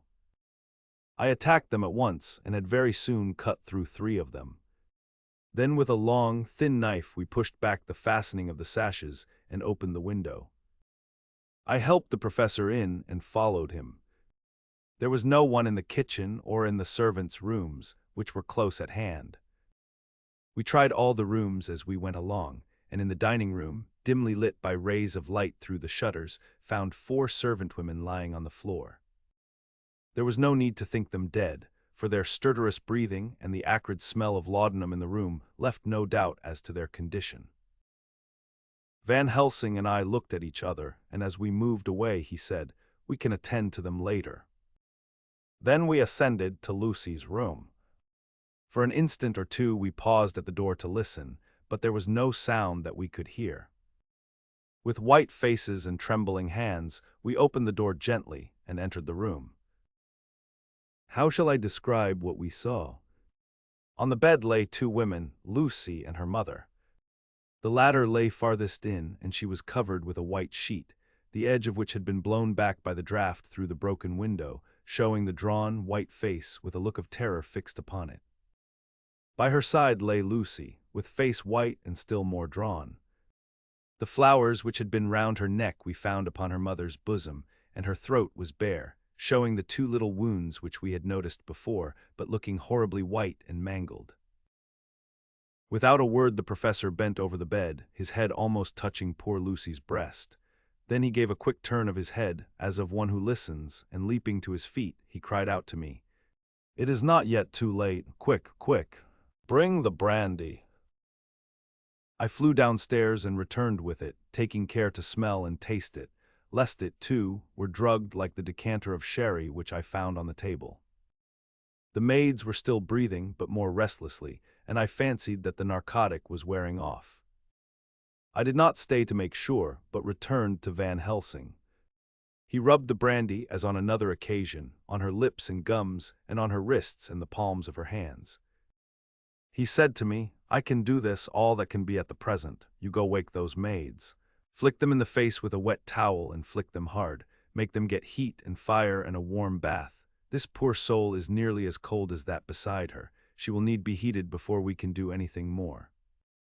I went at once and found little difficulty in waking 3 of the women. The 4th was only a young girl, and the drug had evidently affected her more strongly, so I lifted her on the sofa and let her sleep. The others were dazed at first, but as remembrance came back to them, they cried and sobbed in a hysterical manner. I was stern with them, however, and would not let them talk. I told them that one life was bad enough to lose, and that if they delayed they would sacrifice Miss Lucy. So, sobbing and crying, they went about their way, half-clad as they were, and prepared fire and water. Fortunately, the kitchen and boiler fires were still alive, and there was no lack of hot water. We got a bath and carried Lucy out as she was and placed her in it. Whilst we were busy chafing her limbs, there was a knock at the hall door. One of the maids ran off, hurried on some more clothes, and opened it. Then she returned and whispered to us that there was a gentleman who had come with a message from Mr. Holmwood. I bade her simply tell him that he must wait, for we could see no one now. She went away with the message, and engrossed with our work, I clean forgot all about him. I never saw in all my experience the professor work in such deadly earnest. I knew, as he knew, that it was a stand-up fight with death, and in a pause told him so. He answered me in a way that I did not understand, but with the sternest look that his face could wear. If that were all, I would stop here where we are now, and let her fade away into peace, for I see no light in life over her horizon. He went on with his work with, if possible, renewed and more frenzied vigor. Presently we both began to be conscious that the heat was beginning to be of some effect. Lucy's heart beat a trifle more audibly to the stethoscope, and her lungs had a perceptible movement. Van Helsing's face almost beamed, and as we lifted her from the bath and rolled her in a hot sheet to dry her, he said to me, "The first gain is ours. Check to the king." We took Lucy into another room, which had by now been prepared, and laid her in bed and forced a few drops of brandy down her throat. I noticed that Van Helsing tied a soft silk handkerchief round her throat. She was still unconscious, and was quite as bad as, if not worse than, we had ever seen her. Van Helsing called in one of the women, and told her to stay with her and not to take her eyes off her till we returned, and then beckoned me out of the room. We must consult as to what is to be done, he said as we descended the stairs. In the hall, he opened the dining room door, and we passed in, he closing the door carefully behind him. The shutters had been opened, but the blinds were already down, with that obedience to the etiquette of death which the British woman of the lower classes always rigidly observes. The room was, therefore, dimly dark. It was, however, light enough for our purposes. Van Helsing's sternness was somewhat relieved by a look of perplexity. He was evidently torturing his mind about something, so I waited for an instant, and he spoke. What are we to do now? Where are we to turn for help? We must have another transfusion of blood, and that soon, or that poor girl's life won't be worth an hour's purchase. You are exhausted already. I am exhausted too. I fear to trust those women, even if they would have courage to submit. What are we to do for someone who will open his veins for her? What's the matter with me, anyhow? The voice came from the sofa across the room, and its tones brought relief and joy to my heart, for they were those of Quincy Morris. Van Helsing started angrily at the first sound, but his face softened, and a glad look came into his eyes as I cried out, "Quincy Morris," and rushed towards him with outstretched hands. "What brought you here?" I cried as our hands met. "I guess art is the cause." He handed me a telegram. "Have not heard from Seward for 3 days, and am terribly anxious. Cannot leave, father still in same condition. Send me word how Lucy is, do not delay. Homewood." I think I came just in the nick of time. You know you have only to tell me what to do. Van Helsing strode forward and took his hand, looking him straight in the eyes as he said, "A brave man's blood is the best thing on this earth when a woman is in trouble. You're a man and no mistake. Well, the devil may work against us for all he's worth, but God sends us men when we want them." Once again we went through that ghastly operation. I have not the heart to go through with the details. Lucy had got a terrible shock, and it told on her more than before, for though plenty of blood went into her veins, her body did not respond to the treatment as well as on the other occasions. Her struggle back into life was something frightful to see and hear. However, the action of both heart and lungs improved, and Van Helsing made a subcutaneous injection of morphia as before, and with good effect. Her faint became a profound slumber. The professor watched whilst I went downstairs with Quincy Morris and sent one of the maids to pay off one of the cabmen who were waiting. I left Quincy lying down after having a glass of wine and told the cook to get ready a good breakfast. Then a thought struck me, and I went back to the room where Lucy now was. When I came softly in, I found Van Helsing with a sheet or two of notepaper in his hand. He had evidently read it and was thinking it over as he sat with his hand to his brow. There was a look of grim satisfaction in his face, as of one who has had a doubt solved. He handed me the paper, saying only, "It dropped from Lucy's breast when we carried her to the bath." When I had read it, I stood looking at the professor, and after a pause asked him, "In God's name, what does it all mean? Was she, or is she, mad, or what sort of horrible danger is it?" I was so bewildered that I did not know what to say more. Van Helsing put out his hand and took the paper, saying, "Do not trouble about it now, forget it for the present. You shall know and understand it all in good time, but it will be later. And now what is it that you came to me to say?" This brought me back to fact, and I was all myself again. "I came to speak about the certificate of death. If we do not act properly and wisely, there may be an inquest, and that paper would have to be produced. I am in hopes that we need have no inquest, for if we had it would surely kill poor Lucy, if nothing else did. I know, and you know, and the other doctor who attended her knows, that Mrs. Westenra had disease of the heart, and we can certify that she died of it. Let us fill up the certificate at once, and I shall take it myself to the registrar and go on to the undertaker." "Good, oh my friend John, well thought of. Truly Miss Lucy, if she be sad in the foes that beset her, is at least happy in the friends that love her. 1, 2, 3, all open their veins for her, besides one old man. Ah yes, I know, friend John, I am not blind. I love you all the more for it. Now go." In the hall I met Quincy Morris, with a telegram for Arthur telling him that Mrs. Westenra was dead, that Lucy also had been ill but was now going on better, and that Van Helsing and I were with her. I told him where I was going, and he hurried me out, but as I was going said, "When you come back, Jack, may I have 2 words with you all to ourselves?" I nodded in reply and went out. I found no difficulty about the registration, and arranged with the local undertaker to come up in the evening to measure for the coffin and to make arrangements. When I got back, Quincy was waiting for me. I told him I would see him as soon as I knew about Lucy, and went up to her room. She was still sleeping, and the professor seemingly had not moved from his seat at her side. From his putting his finger to his lips, I gathered that he expected her to wake before long and was afraid of forestalling nature. So I went down to Quincy and took him into the breakfast room, where the blinds were not drawn down and which was a little more cheerful, or rather less cheerless, than the other rooms. When we were alone, he said to me, "Jack Seward, I don't want to shove myself in anywhere where I've no right to be, but this is no ordinary case. You know I loved that girl and wanted to marry her. But although that's all past and gone, I can't help feeling anxious about her all the same. What is it that's wrong with her? The Dutchman, and a fine old fellow he is. I can see that, said that time you two came into the room, that you must have another transfusion of blood, and that both you and he were exhausted. Now I know well that you medical men speak in camera, and that a man must not expect to know what they consult about in private. But this is no common matter, and whatever it is, I have done my part. Is not that so?" "That's so," I said, and he went on. "I take it that both you and Van Helsing had done already what I did today. Is not that so?" "That's so. And I guess Art was in it too. When I saw him 4 days ago down at his own place, he looked queer. I have not seen anything pulled down so quick since I was on the Pampas and had a mare that I was fond of go to grass all in a night. One of those big bats that they call vampires had got at her in the night, and what with his gorge and the vein left open, there wasn't enough blood in her to let her stand up, and I had to put a bullet through her as she lay. Jack, if you may tell me without betraying confidence, Arthur was the first, is not that so?" As he spoke, the poor fellow looked terribly anxious. He was in a torture of suspense regarding the woman he loved, and his utter ignorance of the terrible mystery which seemed to surround her intensified his pain. His very heart was bleeding, and it took all the manhood of him, and there was a royal lot of it, too, to keep him from breaking down. I paused before answering, for I felt that I must not betray anything which the professor wished kept secret. But already he knew so much and guessed so much that there could be no reason for not answering. So I answered in the same phrase, "That's so." "And how long has this been going on?"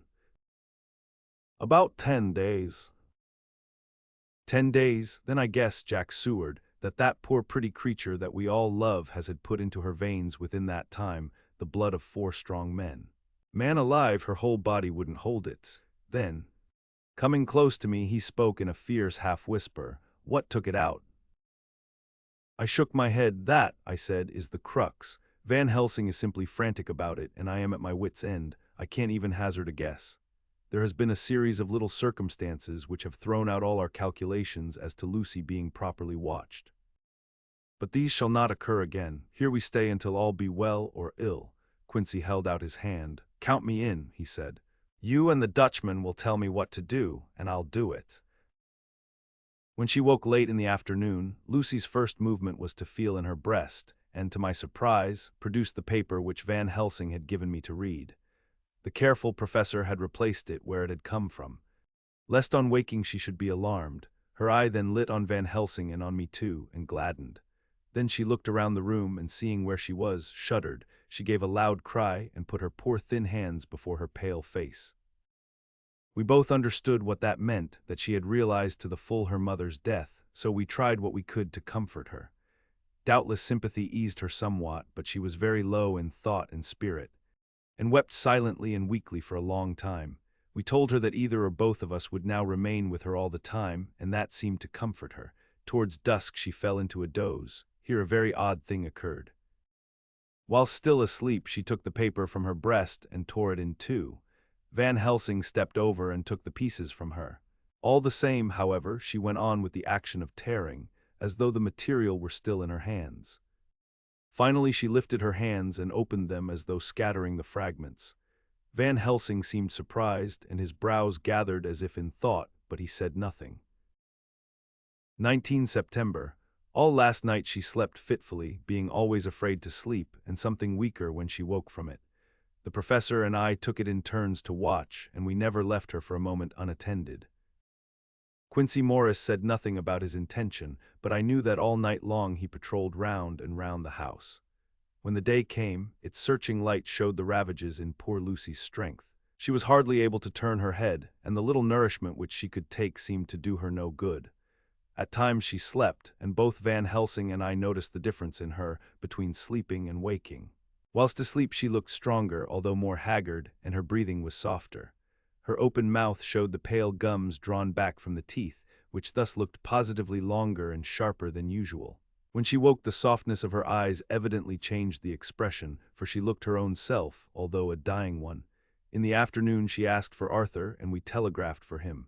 Quincy went off to meet him at the station. When he arrived it was nearly 6 o'clock, and the sun was setting full and warm, and the red light streamed in through the window and gave more color to the pale cheeks. When he saw her, Arthur was simply choking with emotion, and none of us could speak. In the hours that had passed, the fits of sleep or the comatose condition that passed for it had grown more frequent, so that the pauses when conversation was possible were shortened. Arthur's presence, however, seemed to act as a stimulant. She rallied a little, and spoke to him more brightly than she had done since we arrived. He too pulled himself together, and spoke as cheerily as he could, so that the best was made of everything. It was now nearly 1 o'clock, and he and Van Helsing are sitting with her. I am to relieve them in a quarter of an hour, and I am entering this on Lucy's phonograph. Until 6 o'clock they are to try to rest. I fear that tomorrow will end our watching, for the shock has been too great. The poor child cannot rally. God help us all. Letter Mina Harker to Lucy Westenra, unopened by her. 17 September, my dearest Lucy, it seems an age since I heard from you, or indeed since I wrote. You will pardon me, I know, for all my faults when you have read all my budget of news. Well, I got my husband back all right. When we arrived at Exeter there was a carriage waiting for us, and in it, though he had an attack of gout, Mr. Hawkins. He took us to his house, where there were rooms for us all nice and comfortable, and we dined together. After dinner Mr. Hawkins said, "My dears, I want to drink your health and prosperity, and may every blessing attend you both. I know you both from children, and have, with love and pride, seen you grow up. Now I want you to make your home here with me. I have left to me neither chick nor child, all are gone, and in my will I have left you everything." I cried, Lucy dear, as Jonathan and the old man clasped hands. Our evening was a very, very happy one. So here we are, installed in this beautiful old house, and from both my bedroom and the drawing-room I can see the great elms of the cathedral close, with their great black stems standing out against the old yellow stone of the cathedral, and I can hear the rooks overhead cawing and chattering and gossiping all day, after the manner of rooks and humans. I am busy, I need not tell you, arranging things and housekeeping. Jonathan and Mr. Hawkins are busy all day, for now that Jonathan is a partner, Mr. Hawkins wants to tell him all about the clients. How is your dear mother getting on? I wish I could run up to town for a day or two to see you, dear, but I dare not go yet with so much on my shoulders, and Jonathan wants looking after still. He is beginning to put some flesh on his bones again, but he was terribly weakened by the long illness. Even now he sometimes starts out of his sleep in a sudden way and awakes all trembling until I can coax him back to his usual placidity. However, thank God, these occasions grow less frequent as the days go on, and they will in time pass away altogether, I trust. And now I have told you my news, let me ask yours. When are you to be married, and where, and who is to perform the ceremony, and what are you to wear, and is it to be a public or a private wedding? Tell me all about it, dear. Tell me all about everything, for there is nothing which interests you which will not be dear to me. Jonathan asks me to send his respectful duty, but I do not think that is good enough from the junior partner of the important firm Hawkins and Harker. And so, as you love me, and he loves me, and I love you with all the moods and tenses of the verb, I send you simply his love instead. Goodbye, my dearest Lucy, and all blessings on you. 20 September. My dear sir, in accordance with your wishes, I enclose report of the conditions of everything left in my charge. With regard to patient Renfield, there is more to say. He has had another outbreak, which might have had a dreadful ending, but which, as it fortunately happened, was unattended with any unhappy results. This afternoon a carrier's cart with 2 men made a call at the empty house whose grounds abut on ours, the house to which, you will remember, the patient twice ran away. The men stopped at our gate to ask the porter their way, as they were strangers. I was myself looking out of the study window, having a smoke after dinner, and saw one of them come up to the house. As he passed the window of Renfield's room, the patient began to rate him from within, and called him all the foul names he could lay his tongue to. The man, who seemed a decent fellow enough, contented himself by telling him to shut up for a foul-mouthed beggar, whereon our man accused him of robbing him and wanting to murder him, and said that he would hinder him if he were to swing for it. I opened the window and signed to the man not to notice, so he contented himself after looking the place over and making up his mind as to what kind of a place he had got to by saying, "Lor bless yer, sir, I wouldn't mind what was said to me in a bloomin' madhouse. I pity ye and the governor for having to live in the house with a wild beast like that." Then he asked his way civilly enough, and I told him where the gate of the empty house was. He went away, followed by threats and curses and revilings from our man. I went down to see if I could make out any cause for his anger, since he is usually such a well-behaved man. And except his violent fits, nothing of the kind had ever occurred. I found him, to my astonishment, quite composed and most genial in his manner. I tried to get him to talk of the incident, but he blandly asked me questions as to what I meant, and led me to believe that he was completely oblivious of the affair. It was, I am sorry to say, however, only another instance of his cunning, for within half an hour I heard of him again. This time he had broken out through the window of his room, and was running down the avenue. I called to the attendants to follow me, and ran after him, for I feared he was intent on some mischief. My fear was justified when I saw the same cart which had passed before coming down the road, having on it some great wooden boxes. The men were wiping their foreheads and were flushed in the face, as if with violent exercise. Before I could get up to him, the patient rushed at them, and pulling one of them off the cart, began to knock his head against the ground. If I had not seized him just at the moment, I believe he would have killed the man there and then. The other fellow jumped down and struck him over the head with the butt end of his heavy whip. It was a terrible blow, but he did not seem to mind it, but seized him also, and struggled with the three of us, pulling us to and fro as if we were kittens. You know I am no light weight, and the others were both burly men. At first he was silent in his fighting, but as we began to master him and the attendants were putting a straight waistcoat on him, he began to shout, "I'll frustrate them, they shan't rob me. They shan't murder me by inches. I'll fight for my lord and master," and all sorts of similar incoherent ravings. It was with very considerable difficulty that they got him back to the house and put him in the padded room. One of the attendants, Hardy, had a finger broken. However, I set it all right, and he is going on well. The two carriers were at first loud in their threats of actions for damages, and promised to rain all the penalties of the law on us. Their threats were, however, mingled with some sort of indirect apology for the defeat of the two of them by a feeble madman. They said that if it had not been for the way their strength had been spent in carrying and raising the heavy boxes to the cart, they would have made short work of him. They gave as another reason for their defeat the extraordinary state of drouth to which they had been reduced by the dusty nature of their occupation, and the reprehensible distance from the scene of their labors of any place of public entertainment. I quite understood their drift, and after a stiff glass of grog, or rather more of the same, and with each a sovereign in hand, they made light of the attack, and swore that they would encounter a worse madman any day for the pleasure of meeting so bloomin' good a bloke as your correspondent. I took their names and addresses in case they might be needed. They are as follows: Jack Smollett of Dudding's Rents, King George's Road, Great Walworth, and Thomas Snelling, Peter Farley's Row, Guide Court, Bethnal Green. They are both in the employment of Harris and Sons, Moving and Shipment Company, Orange Masters Yard, Soho.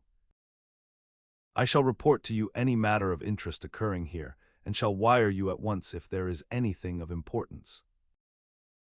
Believe me, dear sir, yours faithfully, Patrick Hennessy.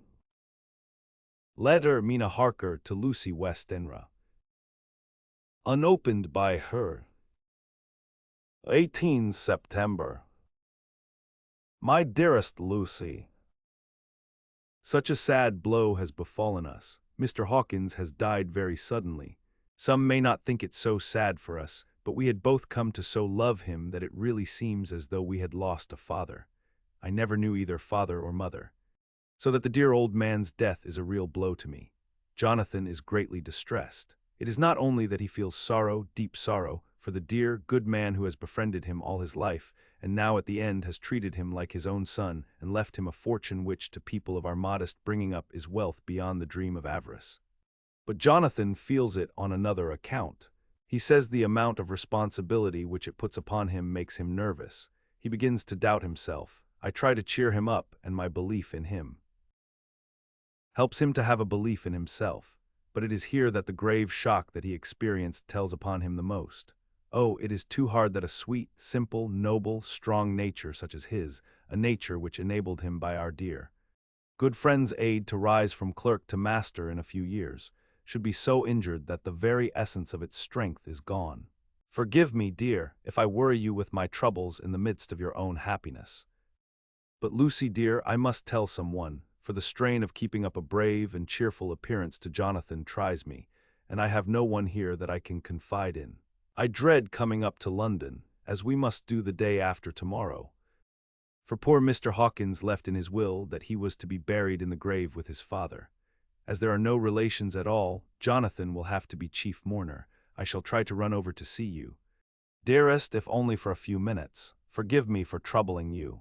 With all blessings, your loving Mina Harker. Dr. Seward's Diary. 20 September. Only resolution and habit can let me make an entry tonight.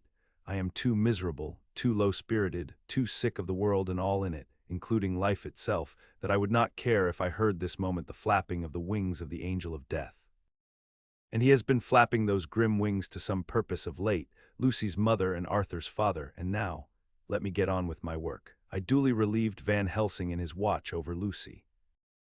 We wanted Arthur to go to rest also, but he refused at first.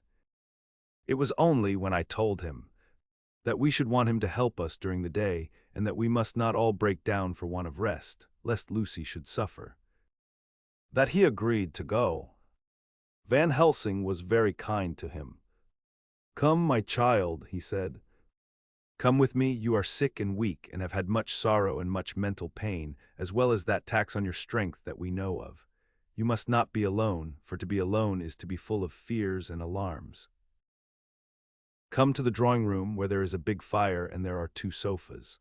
You shall lie on one and I on the other, and our sympathy will be comfort to each other, even though we do not speak, and even if we sleep." Arthur went off with him, casting back a longing look on Lucy's face, which lay in her pillow, almost whiter than the lawn. She lay quite still, and I looked round the room to see that all was as it should be. I could see that the professor had carried out in this room, as in the other, his purpose of using the garlic. The whole of the window sashes reeked with it, and round Lucy's neck, over the silk handkerchief which Van Helsing made her keep on, was a rough chaplet of the same odorous flowers. Lucy was breathing somewhat stertorously, and her face was at its worst, for the open mouth showed the pale gums. Her teeth, in the dim, uncertain light, seemed longer and sharper than they had been in the morning. In particular, by some trick of the light, the canine teeth looked longer and sharper than the rest. I sat down by her, and presently she moved uneasily. At the same moment there came a sort of dull flapping or buffeting at the window. I went over to it softly, and peeped out by the corner of the blind. There was a full moonlight, and I could see that the noise was made by a great bat, which wheeled round, doubtless attracted by the light, although so dim, and every now and again struck the window with its wings. When I came back to my seat, I found that Lucy had moved slightly, and had torn away the garlic flowers from her throat. I replaced them as well as I could, and sat watching her. Presently she woke, and I gave her food, as Van Helsing had prescribed. She took but a little, and that languidly. There did not seem to be with her now the unconscious struggle for life and strength that had hitherto so marked her illness. It struck me as curious that the moment she became conscious, she pressed the garlic flowers close to her. It was certainly odd that whenever she got into that lethargic state, with the stertorous breathing, she put the flowers from her, but that when she waked she clutched them close. There was no possibility of making any mistake about this, for in the long hours that followed, she had many spells of sleeping and waking, and repeated both actions many times. At 6 o'clock Van Helsing came to relieve me. Arthur had then fallen into a doze, and he mercifully let him sleep on. When he saw Lucy's face, I could hear the sissing and draw of his breath, and he said to me in a sharp whisper, "Draw up the blind, I want light." Then he bent down and, with his face almost touching Lucy's, examined her carefully. He removed the flowers and lifted the silk handkerchief from her throat. As he did so, he started back, and I could hear his ejaculation, "Mein Gott," as it was smothered in his throat. I bent over and looked too, and as I noticed, some queer chill came over me. The wounds on the throat had absolutely disappeared. For fully 5 minutes Van Helsing stood looking at her, with his face at its sternest. Then he turned to me and said calmly, "She is dying, it will not be long now. It will be much difference, mark me, whether she dies conscious or in her sleep. Wake that poor boy and let him come and see the last.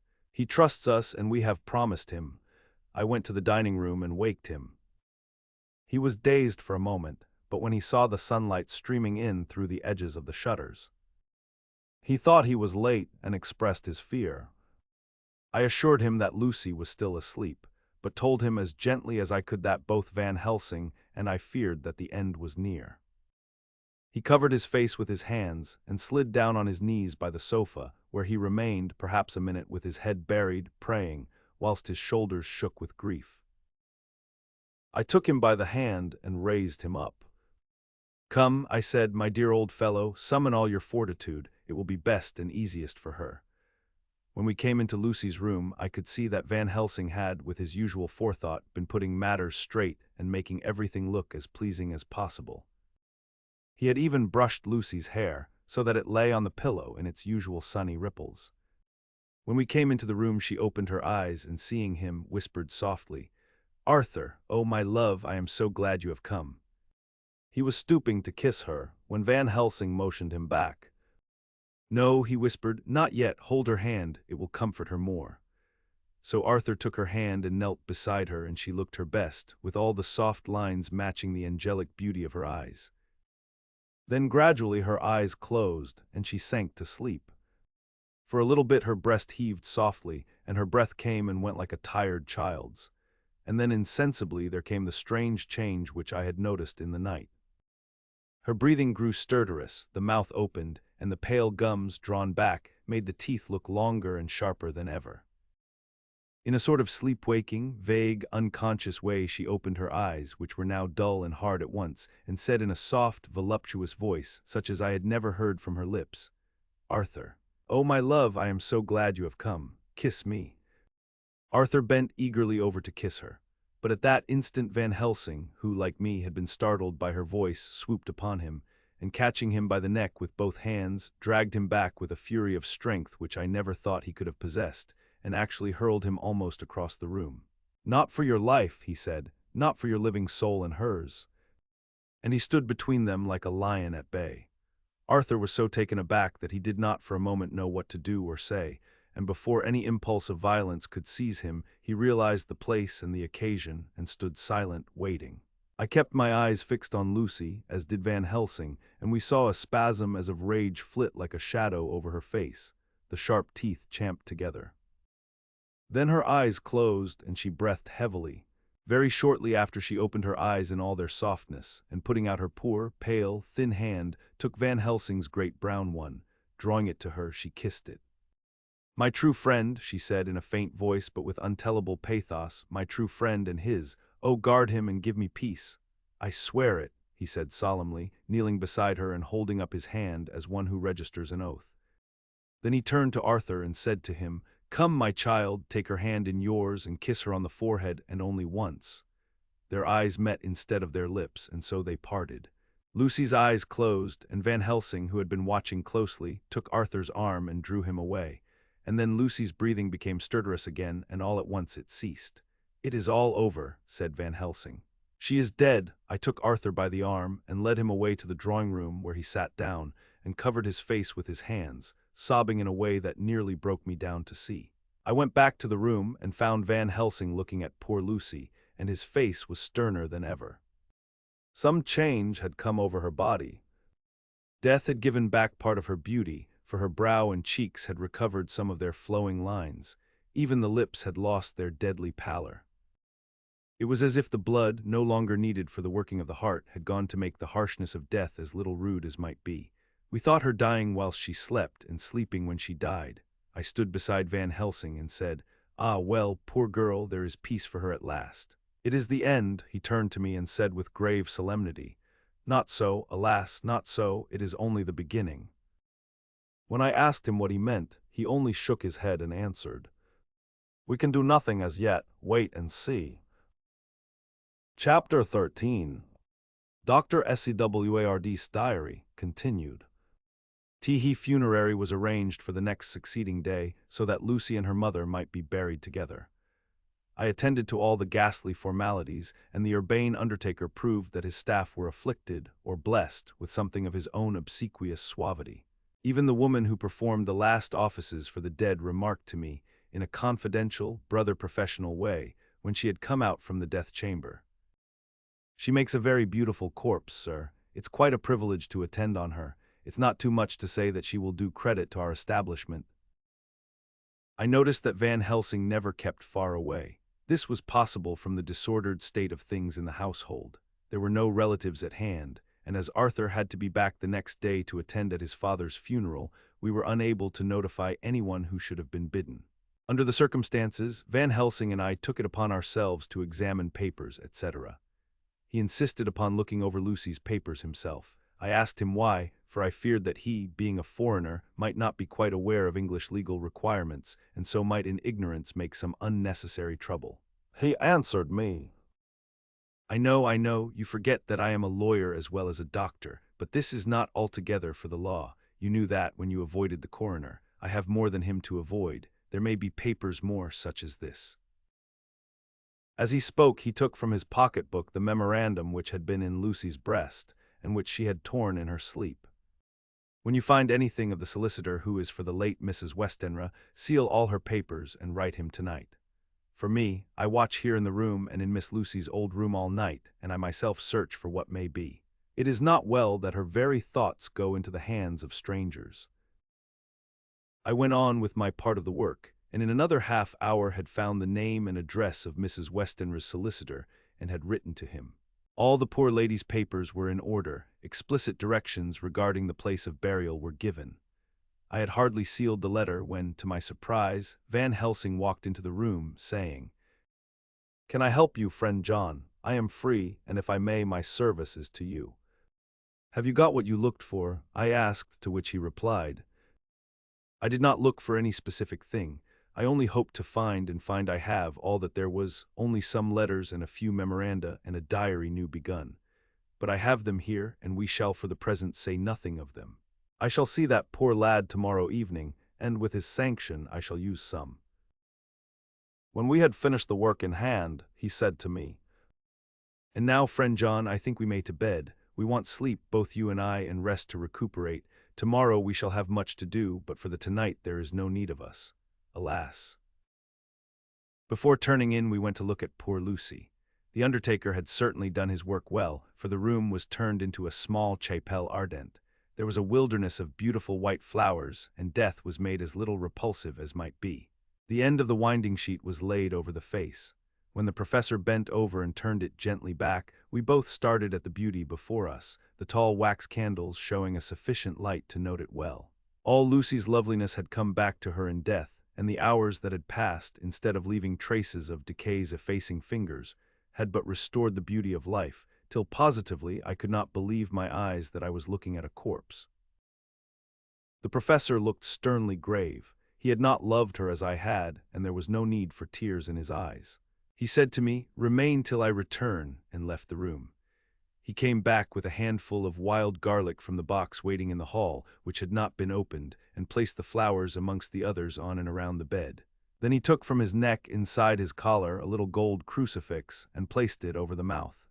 He restored the sheet to its place, and we came away.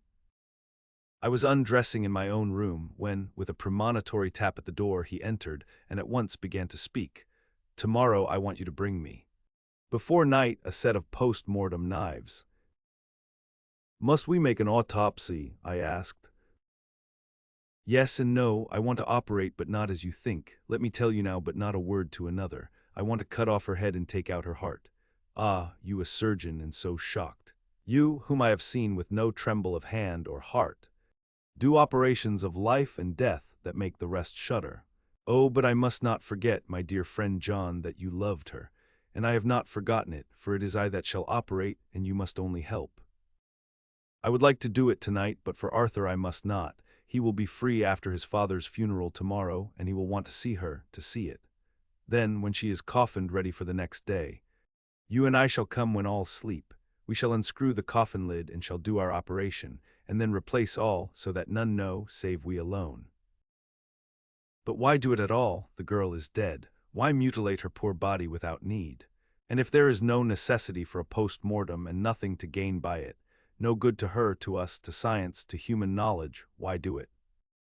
Without such it is monstrous. For answer he put his hand on my shoulder, and said, with infinite tenderness, Friend John, I pity your poor bleeding heart, and I love you the more because it does so bleed. If I could, I would take on myself the burden that you do bear, but there are things that you know not, but that you shall know. And bless me for knowing, though they are not pleasant things. John, my child, you have been my friend now many years, and yet did you ever know me to do any without good cause? I may err, I am but man. But I believe in all I do. Was it not for these causes that you sent for me when the great trouble came? Yes. Were you not amazed, nay horrified, when I would not let Arthur kiss his love, though she was dying, and snatched him away by all my strength? Yes, and yet you saw how she thanked me with her so beautiful dying eyes, her voice, too, so weak, and she kissed my rough old hand and blessed me. Yes, and did you not hear me swear promise to her, that so she closed her eyes grateful? Yes. Well, I have good reason now for all I want to do. You have for many years trust me. You have believed me weeks past, when there be things so strange that you might have well doubt. Believe me yet a little. Friend John, if you trust me not, then I must tell what I think, and that is not perhaps well. And if I work, as work I shall, no matter trust or no trust, without my friend trust in me, I work with heavy heart and feel. Oh, so lonely when I want all help and courage that may be. He paused a moment and went on solemnly, Friend John, there are strange and terrible days before us. Let us not be two, but one, that so we work to a good end. Will you not have faith in me? I took his hand and promised him. I held my door open as he went away and watched him go into his room and close the door. As I stood without moving, I saw one of the maids pass silently along the passage. She had her back towards me, so did not see me, and go into the room where Lucy lay. The sight touched me. Devotion is so rare, and we are so grateful to those who show it unasked to those we love. Here was a poor girl putting aside the terrors, which she naturally had of death, to go watch alone by the bier of the mistress whom she loved, so that the poor clay might not be lonely, till laid to eternal rest. I must have slept long and soundly, for it was broad daylight when Van Helsing waked me by coming into my room. He came over to my bedside and said, You need not trouble about the knives, we shall not do it. Why not? I asked, for his solemnity of the night before had greatly impressed me. Because, he said sternly, it is too late or too early. See, here he held up the little golden crucifix. This was stolen in the night. How stolen? I asked in wonder, since you have it now. Because I get it back from the worthless wretch who stole it, from the woman who robbed the dead and the living. Her punishment will surely come, but not through me. She knew not altogether what she did, and thus unknowing. She only stole, now we must wait. He went away on the word, leaving me with a new mystery to think of, a new puzzle to grapple with. The forenoon was a dreary time. But at noon the solicitor came, Mr. Marquand of Holman, Sons, Marquand and Litterdale. He was very genial and very appreciative of what we had done, and took off our hands all cares as to details. During lunch he told us that Mrs. Westenra had for some time expected sudden death from her heart, and had put her affairs in absolute order. He informed us that, with the exception of a certain entailed property of Lucy's father's which now, in default of direct issue, went back to a distant branch of the family, the whole estate, real and personal, was left absolutely to Arthur Holmwood. When he had told us so much, he went on. Frankly, we did our best to prevent such a testamentary disposition, and pointed out certain contingencies that might leave her daughter either penniless or not so free as she should be to act regarding a matrimonial alliance. Indeed, we pressed the matter so far that we almost came into collision, for she asked us if we were or were not prepared to carry out her wishes. Of course, we had then no alternative but to accept. We were right in principle, and 99 times out of 100 we should have proved, by the logic of events, the accuracy of our judgment. Frankly, however, I must admit that in this case any other form of disposition would have rendered impossible the carrying out of her wishes. For by her predeceasing her daughter, the latter would have come into possession of the property, and even had she only survived her mother by 5 minutes, her property would, in case there were no will, and a will was a practical impossibility in such a case, have been treated at her decease as under intestacy. In which case Lord Godalming, though so dear a friend, would have had no claim in the world, and the inheritors, being remote, would not be likely to abandon their just rights for sentimental reasons regarding an entire stranger. I assure you, my dear sirs, I am rejoiced at the result, perfectly rejoiced. He was a good fellow, but his rejoicing at the one little part, in which he was officially interested, of so great a tragedy, was an object lesson in the limitations of sympathetic understanding. He did not remain long, but said he would look in later in the day and see Lord Godalming. His coming, however, had been a certain comfort to us, since it assured us that we should not have to dread hostile criticism as to any of our acts.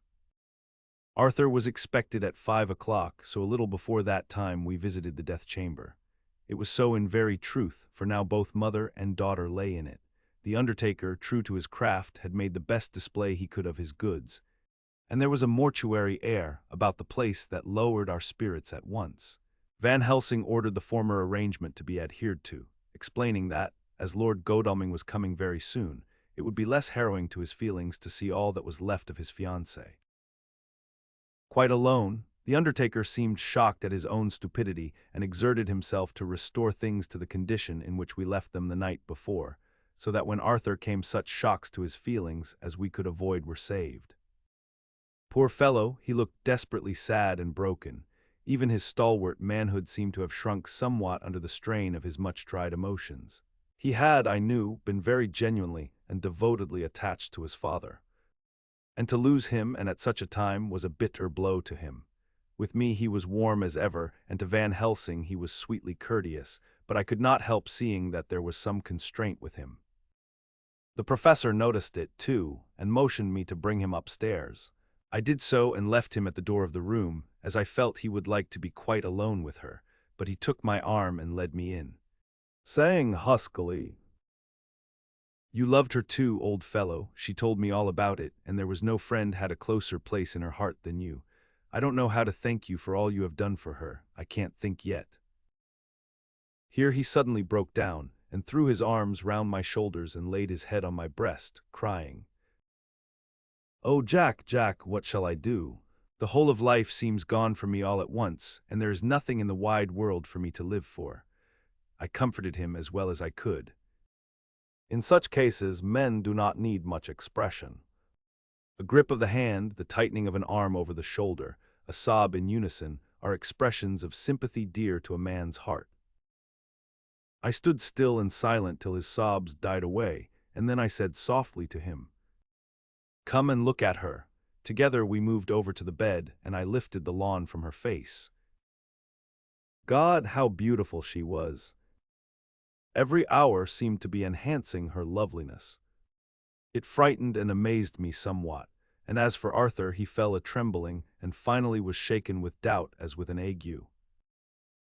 At last, after a long pause, he said to me in a faint whisper, "Jack, is she really dead?" I assured him sadly that it was so, and went on to suggest, for I felt that such a horrible doubt should not have life for a moment longer than I could help, that it often happened that after death faces became softened and even resolved into their youthful beauty, that this was especially so when death had been preceded by any acute or prolonged suffering. It seemed to quite do away with any doubt, and after kneeling beside the couch for a while and looking at her lovingly and long, he turned aside.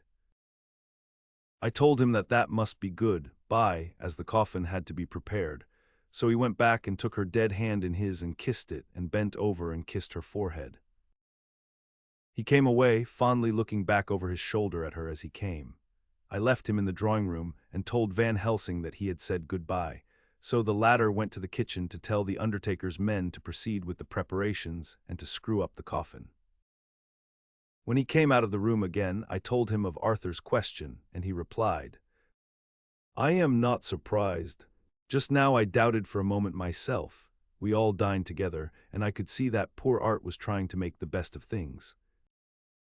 Van Helsing had been silent all dinner time, but when we had lit our cigars he said, "Lord," but Arthur interrupted him.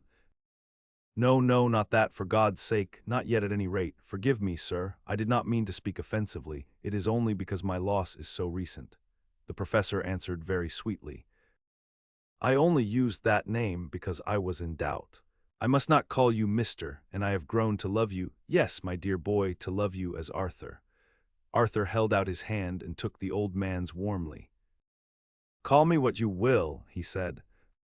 "I hope I may always have the title of a friend. And let me say that I am at a loss for words to thank you for your goodness to my poor dear." He paused a moment and went on, "I know that she understood your goodness even better than I do. And if I was rude or in any way wanting at that time you acted so, you remember," the professor nodded, "you must forgive me."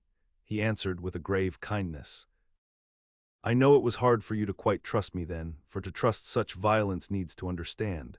And I take it that you do not, that you cannot, trust me now, for you do not yet understand.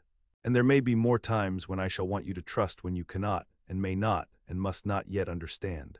But the time will come when your trust shall be whole and complete in me, and when you shall understand as though the sunlight himself shone through. Then you shall bless me from first to last for your own sake, and for the sake of others, and for her dear sake to whom I swore to protect."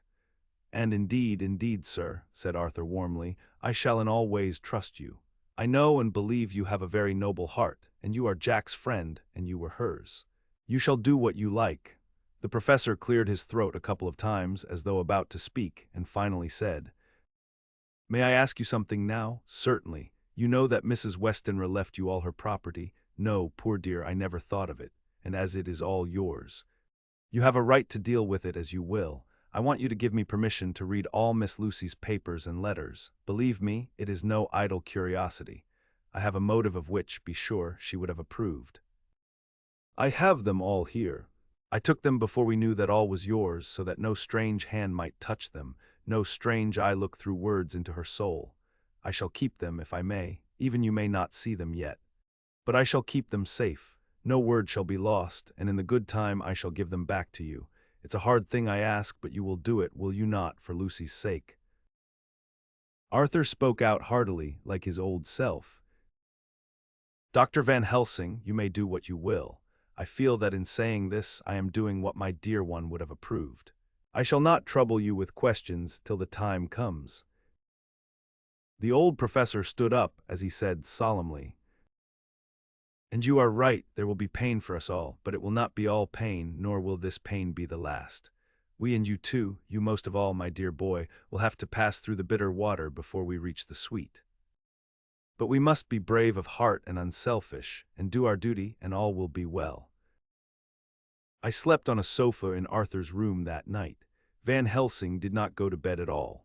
He went to and fro, as if patrolling the house, and was never out of sight of the room where Lucy lay in her coffin, strewn with the wild garlic flowers which sent, through the odor of lily and rose, a heavy, overpowering smell into the night. Mina Harker's Journal. 22 September, in the train to Exeter, Jonathan sleeping. It seems only yesterday that the last entry was made, and yet how much between then, in Whitby and all the world before me, Jonathan away and no news of him. And now, married to Jonathan, Jonathan a solicitor. A partner rich, master of his business, Mr. Hawkins dead and buried, and Jonathan with another attack that may harm him. Some day he may ask me about it. Down it all goes. I am rusty in my shorthand, see what unexpected prosperity does for us, so it may be as well to freshen it up again with an exercise anyhow. The service was very simple and very solemn. There were only ourselves and the servants there, one or two old friends of his from Exeter, his London agent, and a gentleman representing Sir John Paxton, the president of the Incorporated Law Society. Jonathan and I stood hand in hand, and we felt that our best and dearest friend was gone from us. We came back to town quietly, taking a bus to Hyde Park Corner. Jonathan thought it would interest me to go into the Row for a while, so we sat down, but there were very few people there, and it was sad-looking and desolate to see so many empty chairs. It made us think of the empty chair at home, so we got up and walked down Piccadilly. Jonathan was holding me by the arm, the way he used to in old days before I went to school. I felt it very improper, for you can't go on for some years teaching etiquette and decorum to other girls without the pedantry of it biting into yourself a bit. But it was Jonathan, and he was my husband, and we didn't know anybody who saw us, and we didn't care if they did, so on we walked. I was looking at a very beautiful girl, in a big cartwheel hat, sitting in a Victoria outside Giuliano's, when I felt Jonathan clutch my arm so tight that he hurt me, and he said under his breath, "My God, I am always anxious about Jonathan, for I fear that some nervous fit may upset him again," so I turned to him quickly and asked him what it was that disturbed him. He was very pale, and his eyes seemed bulging out as, half in terror and half in amazement, he gazed at a tall, thin man with a beaky nose and black mustache and pointed beard, who was also observing the pretty girl.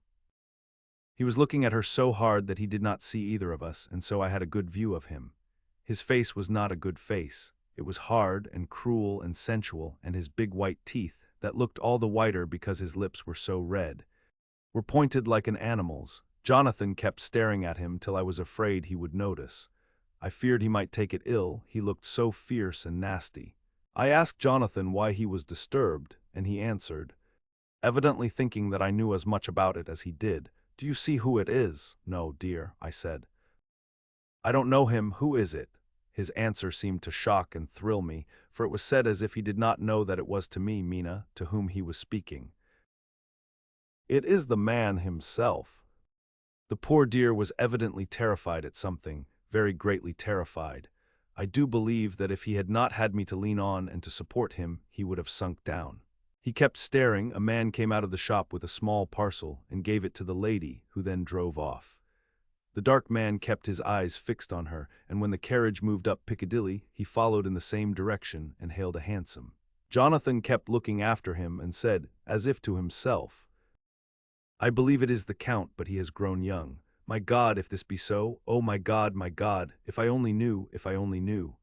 He was distressing himself so much that I feared to keep his mind on the subject by asking him any questions, so I remained silent. I drew him away quietly, and he, holding my arm, came easily. We walked a little further, and then went in and sat for a while in the Green Park. It was a hot day for autumn, and there was a comfortable seat in a shady place. After a few minutes staring at nothing, Jonathan's eyes closed, and he went quietly into a sleep with his head on my shoulder. I thought it was the best thing for him, so did not disturb him. In about 20 minutes he woke up, and said to me quite cheerfully, "Why, Mina, have I been asleep? Oh, do forgive me for being so rude. Come, and we'll have a cup of tea somewhere." He had evidently forgotten all about the dark stranger, as in his illness he had forgotten all that this episode had reminded him of. I don't like this lapsing into forgetfulness. It may make or continue some injury to the brain. I must not ask him, for fear I shall do more harm than good, but I must somehow learn the facts of his journey abroad. The time is come, I fear, when I must open that parcel and know what is written. Oh, Jonathan, you will, I know, forgive me if I do wrong, but it is for your own dear sake. Later. A sad homecoming in every way, the house empty of the dear soul who was so good to us. Jonathan still pale and dizzy under a slight relapse of his malady, and now a telegram from Van Helsing, whoever he may be. "You will be grieved to hear that Mrs. Westenra died 5 days ago, and that Lucy died the day before yesterday. They were both buried today." Oh, what a wealth of sorrow in a few words. Poor Mrs. Westenra, poor Lucy, gone, gone, never to return to us, and poor Arthur to have lost such sweetness out of his life. God help us all to bear our troubles. Dr. Seward's diary, 22 September. It is all over. Arthur has gone back to Ring and has taken Quincy Morris with him. What a fine fellow is Quincy. I believe in my heart of hearts that he suffered as much about Lucy's death as any of us. But he bore himself through it like a moral Viking. If America can go on breeding men like that, she will be a power in the world indeed. Van Helsing is lying down, having a rest preparatory to his journey. He goes over to Amsterdam tonight, but says he returns tomorrow night. that he only wants to make some arrangements which can only be made personally. He is to stop with me then if he can. He says he has work to do in London which may take him some time. Poor old fellow, I fear that the strain of the past week has broken down even his iron strength. All the time of the burial he was, I could see, putting some terrible restraint on himself. When it was all over, we were standing beside Arthur, who, poor fellow, was speaking of his part in the operation where his blood had been transfused to his Lucy's veins. I could see Van Helsing's face grow white and purple by turns. Arthur was saying that he felt since then as if they two had been really married and that she was his wife in the sight of God. None of us said a word of the other operations, and none of us ever shall. Arthur and Quincy went away together to the station, and Van Helsing and I came on here. The moment we were alone in the carriage, he gave way to a regular fit of hysterics. He has denied to me since that it was hysterics, and insisted that it was only his sense of humor asserting itself under very terrible conditions. He laughed till he cried, and I had to draw down the blinds lest anyone should see us and misjudge. And then he cried till he laughed again, and laughed and cried together just as a woman does. I tried to be stern with him, as one is to a woman under the circumstances, but it had no effect. Men and women are so different in manifestations of nervous strength or weakness. Then when his face grew grave and stern again, I asked him why his mirth, and why at such a time. His reply was in a way characteristic of him, for it was logical and forceful and mysterious. He said, "Ah, you don't comprehend, friend John. Do not think that I am not sad, though I laugh. See, I have cried even when the laugh did choke me. But no more think that I am all sorry when I cry, for the laugh he come just the same. Keep it always with you that laughter who knock at your door and say, 'May I come in?' is not the true laughter. No, he is a king, and he come when and how he like. He ask no person, he choose no time of suitability. He say, 'I am here.' Behold an example, I grieve my heart out for that so sweet young girl. I give my blood for her, though I am old and worn. I give my time, my skill, my sleep. I let my other sufferers want that so she may have all. And yet I can laugh at her very grave, laugh when the clay from the spade of the sexton drop upon her coffin and say, 'Thud, thud,' to my heart, till it send back the blood from my cheek. My heart bleed for that poor boy, that dear boy, so of the age of mine own boy had I been so blessed that he live, and with his hair and eyes the same. There, you know now why I love him so. And yet when he say things that touch my husband heart to the quick, and make my father heart yearn to him as to no other man, not even to you, friend John, for we are more level in experiences than father and son. Yet even at such moment King laugh, he come to me and shout and bellow in my ear, 'Here I am. Here I am,' till the blood come dance back and bring some of the sunshine that he carry with him to my cheek. Oh, friend John, it is a strange world, a sad world, a world full of miseries and woes and troubles. And yet when King laugh come, he make them all dance to the tune he play. Bleeding hearts and dry bones of the churchyard, and tears that burn as they fall, all dance together to the music that he make with that smileless mouth of him. And believe me, friend John, that he is good to come and kind. Ah, we men and women are like ropes drawn tight with strain that pull us different ways. Then tears come, and like the rain on the ropes, they brace us up, until perhaps the strain become too great and we break. But King laugh, he come like the sunshine, and he ease off the strain again, and we bear to go on with our labor, what it may be. I did not like to wound him by pretending not to see his idea, but as I did not yet understand the cause of his laughter, I asked him. As he answered me, his face grew stern, and he said in quite a different tone, "Oh, it was the grim irony of it all, this so lovely lady garlanded with flowers that looked so fair as life, till one by one we wondered if she were truly dead. She laid in that so fine marble house in that lonely churchyard, where rest so many of her kin, laid there with the mother who loved her, and whom she loved. And that sacred bell going toll, toll, toll, so sad and slow, and those holy men with the white garments of the angel pretending to read books, and yet all the time their eyes never on the page, and all of us with the bowed head. And all for what? She is dead, so is it not?" "Well, for the life of me, Professor," I said, "I can't see anything to laugh at in all that. Why, your explanation makes it a harder puzzle than before. But even if the burial service was comic, what about poor Art and his trouble? Why, his heart was simply breaking." "Just so, said he not that the transfusion of his blood to her veins had made her truly his bride?" "Yes, and it was a sweet and comforting idea for him." "Quite so, but there was a difficulty, friend John. If so that, then what about the others? Ho, ho. Then this so sweet maid is a polyandrist, and me, with my poor wife dead to me, but alive by church's law, though no wits, all gone, even I, who am faithful husband to this now no wife, am bigamist. I don't see where the joke comes in there either, I said, and I did not feel particularly pleased with him for saying such things. He laid his hand on my arm and said, "Friend John, forgive me if I pain. I showed not my feeling to others when it would wound, but only to you, my old friend, whom I can trust. If you could have looked into my very heart then when I want to laugh, if you could have done so when the laugh arrived. If you could do so now when King Laugh have pack up his crown and all that is to him, for he go far, far away from me, and for a long, long time, maybe you would perhaps pity me the most of all." I was touched by the tenderness of his tone, and asked why. "Because I know.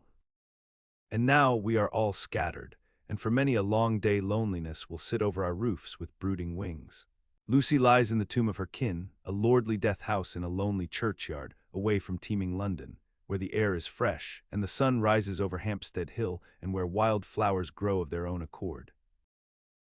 So I can finish this diary, and God only knows if I shall ever begin another. If I do, or if I even open this again, it will be to deal with different people and different themes. For here at the end, where the romance of my life is told, ere I go back to take up the thread of my life work, I say sadly and without hope. Venice. The Westminster Gazette, 25 September. A HAMPSTEAD mystery. The neighborhood of Hampstead is just at present exercised with a series of events which seem to run on lines parallel to those of what was known to the writers of headlines as the Kensington Horror, or the Stabbing Woman, or the Woman in Black. During the past 2 or 3 days, several cases have occurred of young children straying from home or neglecting to return from their playing on the heath. In all these cases, the children were too young to give any properly intelligible account of themselves, but the consensus of their excuses is that they had been with a bloofer lady. It has always been late in the evening when they have been missed, and on 2 occasions the children have not been found until early in the following morning. It is generally supposed in the neighborhood that, as the first child missed gave as his reason for being away that a bloofer lady had asked him to come for a walk, the others had picked up the phrase and used it as occasion served. This is the more natural, as the favorite game of the little ones at present is luring each other away by wiles. A correspondent writes us that to see some of the tiny tots pretending to be the bloofer lady is supremely funny. Some of our caricaturists might, he says, take a lesson in the irony of grotesque by comparing the reality and the picture. It is only in accordance with general principles of human nature that the bloofer lady should be the popular role at these al fresco performances. Our correspondent naively says that even Ellen Terry could not be so winningly attractive as some of these grubby-faced little children pretend, and even imagine themselves to be. There is, however, possibly a serious side to the question, for some of the children, indeed all who have been missed at night, have been slightly torn or wounded in the throat. The wounds seem such as might be made by a rat or a small dog, and although of not much importance individually, would tend to show that whatever animal inflicts them has a system or method of its own. The police of the division have been instructed to keep a sharp lookout for straying children, especially when very young, in and around Hampstead Heath, and for any stray dog which may be about. The Westminster Gazette, 25 September. Extra special. The HAMPSTEAD Horror. Another child injured. The bloofer lady. We have just received intelligence that another child, missed last night, was only discovered late in the morning under a furze bush at the Shooter's Hill side of Hampstead Heath, which is, perhaps, less frequented than the other parts. It has the same tiny wound in the throat as has been noticed in other cases. It was terribly weak and looked quite emaciated. It too, when partially restored, had the common story to tell of being lured away by the bloofer lady. Chapter 14. Mina Harkers Journal. 23 September. Jonathan is better after a bad night. I am so glad that he has plenty of work to do, for that keeps his mind off the terrible things, and oh, I am rejoiced that he is not now weighed down with the responsibility of his new position. I knew he would be true to himself, and now how proud I am to see my Jonathan rising to the height of his advancement and keeping pace in all ways with the duties that come upon him. He will be away all day till late.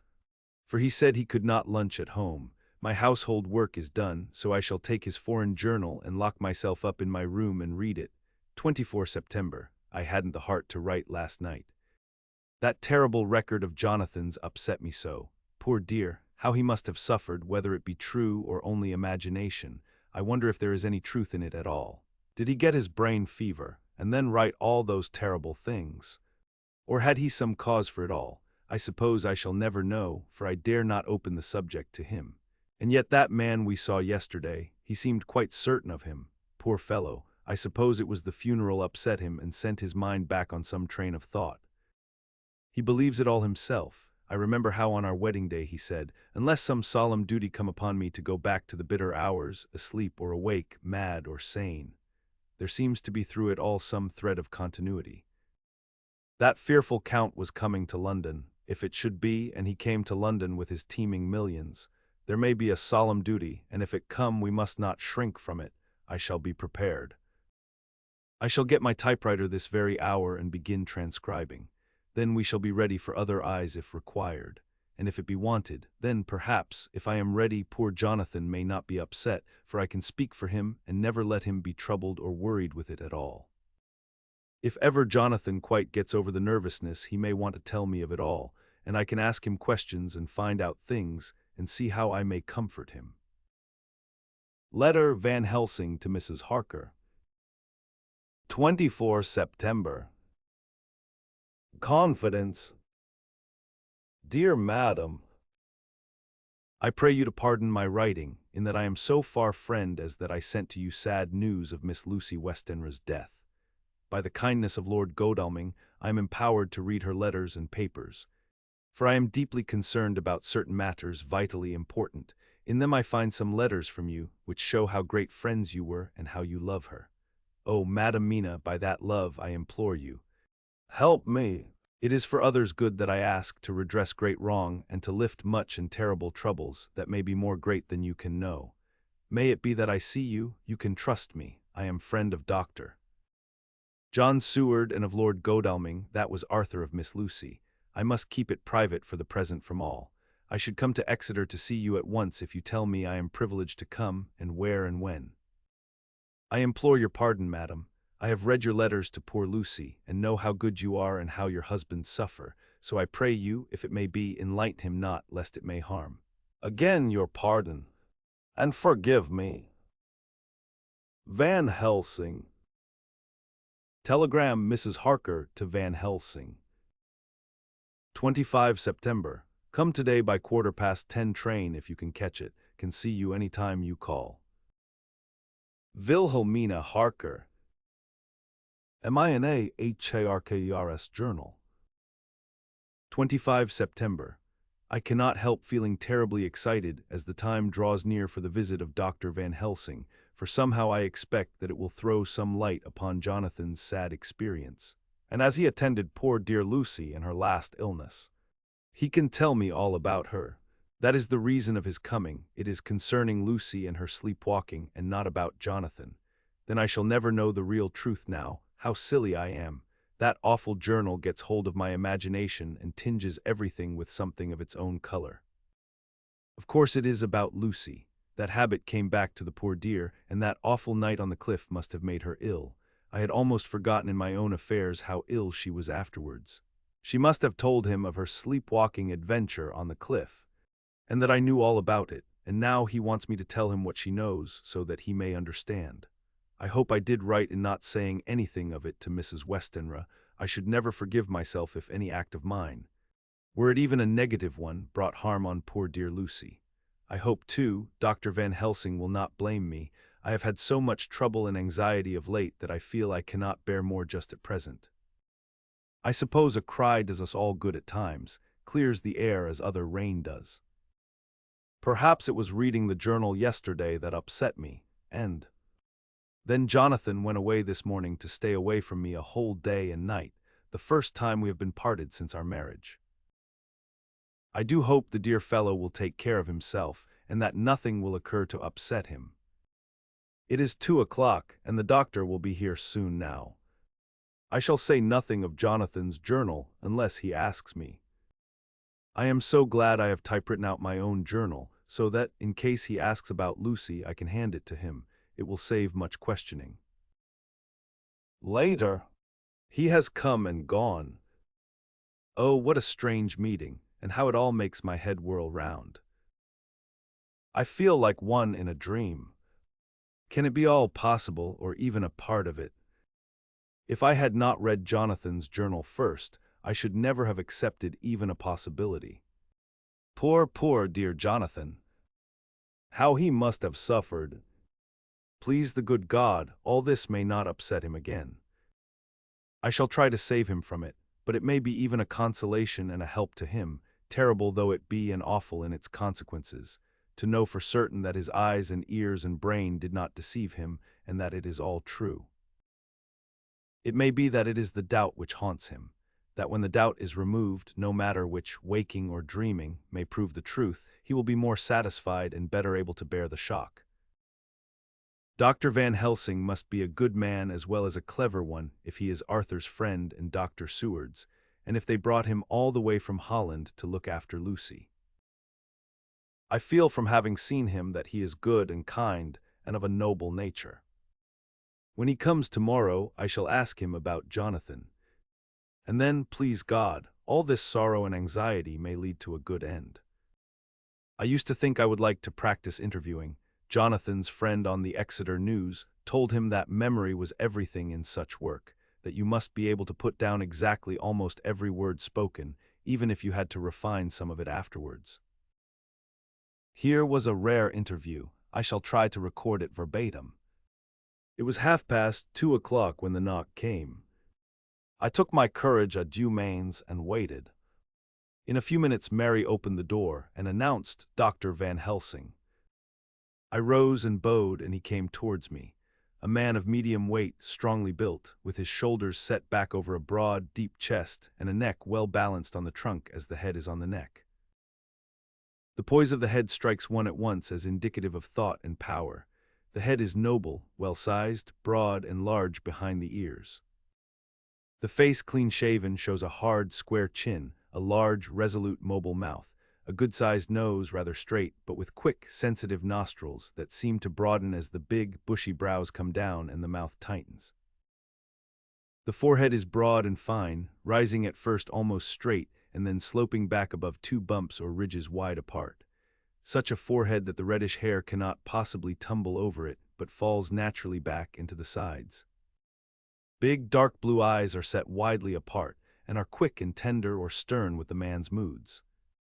He said to me, "Mrs. Harker, is it not?" I bowed assent. "That was Miss Mina Murray," again I assented. "It is Mina Murray that I came to see, that was friend of that poor dear child Lucy Westenra. Madam Mina, it is on account of the dead I come." "Sir," I said, "you could have no better claim on me than that you were a friend and helper of Lucy Westenra." And I held out my hand. He took it and said tenderly, "Oh, Madam Mina, I knew that the friend of that poor Lily girl must be good, but I had yet to learn." He finished his speech with a courtly bow. I asked him what it was that he wanted to see me about, so he at once began. "I have read your letters to Miss Lucy. Forgive me, but I had to begin to inquire somewhere, and there was none to ask. I know that you were with her at Whitby. She sometimes kept a diary. You need not look surprised, Madam Mina. It was begun after you had left, and was in imitation of you. And in that diary she traces by inference certain things to a sleepwalking in which she puts down that you saved her. In great perplexity, then I come to you, and ask you out of your so much kindness to tell me all of it that you can remember. I can tell you, I think, Dr. Van Helsing, all about it." "Ah, then you have good memory for facts, for details. It is not always so with young ladies." "No, doctor, but I wrote it all down at the time. I can show it to you if you like." "Oh, Madam Mina, I will be grateful. You will do me much favor." I could not resist the temptation of mystifying him a bit. I suppose it is some of the taste of the original apple that remains still in our mouths, so I handed him the shorthand diary. He took it with a grateful bow and said, "May I read it?" "If you wish." I answered as demurely as I could. He opened it, and for an instant his face fell. Then he stood up and bowed. "Oh, you so clever woman. I knew long that Mr. Jonathan was a man of much thankfulness, but see, his wife have all the good things. And will you not so much honor me, and so help me as to read it for me? Alas, I know not the shorthand." By this time my little joke was over, and I was almost ashamed, so I took the typewritten copy from my work basket and handed it to him. "Forgive me." I could not help it, but I had been thinking that it was of dear Lucy that you wished to ask, and so that you might not have time to wait, not on my account, but because I know your time must be precious. I have written it out on the typewriter for you. He took it and his eyes glistened. "You are so good," he said, "and may I read it now? I may want to ask you some things when I have read." "By all means," I said. "Read it over whilst I order lunch, and then you can ask me questions whilst we eat."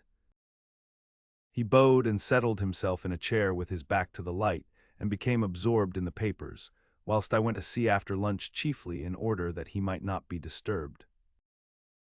When I came back, I found him walking hurriedly up and down the room, his face all ablaze with excitement. He rushed up to me and took me by both hands. "Oh, Madam Mina, how can I say what I owe to you? This paper is as sunshine. It opens the gate to me. I am dazzled with so much light, and yet clouds roll in behind the light every time. But that you cannot comprehend. Oh, but I am grateful to you, you so clever woman."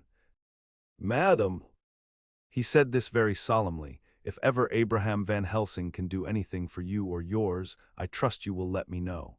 It will be pleasure and delight if I may serve you as a friend. As a friend, but all I have ever learned, all I can ever do, shall be for you and those you love. There are darknesses in life, and there are lights. You are one of the lights. You will have happy life and good life, and your husband will be blessed in you. But doctor, you praise me too much, and you do not know me." "Not know you, I who am old and who have studied all my life men and women, I who have made my specialty the brain and all that belongs to him and all that follow from him. And I have read your diary that you have so goodly written for me, and which breathes out truth in every line. I who have read your so sweet letter to poor Lucy of your marriage and your trust, not know you. Oh, Madam Mina, good women tell all their lives, and by day and by hour and by minute, such things that angels can read, and we men who wish to know have in us something of angels' eyes. Your husband is noble nature, and you are noble too, for you trust, and trust cannot be where there is mean nature. And your husband, tell me of him. Is he quite well? Is all that fever gone, and is he strong and hearty?" I saw here an opening to ask him about Jonathan, so I said, "He was almost recovered, but he has been greatly upset by Mr. Hawkins's death." He interrupted, "Oh yes, I know. I have read your last 2 letters." I went on, "I suppose this upset him, for when we were in town on Thursday last he had a sort of shock. A shock, and after brain fever so soon. That was not good." "What kind of a shock was it?" "He thought he saw someone who recalled something terrible, something which led to his brain fever. And here the whole thing seemed to overwhelm me in a rush. The pity for Jonathan, the horror which he experienced, the whole fearful mystery of his diary, and the fear that has been brooding over me ever since, all came in a tumult. I suppose I was hysterical, for I threw myself on my knees and held up my hands to him and implored him to make my husband well again. He took my hands and raised me up and made me sit on the sofa and sat by me. He held my hand in his and said to me with, oh, such infinite sweetness, "My life is a barren and lonely one, and so full of work that I have not had much time for friendships. But since I have been summoned to here by my friend John Seward, I have known so many good people and seen such nobility that I feel more than ever, and it has grown with my advancing years, the loneliness of my life. Believe me then that I come here full of respect for you, and you have given me hope not in what I am seeking of, but that there are good women still left to make life happy, good women whose lives and whose truths may make good lesson for the children that are to be." I am glad that I may here be of some use to you, for if your husband suffer, he suffer within the range of my study and experience. I promise you that I will gladly do all for him that I can, all to make his life strong and manly, and your life a happy one. Now you must eat, you are overwrought and perhaps overanxious. Husband Jonathan would not like to see you so pale, and what he like not where he love is not to his good. Therefore for his sake you must eat and smile. You have told me all about Lucy, and so now we shall not speak of it, lest it distress. I shall stay in Exeter tonight, for I want to think much over what you have told me, and when I have thought I will ask you questions, if I may. And then, too, you will tell me of husband Jonathan's trouble so far as you can, but not yet. You must eat now, afterwards you shall tell me all. After lunch, when we went back to the drawing-room, he said to me, "And now tell me all about him." When it came to speaking to this great learned man, I began to fear that he would think me a weak fool, and, "Jonathan a madman, that journal is all so strange," and I hesitated to go on. But he was so sweet and kind, and he had promised to help, and I trusted him, so I said, "Dr. Van Helsing, what I have to tell you is so queer that you must not laugh at me or at my husband. I have been since yesterday in a sort of fever of doubt. You must be kind to me, and not think me foolish that I have even half believed some very strange things." He reassured me by his manner as well as his words when he said, "Oh, my dear, if you only know how strange is the matter regarding which I am here, it is you who would laugh. I have learned not to think little of anyone's belief, no matter how strange it be. I have tried to keep an open mind, and it is not the ordinary things of life that could close it, but the strange things, the extraordinary things, the things that make one doubt if they be mad or sane. Thank you, 1,000 times. You have taken a weight off my mind. If you will let me, I shall give you a paper to read. It is long, but I have typewritten it out. It will tell you my trouble and Jonathan's. It is the copy of his journal when abroad and all that happened. I dare not say anything of it. You will read for yourself and judge. And then when I see you, perhaps you will be very kind and tell me what you think. I promise," he said as I gave him the papers, "I shall in the morning, so soon as I can, come to see you and your husband, if I may. Jonathan will be here at 11:30, and you must come to lunch with us and see him then. You could catch the quick 3:34 train, which will leave you at Paddington before 8. He was surprised at my knowledge of the trains offhand, but he does not know that I have made up all the trains to and from Exeter, so that I may help Jonathan in case he is in a hurry. So he took the papers with him and went away, and I sit here thinking I don't know what. Letter by hand, Van Helsing to Mrs. Harker. 25 September, 6 o'clock. Dear Madam Mina, I have read your husband's so wonderful diary. You may sleep without doubt. Strange and terrible as it is true. I will pledge my life on it. It may be worse for others, but for him and you there is no dread. He is a noble fellow, and let me tell you from experience of men, that one who would do as he did in going down that wall into that room, aye, and going a second time, is not one to be injured in permanence by a shock. His brain and his heart are all right, this I swear. Before I have even seen him, so be at rest. I shall have much to ask him of other things. I am blessed that today I come to see you, for I have learned all at once so much that again I am dazzled more than ever. And I must think, yours the most faithful, Abraham Van Helsing. Letter Mrs. Harker to Van Helsing. 25 September, 6:30 p.m. My dear Dr. Van Helsing, 1,000 thanks for your kind letter, which has taken a great weight off my mind. And yet, if it be true, what terrible things there are in the world, and what an awful thing if that man, that monster, be really in London, I fear to think. I have this moment, whilst writing, had a wire from Jonathan, saying that he leaves by the 6:25 tonight from Launceston and will be here at 10:18, so that I shall have no fear tonight. Will you therefore, instead of lunching with us, please come to breakfast at 8 o'clock, if this be not too early for you. You can get away, if you are in a hurry, by the 10:30 train, which will bring you to Paddington by 2:35. Do not answer this, as I shall take it that, if I do not hear, you will come to breakfast. Believe me, your faithful and grateful friend, Mina Harker. Jonathan Harker's journal. 26 September.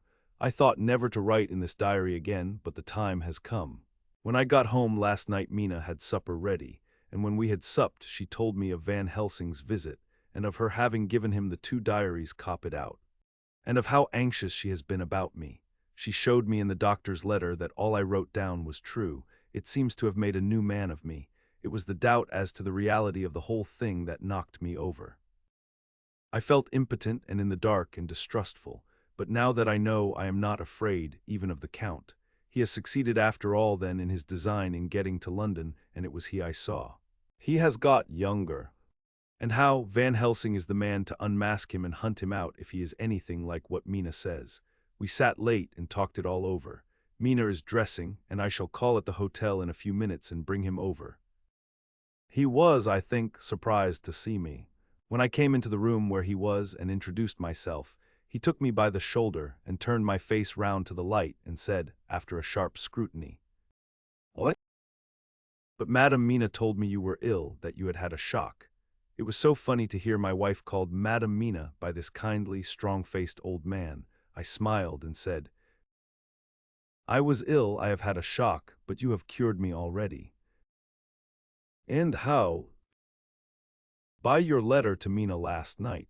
I was in doubt, and then everything took a hue of unreality, and I did not know what to trust, even the evidence of my own senses. Not knowing what to trust, I did not know what to do, and so had only to keep on working in what had hitherto been the groove of my life. The groove ceased to avail me, and I mistrusted myself. Doctor, you don't know what it is to doubt everything, even yourself." "No, you don't. You couldn't with eyebrows like yours." He seemed pleased and laughed as he said, "So you are physiognomist. I learn more here with each hour. I am with so much pleasure coming to you to breakfast, and oh, sir, you will pardon praise from an old man, but you are blessed in your wife." I would listen to him go on praising Mina for a day, so I simply nodded and stood silent. She is one of God's women, fashioned by his own hand to show us men and other women that there is a heaven where we can enter, and that its light can be here on earth. So true, so sweet, so noble, so little an egoist, and that, let me tell you, is much in this age, so skeptical and selfish. And you, sir, I have read all the letters to poor Miss Lucy, and some of them speak of you, so I know you since some days from the knowing of others, but I have seen your true self since last night. You will give me your hand, will you not? And let us be friends for all our lives." We shook hands, and he was so earnest and so kind that it made me quite choky. "And now," he said, "may I ask you for some more help? I have a great task to do, and at the beginning it is to know. You can help me here. Can you tell me what went before your going to Transylvania? Later on I may ask more help and of a different kind, but at first this will do." "Look here, sir," I said, "does what you have to do concern the Count?" "It does," he said solemnly. "Then I am with you heart and soul. As you go by the 10:30 train, you will not have time to read them, but I shall get the bundle of papers. You can take them with you and read them in the train." After breakfast, I saw him to the station. When we were parting, he said, "Perhaps you will come to town if I send to you, and take Madame Mina too." "We shall both come when you will," I said. I had got him the morning papers and the London papers of the previous night, and while we were talking at the carriage window, waiting for the train to start, he was turning them over. His eyes suddenly seemed to catch something in one of them, the Westminster Gazette. I knew it by the color, and he grew quite white. He read something intently, groaning to himself, Main got, so soon." So soon, I do not think he remembered me at the moment. Just then the whistle blew and the train moved off. This recalled him to himself, and he leaned out of the window and waved his hand, calling out, "Love to Madame Mina, I shall write so soon as ever I can." Dr. Seward's Diary. 26 September. Truly there is no such thing as finality. Not a week since I said finis, and yet here I am starting fresh again, or rather going on with the same record. Until this afternoon I had no cause to think of what is done. Renfield had become, to all intents, as sane as he ever was. He was already well ahead with his fly business, and he had just started in the spider line also, so he had not been of any trouble to me. I had a letter from Arthur, written on Sunday, and from it I gather that he is bearing up wonderfully well. Quincy Morris is with him, and that is much of a help, for he himself is a bubbling well of good spirits. Quincy wrote me a line too, and from him I hear that Arthur is beginning to recover something of his old buoyancy. So as to them, all my mind is at rest. As for myself, I was settling down to my work with the enthusiasm which I used to have for it, so that I might fairly have said that the wound which poor Lucy left on me was becoming cicatrized. Everything is, however, now reopened, and what is to be the end God only knows. I have an idea that Van Helsing thinks he knows, too, but he will only let out enough at a time to whet curiosity. He went to Exeter yesterday and stayed there all night. Today he came back and almost bounded into the room at about 5:30 and thrust last night's Westminster Gazette into my hand. "What do you think of that?" he asked as he stood back and folded his arms. I looked over the paper, for I really did not know what he meant, but he took it from me and pointed out a paragraph about children being decoyed away at Hampstead. It did not convey much to me until I reached a passage where it described small punctured wounds on their throats. An idea struck me, and I looked up. "Well," he said, "it is like poor Lucy's. And what do you make of it?" "Simply that there is some cause in common. Whatever it was that injured her has injured them." I did not quite understand his answer. "That is true indirectly, but not directly. How do you mean, Professor?" I asked. I was a little inclined to take his seriousness lightly, for after all, 4 days of rest and freedom. From burning, harrowing anxiety does help to restore one's spirits, but when I saw his face, it sobered me. Never, even in the midst of our despair about poor Lucy, had he looked more stern. "Tell me," I said. "I can hazard no opinion. I do not know what to think, and I have no data on which to found a conjecture. Do you mean to tell me, friend John, that you have no suspicion as to what poor Lucy died of? Not after all the hints given, not only by events, but by me, of nervous prostration following on great loss or waste of blood, and how the blood lost or waste?" I shook my head. He stepped over and sat down beside me and went on. "You are clever man, friend John, you reason well and your wit is bold, but you are too prejudiced. You do not let your eyes see nor your ears hear, and that which is outside your daily life is not of account to you. Do you not think that there are things which you cannot understand, and yet which are? That some people see things that others cannot, but there are things old and new which must not be contemplated by men's eyes, because they know, or think they know, some things which other men have told them. Ah, it is the fault of our science that it wants to explain all, and if it explain not, then it says there is nothing to explain. But yet we see around us every day the growth of new beliefs, which think themselves new, and which are yet but the old which pretend to be young, like the fine ladies at the opera. I suppose now you do not believe in corporeal transference. No, nor in materialization. No, nor in astral bodies. No, nor in the reading of thought. No, nor in hypnotism. Yes, I said. Charcot has proved that pretty well. He smiled as he went on. Then you are satisfied as to it. Yes, and of course then you understand how it act and can follow the mind of the great Charcot, alas that he is no more, into the very soul of the patient that he influence. No. Then, friend John, am I to take it that you simply accept fact, and are satisfied to let from premise to conclusion be a blank? No. Then tell me, for I am student of the brain, how you accept the hypnotism and reject the thought reading. Let me tell you, my friend, that there are things done today in electrical science which would have been deemed unholy by the very men who discovered electricity, who would themselves not so long before have been burned as wizards. There are always mysteries in life.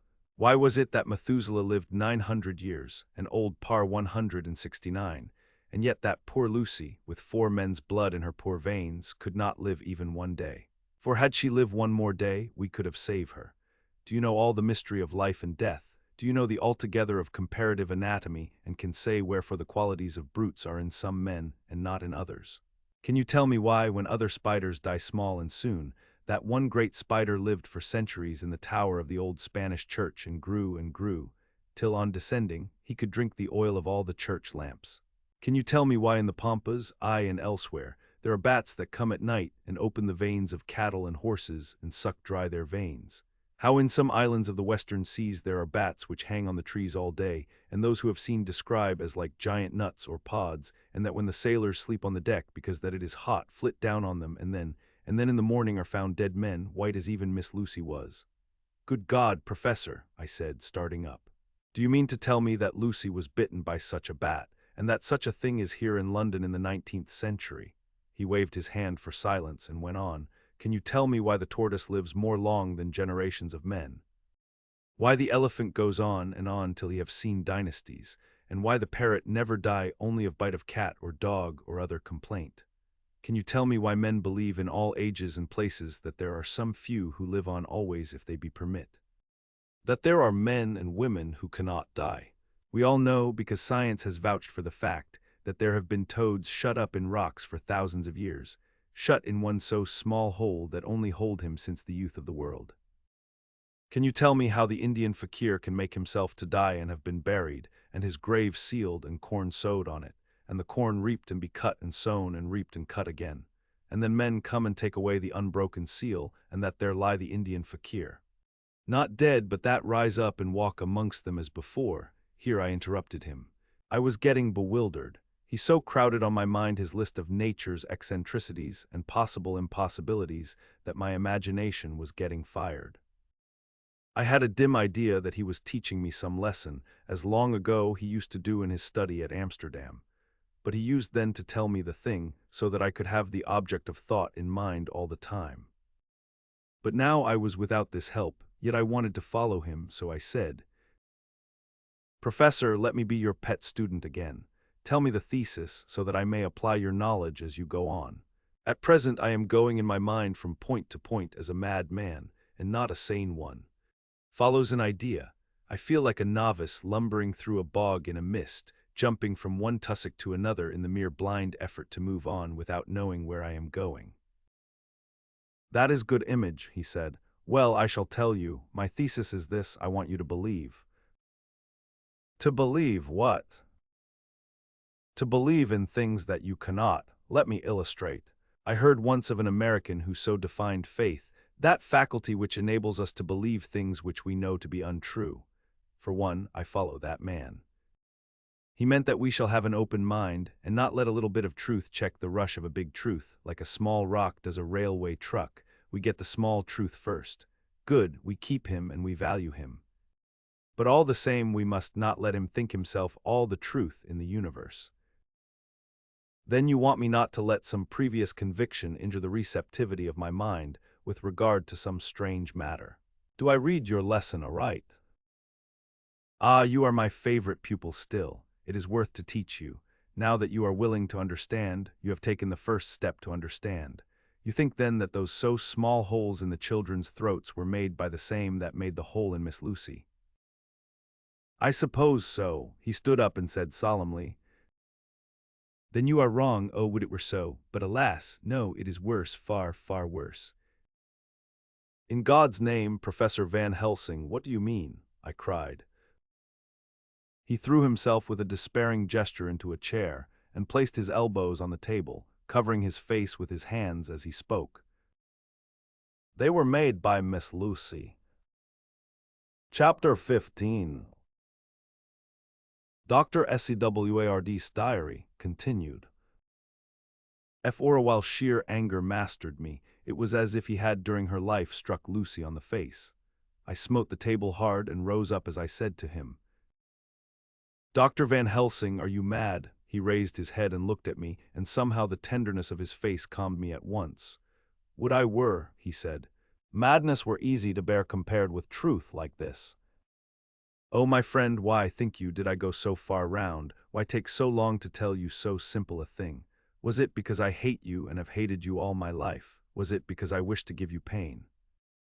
Was it that I wanted, now so late, revenge for that time when you saved my life and from a fearful death? Ah, no. Forgive me, said I, he went on. My friend, it was because I wished to be gentle in the breaking to you, for I know you have loved that so sweet lady. But even yet I do not expect you to believe. It is so hard to accept at once any abstract truth, that we may doubt such to be possible when we have always believed the no of it. It is more hard still to accept so sad a concrete truth, and of such a one as Miss Lucy. Tonight I go to prove it. Dare you come with me? This staggered me. A man does not like to prove such a truth. Byron excepted from the category, jealousy. And prove the very truth he most abhorred. He saw my hesitation and spoke. The logic is simple, no madman's logic this time, jumping from tussock to tussock in a misty bog. If it be not true, then proof will be relief. At worst it will not harm. If it be true, ah, there is the dread. Yet very dread should help my cause, for in it is some need of belief. Come, I tell you what I propose. First, that we go off now and see that child in the hospital, Dr. Vincent of the North Hospital. Where the papers say the child is friend of mine, and I think of yours since you were in class at Amsterdam. He will let 2 scientists see his case. If he will not let 2 friends, we shall tell him nothing, but only that we wish to learn. And then he took a key from his pocket and held it up.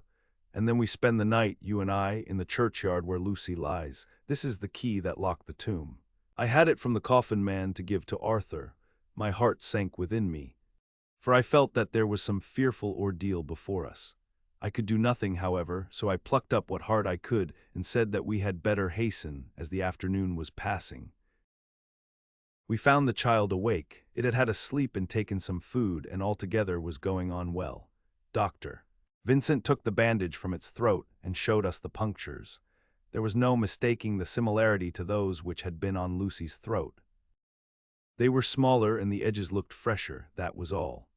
We asked Vincent to what he attributed them, and he replied that it must have been a bite of some animal, perhaps a rat, but for his own part, he was inclined to think that it was one of the bats which are so numerous on the northern heights of London. Out of so many harmless ones, he said, there may be some wild specimen from the south of a more malignant species. Some sailor may have brought one home and it managed to escape, or even from the zoological gardens a young one may have got loose, or one be bred there from a vampire. These things do occur, you know. Only 10 days ago a wolf got out and was, I believe, traced up in this direction. For a week after, the children were playing nothing but Red Riding Hood on the heath and in every alley in the place until this bloofer lady scare came along, since when it has been quite a gala time with them. Even this poor little mite, when he woke up today, asked the nurse if he might go away. When she asked him why he wanted to go, he said he wanted to play with the bloofer lady. I hope, said Van Helsing, that when you are sending the child home you will caution its parents to keep strict watch over it. These fancies to stray are most dangerous, and if the child were to remain out another night, it would probably be fatal, but in any case I suppose you will not let it away for some days. Certainly not for a week at least, longer if the wound is not healed. Our visit to the hospital took more time than we had reckoned on, and the sun had dipped before we came out. When Van Helsing saw how dark it was, he said, "There is no hurry, it is more late than I thought. Come, let us seek somewhere that we may eat, and then we shall go on our way." We dined at Jack Straw's castle, along with a little crowd of bicyclists and others who were genially noisy. About 10 o'clock we started from the inn. It was then very dark, and the scattered lamps made the darkness greater when we were once outside their individual radius. The professor had evidently noted the road we were to go, for he went on unhesitatingly. But as for me, I was in quite a mix-up as to locality. As we went further, we met fewer and fewer people, till at last we were somewhat surprised when we met even the patrol of horse police going their usual suburban round. At last we reached the wall of the churchyard, which we climbed over, with some little difficulty, for it was very dark and the whole place seemed so strange to us. We found the Westenra tomb. The professor took the key, opened the creaky door, and standing back politely, but quite unconsciously, motioned me to precede him. There was a delicious irony in the offer, in the courtliness of giving preference on such a ghastly occasion. My companion followed me quickly, and cautiously drew the door to, after carefully ascertaining that the lock was a falling and not a spring one.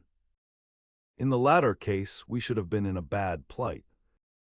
Then he fumbled in his bag, and taking out a matchbox and a piece of candle, proceeded to make a light. The tomb in the daytime, and when wreathed with fresh flowers, had looked grim and gruesome enough. But now, some days afterwards, when the flowers hung lank and dead, their whites turning to rust and their greens to browns, when the spider and the beetle had resumed their accustomed dominance, when time-discolored stone and dust-encrusted mortar and rusty, dank iron and tarnished brass and clouded silver plating gave back the feeble glimmer of a candle, the effect was more miserable and sordid than could have been imagined. It conveyed irresistibly the idea that life, animal life, was not the only thing which could pass away. Van Helsing went about his work systematically, holding his candle so that he could read the coffin plates, and so holding it that the sperm dropped in white patches which congealed as they touched the metal. He made assurance of Lucy's coffin. Another search in his bag, and he took out a turnscrew. "What are you going to do?" I asked. "To open the coffin. You shall yet be convinced." Straightway he began taking out the screws, and finally lifted off the lid, showing the casing of lead beneath. The sight was almost too much for me. It seemed to be as much an affront to the dead as it would have been to have stripped off her clothing in her sleep whilst living. I actually took hold of his hand to stop him. He only said, "You shall see," and again fumbling in his bag, took out a tiny fret saw. Striking the turnscrew through the lead with a swift downward stab, which made me wince, he made a small hole, which was, however, big enough to admit the point of the saw. I had expected a rush of gas from the weak-cold corpse. We doctors, who have had to study our dangers, have to become accustomed to such things, and I drew back towards the door. But the professor never stopped for a moment. He sawed down a couple of feet along one side of the lead coffin, and then across, and down the other side. Taking the edge of the loose flange, he bent it back towards the foot of the coffin, and holding up the candle into the aperture, motioned to me to look. I drew near and looked. The coffin was empty. It was certainly a surprise to me, and gave me a considerable shock, but Van Helsing was unmoved. He was now more sure than ever of his ground, and so emboldened to proceed in his task. "Are you satisfied now, friend John?" he asked. I felt all the dogged argumentativeness of my nature awake within me as I answered him. "I am satisfied that Lucy's body is not in that coffin, but that only proves one thing." "And what is that, friend John?" "That it is not there." "That is good logic," he said, "so far as it goes, but how can you account for it not being there?" "Perhaps a body snatcher," I suggested. "Some of the undertaker's people may have stolen it." I felt that I was speaking folly, and yet it was the only real cause which I could suggest. The professor sighed. "Ah well," he said, "we must have more proof. Come with me." He put on the coffin lid again, gathered up all his things and placed them in the bag, blew out the light, and placed the candle also in the bag. We opened the door and went out. Behind us he closed the door and locked it. He handed me the key, saying, "Will you keep it? You had better be assured." I laughed. It was not a very cheerful laugh, I am bound to say, as I motioned him to keep it. "A key is nothing," I said. "There may be duplicates, and anyhow it is not difficult to pick a lock of that kind." He said nothing, but put the key in his pocket. Then he told me to watch at one side of the churchyard, whilst he would watch at the other. I took up my place behind a yew tree, and I saw his dark figure move until the intervening headstones and trees hid it from my sight. It was a lonely vigil. Just after I had taken my place, I heard a distant clock strike 12, and in time came 1 and 2. I was chilled and unnerved, and angry with the professor for taking me on such an errand, and with myself for coming. I was too cold and too sleepy to be keenly observant, and not sleepy enough to betray my trust, so altogether I had a dreary, miserable time. Suddenly, as I turned round, I thought I saw something like a white streak, moving between two dark yew trees at the side of the churchyard farthest from the tomb. At the same time, a dark mass moved from the professor's side of the ground, and hurriedly went towards it. Then I too moved, but I had to go round headstones and railed-off tombs, and I stumbled over graves. The sky was overcast, and somewhere far off an early cock crew. A little way off, beyond a line of scattered juniper trees, which marked the pathway to the church, a white, dim figure flitted in the direction of the tomb. The tomb itself was hidden by trees, and I could not see where the figure disappeared. I heard the rustle of actual movement where I had first seen the white figure, and coming over, found the professor holding in his arms a tiny child. When he saw me, he held it out to me and said, "Are you satisfied now?" "No," I said, in a way that I felt was aggressive. "Do you not see the child?" "Yes, it is a child, but who brought it here, and is it wounded?" I asked. "We shall see," said the professor, and with one impulse we took our way out of the churchyard, he carrying the sleeping child. When we had got some little distance away, we went into a clump of trees and struck a match and looked at the child's throat.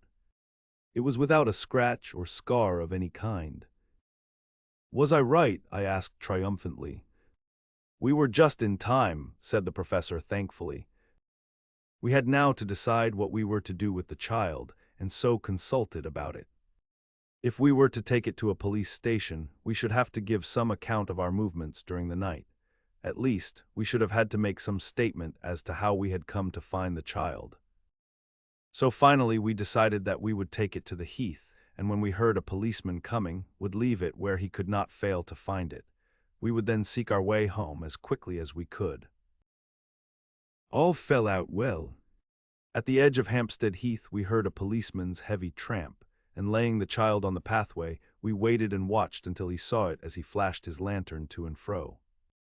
We heard his exclamation of astonishment, and then we went away silently. By good chance we got a cab near the Spaniards, and drove to town. I cannot sleep, so I make this entry. But I must try to get a few hours' sleep, as Van Helsing is to call for me at noon. He insists that I shall go with him on another expedition, 27 September. It was 2 o'clock before we found a suitable opportunity for our attempt. The funeral held at noon was all completed, and the last stragglers of the mourners had taken themselves lazily away. When looking carefully from behind a clump of alder trees, we saw the sexton lock the gate after him. We knew then that we were safe till morning did we desire it. But the professor told me that we should not want more than an hour at most. Again I felt that horrid sense of the reality of things, in which any effort of imagination seemed out of place. And I realized distinctly the perils of the law which we were incurring in our unhallowed work. Besides, I felt it was all so useless. Outrageous as it was to open a leaden coffin, to see if a woman dead nearly a week were really dead.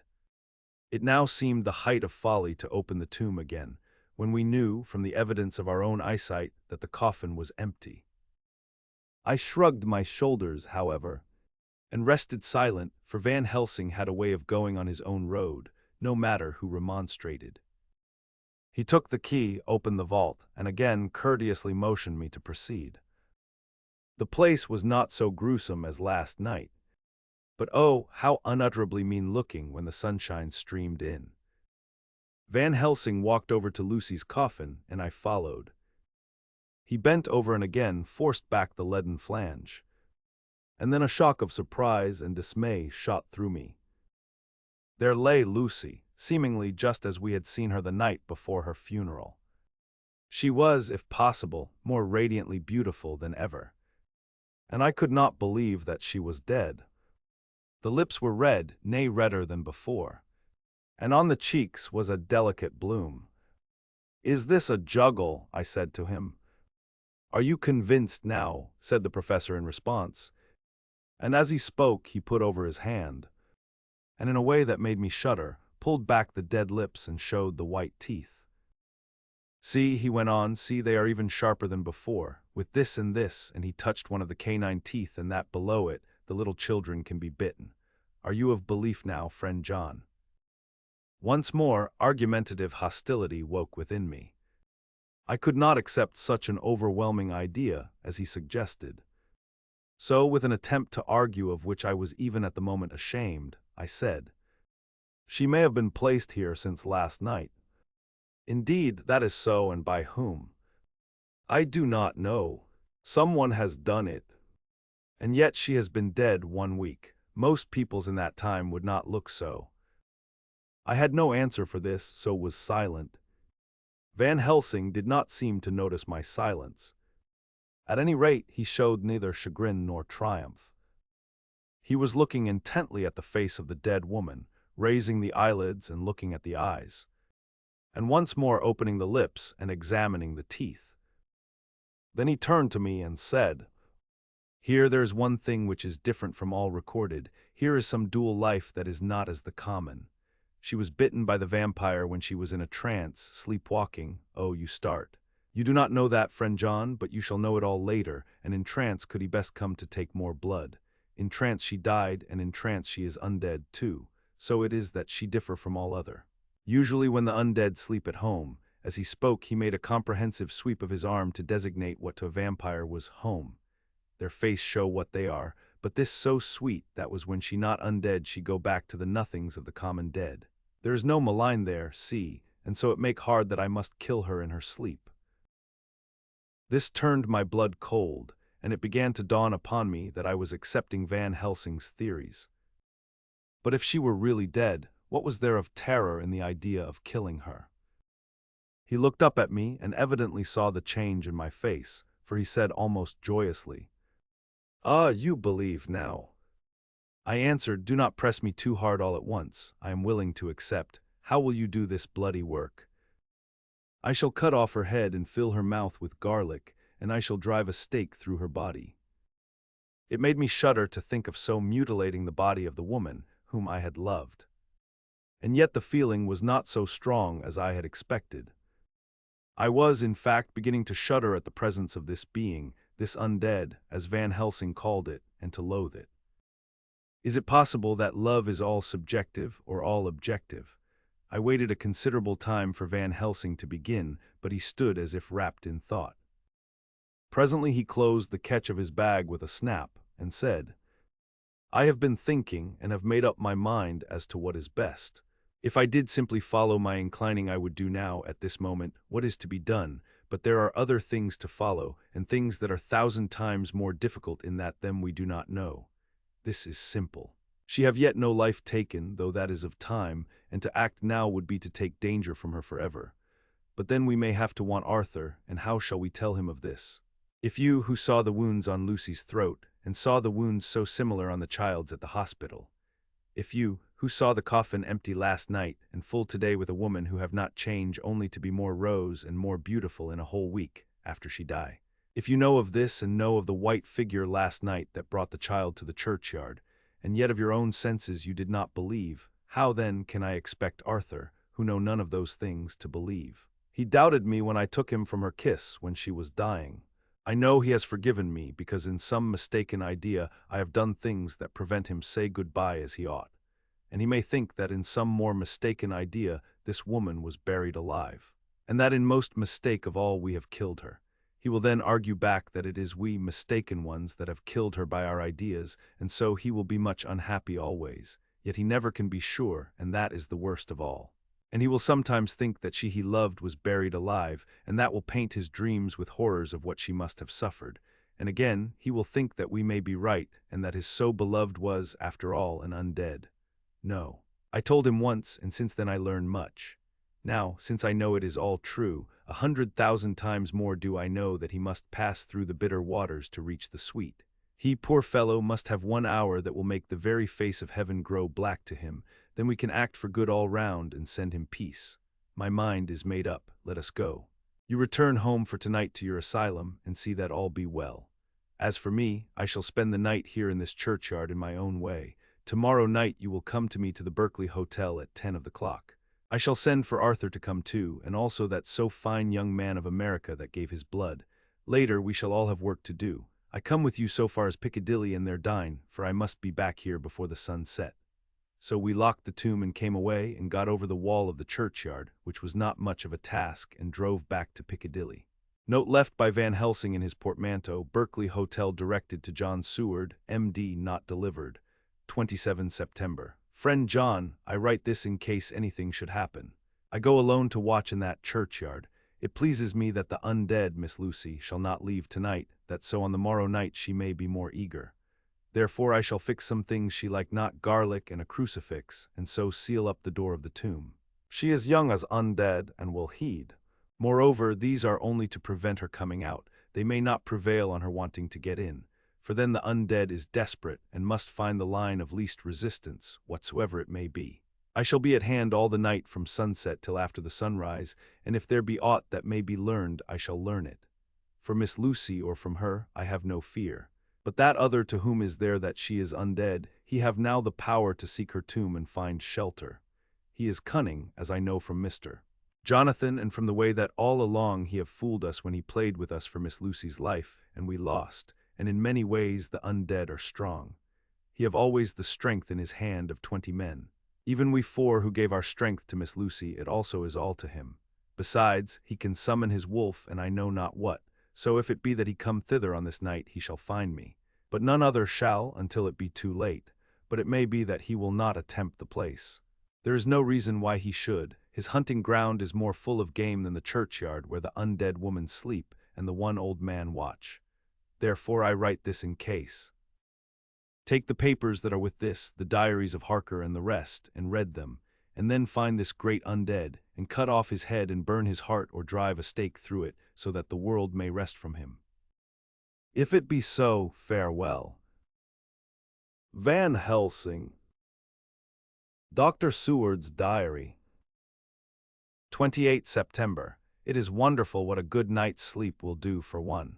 Yesterday I was almost willing to accept Van Helsing's monstrous ideas, but now they seem to start out lurid before me as outrages on common sense. I have no doubt that he believes it all. I wonder if his mind can have become in any way unhinged. Surely there must be some rational explanation of all these mysterious things.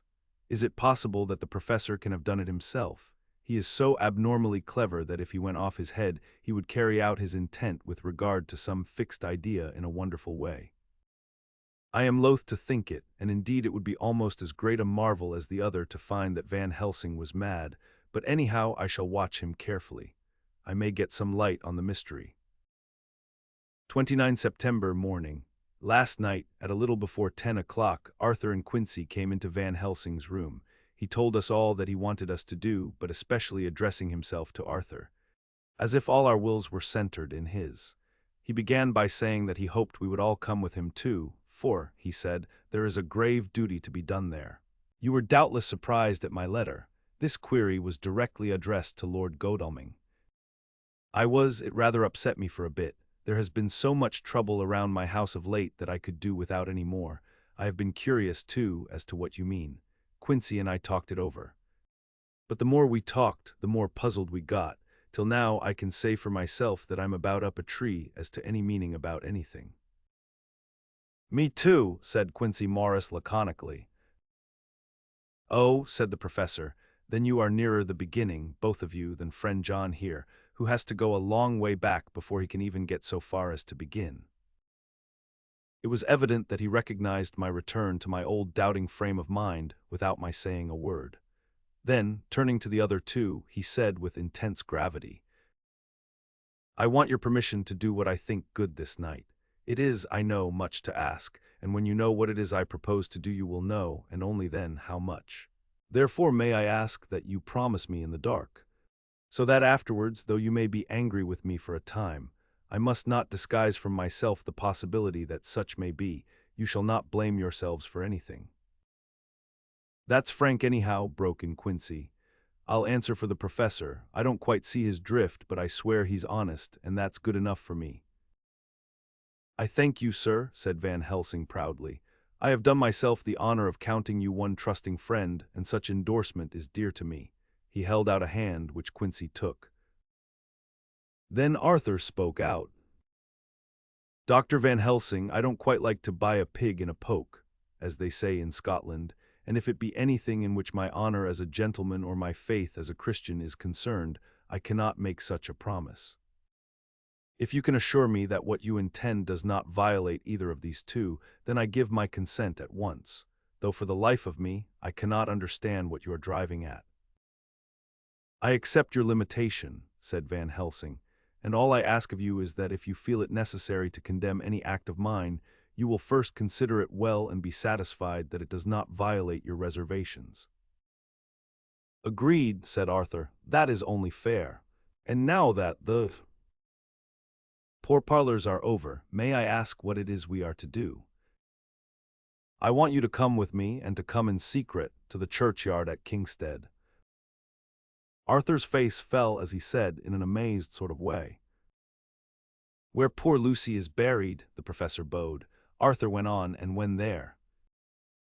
To enter the tomb, Arthur stood up. Professor, are you in earnest, or it is some monstrous joke? Pardon me, I see that you are in earnest. He sat down again, but I could see that he sat firmly and proudly, as one who is on his dignity. There was silence until he asked again, "And when in the tomb?" "To open the coffin. This is too much," he said, angrily rising again. "I am willing to be patient in all things that are reasonable, but in this desecration of the grave of one who," he fairly choked with indignation. The professor looked pityingly at him. "If I could spare you one pang, my poor friend, God knows I would. But this night our feet must tread in thorny paths, or later, and forever, the feet you love must walk in paths of flame." Arthur looked up with set white face and said, "Take care, sir, take care." "Would it not be well to hear what I have to say?" said Van Helsing. "And then you will at least know the limit of my purpose. Shall I go on?" "That's fair enough," broke in Morris. After a pause Van Helsing went on, evidently with an effort. "Miss Lucy is dead, is it not so?" "Yes, then there can be no wrong to her, but if she be not dead—" Arthur jumped to his feet. "Good God," he cried, "what do you mean? Has there been any mistake? Has she been buried alive?" He groaned in anguish that not even hope could soften. "I did not say she was alive, my child. I did not think it. I go no further than to say that she might be undead." "Undead, not alive, what do you mean? Is this all a nightmare, or what is it?" "There are mysteries which men can only guess at, which age by age they may solve only in part. Believe me, we are now on the verge of one, but I have not done. May I cut off the head of dead Miss Lucy?" "Heavens and earth, no!" cried Arthur in a storm of passion. "Not for the wide world will I consent to any mutilation of her dead body.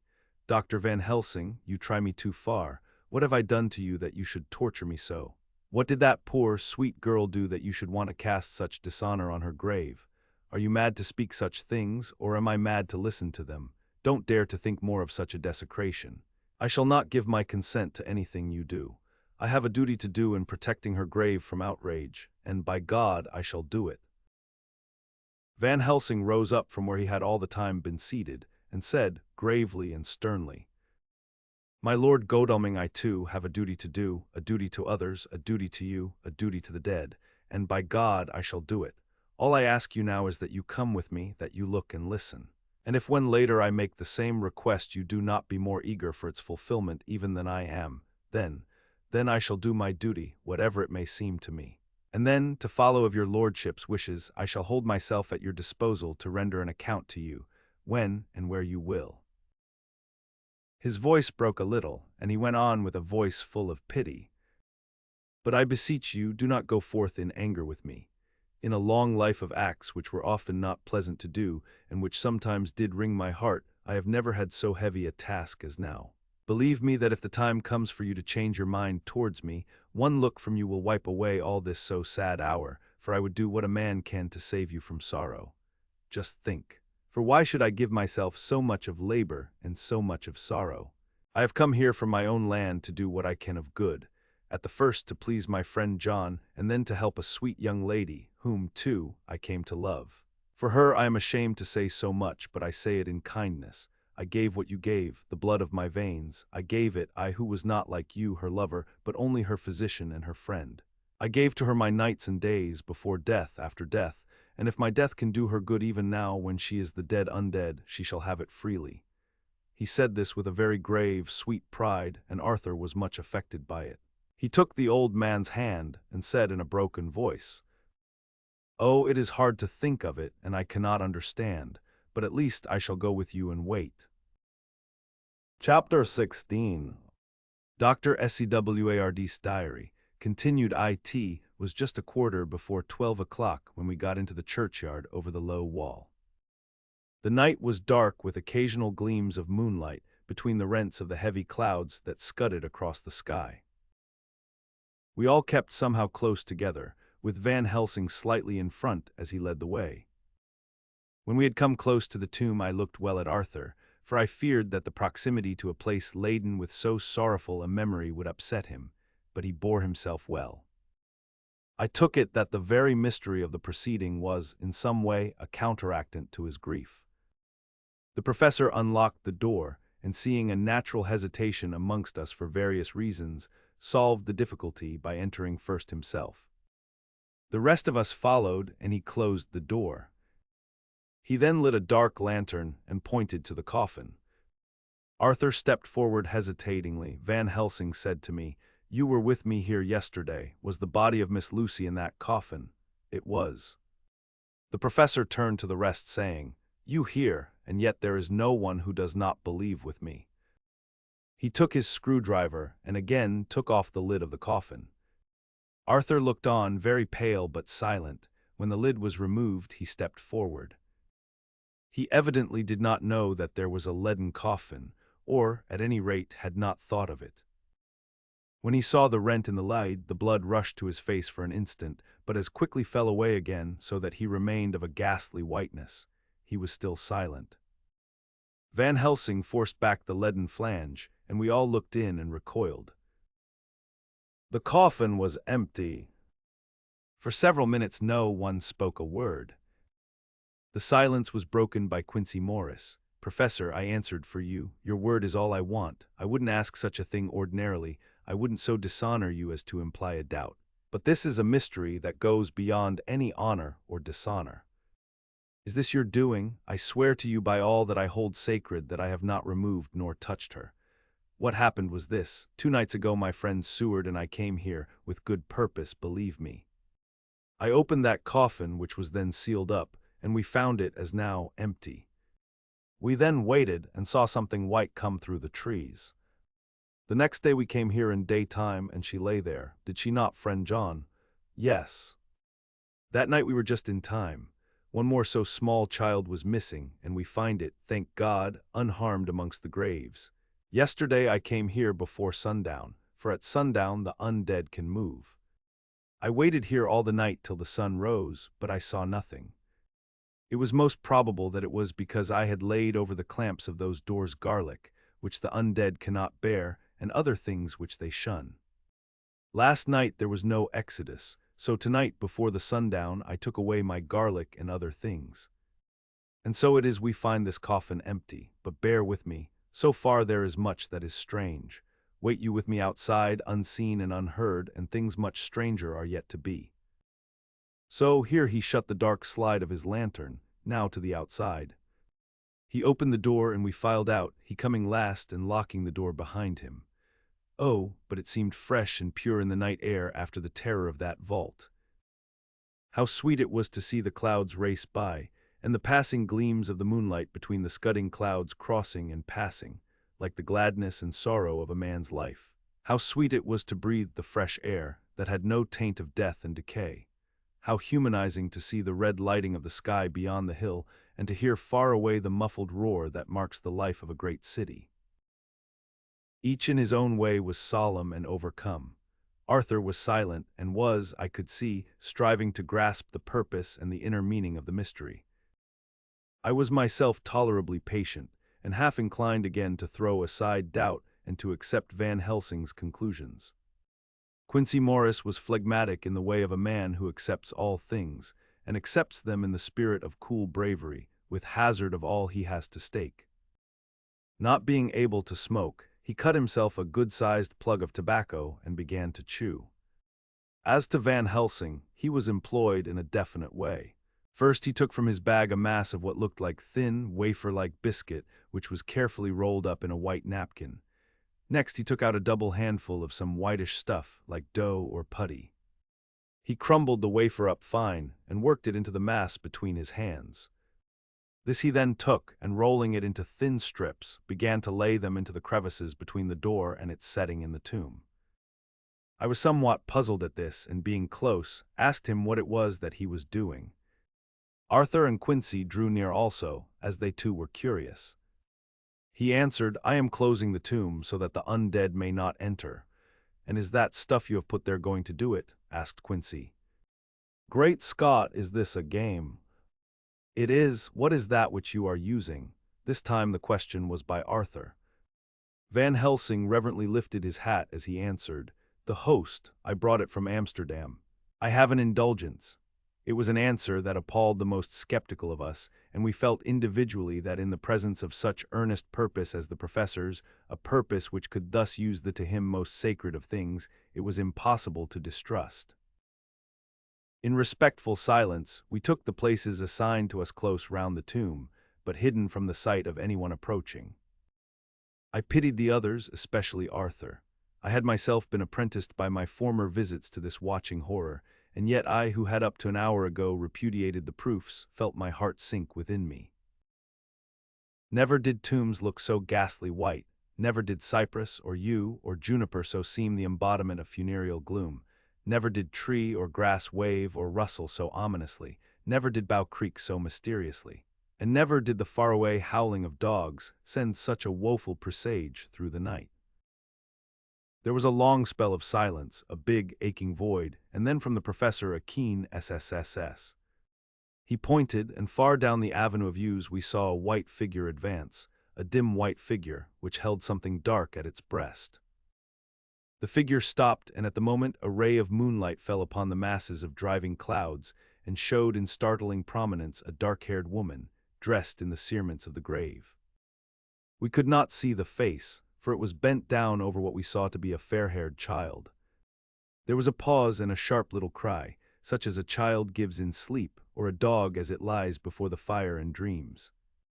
We were starting forward, but the professor's warning hand, seen by us as he stood behind a yew tree, kept us back, and then as we looked the white figure moved forwards again. It was now near enough for us to see clearly, and the moonlight still held. My own heart grew cold as ice, and I could hear the gasp of Arthur as we recognized the features of Lucy Westenra. Lucy Westenra, but yet how changed! The sweetness was turned to adamantine, heartless cruelty, and the purity to voluptuous wantonness. Van Helsing stepped out, and, obedient to his gesture, we all advanced too, the four of us ranged in a line before the door of the tomb. Van Helsing raised his lantern and drew the slide.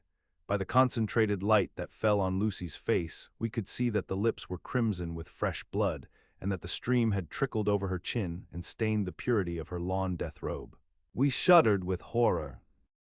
I could see by the tremulous light that even Van Helsing's iron nerve had failed. Arthur was next to me, and if I had not seized his arm and held him up, he would have fallen.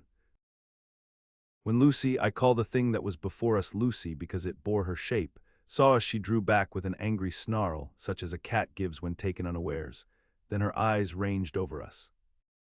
Lucy's eyes in form and color, but Lucy's eyes unclean and full of hell-fire, instead of the pure, gentle orbs we knew. At that moment the remnant of my love passed into hate and loathing. Had she then to be killed, I could have done it with savage delight. As she looked, her eyes blazed with unholy light, and the face became wreathed with a voluptuous smile. Oh God, how it made me shudder to see it! With a careless motion, she flung to the ground, callous as a devil, the child that up to now she had clutched strenuously to her breast, growling over it as a dog growls over a bone. The child gave a sharp cry and lay there moaning. There was a cold-bloodedness in the act which wrung a groan from Arthur. When she advanced to him with outstretched arms and a wanton smile, he fell back and hid his face in his hands. She still advanced, however, and with a languorous, voluptuous grace said, "Come to me, Arthur. Leave these others and come to me. My arms are hungry for you. Come and we can rest together. Come, my husband, come." There was something diabolically sweet in her tones, something of the tingling of glass when struck, which rang through the brains even of us who heard the words addressed to another. As for Arthur, he seemed under a spell. Moving his hands from his face, he opened wide his arms. She was leaping for them, when Van Helsing sprang forward and held between them his little golden crucifix. She recoiled from it, and with a suddenly distorted face, full of rage, dashed past him as if to enter the tomb.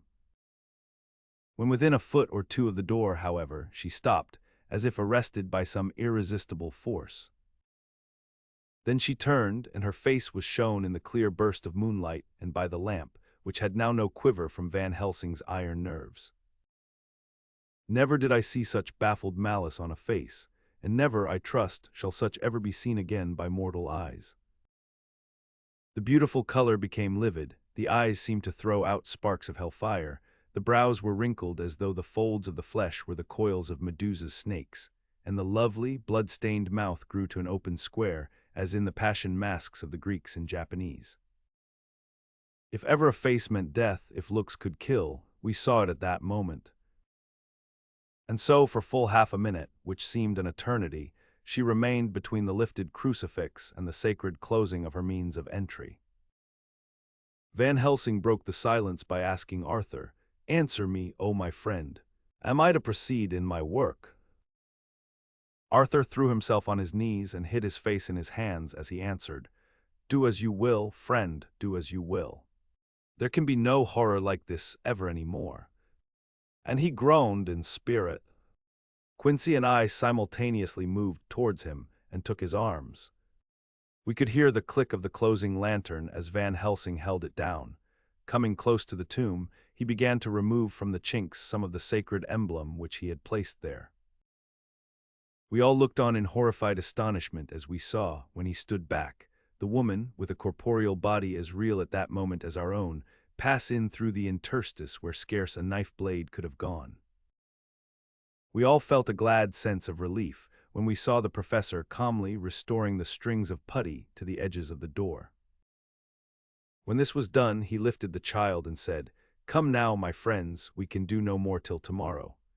There is a funeral at noon, so here we shall all come before long after that. The friends of the dead will all be gone by 2, and when the sexton lock the gate we shall remain. Then there is more to do, but not like this of tonight. As for this little one, he is not much harm, and by tomorrow night he shall be well. We shall leave him where the police will find him, as on the other night, and then to home." Coming close to Arthur, he said, "My friend Arthur, you have had a sore trial, but after, when you look back, you will see how it was necessary. You are now in the bitter waters, my child. By this time tomorrow you will, please God, have passed them and have drunk of the sweet waters, so do not mourn over much. Till then I shall not ask you to forgive me." Arthur and Quincy came home with me, and we tried to cheer each other on the way. We had left the child in safety and were tired, so we all slept with more or less reality of sleep. 29 September night. A little before 12 o'clock we three, Arthur, Quincy Morris, and myself, called for the professor. It was odd to notice that by common consent we had all put on black clothes. Of course, Arthur wore black, for he was in deep mourning, but the rest of us wore it by instinct. We got to the churchyard by 1:30 and strolled about, keeping out of official observation, so that when the gravediggers had completed their task and the sexton, under the belief that everyone had gone, had locked the gate, we had the place all to ourselves.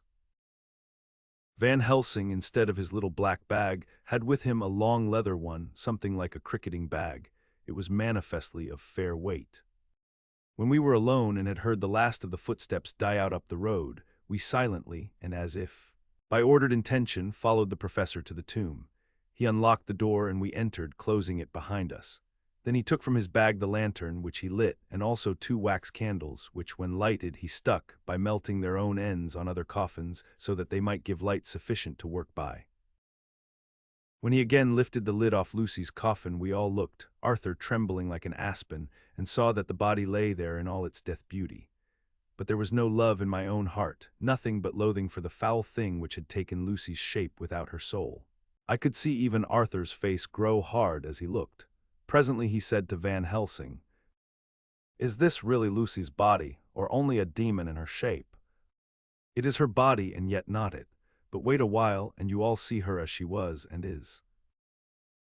She seemed like a nightmare of Lucy as she lay there, the pointed teeth, the blood-stained, voluptuous mouth, which it made one shudder to see, the whole carnal and unspiritual appearance, seeming like a devilish mockery of Lucy's sweet purity. Van Helsing, with his usual methodicalness, began taking the various contents from his bag and placing them ready for use. First he took out a soldering iron and some plumbing solder, and then a small oil lamp which gave out, when lit in a corner of the tomb, gas which burned at fierce heat with a blue flame. Then his operating knives, which he placed to hand, and last a round wooden stake, some 2.5 or 3 inches thick and about 3 feet long. One end of it was hardened by charring in the fire and was sharpened to a fine point. With this stake came a heavy hammer, such as in households is used in the coal cellar for breaking the lumps. To me, a doctor's preparations for work of any kind are stimulating and bracing, but the effect of these things on both Arthur and Quincy was to cause them a sort of consternation. They both, however, kept their courage and remained silent and quiet. When all was ready, Van Helsing said, "Before we do anything, let me tell you this. It is out of the lore and experience of the ancients and of all those who have studied the powers of the undead. When they become such, there comes with the change the curse of immortality. They cannot die, but must go on age after age, adding new victims and multiplying the evils of the world. For all that die from the preying of the undead becomes themselves undead and prey on their kind. And so the circle goes on ever widening, like as the ripples from a stone thrown in the water. Friend Arthur, if you had met that kiss which you know of before poor Lucy died, or again, last night when you open your arms to her, you would in time, when you had died, have become Nosferatu, as they call it in Eastern Europe, and would all time make more of those undeads that so have filled us with horror. The career of this so unhappy dear lady is but just begun. Those children whose blood she suck are not as yet so much the worse, but if she live on, undead, more and more they lose their blood, and by her power over them they come to her, and so she draw their blood with that so wicked mouth. But if she die in truth, then all cease. The tiny wounds of the throats disappear, and they go back to their plays, unknowing ever of what has been. But of the most blessed of all, when this now undead be made to rest as true dead, then the soul of the poor lady whom we love shall again be free. Instead of working wickedness by night and growing more debased in the assimilating of it by day, she shall take her place with the other angels. So that, my friend, it will be a blessed hand for her that shall strike the blow that sets her free. To this I am willing, but is there none amongst us who has a better right? Will it be no joy to think of hereafter in the silence of the night when sleep is not? It was my hand that sent her to the stars, it was the hand of him that loved her best, the hand that of all she would herself have chosen, had it been to her to choose. Tell me if there be such a one amongst us." We all looked at Arthur. He saw, too, what we all did, the infinite kindness which suggested that his should be the hand which would restore Lucy to us as a holy, and not an unholy, memory. He stepped forward and said bravely, though his hand trembled, and his face was as pale as snow, "My true friend, from the bottom of my broken heart I thank you. Tell me what I am to do, and I shall not falter." Van Helsing laid a hand on his shoulder and said, "Brave lad, a moment's courage and it is done. This stake must be driven through her. It will be a fearful ordeal, be not deceived in that, but it will be only a short time, and you will then rejoice more than your pain was great. From this grim tomb you will emerge as though you tread on air. But you must not falter when once you have begun. Only think that we, your true friends, are round you, and that we pray for you all the time." "Go on," said Arthur hoarsely. "Tell me what I am to do." "Take this stake in your left hand, ready to place the point over the heart, and the hammer in your right. Then when we begin our prayer for the dead, I shall read him, I have here the book, and the others shall follow, strike in God's name, that so all may be well with the dead that we love, and that the undead pass away." Arthur took the stake and the hammer, and when once his mind was set on action, his hands never trembled nor even quivered. Van Helsing opened his missal and began to read, and Quincy and I followed as well as we could. Arthur placed the point over the heart, and as I looked I could see its dint in the white flesh. Then he struck with all his might. The thing in the coffin writhed, and a hideous, blood-curdling screech came from the opened red lips. The body shook and quivered and twisted in wild contortions. The sharp white teeth champed together till the lips were cut, and the mouth was smeared with a crimson foam. But Arthur never faltered. He looked like a figure of Thor as his untrembling arm rose and fell, driving deeper and deeper the mercy-bearing stake, whilst the blood from the pierced heart welled and spurted up around it. His face was set, and high duty seemed to shine through it. The sight of it gave us courage so that our voices seemed to ring through the little vault.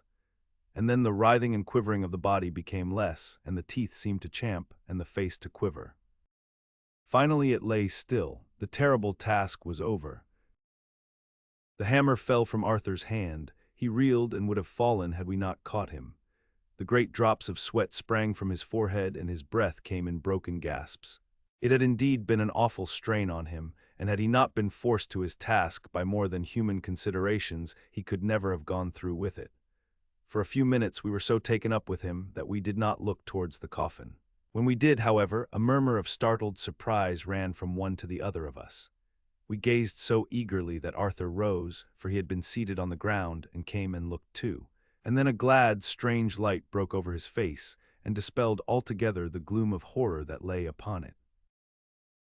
There in the coffin lay no longer the foul thing that we had so dreaded and grown to hate, that the work of her destruction was yielded as a privilege to the one best entitled to it, but Lucy as we had seen her in her life, with her face of unequaled sweetness and purity.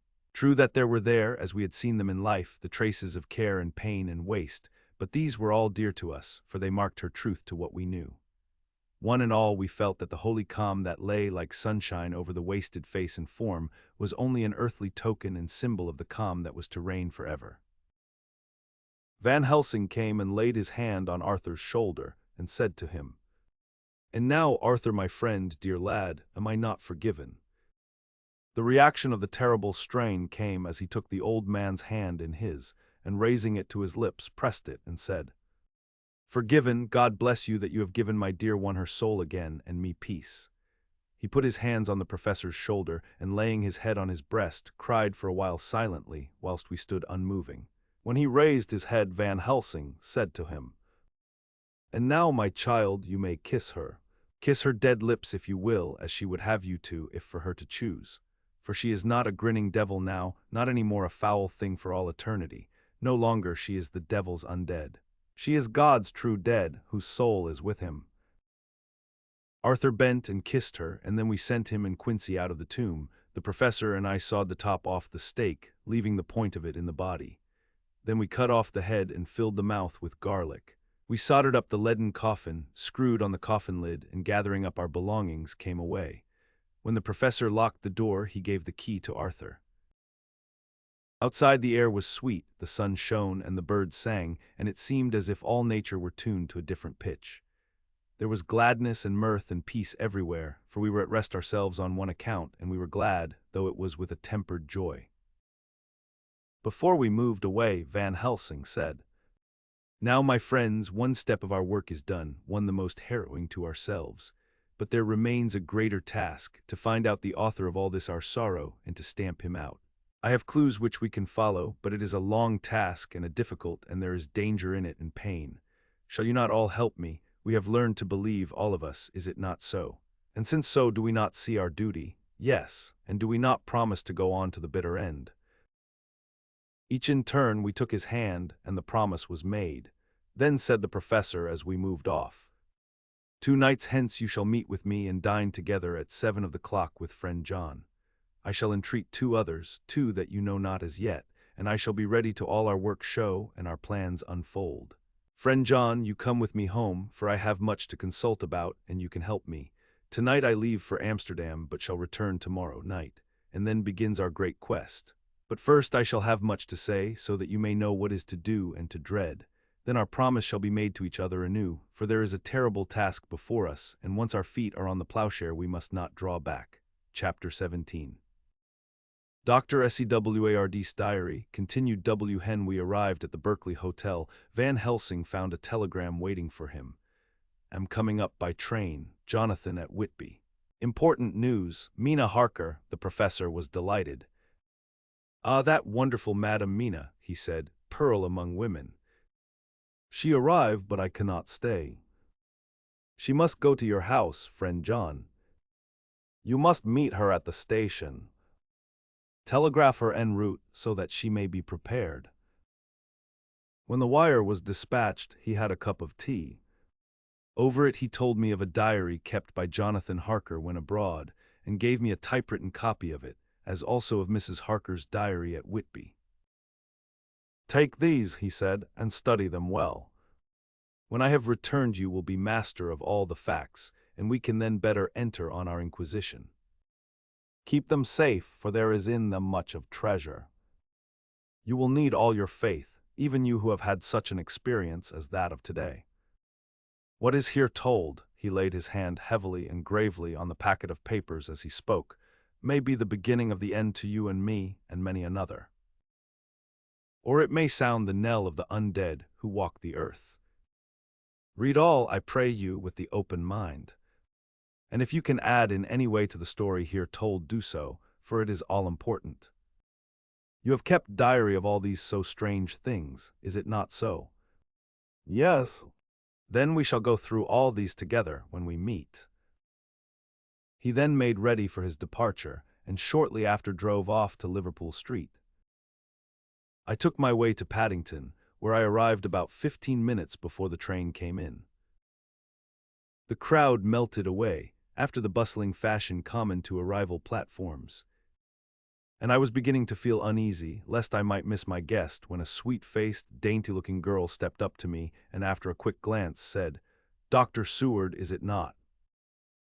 "And you are Mrs. Harker," I answered at once, whereupon she held out her hand. "I knew you from the description of poor dear Lucy, but—" She stopped suddenly, and a quick blush overspread her face. The blush that rose to my own cheeks somehow set us both at ease, for it was a tacit answer to her own.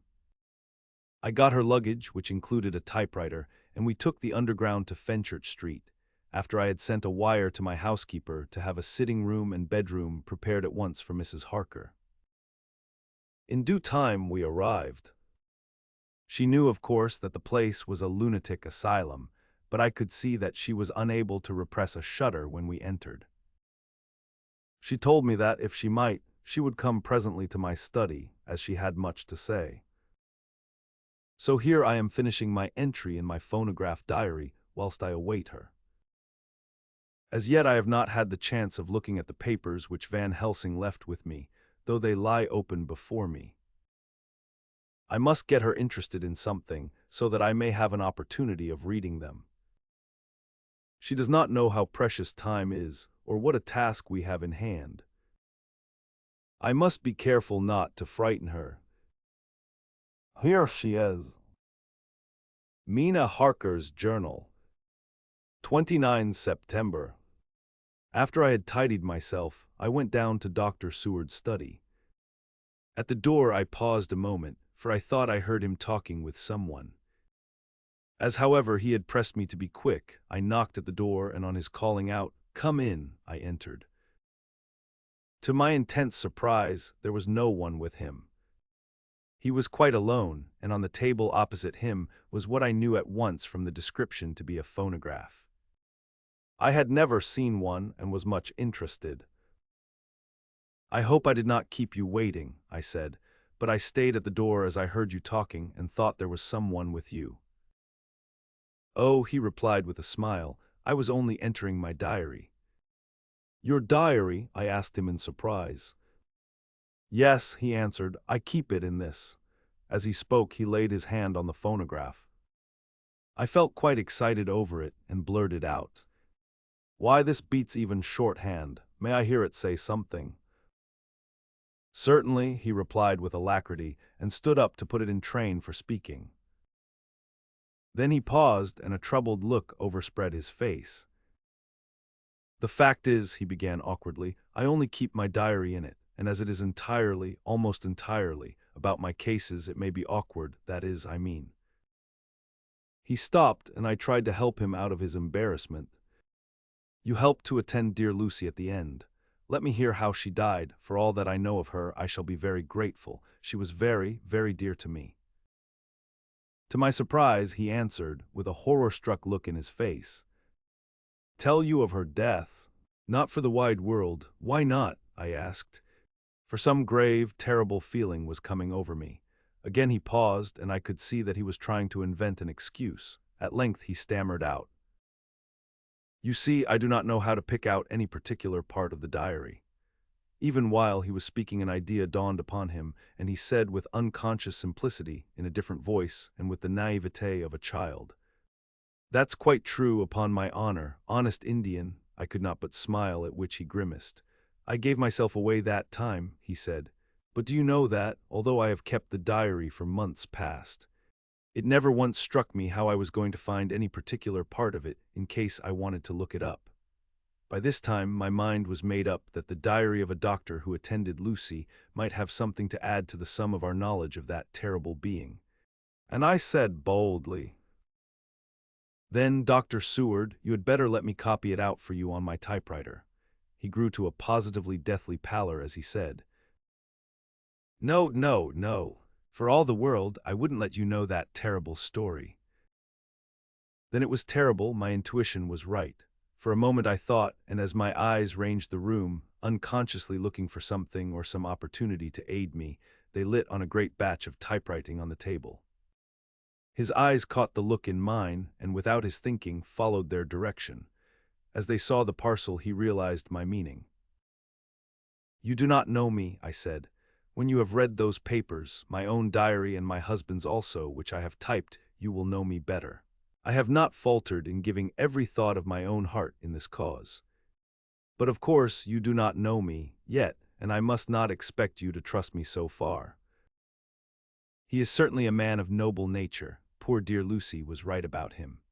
He stood up and opened a large drawer in which were arranged in order a number of hollow cylinders of metal covered with dark wax, and said, "You are quite right. I did not trust you because I did not know you. But I know you now, and let me say that I should have known you long ago. I know that Lucy told you of me. She told me of you too. May I make the only atonement in my power? Take the cylinders and hear them. The first half-dozen of them are personal to me, and they will not horrify you. Then you will know me better. Dinner will by then be ready. In the meantime, I shall read over some of these documents, and shall be better able to understand certain things." He carried the phonograph himself up to my sitting room and adjusted it for me. Now I shall learn something pleasant, I am sure, for it will tell me the other side of a true love episode, of which I know one side already. Dr. Seward's Diary. 29 September.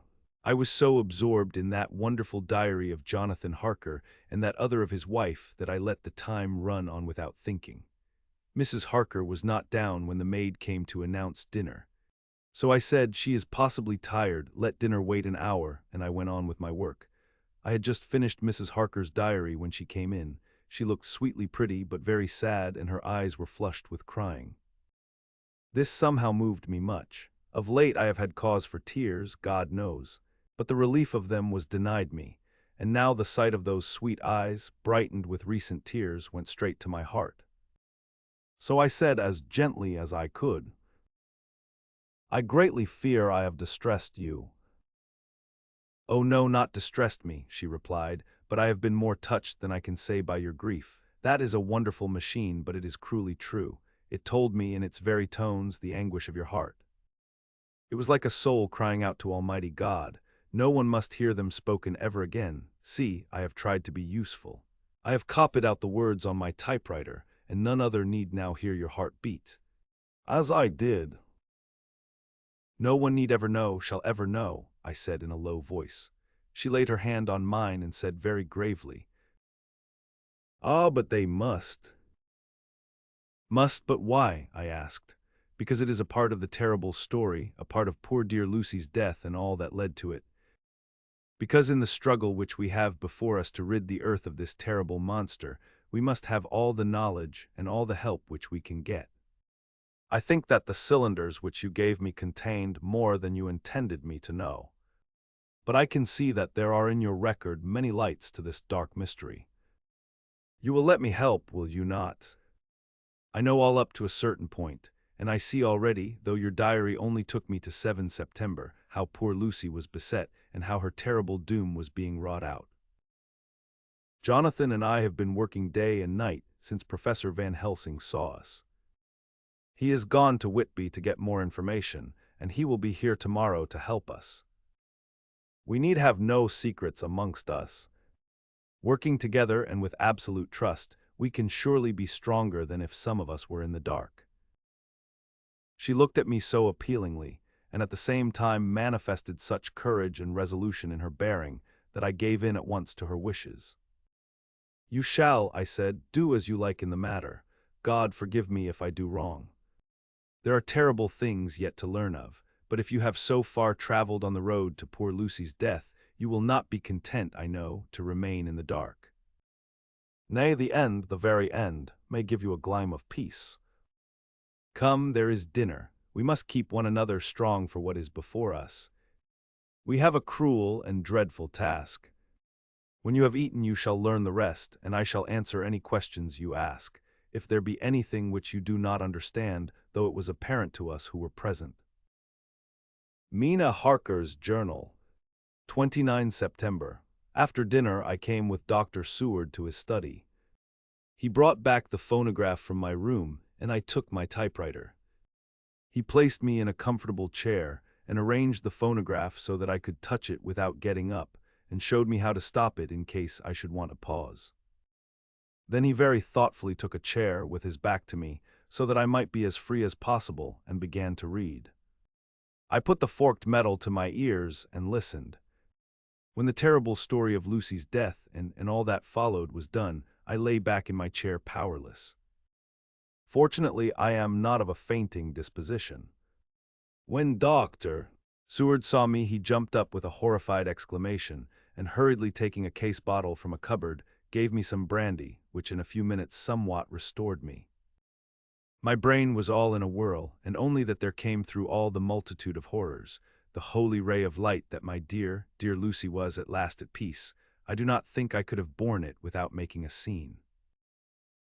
It is all so wild and mysterious and strange that if I had not known Jonathan's experience in Transylvania, I could not have believed. As it was, I didn't know what to believe, and so got out of my difficulty by attending to something else.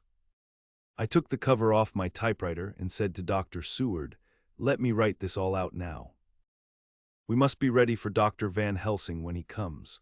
I have sent a telegram to Jonathan to come on here when he arrives in London from Whitby. In this matter dates are everything, and I think that if we get all our material ready, and have every item put in chronological order, we shall have done much. You tell me that Lord Godalming and Mr. Morris are coming too. Let us be able to tell him when they come." He accordingly set the phonograph at a slow pace, and I began to typewrite from the beginning of the 7th cylinder. I used manifold, and so took 3 copies of the diary, just as I had done with all the rest. It was late when I got through, but Dr. Seward went about his work of going his round of the patients. When he had finished, he came back and sat near me, reading, so that I did not feel too lonely whilst I worked. How good and thoughtful he is. The world seems full of good men, even if there are monsters in it. Before I left him, I remembered what Jonathan put in his diary of the professor's perturbation at reading something in an evening paper at the station at Exeter. So seeing that Dr. Seward keeps his newspapers, I borrowed the files of the Westminster Gazette and the Pall Mall Gazette and took them to my room.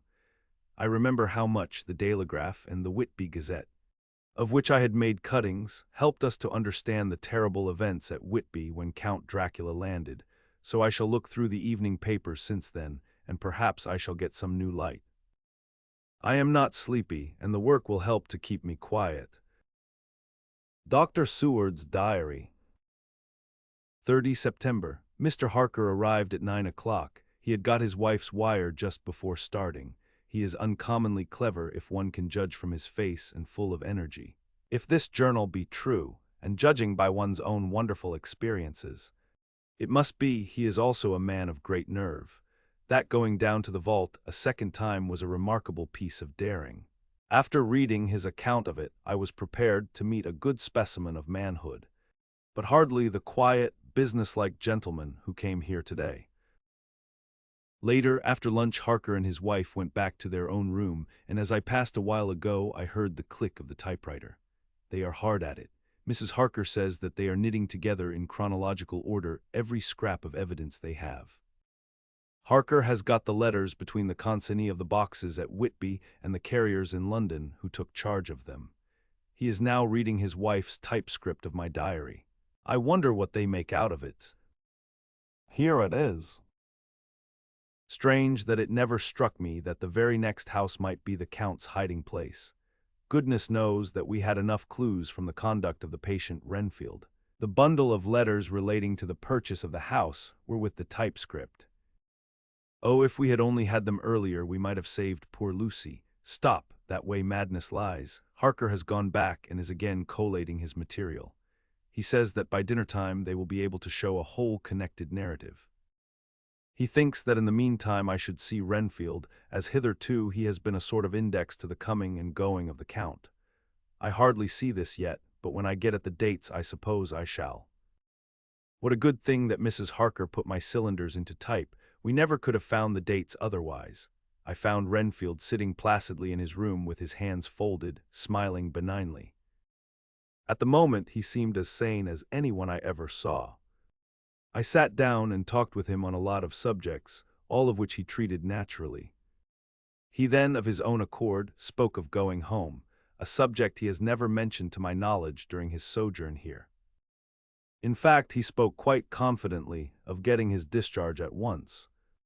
I believe that, had I not had the chat with Harker and read the letters and the dates of his outbursts, I should have been prepared to sign for him after a brief time of observation.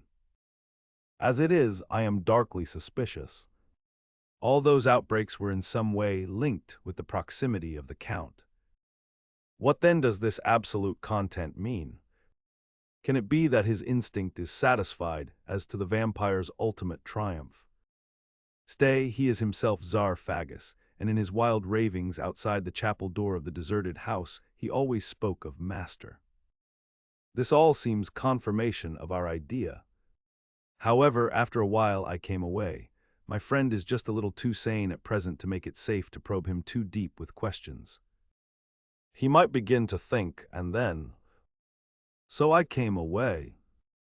I mistrust these quiet moods of his, so I have given the attendant a hint to look closely after him and to have a strait waistcoat ready in case of need. Jonathan Harker's Journal, 29 September, in train to London. When I received Mr. Billington's courteous message that he would give me any information in his power, I thought it best to go down to Whitby and make, on the spot, such inquiries as I wanted. It was now my object to trace that horrid cargo of the Count's to its place in London. Later, we may be able to deal with it.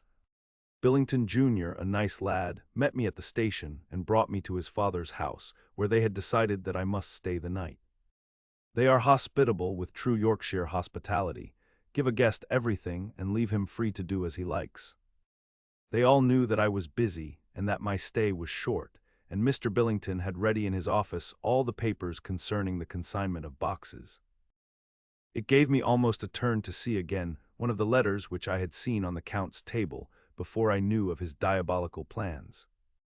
Everything had been carefully thought out and done systematically and with precision. He seemed to have been prepared for every obstacle which might be placed by accident in the way of his intentions being carried out. To use an Americanism, he had taken no chances, and the absolute accuracy with which his instructions were fulfilled was simply the logical result of his care. I saw the invoice and took note of it, 50 cases of common earth to be used for experimental purposes. Also the copy of letter to Carter Patterson and their reply. Of both of these I got copies. This was all the information Mr. Billington could give me, so I went down to the port and saw the coast guards, the customs officers, and the harbor master. They had all something to say of the strange entry of the ship, which is already taking its place in local tradition, but no one could add to the simple description 50 cases of common earth. I then saw the station master, who kindly put me in communication with the men who had actually received the boxes. Their tally was exact with the list, and they had nothing to add except that the boxes were main and mortal heavy, and that shifting them was dry work. One of them added that it was hard lines, that there wasn't any gentleman, such like as yourself, squire, to show some sort of appreciation of their efforts in a liquid form. Another put in a writer that the thirst then generated was such that even the time which had elapsed had not completely allayed it. Needless to add, I took care before leaving to lift, forever and adequately, this source of reproach. 30 September. The station master was good enough to give me a line to his old companion, the station master at King's Cross, so that when I arrived there in the morning, I was able to ask him about the arrival of the boxes. He, too, put me at once in communication with the proper officials, and I saw that their tally was correct with the original invoice. The opportunities of acquiring an abnormal thirst had been here limited. A noble use of them had, however, been made, and again I was compelled to deal with the result in an ex post facto manner. From thence I went on to Carter Patterson's central office, where I met with the utmost courtesy. They looked up the transaction in their daybook and letter book, and at once telephoned to their King's Cross office for more details. By good fortune, the men who did the teaming were waiting for work, and the official at once sent them over, sending also by one of them the waybill and all the papers connected with the delivery of the boxes at Carfax. Here again I found the tally agreeing exactly. The carrier's men were able to supplement the paucity of the written words with a few details. These were, I shortly found, connected almost solely with the dusty nature of the job and of the consequent thirst engendered in the operators. On my affording an opportunity, through the medium of the currency of the realm, of the allaying, at a later period, this beneficial evil, one of the men remarked, "That air ooze, governor, is the rummiest I ever was in. Blime, but it ain't been touched since 100 years. There was dust that thick in the place that you might have slep on it without 'urtin of your bones. And the place was that neglected that yer might ave smelled old Jerusalem in it. But the old chapel, that took the psych, that did, me and my mate, we thort we wouldn't never get out quick enough. Lor, I wouldn't take less nor a quid a moment to stay there arter dark. Having been in the house, I could well believe him, but if he knew what I know, he would, I think, have raised his terms. Of one thing I am now satisfied, that all the boxes which arrived at Whitby from Varna in the Demeter were safely deposited in the old chapel at Carfax. There should be 50 of them there, unless any have since been removed, as from Dr. Seward's diary I fear. I shall try to see the carter who took away the boxes from Carfax when Renfield attacked them. By following up this clue, we may learn a good deal. Later, Mina and I have worked all day, and we have put all the papers into order. Mina Harker's Journal, 30 September. I am so glad that I hardly know how to contain myself. It is, I suppose, the reaction from the haunting fear which I have had, that this terrible affair and the reopening of his old wound might act detrimentally on Jonathan. I saw him leave for Whitby with as brave a face as I could, but I was sick with apprehension. The effort has, however, done him good. He was never so resolute, never so strong, never so full of volcanic energy as at present. It is just as that dear, good Professor Van Helsing said, he is true grit, and he improves under strain that would kill a weaker nature.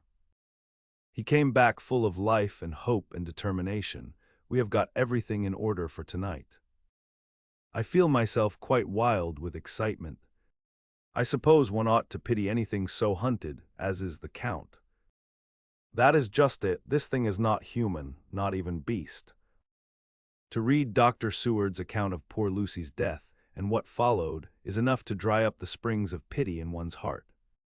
Later, Lord Godalming and Mr. Morris arrived earlier than we expected.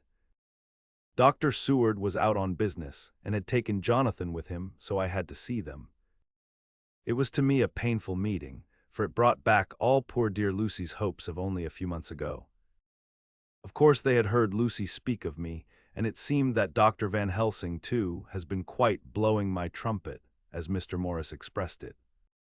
Poor fellows, neither of them is aware that I know all about the proposals they made to Lucy. They did not quite know what to say or do, as they were ignorant of the amount of my knowledge, so they had to keep on neutral subjects. However, I thought the matter over, and came to the conclusion that the best thing I could do would be to post them in affairs right up to date. I knew from Dr. Seward's diary that they had been at Lucy's death, her real death, and that I need not fear to betray any secret before the time. So I told them, as well as I could, that I had read all the papers and diaries, and that my husband and I, having typewritten them, had just finished putting them in order. I gave them each a copy to read in the library. When Lord Godalming got his and turned it over, "It does make a pretty good pile," he said. Did you write all this, Mrs. Harker? I nodded and he went on. I don't quite see the drift of it, but you people are all so good and kind and have been working so earnestly and so energetically, that all I can do is to accept your ideas blindfold and try to help you. I have had one lesson already in accepting facts that should make a man humble. To the last hour of his life. Besides, I know you loved my poor Lucy. Here he turned away and covered his face with his hands. I could hear the tears in his voice. Mr. Morris, with instinctive delicacy, just laid a hand for a moment on his shoulder and then walked quietly out of the room. I suppose there is something in woman's nature that makes a man free to break down before her and express his feelings on the tender or emotional side without feeling it derogatory to his manhood. For when Lord Godalming found himself alone with me, he sat down on the sofa and gave way utterly and openly. I sat down beside him and took his hand. I hope he didn't think it forward of me, and that if he ever thinks of it afterwards he never will have such a thought. There I wrong him, No, he never will, he is too true a gentleman, I said to him, for I could see that his heart was breaking. I loved dear Lucy, and I know what she was to you and what you were to her. She and I were like sisters, and now she is gone, will you not let me be like a sister to you in your trouble? I know what sorrows you have had, though I cannot measure the depth of them. If sympathy and pity can help in your affliction, won't you let me be of some little service, for Lucy's sake? In an instant the poor dear fellow was overwhelmed with grief. It seemed to me that all that he had of late been suffering in silence found a vent at once. He grew quite hysterical, and raising his open hands, beat his palms together in a perfect agony of grief. He stood up and then sat down again, and the tears rained down his cheeks. I felt an infinite pity for him, and opened my arms unthinkingly. With a sob he laid his head on my shoulder and cried like a wearied child, whilst he shook with emotion. We women have something of the mother in us that makes us rise above smaller matters when the mother spirit is invoked.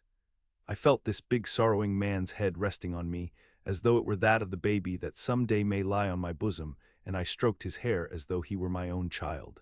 I never thought at the time how strange it all was.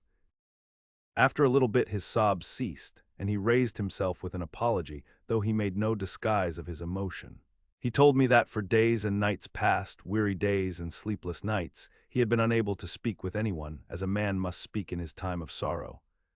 There was no woman whose sympathy could be given to him, or with whom, owing to the terrible circumstance with which his sorrow was surrounded, he could speak freely. I know now how I suffered, he said, as he dried his eyes, but I do not know even yet, and none other can ever know, how much your sweet sympathy has been to me today. I shall know better in time. And believe me that, though I am not ungrateful now, my gratitude will grow with my understanding. You will let me be like a brother, will you not, for all our lives, for dear Lucy's sake? For dear Lucy's sake, I said as we clasped hands. Aye, and for your own sake, he added, for if a man's esteem and gratitude are ever worth the winning, you have won mine today.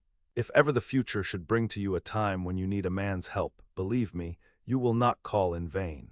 God grant that no such time may ever come to you to break the sunshine of your life, but if it should ever come, promise me that you will let me know.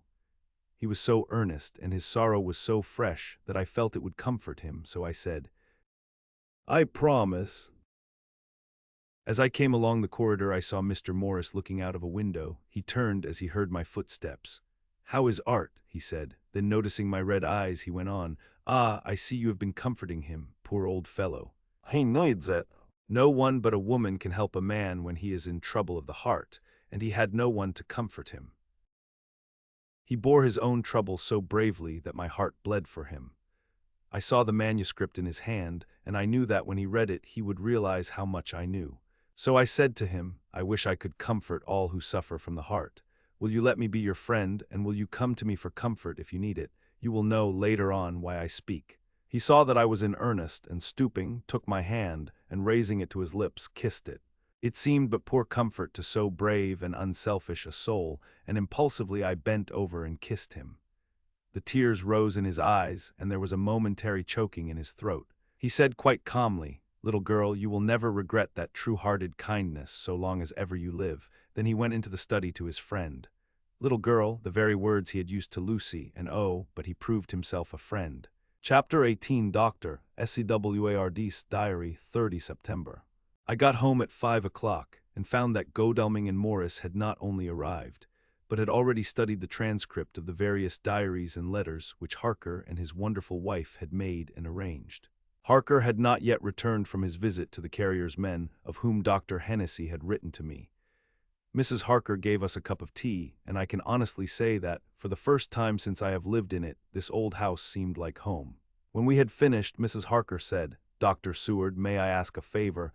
I want to see your patient, Mr. Renfield. Do let me see him. What you have said of him in your diary interests me so much." She looked so appealing and so pretty that I could not refuse her, and there was no possible reason why I should, so I took her with me. When I went into the room, I told the man that a lady would like to see him, to which he simply answered, "Why, she is going through the house and wants to see everyone in it," I answered. "Oh, very well," he said. "Let her come in by all means, but just wait a minute till I tidy up the place." His method of tidying was peculiar. He simply swallowed all the flies and spiders in the boxes before I could stop him. It was quite evident that he feared or was jealous of some interference. When he had got through his disgusting task, he said cheerfully, "Let the lady come in," and sat down on the edge of his bed with his head down, but with his eyelids raised so that he could see her as she entered. For a moment I thought that he might have some homicidal intent. I remembered how quiet he had been just before he attacked me in my own study, and I took care to stand where I could seize him at once if he attempted to make a spring at her. She came into the room with an easy gracefulness which would at once command the respect of any lunatic, for easiness is one of the qualities mad people most respect. She walked over to him, smiling pleasantly, and held out her hand. "Good evening, Mr. Renfield," said she. "You see I know you, for Dr. Seward has told me of you." He made no immediate reply, but eyed her all over intently with a set frown on his face. This look gave way to one of wonder which merged in doubt. Then, to my intense astonishment, he said, "You're not the girl the doctor wanted to marry, are you? You can't be, you know, for she's dead, Mrs." Harker smiled sweetly as she replied, "Oh no, I have a husband of my own, to whom I was married before I ever saw Dr. Seward or he me. I am Mrs. Harker. Then what are you doing here?" "My husband and I are staying on a visit with Dr. Seward." "Then don't stay." "But why not?" I thought that this style of conversation might not be pleasant to Mrs. Harker any more than it was to me, so I joined in. "How did you know I wanted to marry anyone?"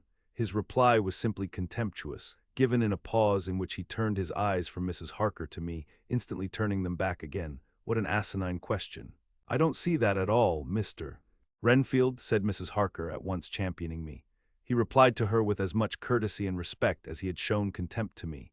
"You will, of course, understand, Mrs. Harker, that when a man is so loved and honored as our host is, everything regarding him is of interest in our little community.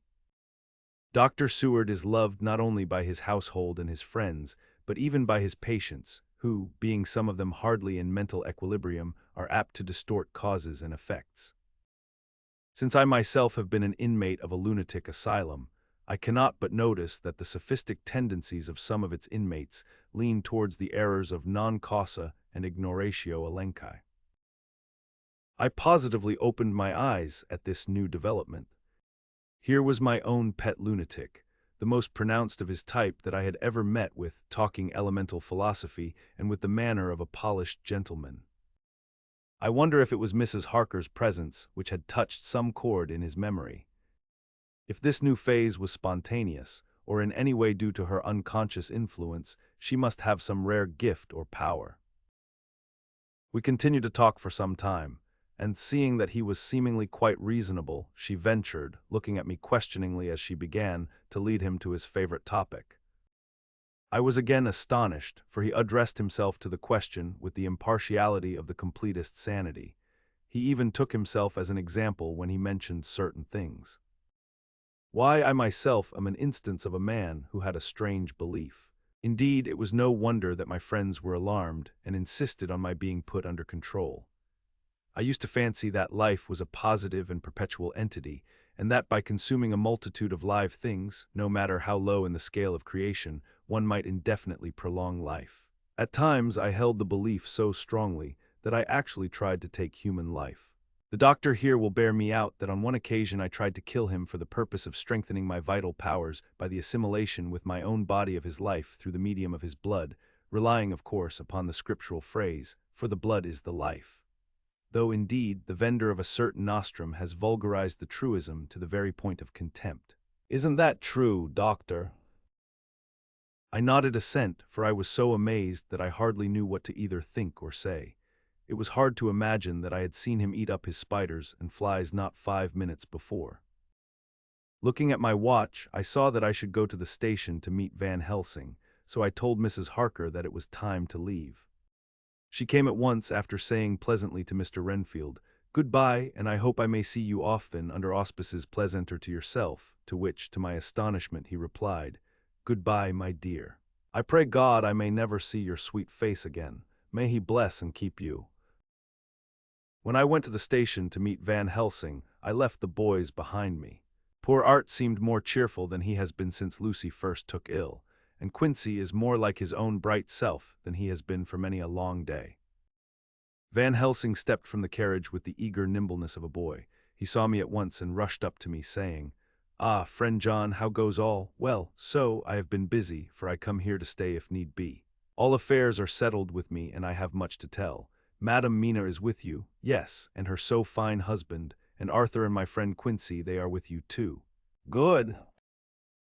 As I drove to the house, I told him of what had passed, and of how my own diary had come to be of some use through Mrs. Harker's suggestion, at which the professor interrupted me. "Ah, that wonderful Madam Mina. She has man's brain, a brain that a man should have were he much gifted, and a woman's heart. The good God F. Pause 0.8's fashioned her for a purpose, believe me, when he made that so good combination. Friend John, up to now fortune has made that woman of help to us. After tonight she must not have to do with this so terrible affair. It is not good that she run a risk so great. We men are determined, nay, are we not pledged, to destroy this monster, but it is no part for a woman. Even if she be not harmed, her heart may fail her in so much and so many horrors, and hereafter she may suffer, both in waking from her nerves and in sleep from her dreams. And besides, she is young woman and not so long married, there may be other things to think of some time, if not now. You tell me she has wrote all, then she must consult with us. But tomorrow she say goodbye to this work, and we go alone." I agreed heartily with him, and then I told him what we had found in his absence, that the house which Dracula had bought was the very next one to my own. He was amazed, and a great concern seemed to come on him. "Oh, that we had known it before," he said, "for then we might have reached him in time to save poor Lucy. However, the milk that is spilt cries not out afterwards, as you say. We shall not think of that, but go on our way to the end." Then he fell into a silence that lasted till we entered my own gateway. Before we went to prepare for dinner, he said to Mrs. Harker, "I am told, Madam Mina, by my friend John, that you and your husband have put up in exact order all things that have been, up to this moment." "Not up to this moment, Professor," she said impulsively, "but up to this morning. But why not up to now? We have seen hitherto how good light all the little things have made. We have told our secrets, and yet no one who has told is the worse for it. Mrs. Harker began to blush, and taking a paper from her pockets, she said, "Dr. Van Helsing, will you read this and tell me if it must go in? It is my record of today. I too have seen the need of putting down at present everything, however trivial, but there is little in this except what is personal. Must it go in?" The professor read it over gravely and handed it back, saying, "It need not go in if you do not wish it. But I pray that it may. It can but make your husband love you the more, and all us, your friends, more honor you, as well as more esteem and love." She took it back with another blush and a bright smile. "And so now, up to this very hour, all the records we have are complete and in order. The professor took away one copy to study after dinner and before our meeting, which is fixed for 9 o'clock. The rest of us have already read everything, so when we meet in the study we shall all be informed as to facts and can arrange our plan of battle with this terrible and mysterious enemy." Mina Harker's Journal, 30 September. When we met in Dr. Seward's study 2 hours after dinner, which had been at 6 o'clock, we unconsciously formed a sort of board or committee. Professor Van Helsing took the head of the table, to which Dr. Seward motioned him as he came into the room. He made me sit next to him on his right and asked me to act as secretary. Jonathan sat next to me. Opposite us were Lord Godalming, Dr. Seward, and Mr. Morris, Lord Godalming being next the professor, and Dr. Seward in the center. The professor said, "I may, I suppose, take it that we are all acquainted with the facts that are in these papers." We all expressed assent, and he went on, Then it were, I think, good that I tell you something of the kind of enemy with which we have to deal. I shall then make known to you something of the history of this man, which has been ascertained for me. So we then can discuss how we shall act and can take our measure according. There are such beings as vampires. Some of us have evidence that they exist. Even had we not the proof of our own unhappy experience, the teachings and the records of the past give proof enough for sane peoples. I admit that at the first I was skeptic. Were it not that through long years I have trained myself to keep an open mind, I could not have believed until such time as that fact thunder on my ear. See, I prove. Alas! Had I known at the first what now I know, nay, had I even guessed at him, one so precious life had been spared to many of us who did love her. But that is gone, and we must so work that other poor souls perish not whilst we can save. The Nosferatu do not die like the bee when he sting once. He is only stronger, and being stronger, have yet more power to work evil. This vampire which is amongst us is of himself so strong in person as 20 men. He is of cunning more than mortal, for his cunning be the growth of ages. He have still the aids of necromancy, which is, as his etymology imply, the divination by the dead, and all the dead that he can come nigh to are for him at command. He is brute and more than brute, he is devil and callous, and the heart of him is not. He can, within limitations, appear at will when and where, and in any of the forms that are to him. He can, within his range, direct the elements. The storm, the fog, the thunder. He can command all the meaner things, the rat and the owl. And the bat, the moth, and the fox, and the wolf. He can grow and become small, and he can at times vanish and come unknown. How then are we to begin our strike to destroy him? How shall we find his where? And having found it, how can we destroy? My friends, this is much. It is a terrible task that we undertake, and there may be consequence to make the brave shudder. For if we fail in this our fight, he must surely win, and then where end we? Life is nothing's, I heed him not, but to fail here is not mere life or death. It is that we become as him, that we henceforward become foul things of the night like him, without heart or conscience, preying on the bodies and the souls of those we love best. To us forever are the gates of heaven shut, for who shall open them to us again? We go on for all time abhorred by all, a blot on the face of God's sunshine, an arrow in the side of him who died for man. But we are face to face with duty, and in such case must we shrink. For me I say no, but then I am old, and life with his sunshine, his fair places, his song of birds, his music, and his love lie far behind. You others are young. Some have seen sorrow, but there are fair days yet in store. What say you? Whilst he was speaking, Jonathan had taken my hand. I feared, oh so much, that the appalling nature of our danger was overcoming him when I saw his hand stretch out. But it was life to me to feel its touch, so strong, so self-reliant, so resolute. A brave man's hand can speak for itself. It does not even need a woman's love to hear its music. When the professor had done speaking, my husband looked in my eyes, and I in his. There was no need for speaking between us. I answer for Mina and myself, he said. Count me in, Professor, said Mr. Quincy Morris, laconically as usual. I am with you, said Lord Godalming, for Lucy's sake, if for no other reason. Dr. Seward simply nodded. The professor stood up and, after laying his golden crucifix on the table, held out his hand on either side. I took his right hand, and Lord Godalming his left. Jonathan held my right with his left and stretched across to Mr. Morris. So as we all took hands, our solemn compact was made. I felt my heart icy cold, but it did not even occur to me to draw back. We resumed our places, and Dr. Van Helsing went on with a sort of cheerfulness which showed that the serious work had begun. It was to be taken as gravely and in as businesslike a way as any other transaction of life. Well, you know what we have to contend against, but we, too, are not without strength. We have on our side power of combination, a power denied to the vampire kind. We have sources of science, we are free to act and think, and the hours of the day and the night are ours equally. In fact, so far as our powers extend, they are unfettered, and we are free to use them. We have self-devotion in a cause, and an end to achieve which is not a selfish one. These things are much. Now let us see how far the general powers arrayed against us are restrict, and how the individual cannot. In fine, let us consider the limitations of the vampire in general, and of this one in particular. All we have to go upon are traditions and superstitions. These do not at the first appear much, when the matter is one of life and death, nay, of more than either life or death. Yet must we be satisfied, In the first place, because we have to be, no other means is at our control, and secondly, because after all these things, tradition and superstition are everything. Does not the belief in vampires rest for others, though not, alas, for us on them? A year ago, which of us would have received such a possibility in the midst of our scientific, skeptical, matter-of-fact 19th century? We even scouted a belief that we saw justified under our very eyes. Take it, then, that the vampire and the belief in his limitations and his cure rest for the moment on the same base. For let me tell you, he is known everywhere that men have been. In old Greece, in old Rome, he flourished in Germany, all over, in France, in India, even in the Cherno Seas. And in China, so far from us in all ways, there even is he, and the peoples fear him at this day.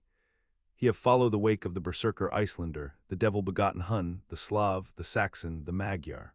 So far, then, we have all we may act upon, and let me tell you that very much of the beliefs are justified by what we have seen in our own so unhappy experience. The vampire live on and cannot die by mere passing of the time. He can flourish when that he can fatten on the blood of the living. Even more, we have seen amongst us that he can even grow younger, that his vital faculties grow strenuous and seem as though they refresh themselves when his special pabulum is plenty. But he cannot flourish without this diet. He eat not as others. Even friend Jonathan, who lived with him for weeks, did never see him to eat, never. He throws no shadow, he make in the mirror no reflect, as again Jonathan observe. He has the strength of many of his hand, witness again Jonathan when he shut the door against the wolves, and when he help him from the diligence too. He can transform himself to wolf, as we gather from the ship arrival in Whitby, when he tear open the dog. He can be as bat, as Madam Mina saw him on the window at Whitby, and as friend John saw him fly from this so near house, and as my friend Quincy saw him at the window of Miss Lucy. He can come in mist which he create, that noble ship's captain proved him of this. But from what we know, the distance he can make this mist is limited, and it can only be round himself. He come on moonlight rays as elemental dust, as again Jonathan saw those sisters in the Castle of Dracula. He becomes so small, we ourselves saw Miss Lucy, ere she was at peace, slip through a hairbreadth space at the tomb door. He can, when once he find his way, come out from anything or into anything, no matter how close it be bound or even fused up with fire, solder you call it. He can see in the dark, no small power this, in a world which is one half shut from the light. Ah, but hear me through, he can do all these things, yet he is not free. Nay, he is even more prisoner than the slave of the galley, than the madman in his cell. He cannot go where he lists. He who is not of nature has yet to obey some of nature's laws, why we know not. He may not enter anywhere at the first, unless there be some one of the household who bid him to come, though afterwards he can come as he please. His power ceases, as does that of all evil things at the coming of the day. Only at certain times can he have limited freedom. If he be not at the place whither he is bound, he can only change himself at noon or at exact sunrise or sunset. These things are we told, and in this record of ours we have proof by inference. Thus, whereas he can do as he will within his limit, when he have his earth home, his coffin home, his hell home, the place unhallowed, as we saw when he went to the grave of the suicide at Whitby. Still at other time he can only change when the time come. It is said, too, that he can only pass running water at the slack or the flood of the tide. Then there are things which so afflict him that he has no power, as the garlic that we know of. And as for things sacred as this symbol, my crucifix, that was amongst us even now when we resolve, to them he is nothing but in their since he take his place far off and silent with respect. There are others, too, which I shall tell you of, lest in our seeking we may need them. The branch of wild rose on his coffin keep him that he move not from it. A sacred bullet fired into the coffin kill him so that he be true dead, and as for the stake through him, we know already of its peace. Or the cut-off head that giveth rest, we have seen it with our eyes. Thus when we find the habitation of this man that was, we can confine him to his coffin and destroy him if we obey what we know. But he is clever. I have asked my friend Arminius of Budapest University to make his record, and from all the means that are, he tell me of what he has been. He must indeed have been that voivode Dracula who won his name against the Turk, over the great river on the very frontier of Turkeyland. If it be so, then was he no common man. For in that time, and for centuries after, he was spoken of as the cleverest and the most cunning, as well as the bravest of the sons of the land beyond the forest. That mighty brain and that iron resolution went with him to his grave, and are even now arrayed against us. The Draculas were, says Arminius, a great and noble race, though now and again were scions who were held by their coevals to have had dealings with the evil one. They learned his secrets in the Skalaments, amongst the mountains over Lake Hermanstadt, where the devil claims the 10th scholar as his due. In the records are such words as Stregwica, witch, Ordog, and Pakal, Satan and hell. And in one manuscript this very Dracula is spoken of as Wamper, which we all understand too well. There have been from the loins of this very one great men and good women, and their graves make sacred the earth where alone this foulness can dwell. For it is not the least of its terrors that this evil thing is rooted deep in all good. In soil barren of holy memories it cannot rest. Whilst they were talking, Mr. Morris was looking steadily at the window, and he now got up quietly and went out of the room. There was a little pause, and then the professor went on.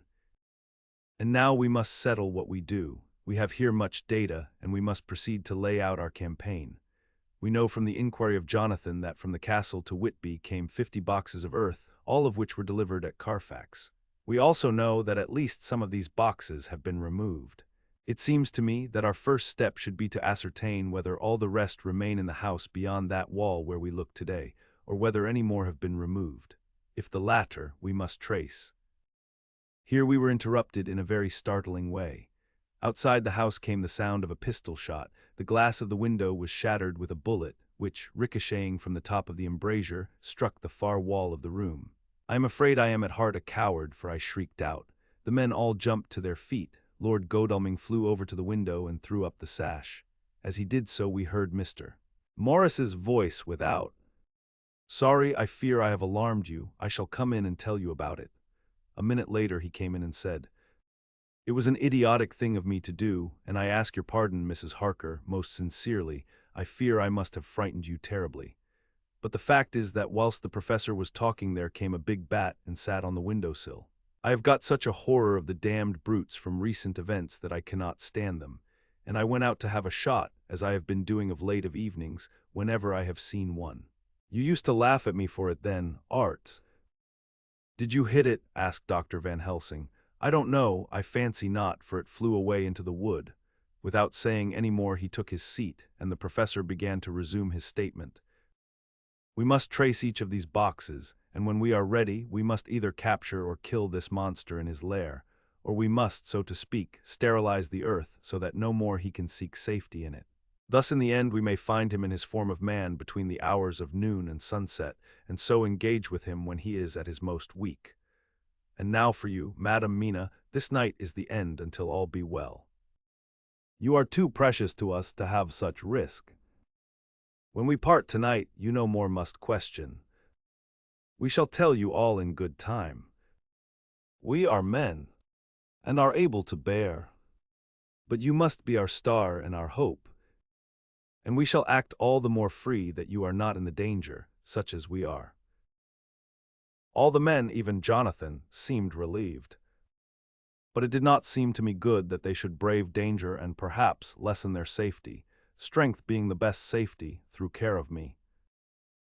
But their minds were made up, and, though it was a bitter pill for me to swallow, I could say nothing, save to accept their chivalrous care of me. Mr. Morris resumed the discussion. "As there is no time to lose, I vote we have a look at his house right now. Time is everything with him, and swift action on our part may save another victim." I own that my heart began to fail me when the time for action came so close. But I did not say anything, for I had a greater fear that if I appeared as a drag or a hindrance to their work, they might even leave me out of their counsels altogether. They have now gone off to Carfax, with means to get into the house. Manlike, they had told me to go to bed and sleep. As if a woman can sleep when those she loves are in danger. I shall lie down and pretend to sleep, lest Jonathan have added anxiety about me when he returns. Dr. Seward's Diary. 1 October 4 a.m. Just as we were about to leave the house, an urgent message was brought to me from Renfield to know if I would see him at once, as he had something of the utmost importance to say to me. I told the messenger to say that I would attend to his wishes in the morning. I was busy just at the moment. The attendant added, "He seems very importunate, sir. I have never seen him so eager. I don't know but what, if you don't see him soon, he will have one of his violent fits." I knew the man would not have said this without some cause, so I said, "All right, I'll go now." And I asked the others to wait a few minutes for me, as I had to go and see my patient. "Take me with you, friend John," said the professor. "His case in your diary interests me much, and it had bearing, too, now and again on our case. I should much like to see him, and especial when his mind is disturbed." "May I come also?" asked Lord Godalming. "Me too," said Quincy Morris. "May I come?" said Harker. I nodded, and we all went down the passage together. We found him in a state of considerable excitement, but far more rational in his speech and manner than I had ever seen him. There was an unusual understanding of himself, which was unlike anything I had ever met with in a lunatic. And he took it for granted that his reasons would prevail with others entirely sane. We all four went into the room, but none of the others at first said anything. His request was that I would at once release him from the asylum and send him home. This he backed up with arguments regarding his complete recovery and adduced his own existing sanity. "I appeal to your friends," he said. "They will, perhaps, not mind sitting in judgment on my case. By the way, you have not introduced me." I was so much astonished that the oddness of introducing a madman in an asylum did not strike me at the moment. And besides, there was a certain dignity in the man's manner, so much of the habit of equality, that I at once made the introduction. "Lord Godalming, Professor Van Helsing, Mr. Quincy Morris of Texas, Mr. Renfield." He shook hands with each of them, saying in turn, "Lord Godalming, I had the honor of seconding your father at the Windham. I grieve to know, by your holding the title, that he is no more. He was a man loved and honored by all who knew him, and in his youth was, I have heard, the inventor of a burnt rum punch much patronized on Derby night. Mr. Morris, you should be proud of your great state. Its reception into the Union was a precedent which may have far-reaching effects hereafter, when the pole and the tropics may hold alliance to the stars and stripes. The power of treaty may yet prove a vast engine of enlargement when the Monroe Doctrine takes its true place as a political fable.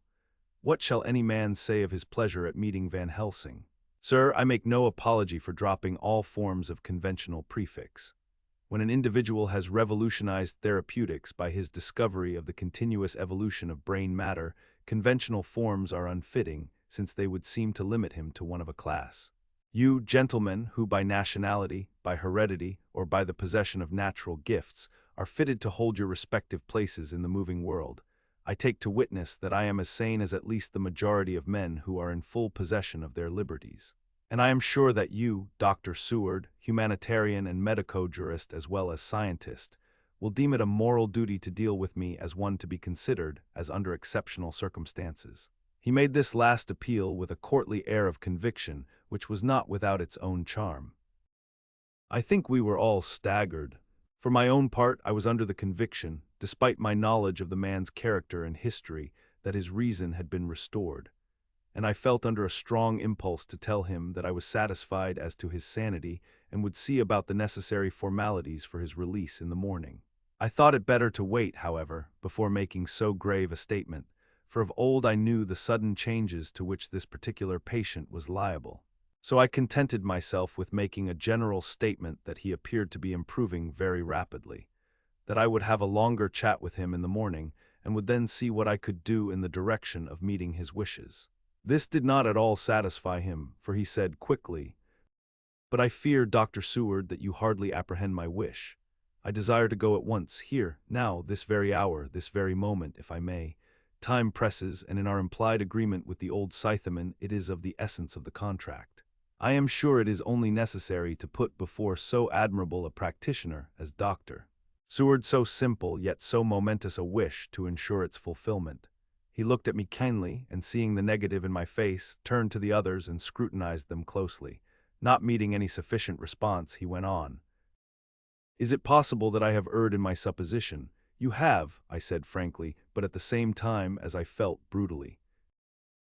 There was a considerable pause, and then he said slowly, "Then I suppose I must only shift my ground of request. Let me ask for this concession, boon, privilege, what you will. I am content to implore in such a case, not on personal grounds, but for the sake of others. I am not at liberty to give you the whole of my reasons, but you may, I assure you, take it from me that they are good ones, sound and unselfish, and spring from the highest sense of duty. Could you look, sir, into my heart, you would approve to the full the sentiments which animate me. Nay, more, you would count me amongst the best and truest of your friends." Again he looked at us all keenly.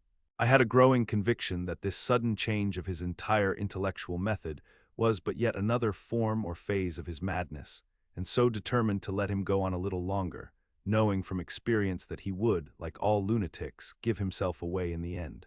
Van Helsing was gazing at him with a look of utmost intensity, his bushy eyebrows almost meeting with the fixed concentration of his look. He said to Renfield in a tone which did not surprise me at the time, but only when I thought of it afterwards, for it was as of one addressing an equal, "Can you not tell frankly your real reason for wishing to be free tonight? I will undertake that if you will satisfy even me, a stranger without prejudice and with the habit of keeping an open mind, Dr. Seward will give you, at his own risk and on his own responsibility, the privilege you seek." He shook his head sadly and with a look of poignant regret on his face. The professor went on, "Come, sir, bethink yourself. You claim the privilege of reason in the highest degree, since you seek to impress us with your complete reasonableness. You do this, whose sanity we have reason to doubt, since you are not yet released from medical treatment for this very defect. If you will not help us in our effort to choose the wisest course, how can we perform the duty which you yourself put upon us? Be wise and help us, and if we can, we shall aid you to achieve your wish."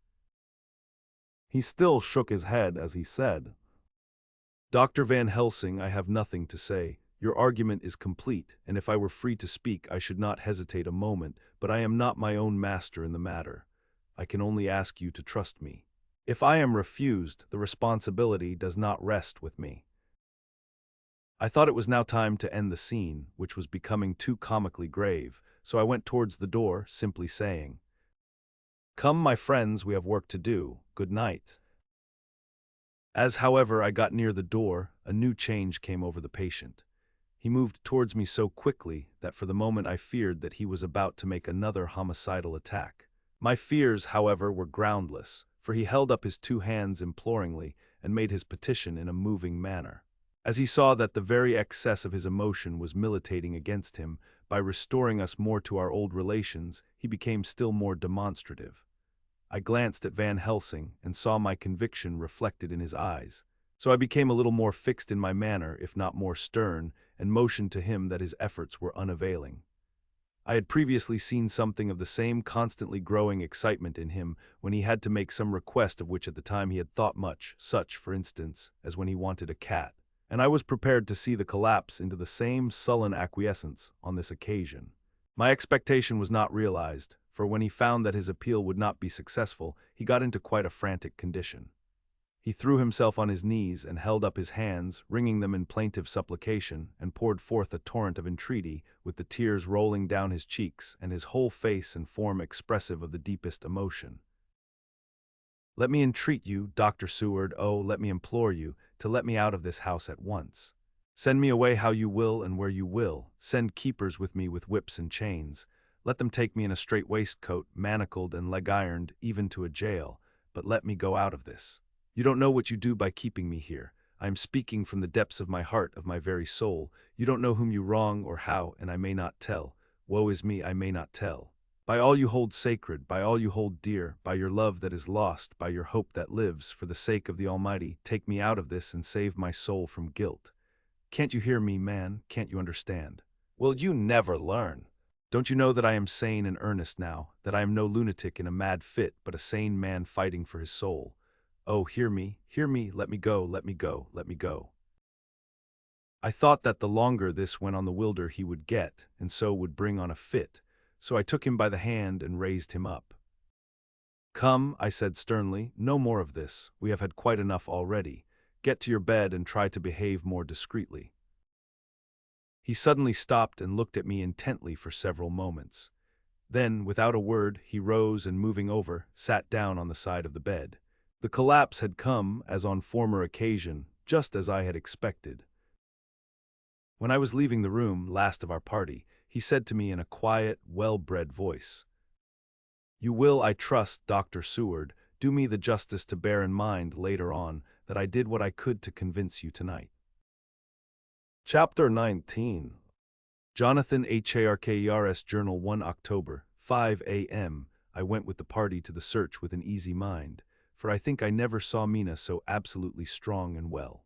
I am so glad that she consented to hold back and let us men do the work. Somehow it was a dread to me that she was in this fearful business at all. But now that her work is done, and that it is due to her energy and brains and foresight that the whole story is put together in such a way that every point tells, she may well feel that her part is finished, and that she can henceforth leave the rest to us. We were, I think, all a little upset by the scene with Mr. Renfield. When we came away from his room, we were silent till we got back to the study. Then Mr. Morris said to Dr. Seward, "Say, Jack, if that man wasn't attempting a bluff, he is about the sanest lunatic I ever saw. I'm not sure, but I believe that he had some serious purpose, and if he had, it was pretty rough on him not to get a chance." Lord Godalming and I were silent, but Dr. Van Helsing added, "Friend John, you know more of lunatics than I do, and I'm glad of it, for I fear that if it had been to me to decide I would, before that last hysterical outburst, have given him free. But we live and learn, and in our present task we must take no chance, as my friend Quincy would say, all is best as they are." Dr. Seward seemed to answer them both in a dreamy kind of way. "I don't know but that I agree with you. If that man had been an ordinary lunatic, I would have taken my chance of trusting him. But he seems so mixed up with the Count in an indexy kind of way that I am afraid of doing anything wrong by helping his fads. I can't forget how he prayed with almost equal fervor for a cat, and then tried to tear my throat out with his teeth. Besides, he called the Count Lord and Master, and he may want to get out to help him in some diabolical way. That horrid thing has the wolves and the rats and his own kind to help him, so I suppose he isn't above trying to use a respectable lunatic. He certainly did seem earnest, though. I only hope we have done what is best. These things, in conjunction with the wild work we have in hand, help to unnerve a man." The professor stepped over and, laying his hand on his shoulder, said in his grave, kindly way, "Friend John, have no fear. We are trying to do our duty in a very sad and terrible case. We can only do as we deem best. What else have we to hope for, except the pity of the good God?" Lord Godalming had slipped away for a few minutes, but now he returned. He held up a little silver whistle as he remarked, "That old place may be full of rats, and if so, I've got an antidote on call." Having passed the wall, we took our way to the house, taking care to keep in the shadows of the trees on the lawn when the moonlight shone out. When we got to the porch, the professor opened his bag and took out a lot of things, which he laid on the step, sorting them into 4 little groups, evidently one for each. Then he spoke. "My friends, we are going into a terrible danger, and we need arms of many kinds. Our enemy is not merely spiritual. Remember that he has the strength of 20 men, and that, though our necks or our windpipes are of the common kind, and therefore breakable or crushable, his are not amenable to mere strength. A stronger man, or a body of men more strong in all than him, can at certain times hold him, but they cannot hurt him as we can be hurt by him. We must therefore guard ourselves from his touch. Keep this near your heart." As he spoke, he lifted a little silver crucifix and held it out to me. I, being nearest to him, "Put these flowers round your neck." Here he handed to me a wreath of withered garlic blossoms. For other enemies more mundane, this revolver and this knife. And for aid in all, these so small electric lamps which you can fasten to your breast, and for all, and above all at the last, this, which we must not desecrate needless. This was a portion of sacred wafer, which he put in an envelope and handed to me. Each of the others was similarly equipped. "Now," he said, "Friend John, where are the skeleton keys? If so that we can open the door, we need not break house by the window, as before at Miss Lucy's." Dr. Seward tried 1 or 2 skeleton keys, his mechanical dexterity as a surgeon standing him in good stead. Presently he got one to suit. After a little play back and forward, the bolt yielded, and with a rusty clang shot back. We pressed on the door, the rusty hinges creaked, and it slowly opened. It was startlingly like the image conveyed to me in Dr. Seward's diary of the opening of Miss Westenra's tomb. I fancy that the same idea seemed to strike the others, for with one accord they shrank back. The professor was the first to move forward and stepped into the open door.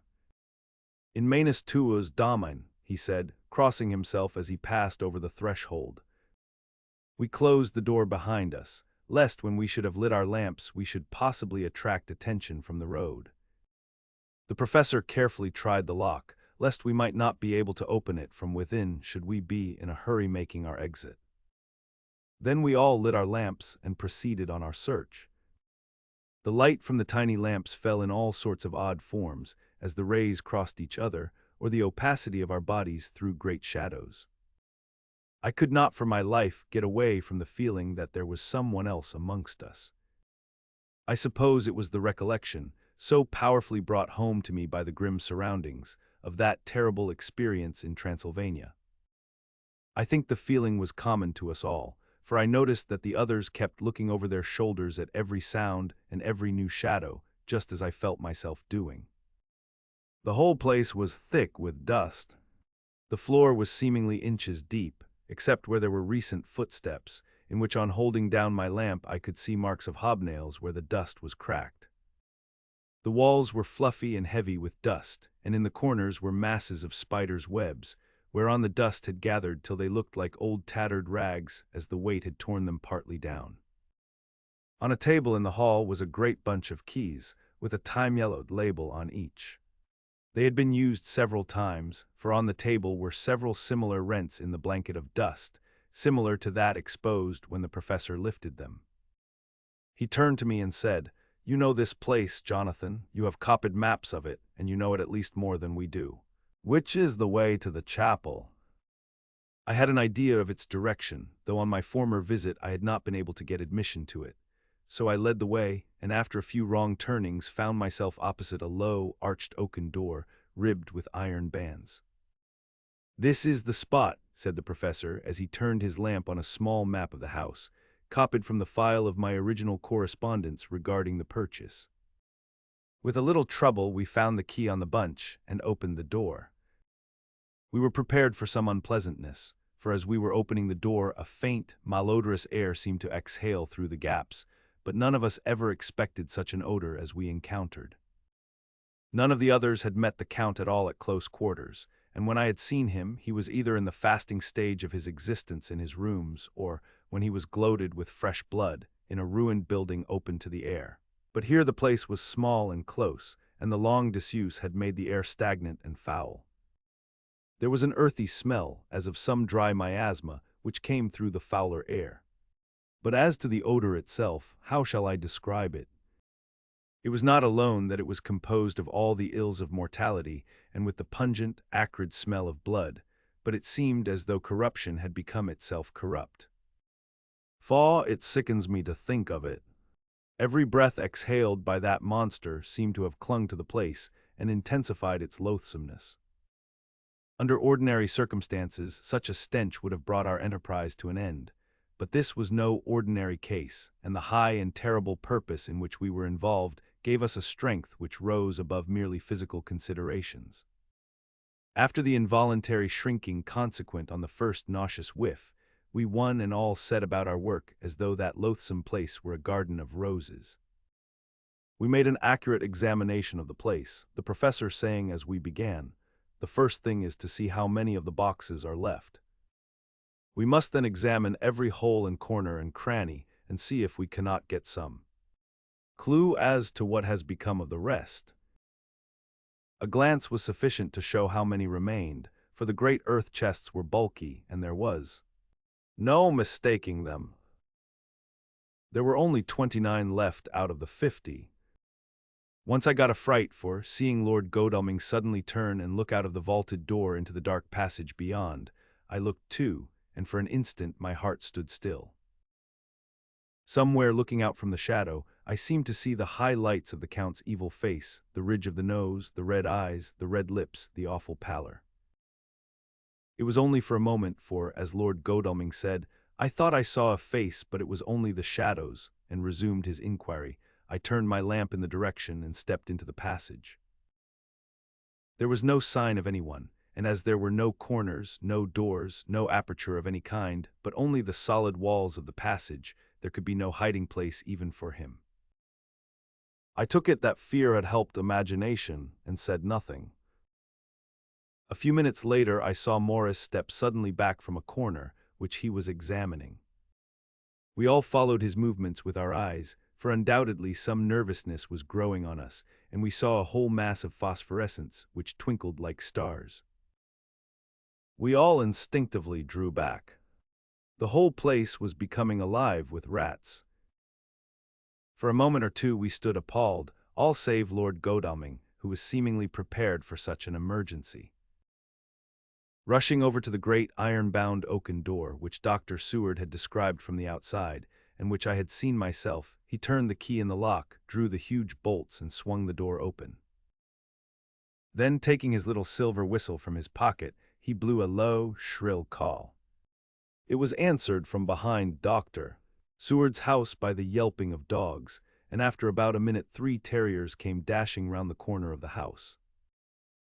Unconsciously, we had all moved towards the door, and as we moved, I noticed that the dust had been much disturbed. The boxes which had been taken out had been brought this way. But even in the minute that had elapsed, the number of the rats had vastly increased. They seemed to swarm over the place all at once, till the lamplight, shining on their moving dark bodies and glittering, baleful eyes, made the place look like a bank of earth set with fireflies. The dogs dashed on, but at the threshold suddenly stopped and snarled, and then, simultaneously lifting their noses, began to howl in most lugubrious fashion.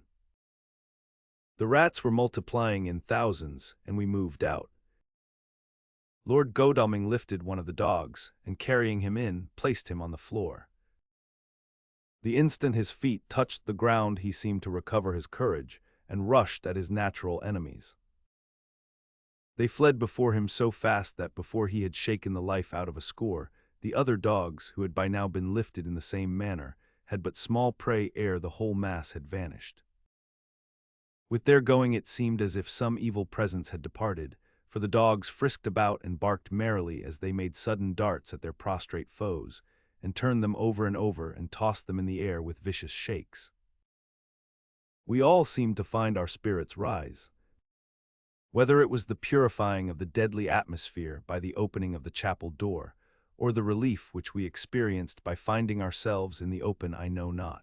But most certainly the shadow of dread seemed to slip from us like a robe, and the occasion of our coming lost something of its grim significance, though we did not slacken a whit in our resolution. We closed the outer door and barred and locked it, and bringing the dogs with us, began our search of the house. We found nothing throughout except dust in extraordinary proportions, and all untouched save for my own footsteps when I had made my first visit. Never once did the dogs exhibit any symptom of uneasiness, and even when we returned to the chapel they frisked about as though they had been rabbit hunting in a summer wood. The morning was quickening in the east when we emerged from the front.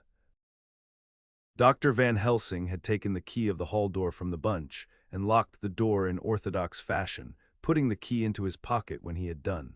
"So far," he said, "our night has been eminently successful. No harm has come to us such as I feared might be, and yet we have ascertained how many boxes are missing.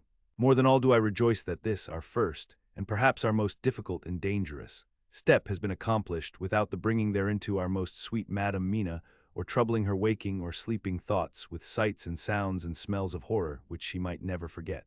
One lesson, too, we have learned, if it be allowable to argue a particulari, that the brute beasts which are to the Count's command are yet themselves not amenable to his spiritual power. For look, these rats that would come to his call, just as from his castle top he summoned the wolves to your going, and to that poor mother's cry, though they come to him, they run pell-mell from the so little dogs of my friend Arthur. We have other matters before us, other dangers, other fears, and that monster, he has not used his power over the brute world for the only or the last time tonight, so be it that he has gone elsewhere. Good. It has given us opportunity to cry check in some ways in this chess game, which we play for the stake of human souls, and now let us go home. The dawn is close at hand, and we have reason to be content with our first night's work. It may be ordained that we have many nights and days to next, if full of peril, but we must go on, and from no danger shall we shrink." The house was silent when we got back, save for some poor creature who was screaming away in one of the distant wards, and a low, moaning sound from Renfield's room. The poor wretch was doubtless torturing himself, after the manner of the insane, with needless thoughts of pain.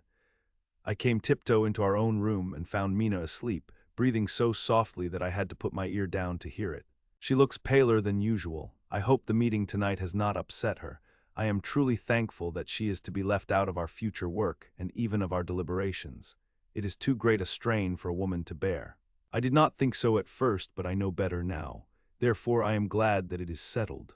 There may be things which would frighten her to hear, and yet to conceal them from her might be worse than to tell her if once she suspected that there was any concealment. Henceforth our work is to be a sealed book to her, till at least such time as we can tell her that all is finished, and the earth free from a monster of the nether world. I dare say it will be difficult to begin to keep silence after such confidence as ours, but I must be resolute, and tomorrow I shall keep dark over tonight's doings, and shall refuse to speak of anything that has happened. I rest on the sofa so as not to disturb her. 1 October later. I suppose it was natural that we should have all overslept ourselves, for the day was a busy one, and the night had no rest at all. Even Mina must have felt its exhaustion, for though I slept till the sun was high, I was awake before her, and had to call 2 or 3 times before she awoke. Indeed, she was so sound asleep that for a few seconds she did not recognize me, but looked at me with a sort of blank terror, as one looks who has been waked out of a bad dream. She complained a little of being tired, and I let her rest till later in the day. We now know of 21 boxes having been removed, and if it be that several were taken in any of these removals, we may be able to trace them all. Such will, of course, immensely simplify our labor, and the sooner the matter is attended to the better. I shall look up Thomas Snelling today, Dr. Seward's diary, 1 October. It was towards noon when I was awakened by the professor walking into my room. He was more jolly and cheerful than usual, and it is quite evident that last night's work has helped to take some of the brooding weight off his mind. After going over the adventure of the night, he suddenly said, "Your patient interests me much. May it be that with you I visit him this morning, or if that you are too occupied, I can go alone if it may be. It is a new experience to me to find a lunatic who talk philosophy and reason so sound. I had some work to do which pressed, so I told him that if he would go alone I would be glad, as then I should not have to keep him waiting. So I called an attendant and gave him the necessary instructions. Before the professor left the room, I cautioned him against getting any false impression from my patient. But, he answered, I want him to talk of himself and of his delusion as to consuming live things. He said to Madame Mina, as I see in your diary of yesterday, that he had once had such a belief. Why do you smile, friend John? Excuse me, I said, but the answer is here. I laid my hand on the typewritten matter. When our sane and learned lunatic made that very statement of how he used to consume life, his mouth was actually nauseous with the flies and spiders which he had eaten just before Mrs. Harker entered the room. Van Helsing smiled in turn.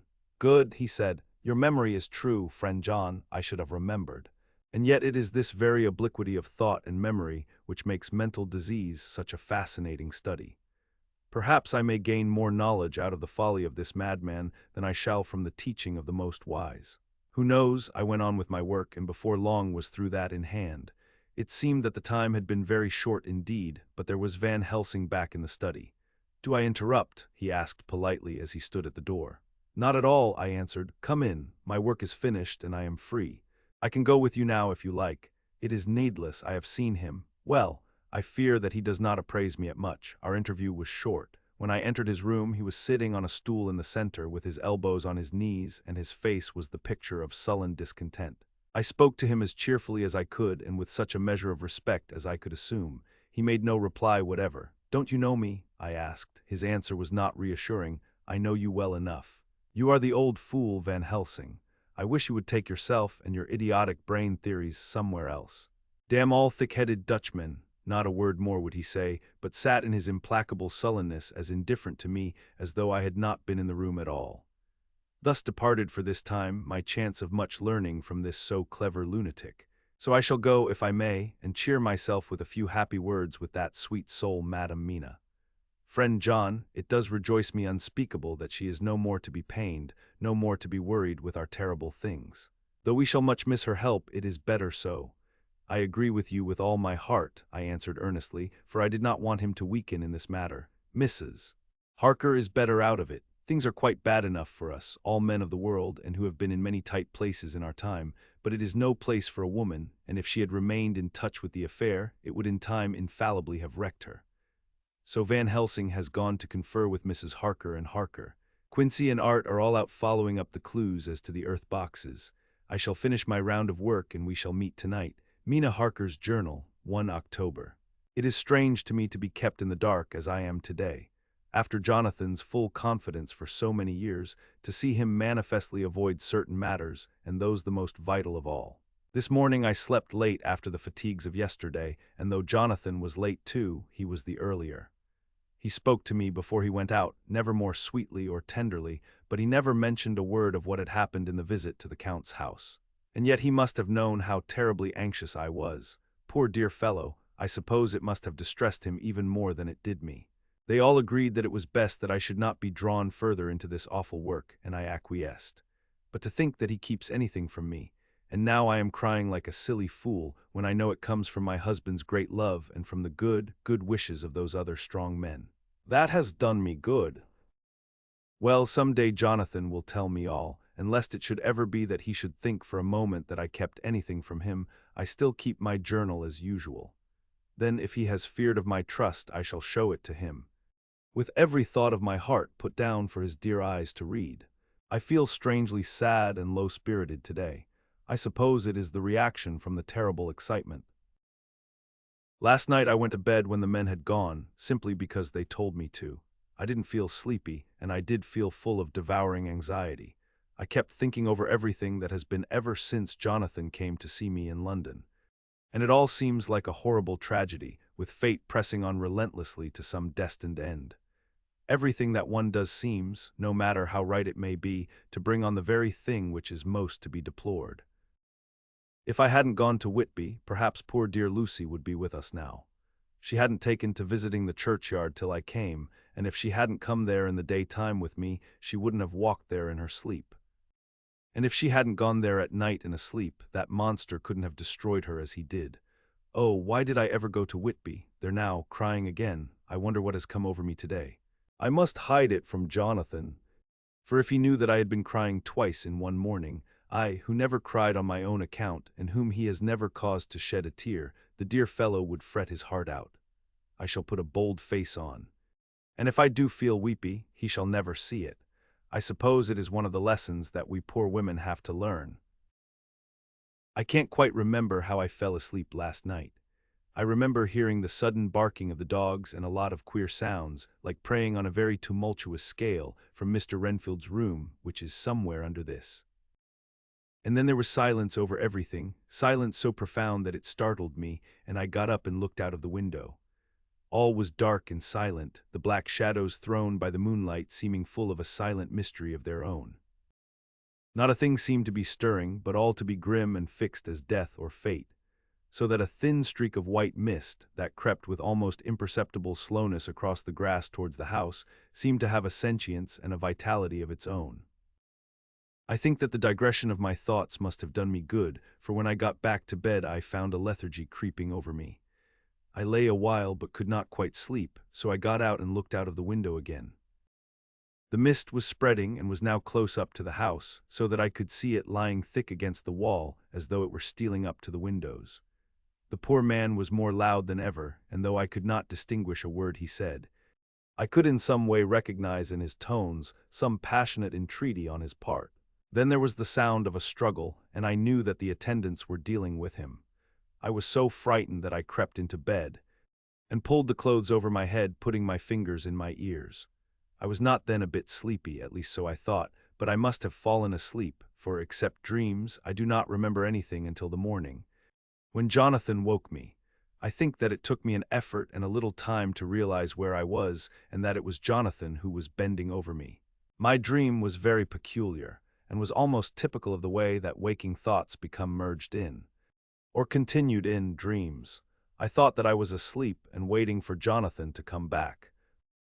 I was very anxious about him, and I was powerless to act. My feet and my hands and my brain were weighted so that nothing could proceed at the usual pace. And so I slept uneasily and thought. Then it began to dawn upon me that the air was heavy, and dank and cold. I put back the clothes from my face, and found, to my surprise, that all was dim around. The gaslight which I had left lit for Jonathan, but turned down, came only like a tiny red spark through the fog, which had evidently grown thicker and poured into the room. Then it occurred to me that I had shut the window before I had come to bed. I would have got out to make certain on the point, but some leaden lethargy seemed to chain my limbs and even my will. I lay still and endured, that was all. I closed my eyes, but could still see through my eyelids. It is wonderful what tricks our dreams play us, and how conveniently we can imagine. The mist grew thicker and thicker, and I could see now how it came in, for I could see it like smoke, or with the white energy of boiling water, pouring in not through the window, but through the joinings of the door. It got thicker and thicker, till it seemed as if it became concentrated into a sort of pillar of cloud in the room, through the top of which I could see the light of the gas shining like a red eye. Things began to whirl through my brain just as the cloudy column was now whirling in the room, and through it all came the scriptural words, a pillar of cloud by day and of fire by night. Was it indeed some such spiritual guidance that was coming to me in my sleep? But the pillar was composed of both the day and the night guiding, for the fire was in the red eye, which at the thought got a new fascination for me, till as I looked the fire divided, and seemed to shine on me through the fog like two red eyes, such as Lucy told me of in her momentary mental wandering when, on the cliff, the dying sunlight struck the windows of St. Mary's Church. Suddenly the horror burst upon me that it was thus that Jonathan had seen those awful women growing into reality through the whirling mist in the moonlight, and in my dream I must have fainted, for all became black darkness. The last conscious effort which imagination made was to show me a livid white face bending over me out of the mist. I must be careful of such dreams, for they would unseat one's reason if there were too much of them. I would get Dr. Van Helsing or Dr. Seward to prescribe something for me which would make me sleep, only that I fear to alarm them. Such a dream at the present time would become woven into their fears for me. Tonight I shall strive hard to sleep naturally. If I do not, I shall tomorrow night get them to give me a dose of chloral. That cannot hurt me for once, and it will give me a good night's sleep. Last night tired me more than if I had not slept at all. 2 October 10 p.m. Last night I slept but did not dream. I must have slept soundly, for I was not waked by Jonathan coming to bed, but the sleep has not refreshed me, for today I feel terribly weak and spiritless. I spent all yesterday trying to read, or lying down dozing. In the afternoon, Mr. Renfield asked if he might see me. Poor man, he was very gentle, and when I came away he kissed my hand and bade God bless me. Some way it affected me much. I am crying when I think of him. This is a new weakness of which I must be careful. Jonathan would be miserable if he knew I had been crying. He and the others were out till dinner time, and they all came in tired. I did what I could to brighten them up.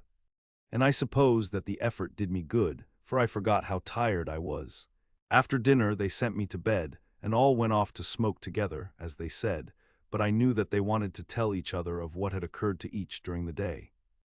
I could see from Jonathan's manner that he had something important to communicate. I was not so sleepy as I should have been, so before they went I asked Dr. Seward to give me a little opiate of some kind, as I had not slept well the night before. He very kindly made me up a sleeping draught, which he gave to me, telling me that it would do me no harm, as it was very mild. I have taken it, and am waiting for sleep, which still keeps aloof. I hope I have not done wrong, for as sleep begins to flirt with me, a new fear comes, that I may have been foolish in thus depriving myself of the power of waking. I might want it. Here comes sleep. Good night. Chapter 20. Jonathan Harker's Journal. 1 October evening. I found Thomas Snelling in his house at Bethnal Green, but unhappily he was not in a condition to remember anything.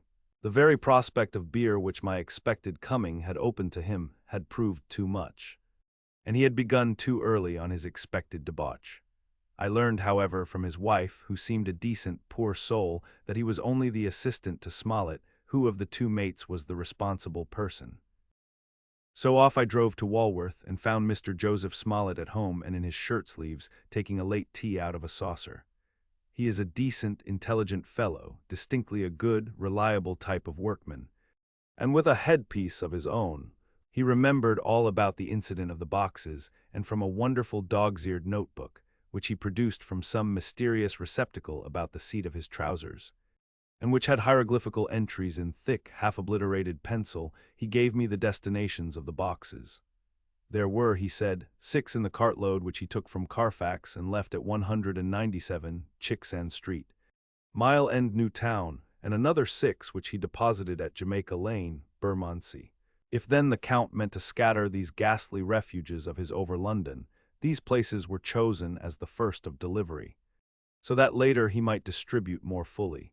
The systematic manner in which this was done made me think that he could not mean to confine himself to 2 sides of London. He was now fixed on the far east of the northern shore, on the east of the southern shore, and on the south. The north and west were surely never meant to be left out of his diabolical scheme, let alone the city itself and the very heart of fashionable London in the southwest and west. I went back to Smollett and asked him if he could tell us if any other boxes had been taken from Carfax. He replied, "Well, governor, you've treated me worry handsome. I had given him half a sovereign, and I'll tell you all I know. I heard a man by the name of Bloxham say 4 nights ago in the R and Ounds in Pincher's Alley, as how he and his mate 'ad a rare dusty job in a old ooze at Perfect. There ain't a many such jobs as this air, and I'm thinkin' that maybe Sam Bloxham could tell ye summat." I asked if he could tell me where to find him. I told him that if he could get me the address it would be worth another half-sovereign to him. So he gulped down the rest of his tea and stood up, saying that he was going to begin the search then and there. At the door he stopped and said, "Look 'ere, governor, there ain't no sense in me keepin' you 'ere. I may find Sam soon or I mayn't, but anyhow he ain't like to be in a way. To tell ye much tonight, Sam is a rare one when he starts on the booze. If you can give me a envelope with a stamp on it and put your address on it, I'll find out where Sam is to be found and post it ye tonight. But ye'd better be up arter I am soon in the mornin', or maybe ye won't ketch I am, for Sam gets off Main early, never mind the booze the night afore." This was all practical, so one of the children went off with a penny to buy an envelope and a sheet of paper, and to keep the change.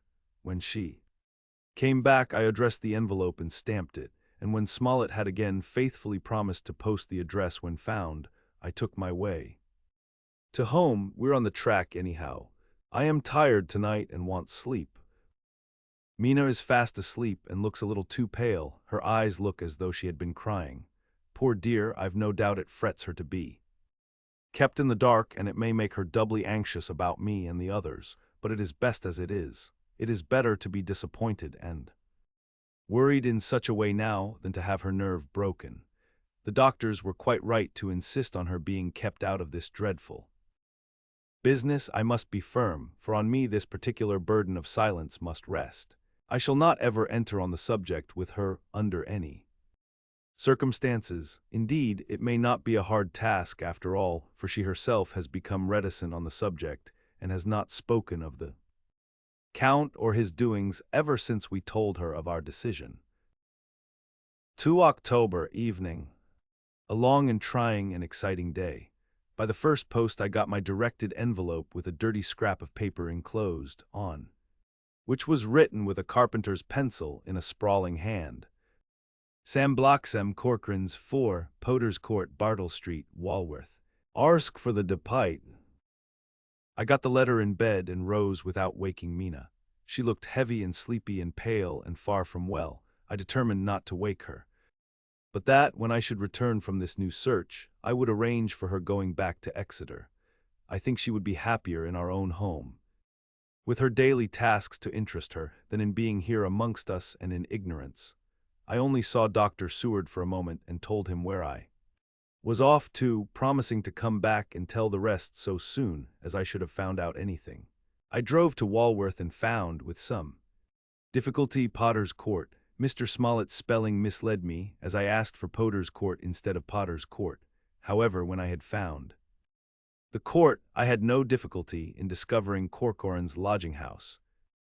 When I asked the man who came to the door for the depite, he shook his head and said, I dunno I am, there ain't no such a person, I never eared of I am in all my bloomin' days. Don't believe there ain't nobody of that kind livin', or anywheres. I took out Smollett's letter, and as I read it, it seemed to me that the lesson of the spelling of the name of the court might guide me. What are you? I asked. I'm the deputy, he answered. I saw at once that I was on the right track. Phonetic spelling had again misled me. A half-crown tip put the deputy's knowledge at my disposal, and I learned that Mr. Bloxam, who had slept off the remains of his beer on the previous night at Corcoran's, had left for his work at Poplar at 5 o'clock that morning. He could not tell me where the place of work was situated, but he had a vague idea that it was some kind of a newfangled warehouse. And with this slender clue, I had to start for Poplar. It was 12 o'clock before I got any satisfactory hint of such a building, and this I got at a coffee shop, where some workmen were having their dinner. One of these suggested that there was being erected at Cross Angel Street a new cold storage building. And as this suited the condition of a newfangled warehouse, I at once drove to it. An interview with a surly gatekeeper and a surlier foreman, both of whom were appeased with the coin of the realm, put me on the track of Bloxam. He was sent for on my suggesting that I was willing to pay his day's wages to his foreman for the privilege of asking him a few questions on a private matter. He was a smart enough fellow, though rough of speech and bearing. When I had promised to pay for his information and given him an earnest, he told me that he had made 2 journeys between Carfax and a house in Piccadilly, and had taken from this house to the latter 9 great boxes, main heavy ones, with a horse and cart hired by him for this purpose. I asked him if he could tell me the number of the house in Piccadilly, to which he replied, Well, governor, I forgits the number, but it was only a few doors from a big white church or something of the kind, not long built. It was a dusty old ooze, too, though nothing to the dustiness of the ooze we took the bloomin' boxes from. How did you get into the houses if they were both empty? There was the old party what engaged me a waitin' in the ooze at Purfleet. He helped me to lift the boxes and put them in the dray. Curse me, but he was the strongest chap I ever struck, and him a old feller with a white mustache, one that thin you would think he couldn't throw a shatter. How this phrase thrilled through me. Why, he took up his end o' the boxes like they was pounds of tea, and me a puffin' and a blowin' afore I could append mine anyhow, and I'm no chicken neither. How did you get into the house in Piccadilly? I asked.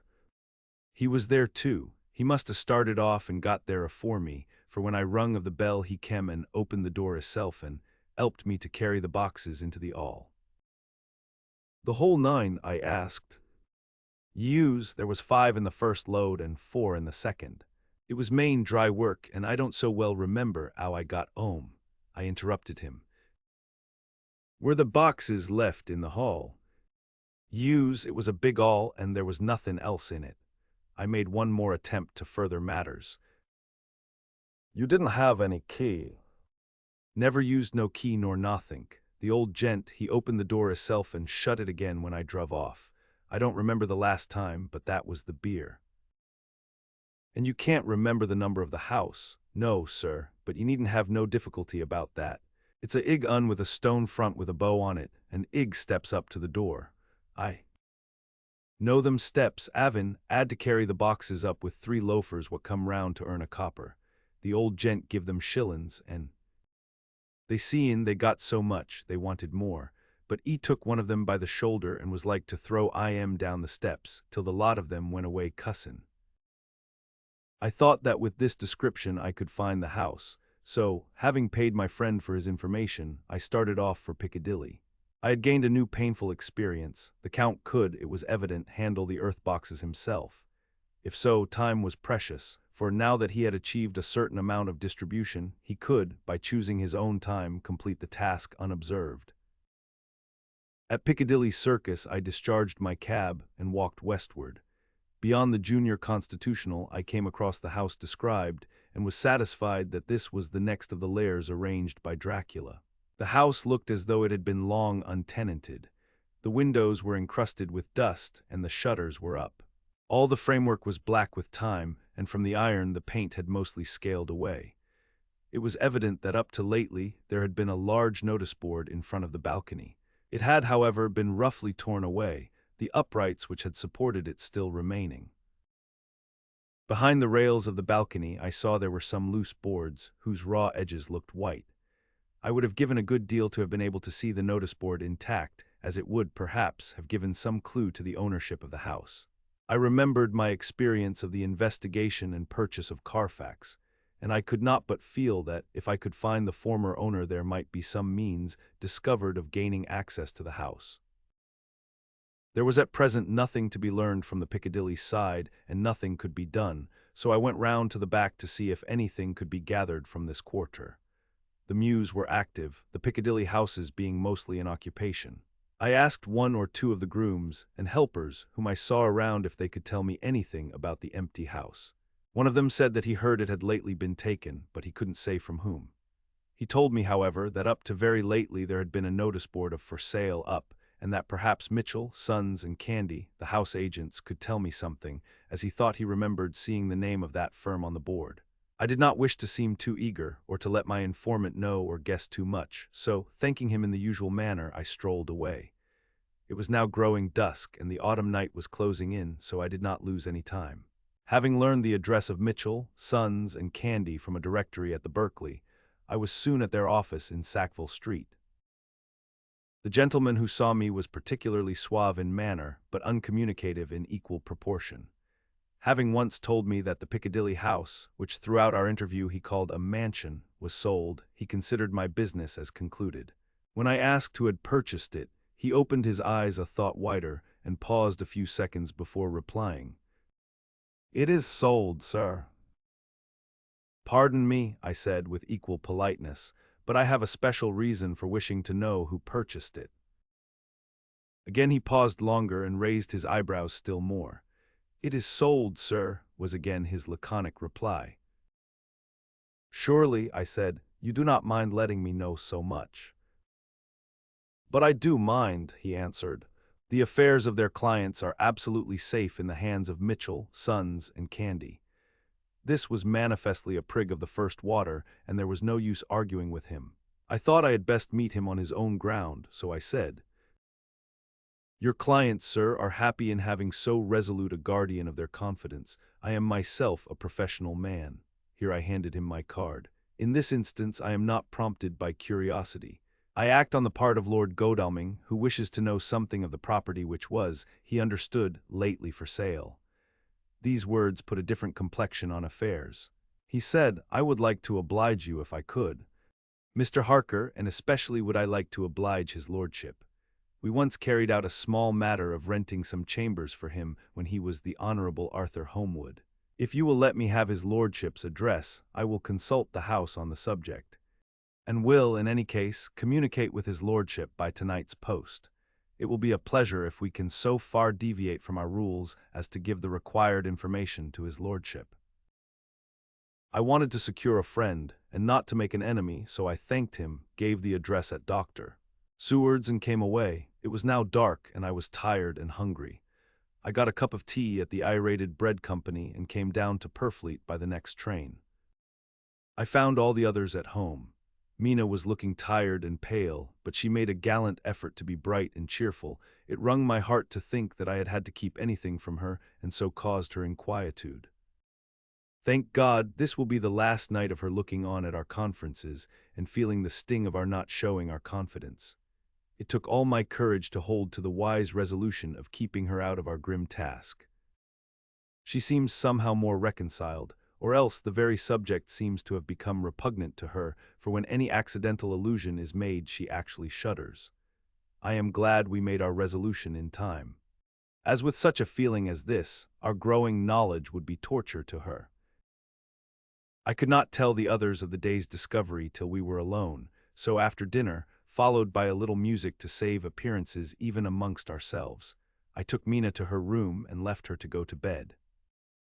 The dear girl was more affectionate with me than ever, and clung to me as though she would detain me, but there was much to be talked of, and I came away. Thank God, the ceasing of telling things has made no difference between us. When I came down again, I found the others all gathered round the fire in the study. In the train, I had written my diary so far, and simply read it off to them as the best means of letting them get abreast of my own information. When I had finished, Van Helsing said, "This has been a great day's work, friend Jonathan. Doubtless we are on the track of the missing boxes. If we find them all in that house, then our work is near the end. But if there be some missing, we must search until we find them. Then shall we make our final coup and hunt the wretch to his real death." We all sat silent a while, and all at once Mr. Morris spoke. "Say, how are we going to get into that house?" "We got into the other," answered Lord Godalming quickly. "But Art, this is different. We broke house at Carfax, but we had night and a walled park to protect us. It will be a mighty different thing to commit burglary in Piccadilly, either by day or night. I confess I don't see how we are going to get in unless that agency duck can find us a key of some sort. Perhaps we shall know when you get his letter in the morning." Lord Godalming's brows contracted, and he stood up and walked about the room. By and by he stopped and said, turning from one to another of us, "What?" "Quincy's head is level. This burglary business is getting serious. We got off once all right, but we have now a rare job on hand, unless we can find the Count's key basket." As nothing could well be done before morning, and as it would be at least advisable to wait till Lord Godalming should hear from Mitchell's, we decided not to take any active step before breakfast time. For a good while we sat and smoked, discussing the matter in its various lights and bearings. I took the opportunity of bringing this diary right up to the moment. I am very sleepy and shall go to bed. Just a line. Mina sleeps soundly and her breathing is regular. Her forehead is puckered up into little wrinkles as though she thinks even in her sleep. She is still too pale, but does not look so haggard as she did this morning. Tomorrow will, I hope, mend all this. She will be herself at home in Exeter. Oh, but I am sleepy. Dr. Seward's Diary, 1 October. I am puzzled afresh about Renfield. His moods change so rapidly that I find it difficult to keep touch of them, and as they always mean something more than his own well-being, they form a more than interesting study. This morning, when I went to see him after his repulse of Van Helsing, his manner was that of a man commanding destiny. He was, in fact, commanding destiny, subjectively. He did not really care for any of the things of mere earth. He was in the clouds and looked down on all the weaknesses and wants of us poor mortals. I thought I would improve the occasion and learn something, so I asked him, "What about the flies these times?" He smiled on me in quite a superior sort of way, such a smile as would have become the face of Malvolio, as he answered me. "The fly, my dear sir, has one striking feature. Its wings are typical of the aerial powers of the psychic faculties. The ancients did well when they typified the soul as a butterfly." I thought I would push his analogy to its utmost logically, so I said quickly, "Oh, it is a soul you are after now, is it?" His madness foiled his reason, and a puzzled look spread over his face as, shaking his head with a decision which I had but seldom seen in him, he said, oh no, I want no souls, life is all I want." Here he brightened up. "I am pretty indifferent about it at present. Life is all right, I have all I want. You must get a new patient, doctor, if you wish to study Zarfagi." This puzzled me a little, so I drew him on. "Then you command life, you are a god, I suppose." He smiled with an ineffably benign superiority. "Oh no, far be it from me to arrogate to myself the attributes of the deity. I am not even concerned in his especially spiritual doings. If I may state my intellectual position, I am, so far as concerns things purely terrestrial, somewhat in the position which Enoch occupied spiritually." This was a poser to me. I could not at the moment recall Enoch's appositeness, so I had to ask a simple question, though I felt that by so doing I was lowering myself in the eyes of the lunatic. "And why with Enoch?" "Because he walked with God." I could not see the analogy, but did not like to admit it, so I harked back to what he had denied. "So you don't care about life and you don't want souls. Why not?" I put my question quickly and somewhat sternly, on purpose to disconcert him. The effort succeeded. For an instant he unconsciously relapsed into his old servile manner, bent low before me, and actually fawned upon me as he replied, I don't want any souls, indeed, indeed. I don't. I couldn't use them if I had them. They would be no manner of use to me. I couldn't eat them, or— He suddenly stopped, and the old cunning look spread over his face, like a wind sweep on the surface of the water. And doctor, as to life, what is it after all? When you've got all you require, and you know that you will never want, that is all. I have friends, good friends, like you, doctor. Seward, this was said with a leer of inexpressible cunning. I know that I shall never lack the means of life. I think that through the cloudiness of his insanity he saw some antagonism in me, for he at once fell back on the last refuge of such as he, a dogged silence. After a short time I saw that for the present it was useless to speak to him. He was sulky, and so I came away. Later in the day he sent for me. Ordinarily I would not have come without special reason, but just at present I am so interested in him that I would gladly make an effort. Besides, I am glad to have anything to help to pass the time. Harker is out, following up clues, and so are Lord Godalming and Quincy. Van Helsing sits in my study poring over the record prepared by the Harkers. He seems to think that by accurate knowledge of all details he will light upon some clue. He does not wish to be disturbed in the work without cause. I would have taken him with me to see the patient, only I thought that after his last repulse he might not care to go again. There was also another reason. Renfield might not speak so freely before a third person as when he and I were alone. I found him sitting out in the middle of the floor on his stool, a pose which is generally indicative of some mental energy on his part. When I came in, he said at once, as though the question had been waiting on his lips, "What about souls?" It was evident then that my surmise had been correct. Unconscious cerebration was doing its work, even with the lunatic. I determined to have the matter out. "What about them yourself?" I asked. He did not reply for a moment, but looked all round him, and up and down, as though he expected to find some inspiration for an answer. "I don't want any souls," he said in a feeble, apologetic way. The matter seemed preying on his mind, and so I determined to use it, to be cruel only to be kind. So I said, "You like life and you want life." "Oh, yes, but that is all right, you needn't worry about that." "But," I asked, "how are we to get the life without getting the soul also?" This seemed to puzzle him, so I followed it up. "A nice time you'll have some time when you're flying out there, with the souls of thousands of flies and spiders and birds, and cats buzzing and twittering and mewing all round you. You've got their lives, you know, and you must put up with their souls." Something seemed to affect his imagination, for he put his fingers to his ears and shut his eyes, screwing them up tightly, just as a small boy does when his face is being soaped. There was something pathetic in it that touched me. It also gave me a lesson, for it seemed that before me was a child, only a child, though the features were worn and the stubble on the jaws was white. It was evident that he was undergoing some process of mental disturbance, and knowing how his past moods had interpreted things seemingly foreign to himself, I thought I would enter into his mind as well as I could and go with him. The first step was to restore confidence, so I asked him, speaking pretty loud so that he would hear me through his closed ears, "Would you like some sugar to get your flies round again?" He seemed to wake up all at once and shook his head. With a laugh he replied, "Not much. Flies are poor things after all."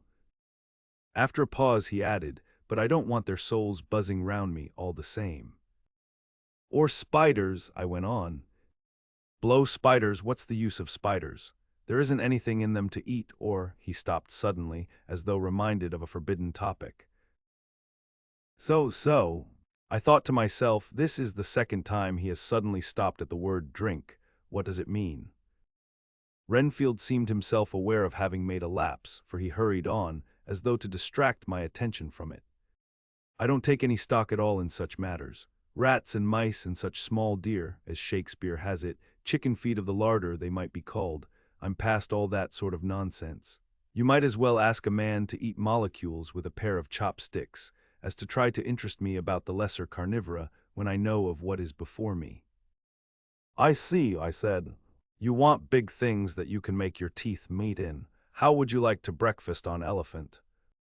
"What ridiculous nonsense you are talking," He was getting too wide awake, so I thought I would press him hard. I wonder, I said reflectively, what an elephant's soul is like. The effect I desired was obtained, for he at once fell from his high horse and became a child again.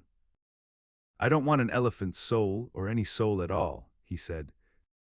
For a few moments he sat despondently. Suddenly he jumped to his feet with his eyes blazing and all the signs of intense cerebral excitement. "To hell with you and your souls," he shouted. "Why do you plague me about souls? Haven't I got enough to worry and pain and distract me already without thinking of souls?" He looked so hostile that I thought he was in for another homicidal fit, so I blew my whistle. The instant, however, that I did so he became calm and said apologetically, "Forgive me, doctor, I forgot myself. You do not need any help. I am so worried in my mind that I am apt to be irritable. If you only knew the problem I have to face and that I am working out, you would pity and tolerate and pardon me. Pray do not put me in a strait waistcoat. I want to think and I cannot think freely when my body is confined. I am sure you will understand." He had evidently self-control, so when the attendants came I told them not to mind and they withdrew.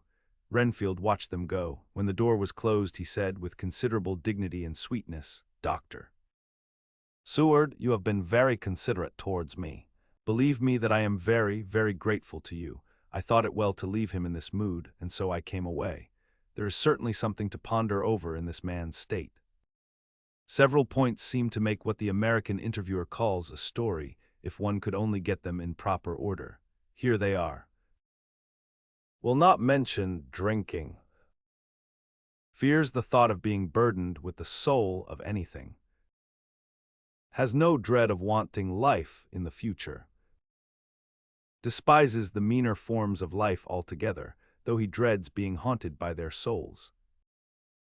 Logically, all these things point one way. He has assurance of some kind that he will acquire some higher life. He dreads the consequence, the burden of a soul.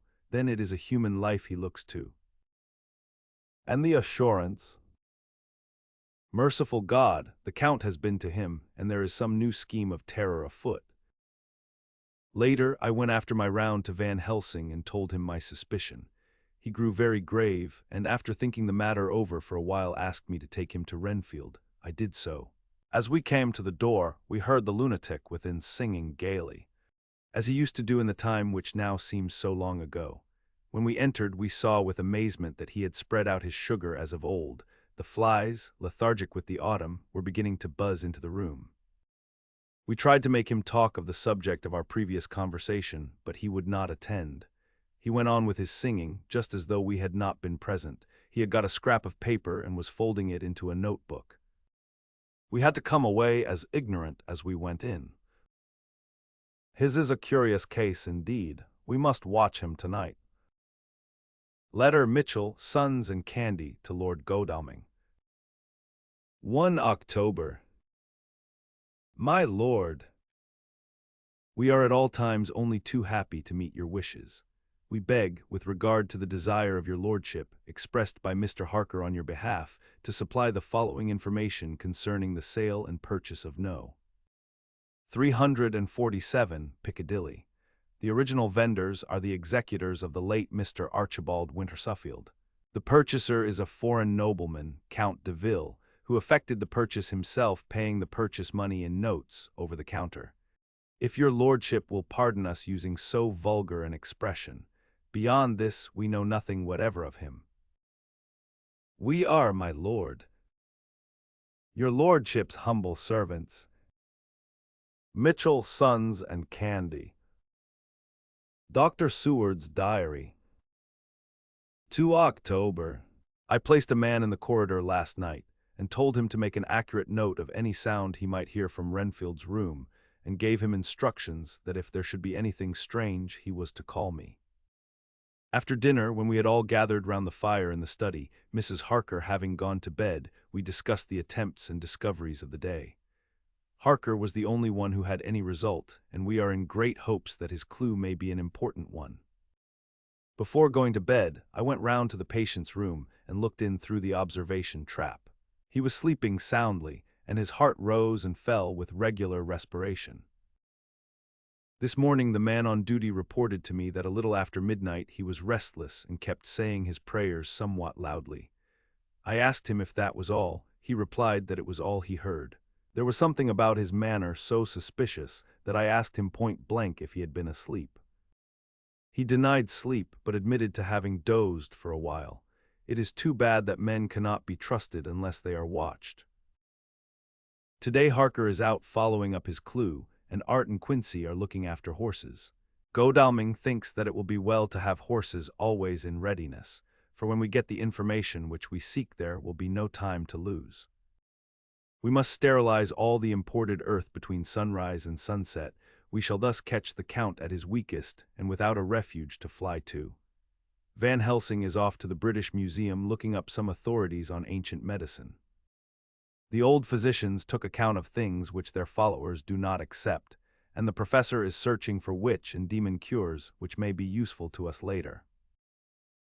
I sometimes think we must be all mad and that we shall wake to sanity in strait waistcoats. Later. We have met again, we seem at last to be on the track, and our work of tomorrow may be the beginning of the end. I wonder if Renfield's quiet has anything to do with this. His moods have so followed the doings of the Count, that the coming destruction of the monster may be carried to him in some subtle way. If we could only get some hint as to what passed in his mind between the time of my argument with him today and his resumption of fly-catching, it might afford us a valuable clue. He is now seemingly quiet for a spell. Is he? That wild yell seemed to come from his room. The attendant came bursting into my room and told me that Renfield had somehow met with some accident. He had heard him yell, and when he went to him, found him lying on his face on the floor, all covered with blood. I must go at once. Chapter 21. Dr. Seward's Diary. 3 October. Let me put down with exactness all that happened, as well as I can remember it, since last I made an entry. Not a detail that I can recall must be forgotten. In all calmness I must proceed. When I came to Renfield's room, I found him lying on the floor on his left side in a glittering pool of blood. When I went to move him, it became at once apparent that he had received some terrible injuries. There seemed none of that unity of purpose between the parts of the body which marks even lethargic sanity. As the face was exposed, I could see that it was horribly bruised, as though it had been beaten against the floor. Indeed, it was from the face wounds that the pool of blood originated. The attendant, who was kneeling beside the body, said to me, as we turned him over, "I think, sir, his back is broken. See, both his right arm and leg and the whole side of his face are paralyzed." How such a thing could have happened puzzled the attendant beyond measure. He seemed quite bewildered, and his brows were gathered in as he said, "I can't understand the two things. He could mark his face like that by beating his own head on the floor. I saw a young woman do it once at the Eversfield Asylum before anyone could lay hands on her. And I suppose he might have broke his neck by falling out of bed, if he got in an awkward kink, but for the life of me I can't imagine how the two things occurred. If his back was broke, he couldn't beat his head, and if his face was like that before the fall out of bed, there would be marks of it." I said to him, "Go to Dr. Van Helsing and ask him to kindly come here at once. I want him without an instant's delay." The man ran off, and within a few minutes the professor, in his dressing gown and slippers, appeared. When he saw Renfield on the ground, he looked keenly at him a moment, and then turned to me. I think he recognized my thought in my eyes, for he said very quietly, manifestly for the ears of the attendant, "What? Ah, a sad accident. He will need very careful watching and much attention. I shall stay with you myself, but I shall first dress myself. If you will remain, I shall in a few minutes join you." The patient was now breathing stertorously, and it was easy to see that he had suffered some terrible injury. Van Helsing returned with extraordinary celerity, bearing with him a surgical case. He had evidently been thinking and had his mind made up.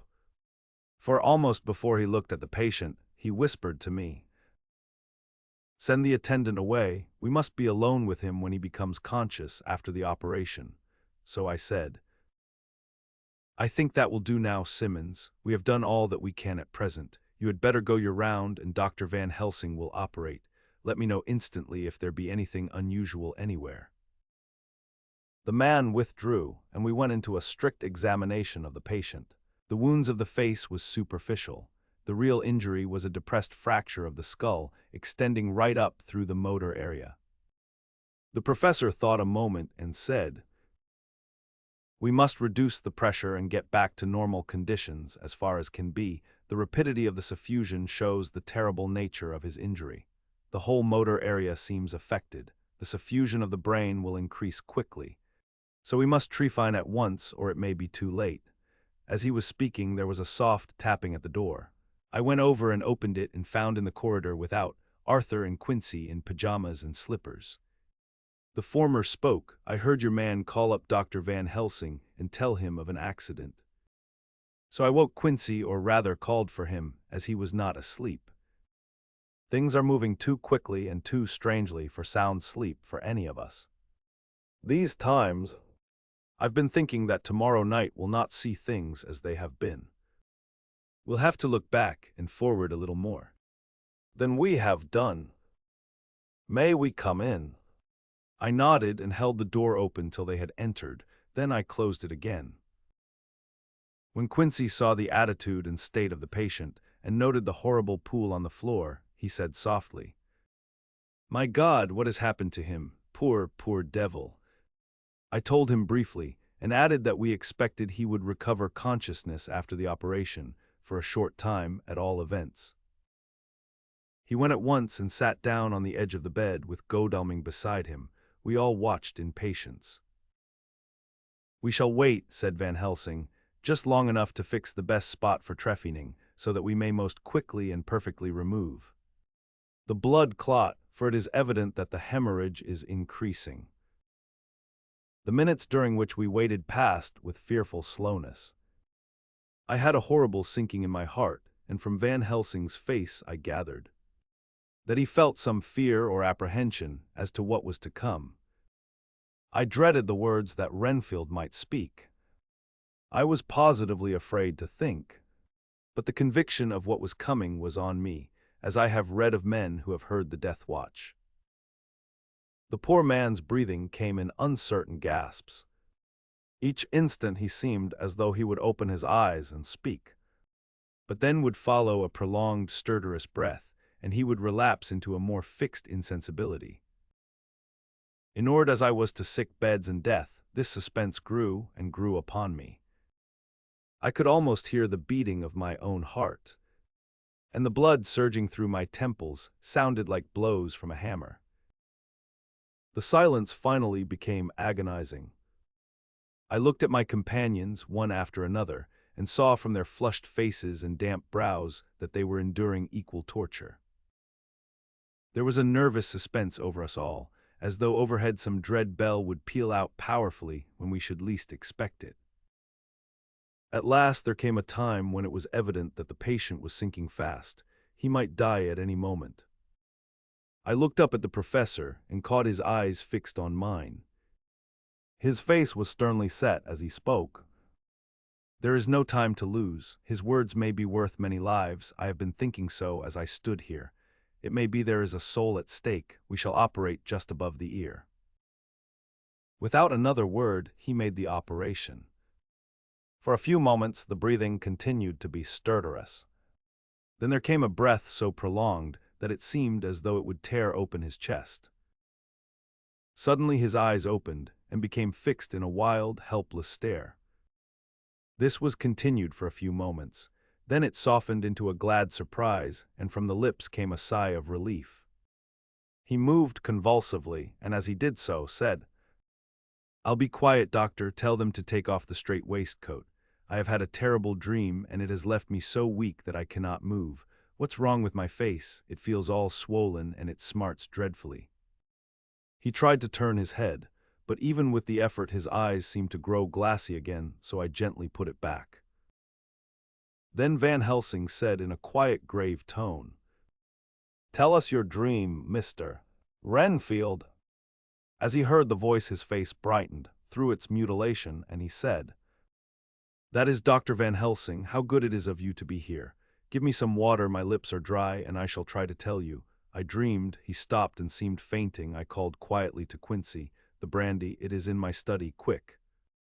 He flew and returned with a glass, the decanter of brandy and a carafe of water.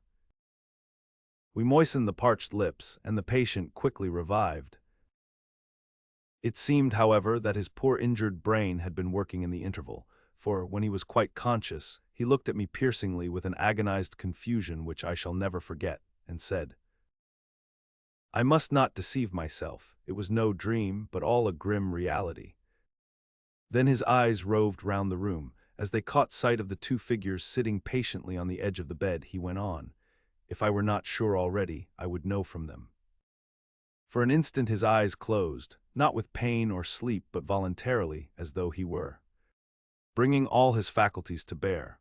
When he opened them he said, hurriedly and with more energy than he had yet displayed, "Quick, doctor, quick, I am dying, I feel that I have but a few minutes, and then I must go back to death, or worse, wet my lips with brandy again. I have something that I must say before I die. Or before my poor crushed brain dies anyhow. Thank you. It was that night after you left me, when I implored you to let me go away. I couldn't speak then, for I felt my tongue was tied, but I was as sane then, except in that way, as I am now. I was in an agony of despair for a long time after you left me. It seemed hours. Then there came a sudden peace to me. My brain seemed to become cool again, and I realized where I was. I heard the dogs bark behind our house, but not where he was." As he spoke, Van Helsing's eyes never blinked, but his hand came out and met mine and gripped it hard. He did not, however, betray himself. He nodded slightly and said, "Go on," in a low voice. Renfield proceeded. He came up to the window in the mist, as I had seen him often before, but he was solid then, not a ghost, and his eyes were fierce like a man's when angry. He was laughing with his red mouth. The sharp white teeth glinted in the moonlight when he turned to look back over the belt of trees, to where the dogs were barking. I wouldn't ask him to come in at first, though I knew he wanted to, just as he had wanted all along. Then he began promising me things, not in words but by doing them. He was interrupted by a word from the professor. "How?" "By making them happen, just as he used to send in the flies when the sun was shining.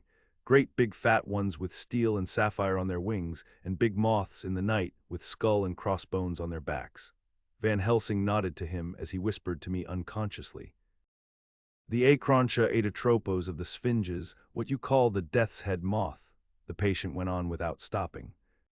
Then he began to whisper, "Rats, rats, rats.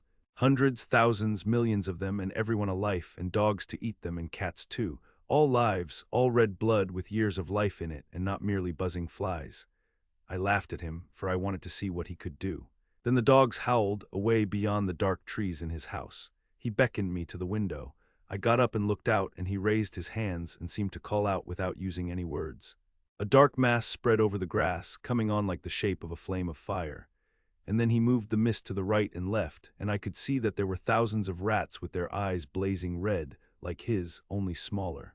He held up his hand and they all stopped, and I thought he seemed to be saying, "All these lives will I give you, I and many more and greater, through countless ages, if you will fall down and worship me." And then a red cloud, like the color of blood, seemed to close over my eyes. And before I knew what I was doing, I found myself opening the sash and saying to him, "Come in, Lord and Master." The rats were all gone, but he slid into the room through the sash, though it was only open an inch wide, just as the moon herself has often come in through the tiniest crack and has stood before me in all her size and splendor. His voice was weaker, so I moistened his lips with the brandy again, and he continued. But it seemed as though his memory had gone on working in the interval, for his story was further advanced. I was about to call him back to the point, but Van Helsing whispered to me, "Let him go on, do not interrupt him. He cannot go back, and maybe could not proceed at all if once he lost the thread of his thought." He proceeded. "All day I waited to hear from him, but he did not send me anything, not even a blowfly, and when the moon got up I was pretty angry with him. When he slid in through the window, though it was shut, and did not even knock, I got mad with him. He sneered at me, and his white face looked out of the mist with his red eyes gleaming, and he went on as though he owned the whole place and I was no one. He didn't even smell the same as he went by me. I couldn't hold him. I thought that, somehow, Mrs. Harker had come into the room. The two men sitting on the bed stood up and came over, standing behind him so that he could not see them, but where they could hear better. They were both silent, but the professor started and quivered. His face, however, grew grimmer and sterner still. Renfield went on without noticing. When Mrs. Harker came in to see me this afternoon, she wasn't the same. It was like tea after the teapot had been watered. Here we all moved, but no one said a word. He went on. I didn't know that she was here till she spoke, and she didn't look the same. I don't care for the pale people. I like them with lots of blood in them, and hers had all seemed to have run out. I didn't think of it at the time, but when she went away I began to think, and it made me mad to know that he had been taking the life out of her. I could feel that the rest quivered as I did, but we remained otherwise still. So when he came tonight, I was ready for him. I saw the mist stealing in, and I grabbed it tight. I had heard that madmen have unnatural strength, and as I knew I was a madman, at times anyhow, I resolved to use my power. And he felt it too, for he had to come out of the mist to struggle with me. I held tight, and I thought I was going to win, for I didn't mean him to take any more of her life till I saw his eyes. They burned into me, and my strength became like water. He slipped through it, and when I tried to cling to him, he raised me up and flung me down. There was a red cloud before me, and a noise like thunder, and the mist seemed to steal away under the door. His voice was becoming fainter and his breath more stertorous. Van Helsing stood up instinctively. "We know the worst now," he said. "He is here and we know his purpose. It may not be too late. Let us be armed, the same as we were the other night, but lose no time. There is not an instant to spare." There was no need to put our fear, nay our conviction, into words. We shared them in common. We all hurried and took from our rooms the same things that we had when we entered the Count's house. The professor had his ready, and as we met in the corridor, he pointed to them significantly as he said, "They never leave me, and they shall not till this unhappy business is over. Be wise also, my friends. It is no common enemy that we deal with. Alas, alas, that dear Madam Mina should suffer." He stopped. His voice was breaking, and I do not know if rage or terror predominated in my own heart. Outside the Harkers' door we paused. Art and Quincy held back, and the latter said, "Should we disturb her?" "We must," said Van Helsing grimly. "If the door be locked, I shall break it in." "May it not frighten her terribly. It is unusual to break into a lady's room," Van Helsing said solemnly. "You are always right, but this is life and death. All chambers are alike to the doctor, and even were they not, they are all as one to me tonight. Friend John, when I turn the handle, if the door does not open, do you put your shoulder down and shove, and you too, my friends." Now he turned the handle as he spoke, but the door did not yield. We threw ourselves against it. With a crash it burst open, and we almost fell headlong into the room. The professor did actually fall, and I saw across him as he gathered himself up from hands and knees. What I saw appalled me. I felt my hair rise like bristles on the back of my neck, and my heart seemed to stand still. The moonlight was so bright that through the thick yellow blind the room was light enough to see. On the bed beside the window lay Jonathan Harker, his face flushed and breathing heavily as though in a stupor. Kneeling on the near edge of the bed facing outwards was the white-clad figure of his wife.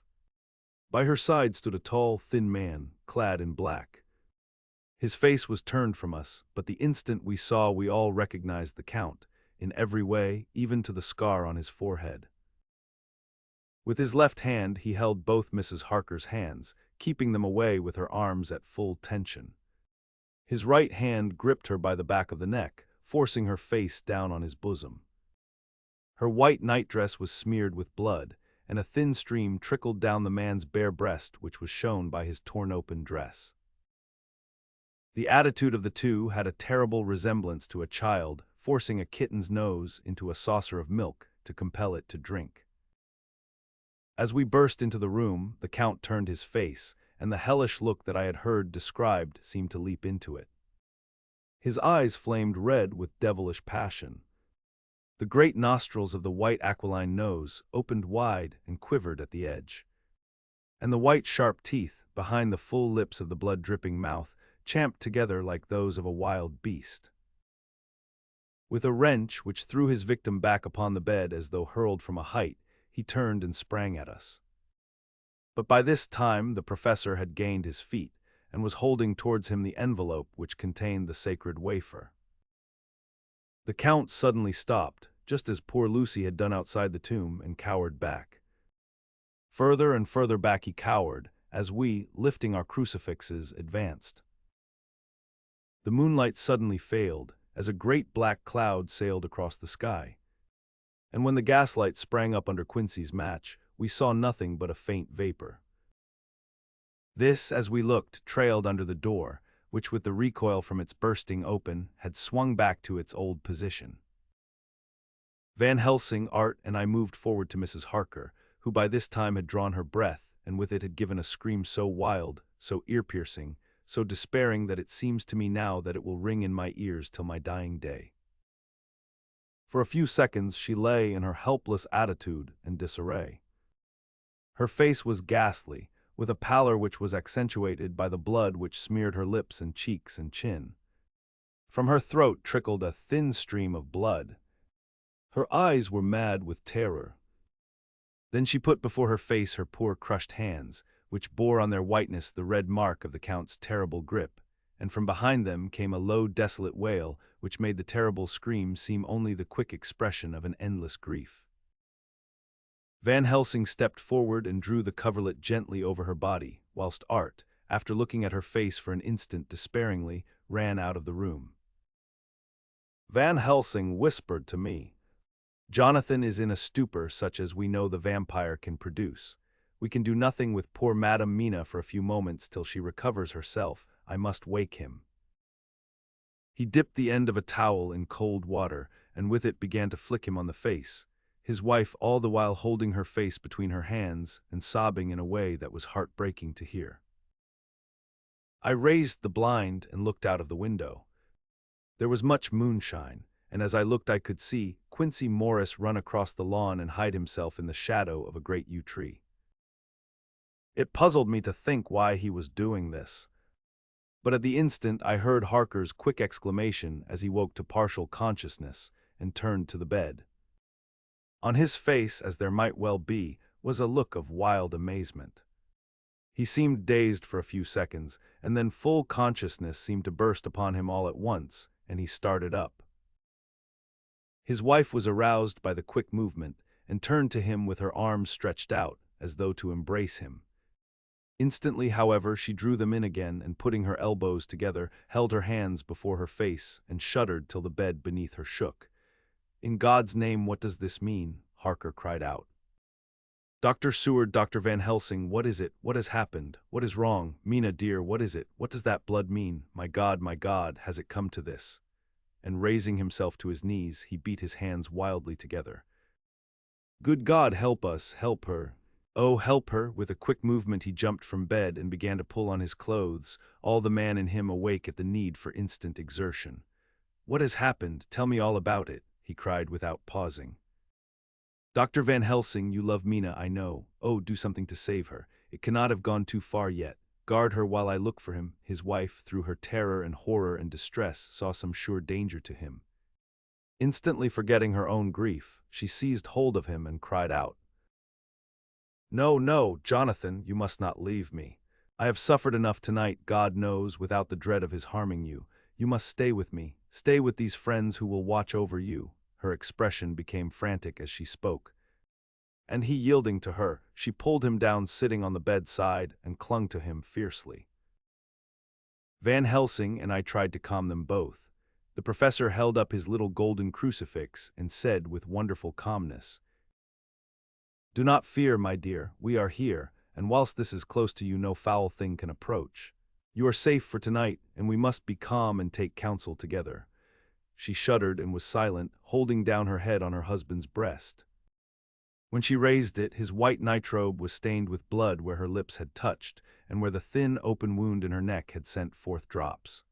The instant she saw it, she drew back with a low wail, and whispered amidst choking sobs, "Unclean, unclean, I must touch him or kiss him no more.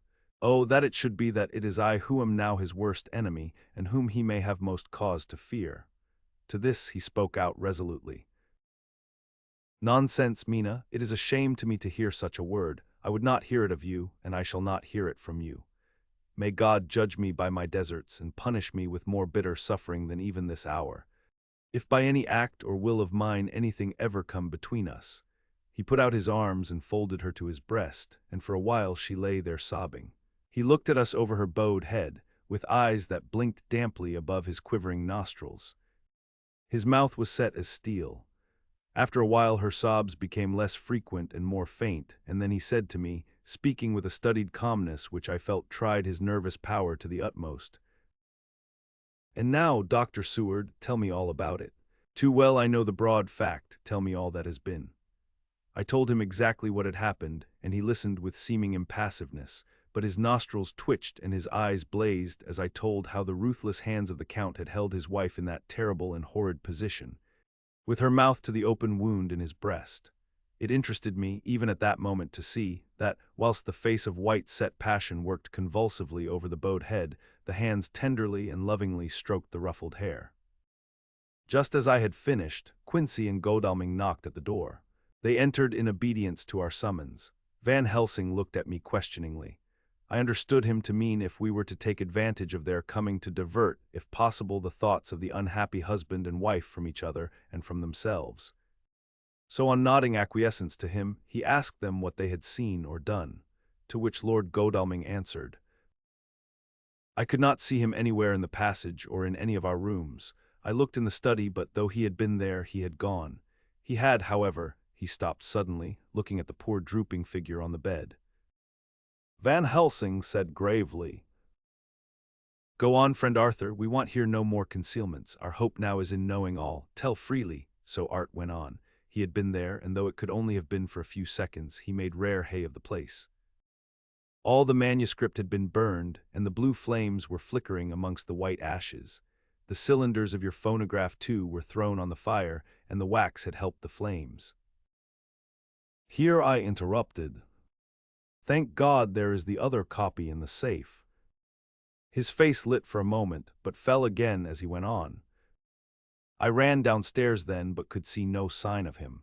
I looked into Renfield's room, but there was no trace there except— Again he paused.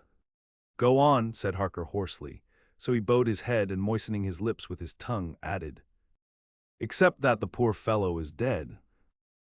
"Method." Harker raised her head, looking from one to the other of us. She said solemnly, "God's will be done." I could not but feel that Art was keeping back something, but as I took it that it was with a purpose, I said nothing. Van Helsing turned to Morris and asked, "And you, friend Quincy, have you any to tell?" "A little," he answered. "It may be much eventually, but at present I can't say. I thought it well to know, if possible, where the Count would go when he left the house. I did not see him, but I saw a bat rise from Renfield's window and flap westward. I expected to see him in some shape go back to Carfax, but he evidently sought some other lair. He will not be back tonight, for the sky is reddening in the east and the dawn is close. We must work tomorrow." He said the latter words through his shut teeth. For a space of perhaps a couple of minutes there was silence, and I could fancy that I could hear the sound of our hearts beating. Then Van Helsing said, placing his hand very tenderly on Mrs. Harker's head, "And now, Madam Mina, poor dear, dear Madam Mina, tell us exactly what happened. God knows that I do not want that you be pained, but it is need that we know all. For now more than ever has all work to be done quick and sharp and in deadly earnest. The day is close to us that must end all, if it may be so. And now is the chance that we may live and learn." The poor, dear lady shivered, and I could see the tension of her nerves as she clasped her husband closer to her and bent her head lower and lower still on his breast. Then she raised her head proudly and held out one hand to Van Helsing, who took it in his, and after stooping and kissing it reverently, held it fast. The other hand was locked in that of her husband, who held his other arm thrown round her protectingly. After a pause in which she was evidently ordering her thoughts, she began, "I took the sleeping draught which you had so kindly given me, but for a long time it did not act. I seemed to become more wakeful, and myriads of horrible fancies began to crowd in upon my mind, all of them connected with death and vampires, with blood and pain and trouble." Her husband involuntarily groaned as she turned to him and said lovingly, "Do not fret, dear. You must be brave and strong and help me through the horrible task. If you only knew what an effort it is to me to tell of this fearful thing at all, you would understand how much I need your help." Well, I saw I must try to help the medicine to its work with my will, if it was to do me any good, so I resolutely set myself to sleep. Sure enough, sleep must soon have come to me, for I remember no more. Jonathan coming in had not waked me, for he lay by my side when. Next I remember, there was in the room the same thin white mist that I had before noticed. But I forget now. If you know of this, you will find it in my diary, which I shall show you later. I felt the same vague terror which had come to me before, and the same sense of some presence. I turned to wake Jonathan, but found that he slept so soundly that it seemed as if it was he who had taken the sleeping draught, and not I. Tried, but I could not wake him. This caused me a great fear, and I looked around terrified. Then indeed my heart sank within me. Beside the bed, as if he had stepped out of the mist, or rather as if the mist had turned into his figure, for it had entirely disappeared, stood a tall, thin man, all in black. I knew him at once from the description of the others. The waxen face, the high aquiline nose on which the light fell in a thin white line, the parted red lips with the sharp white teeth showing between, and the red eyes that I had seemed to see in the sunset on the windows of St. Mary's Church at Whitby. I knew, too, the red scar on his forehead where Jonathan had struck him. For an instant my heart stood still, and I would have screamed out, only that I was paralyzed. In the pause he spoke in a sort of keen, cutting whisper, pointing as he spoke to Jonathan. Silence. If you make a sound, I shall take him and dash his brains out before your very eyes. I was appalled and was too bewildered to do or say anything. With a mocking smile, he placed one hand upon my shoulder and, holding me tight, bared my throat with the other, saying as he did so, first, a little refreshment to reward my exertions. You may as well be quiet. It is not the first time or the second that your veins have appeased my thirst. I was bewildered, and strangely enough, I did not want to hinder him. I suppose it is a part of the horrible curse that such is when his touch is on his victim. And oh, my God, pity me. He placed his reeking lips upon my throat. Her husband groaned again. She clasped his hand harder and looked at him pityingly, as if he were the injured one, and went on. I felt my strength fading away, and I was in a half-swoon. How long this horrible thing lasted I know not, but it seemed that a long time must have passed before he took his foul, awful, sneering mouth away. I saw it drip with the fresh blood. The remembrance seemed for a while to overpower her, and she drooped and would have sunk down but for her husband's sustaining arm. With a great effort she recovered herself and went on. Then he spoke to me mockingly. And so you, like the others, would play your brains against mine. You would help these men to hunt me and frustrate me in my designs. You know now, and they know in part already, and will know in full before long, what it is to cross my path. They should have kept their energies for use closer to home, whilst they played wits against me who commanded nations and intrigued for them and fought for them. Hundreds of years before they were born, I was countermining them. And you, their best beloved one, are now to me flesh of my flesh, blood of my blood, kin of my kin, my bountiful winepress for a while, and shall be later on my companion and my helper. You shall be avenged in turn, for not one of them but shall minister to your needs, but as yet you are to be punished for what you have done. You have aided in thwarting me. Now you shall come to my call. When my brain says come to you, you shall cross land or sea to do my bidding, and to that end this. With that he pulled open his shirt, and with his long sharp nails opened a vein in his breast. When the blood began to spurt out, he took my hands in one of his, holding them tight, and with the other seized my neck and pressed my mouth to the wound, so that I must either suffocate or swallow some of the, oh my God. My God, what have I done? What have I done to deserve such a fate, I who have tried to walk in meekness and righteousness all my days? God, pity me. Look down on a poor soul in worse than mortal peril. And in mercy pity those to whom she is dear. Then she began to rub her lips as though to cleanse them from pollution. As she was telling her terrible story, the eastern sky began to quicken, and everything became more and more clear. Harker was still and quiet, but over his face, as the awful narrative went on, came a gray look which deepened and deepened in the morning light, till when the first red streak of the coming dawn shot up, the flesh stood darkly out against the whitening hair.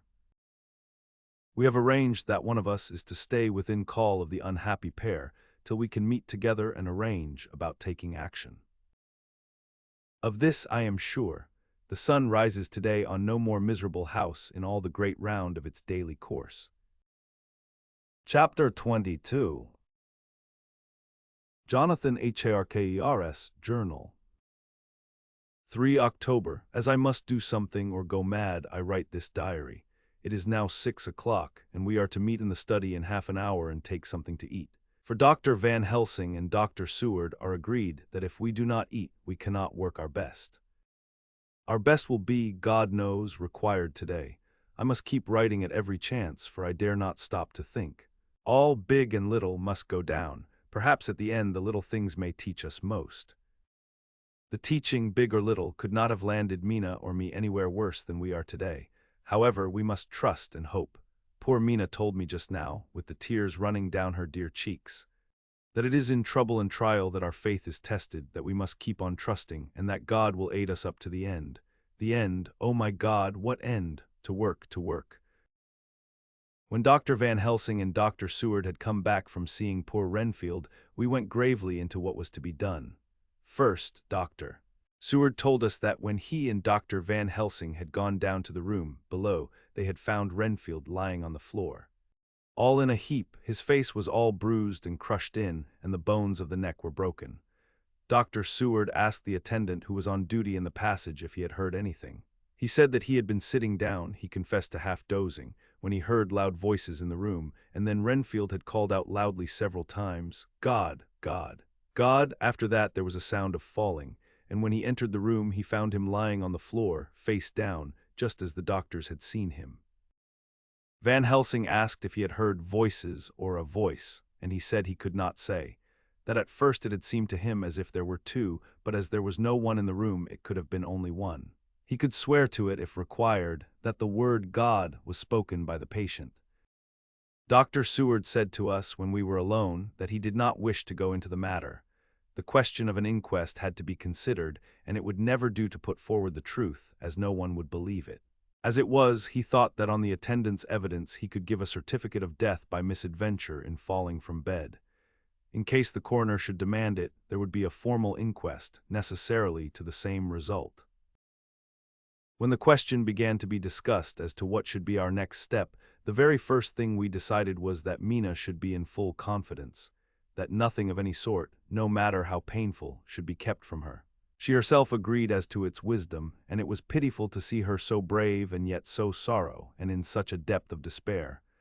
There must be no concealment, she said. Alas, we have had too much already, and besides there is nothing in all the world that can give me more pain than I have already endured, than I suffer now. Whatever may happen, it must be of new hope or of new courage to me.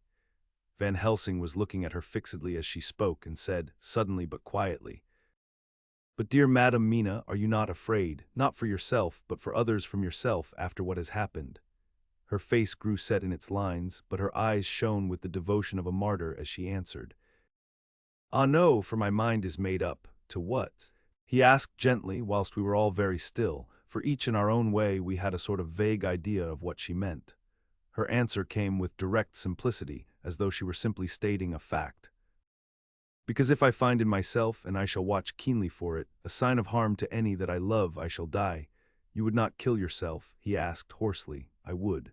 If there were no friend who loved me, who would save me such a pain and so desperate an effort." She looked at him meaningly as she spoke. He was sitting down, but now he rose and came close to her and put his hand on her head as he said solemnly, "My child, there is such an one if it were for your good. For myself, I could hold it in my account with God to find such an euthanasia for you, even at this moment if it were best. Nay, were it safe. But my child," for a moment he seemed choked, and a great sob rose in his throat. He gulped it down and went on, "There are here some who would stand between you and death. You must not die. You must not die by any hand, but least of all by your own. Until the other, who has fouled your sweet life, is true dead, you must not die, for if he is still with the quick undead, your death would make you even as he is. No, you must live. You must struggle and strive to live, though death would seem a boon unspeakable. You must fight death himself, though he come to you in pain or in joy, by the day or the night, in safety or in peril. On your living soul I charge you that you do not die, nay, nor think of death, till this great evil be past." The poor dear grew white as death, and shook and shivered, as I have seen a quicksand shake and shiver at the incoming of the tide. We were all silent, we could do nothing. At length she grew more calm and turning to him said sweetly, but oh, so sorrowfully as she held out her hand, I promise you, my dear friend, that if God will let me live, I shall strive to do so. Till, if it may be in his good time, this horror may have passed away from me. She was so good and brave that we all felt that our hearts were strengthened to work and endure for her, and we began to discuss what we were to do. I told her that she was to have all the papers in the safe, and all the papers or diaries and phonographs we might hereafter use, and was to keep the record as she had done before. She was pleased with the prospect of anything to do, if pleased, could be used in connection with so grim an interest. As usual, Van Helsing had thought ahead of everyone else, and was prepared with an exact ordering of our work. It is perhaps well, he said, that at our meeting after our visit to Carfax, we decided not to do anything with the earth boxes that lay there. Had we done so, the Count must have guessed our purpose, and would doubtless have taken measures in advance to frustrate such an effort with regard to the others. But now he does not know our intentions. Nay, more, in all probability, he does not know that such a power exists to us as can sterilize his lairs, so that he cannot use them as of old. We are now so much further advanced in our knowledge as to their disposition that, when we have examined the house in Piccadilly, we may track the very last of them. Today, then, is ours, and in it rests our hope. The sun that rose on our sorrow this morning guards us in its course. Until it sets tonight, that monster must retain whatever form he now has. He is confined within the limitations of his earthly envelope. He cannot melt into thin air nor disappear through cracks or chinks or crannies. If he go through a doorway, he must open the door like a mortal, and so we have this day to hunt out all his lairs and sterilize them. So we shall, if we have not yet catch him and destroy him, drive him to bay in some place where the catching and the destroying shall be, in time, sure. Here I started up, for I could not contain myself at the thought that the minutes and seconds, so preciously laden with Mina's life and happiness, were flying from us, since whilst we talked action was impossible. But Van Helsing held up his hand warningly. Nay, friend Jonathan, he said, in this, the quickest way home is the longest way, so your proverbs say. We shall all act and act with desperate quick when the time has come. But think, in all probable the key of the situation is in that house in Piccadilly. The Count may have many houses which he has bought. Of them he will have deeds of purchase, keys, and other things. He will have paper that he write on.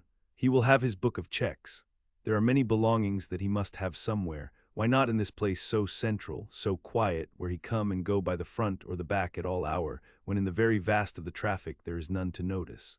We shall go there and search that house, and when we learn what it holds, then we do what our friend Arthur call, in his phrases of hunt, stop the earths, and so we run down our old fox. So, is it not?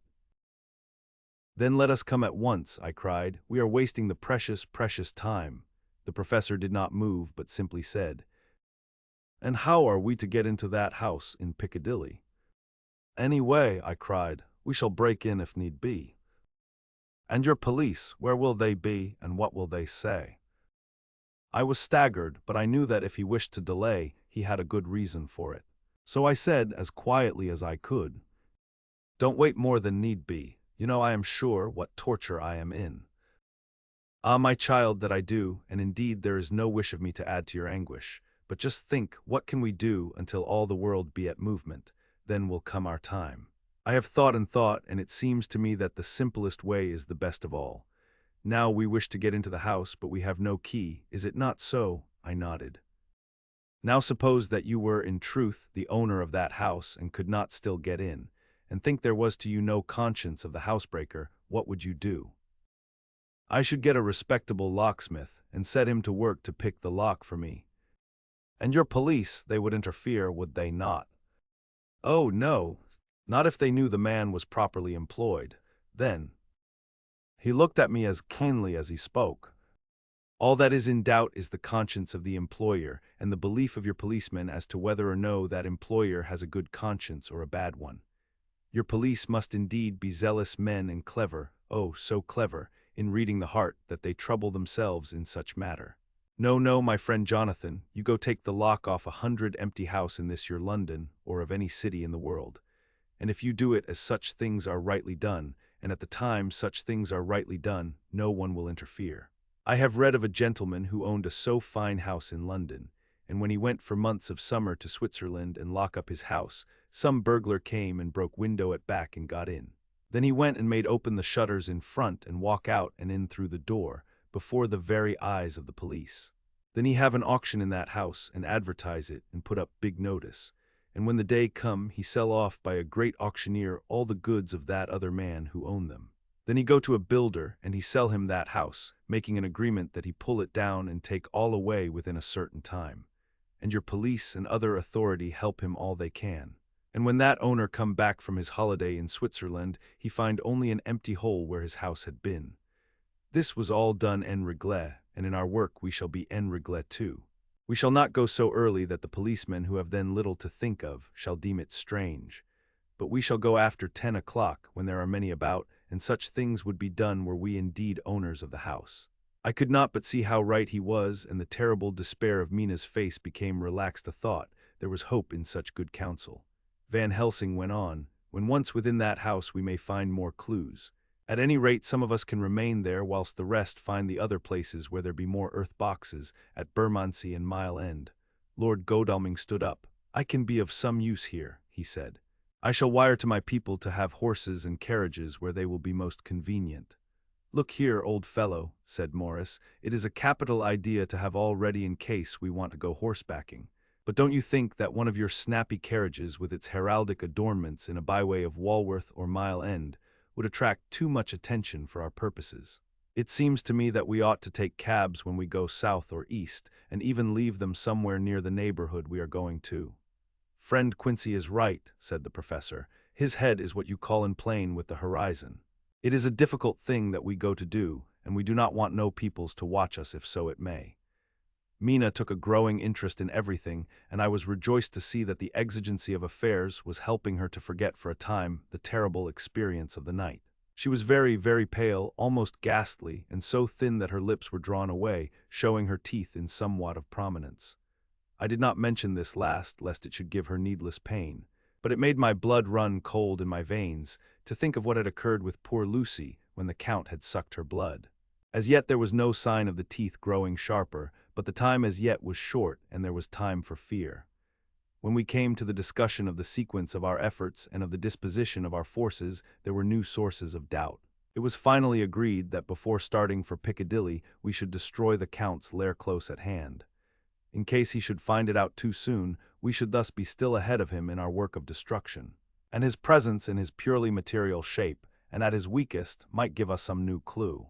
As to the disposal of forces, it was suggested by the professor that, after our visit to Carfax, we should all enter the house in Piccadilly. That the 2 doctors and I should remain there, whilst Lord Godalming and Quincy found the lairs at Walworth and Mile End and destroyed them. It was possible, if not likely, the professor urged, that the Count might appear in Piccadilly during the day, and that if so we might be able to cope with him then and there. At any rate, we might be able to follow him in force. To this plan I strenuously objected, and so far as my going was concerned, for I said that I intended to stay and protect Mina, I thought that my mind was made up on the subject, but Mina would not listen to my objection. She said that there might be some law matter in which I could be useful, that amongst the Count's papers might be some clue which I could understand out of my experience in Transylvania, and that, as it was, all the strength we could muster was required to cope with the Count's extraordinary power. I had to give in, for Mina's resolution was fixed. She said that it was the last hope for her that we should all work together. As for me, she said, I have no fear. Things have been as bad as they can be, and whatever may happen must have in it some element of hope or comfort. Go, my husband. God can, if he wishes it, guard me as well alone as with anyone present. So I started up, crying out, Then in God's name let us come at once, for we are losing time. The Count may come to Piccadilly earlier than we think. Not so, said Van Helsing, holding up his hand. But why? I asked. Do you forget, he said, with actually a smile, that last night he banqueted heavily and will sleep late? Did I forget? Shall I ever? Can any of us ever forget that terrible scene? Mina struggled hard to keep her brave countenance, but the pain overmastered her, and she put her hands before her face and shuddered whilst she moaned. Van Helsing had not intended to recall her frightful experience. He had simply lost sight of her and her part in the affair in his intellectual effort. When it struck him what he said, he was horrified at his thoughtlessness and tried to comfort her. "Oh, Madam Mina," he said, "dear, dear Madam Mina, alas, that I of all who so reverence you should have said anything so forgetful. These stupid old lips of mine and this stupid old head do not deserve so, but you will forget it, will you not?" He bent low beside her as he spoke. She took his hand and looking at him through her tears said hoarsely, "No, I shall not forget, for it is well that I remember, and with it I have so much in memory of you that is sweet, that I take it all together. Now you must all be going soon. Breakfast is ready, and we must all eat that we may be strong." Breakfast was a strange meal to us all. We tried to be cheerful and encourage each other, and Mina was the brightest and most cheerful of us. When it was over, Van Helsing stood up and said, "Now, my dear friends, we go forth to our terrible enterprise. Are we all armed as we were on that night when first we visited our enemy's lair? Armed against ghostly as well as carnal attack?" We all assured him, "Then it is well. Now, Madam Mina, you are in any case quite safe here until the sunset, and before then we shall return, if we shall return. But before we go, let me see you armed against personal attack. I have myself, since you came down, prepared your chamber by the placing of things of which we know, so that he may not enter. Now let me guard yourself. On your forehead I touch this piece of sacred wafer in the name of the Father, the Son," and there was a fearful scream which almost froze our hearts to hear.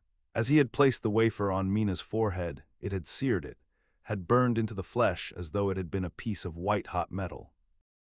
My poor darling's brain had told her the significance of the fact as quickly as her nerves received the pain of it, and the two so overwhelmed her that her overwrought nature had its voice in that dreadful scream. But the words to her thought came quickly. The echo of the scream had not ceased to ring on the air when there came the reaction, and she sank on her knees on the floor in an agony of abasement. Pulling her beautiful hair over her face as the leper of old his mantle, she wailed out, "Unclean, unclean, even the Almighty shuns my polluted flesh. I must bear this mark of shame upon my forehead until the judgment day." They all paused. I had thrown myself beside her in an agony of helpless grief, and putting my arms around held her tight. For a few minutes our sorrowful hearts beat together, whilst the friends around us turned away their eyes that ran tears silently. Then Van Helsing turned and said gravely, so gravely that I could not help feeling that he was in some way inspired and was stating things outside himself. "It may be that you may have to bear that mark till God himself see fit, as he most surely shall, on the judgment day, to redress all wrongs of the earth and of his children that he has placed thereon. And oh, Madam Mina, my dear, may we who love you be there to see, when that red scar, the sign of God's knowledge of what has been, shall pass away, and leave your forehead as pure as the heart we know. For so surely as we live, that scar shall pass away when God sees right to lift the burden that is hard upon us. Till then we bear our cross, as his Son did in obedience to his will.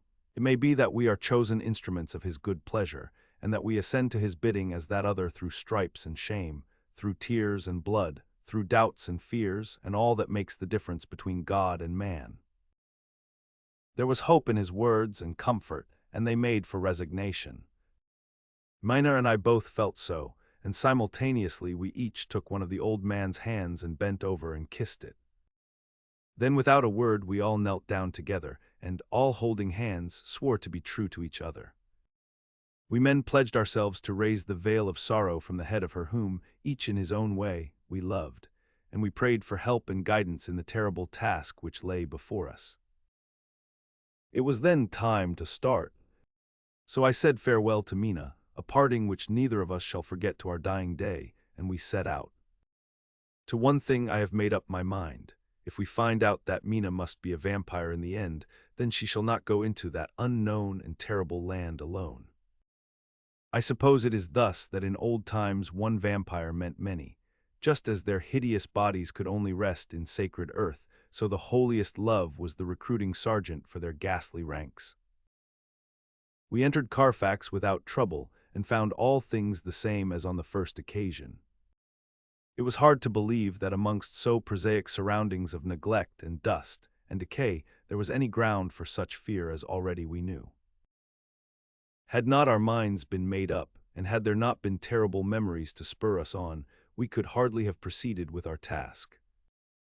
We found no papers or any sign of use in the house, and in the old chapel the great boxes looked just as we had seen them last.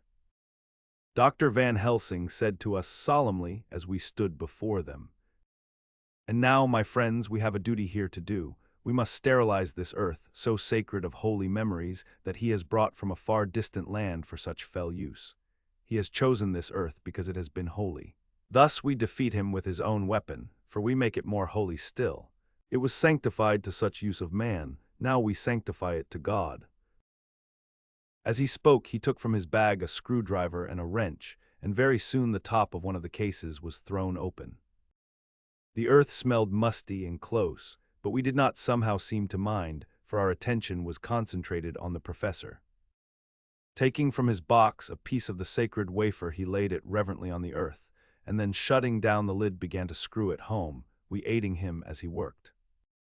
One by one we treated in the same way each of the great boxes, and left them as we had found them to all appearance, but in each was a portion of the host.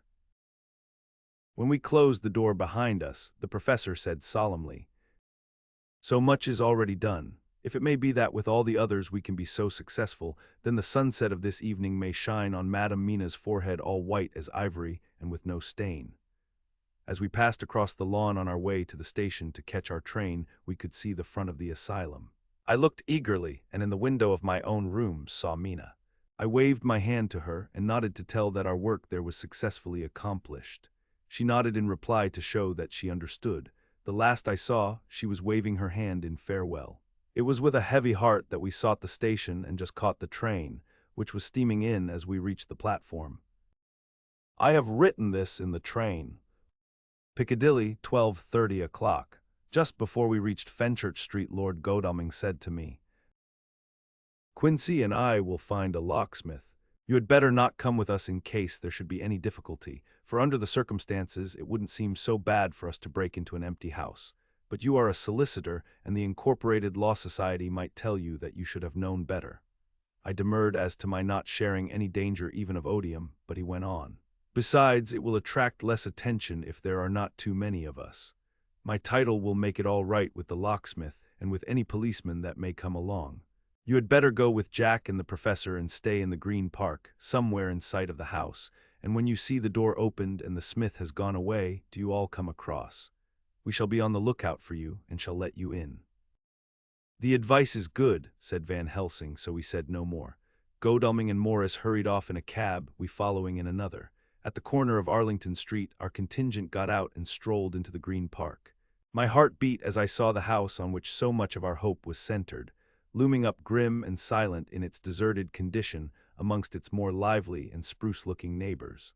We sat down on a bench within good view and began to smoke cigars so as to attract as little attention as possible. The minutes seemed to pass with leaden feet as we waited for the coming of the others.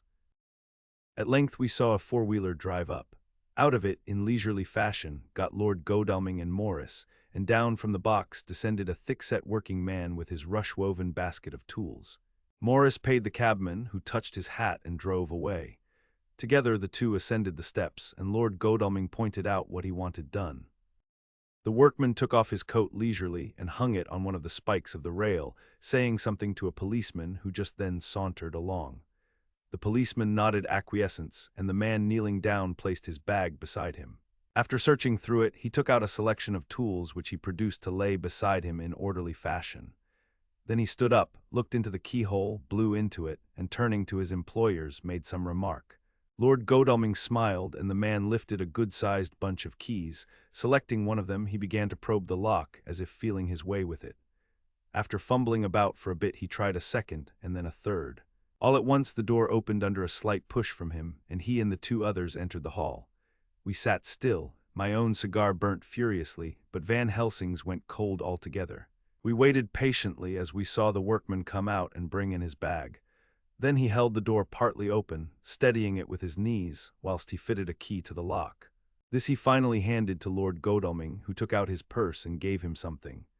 The man touched his hat, took his bag, put on his coat, and departed. Not a soul took the slightest notice of the whole transaction. When the man had fairly gone, we three crossed the street and knocked at the door. It was immediately opened by Quincy Morris, beside whom stood Lord Godalming lighting a cigar. "The place smells so vilely," said the latter as we came in. It did indeed smell vilely, like the old chapel at Carfax, and with our previous experience it was plain to us that the Count had been using the place pretty freely. We moved to explore the house, all keeping together in case of attack, for we knew we had a strong and wily enemy to deal with, and as yet we did not know whether the Count might not be in the house. In the dining room, which lay at the back of the hall, we found 8 boxes of earth. 8 boxes only out of the 9 which we sought. Our work was not over, and would never be until we should have found the missing box. First we opened the shutters of the window, which looked out across a narrow, stone-flagged yard at the blank face of a stable, pointed to look like the front of a miniature house. There were no windows in it, so we were not afraid of being overlooked. We did not lose any time in examining the chests. With the tools which we had brought with us, we opened them, one by one, and treated them as we had treated those others in the old chapel.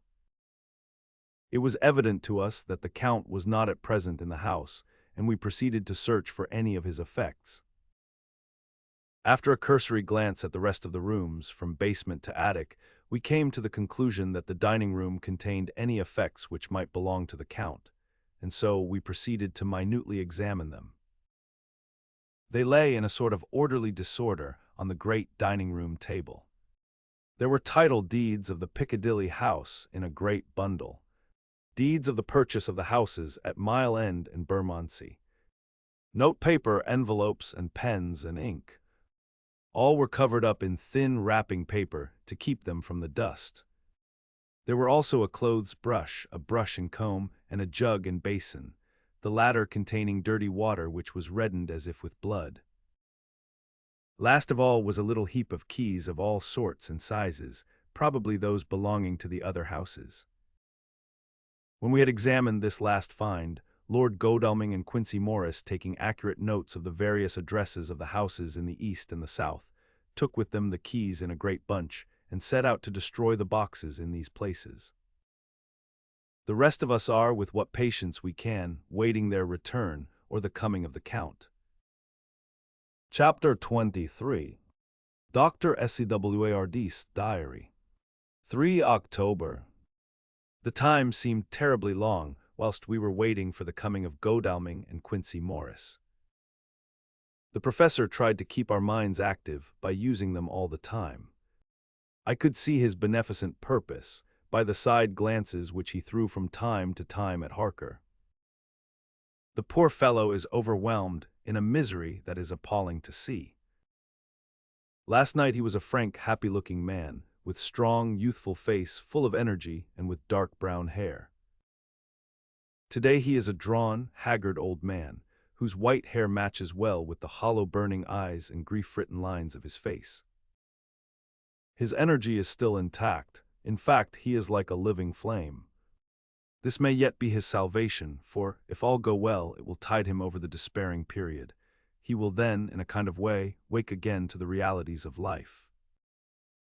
Poor fellow, I thought my own trouble was bad enough, but his— The professor knows this well enough, and is doing his best to keep his mind active. What he has been saying was, under the circumstances, of absorbing interest. So well as I can remember, here it is. I have studied, over and over again since they came into my hands, all the papers relating to this monster, and the more I have studied, the greater seems the necessity to utterly stamp him out. All through there are signs of his advance, not only of his power, but of his knowledge of it. As I learned from the researches of my friend Arminius of Budapest, he was in life a most wonderful man. Soldier, statesman, and alchemist, which latter was the highest development of the science knowledge of his time. He had a mighty brain, a learning beyond compare, and a heart that knew no fear and no remorse. He dared even to attend the scholaments, and there was no branch of knowledge of his time that he did not essay. Well, in him the brain powers survived the physical death, though it would seem that memory was not all complete. In some faculties of mind he has been, and is, only a child, but he is growing, and some things that were childish at the first are now of man's stature. He is experimenting and doing it well, and if it had not been that we have crossed his path he would be yet, he may be yet if we fail, the father or furtherer of a new order of beings whose road must lead through death, not life. Harker groaned and said, "And this is all arrayed against my darling, but how is he experimenting? The knowledge may help us to defeat him. He has all along, since his coming, been trying his power, slowly but surely. That big child brain of his is working. Well, for us it is as yet a child brain, for had he dared at the first to attempt certain things he would long ago have been beyond our power. However, he means to succeed, and a man who has centuries before him can afford to wait and to go slow. Festina lent may well be his motto." "I fail to understand," said Harker wearily. "Oh, do be more plain to me. Perhaps grief and trouble are dulling my brain." The professor laid his hand tenderly on his shoulder as he spoke. "Ah, my child, I will be plain. Do you not see how, of late, this monster has been creeping into knowledge experimentally? How he has been making use of the Tsar Fagus patient to effect his entry into friend John's home? For your vampire, though in all afterwards he can come when and how he will, must at the first make entry only when asked thereto by an inmate. But these are not his most important experiments. Do we not see how at the first all these so great boxes were moved by others? He knew not then but that must be so. But all the time that so great child brain of his was growing, and he began to consider whether he might not himself move the box. So he began to help, and then, when he found that this be all right, he tried to move them all alone. And so he progress, and he scatter these graves of him, and none but he know where they are hidden. He may have intend to bury them deep in the ground, so that he only use them in the night or at such time as he can change his form, they do him equal well. And none may know these are his hiding place. But my child, do not despair, this knowledge come to him just too late. Already all of his lairs but one be sterilized as for him, and before the sunset this shall be so. Then he have no place where he can move and hide. I delayed this morning that so we might be sure. Is there not more at stake for us than for him? Then why we not be even more careful than him? By my clock it is 1 hour, and already, if all be well, friend Arthur and Quincy are on their way to us. Today is our day, and we must go sure if slow and lose no chance. See, there are 5 of us when those absent ones return." Whilst he was speaking we were startled by a knock at the hall door, the double postman's knock of the telegraph boy. We all moved out to the hall with one impulse, and Van Helsing, holding up his hand to us to keep silence, stepped to the door and opened it. The boy handed in a dispatch. The professor closed the door again, and after looking at the direction, opened it and read aloud. "Look out for D. He has just now, 12:45, come from Carfax hurriedly and hastened towards the south. He seems to be going the round and may want to see you. Mina." There was a pause broken by Jonathan Harker's voice. "Now, God be thanked, we shall soon meet." Van Helsing turned to him quickly and said, "God will act in his own way in time. Do not fear and do not rejoice as yet. For what we wish for at the moment may be our undoings." "I care for nothing now," he answered hotly, "except to wipe out this brute from the face of creation. I would sell my soul to do it." "Oh, hush, hush, my child," said Van Helsing. "God does not purchase souls in this wise, and the devil, though he may purchase, does not keep faith, but God is merciful and just, and knows your pain and your devotion to that dear Madam Mina. Think you how her pain would be doubled did she but hear your wild words? Do not fear any of us, we are all devoted to this cause, and today shall see the end. The time is coming for action. Today this vampire is limit to the powers of man, until sunset he may not change. It will take him time to arrive here. See, it is 20 minutes past 1, and there are yet some times before he can hither come, be he never so quick. What we must hope for is that my Lord Arthur and Quincy arrive first." About half an hour after we had received Mrs. Harker's telegram, there came a quiet, resolute knock at the hall door. It was just an ordinary knock, such as is given hourly by thousands of gentlemen, but it made the professor's heart and mine beat loudly. We looked at each other and together moved out into the hall. We each held ready to use our various armaments, the spiritual in the left hand, the mortal in the right. Van Helsing pulled back the latch and, holding the door half open, stood back, having both hands ready for action. The gladness of our hearts must have shone upon our faces when on the step, close to the door, we saw Lord Godalming and Quincy Morris. They came quickly in and closed the door behind them, the former saying, as they moved along the hall, "It is all right." We found both places, 6 boxes in each, and we destroyed them all. "Destroyed?" asked the professor. "For him," we were silent for a minute, and then Quincy said, There's nothing to do but to wait here. If, however, he doesn't turn up by 5 o'clock, we must start off, for it won't do to leave Mrs. Harker alone after sunset." "He will be here before long now," said Van Helsing, who had been consulting his pocketbook. "Nota bene, in Madam's telegram he went south from Carfax. That means he went across the river, and he could only do so at slack of tide, which should be something before 1 o'clock. That he went south has a meaning for us. He is as yet only suspicious, and he went from Carfax first to the place where he would suspect interference least. You must have been at Bermondsey only a short time before him. That he is not here already shows that he went to Mile End next. This took him some time, for he would then have to be carried over the river in some way. Believe me, my friends, we shall not have long to wait now. We should have ready some plan of attack so that we may throw away no chance. Hush, there is no time now. Have all your arms, be ready." He held up a warning hand as he spoke, for we all could hear a key softly inserted in the lock of the hall door. I could not but admire, even at such a moment, the way in which a dominant spirit asserted itself. In all our hunting parties and adventures in different parts of the world, Quincy Morris had always been the one to arrange the plan of action, and Arthur and I had been accustomed to obey him implicitly. Now the old habit seemed to be renewed instinctively. With a swift glance around the room, he at once laid out our plan of attack, and without speaking a word, with a gesture, placed us each in position. Van Helsing, Harker, and I were just behind the door, so that when it was opened the professor could guard it whilst we two stepped between the incomer and the door. Godalming behind and Quincy in front stood just out of sight, ready to move in front of the window. We waited in a suspense that made the seconds pass with nightmare slowness. The slow, careful steps came along the hall. The Count was evidently prepared for some surprise, at least he feared it. Suddenly, with a single bound, he leaped into the room, winning a way past us before any of us could raise a hand to stay him. There was something so panther-like in the movement, something so unhuman, that it seemed to sober us all from the shock of his coming.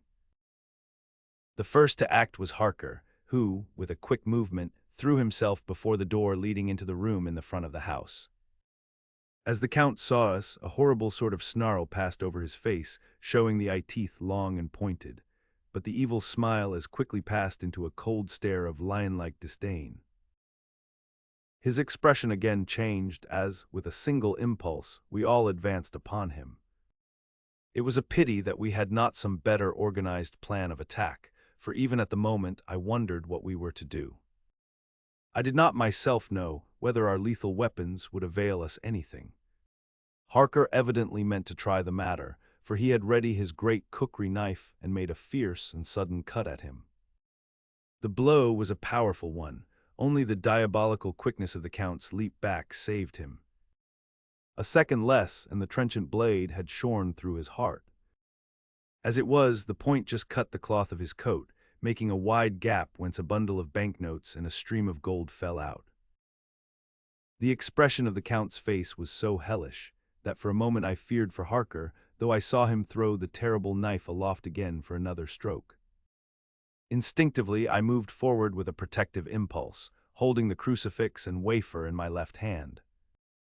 I felt a mighty power fly along my arm, and it was without surprise that I saw the monster cower back before a similar movement made spontaneously by each one of us. It would be impossible to describe the expression of hate and baffled malignity, of anger and hellish rage, which came over the Count's face. His waxen hue became greenish-yellow by the contrast of his burning eyes, and the red scar on the forehead showed on the pallid skin like a palpitating wound.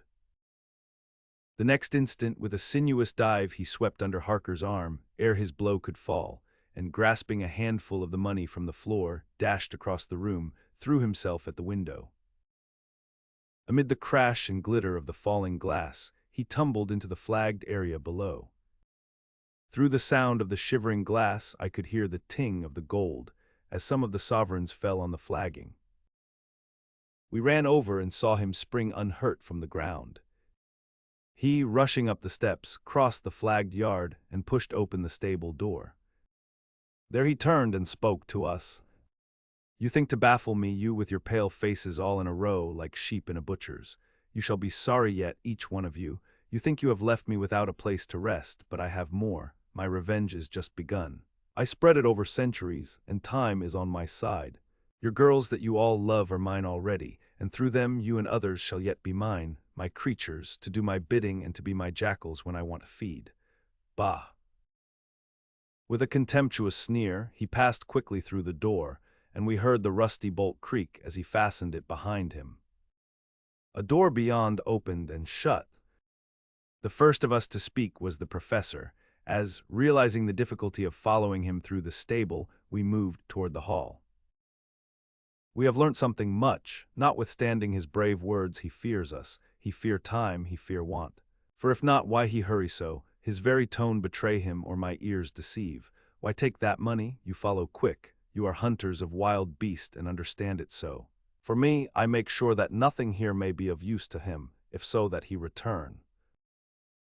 As he spoke, he put the money remaining into his pocket, took the title deeds in the bundle as Harker had left them, and swept the remaining things into the open fireplace, where he set fire to them with a match. Godalming and Morris had rushed out into the yard, and Harker had lowered himself from the window to follow the Count. He had, however, bolted the stable door, and by the time they had forced it open there was no sign of him. Van Helsing and I tried to make inquiry at the back of the house, but the mews was deserted and no one had seen him depart.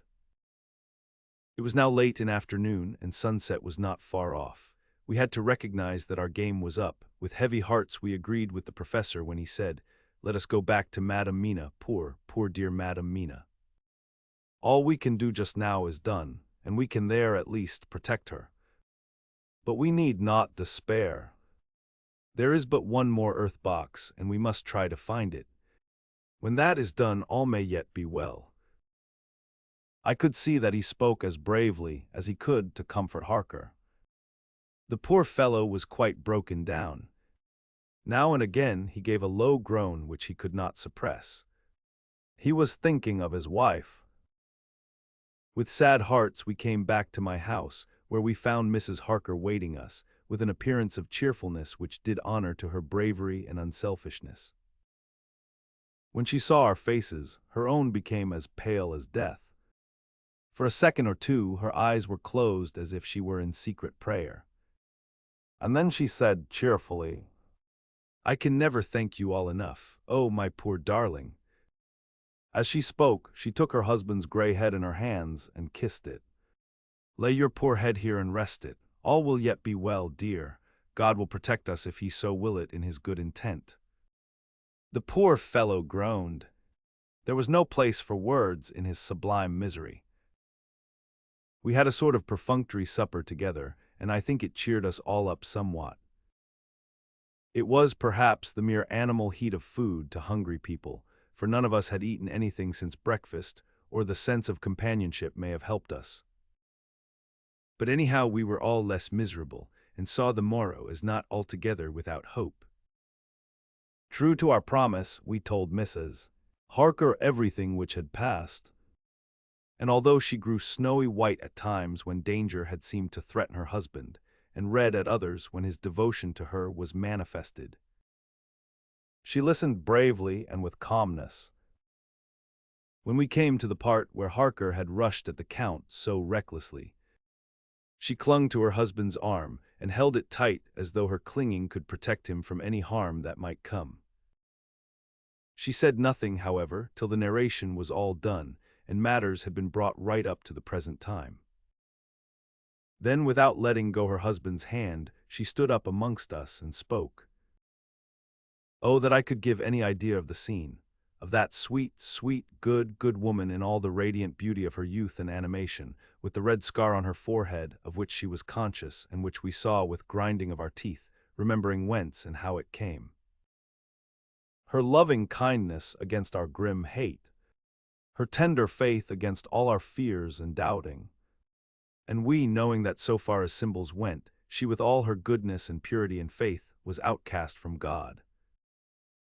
"Jonathan," she said, and the word sounded like music on her lips, it was so full of love and tenderness. "Jonathan, dear, and you all my true friends, I want you to bear something in mind through all this dreadful time.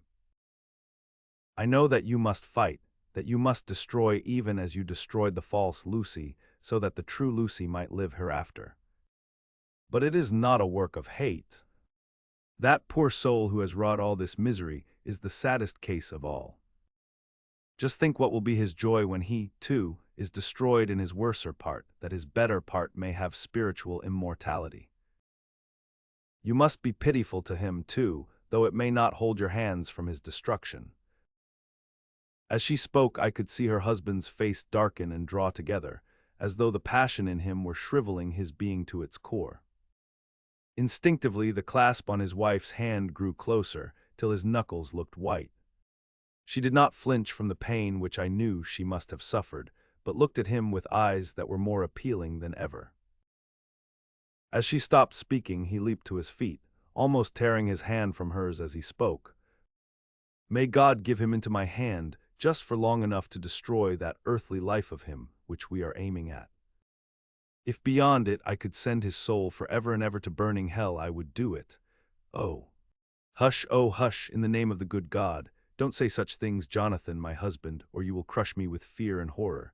Just think, my dear, I have been thinking all this long day of it, that perhaps some day I too may need such pity, and that some other like you, and with equal cause for anger, may deny it to me. Oh, my husband, indeed I would have spared you such a thought had there been another way. But I pray that God may not have treasured your wild words, except as the heartbroken wail of a very loving and sorely stricken man.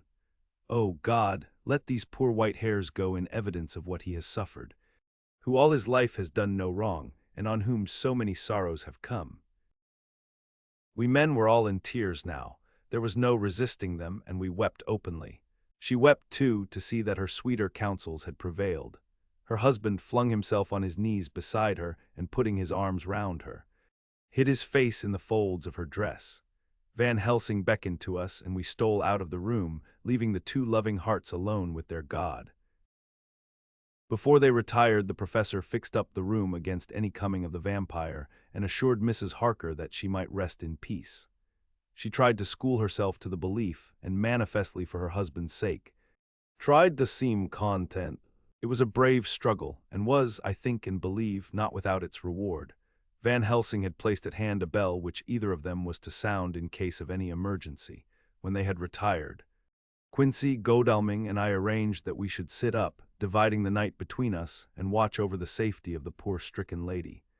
The first watch falls to Quincy, so the rest of us shall be off to bed as soon as we can.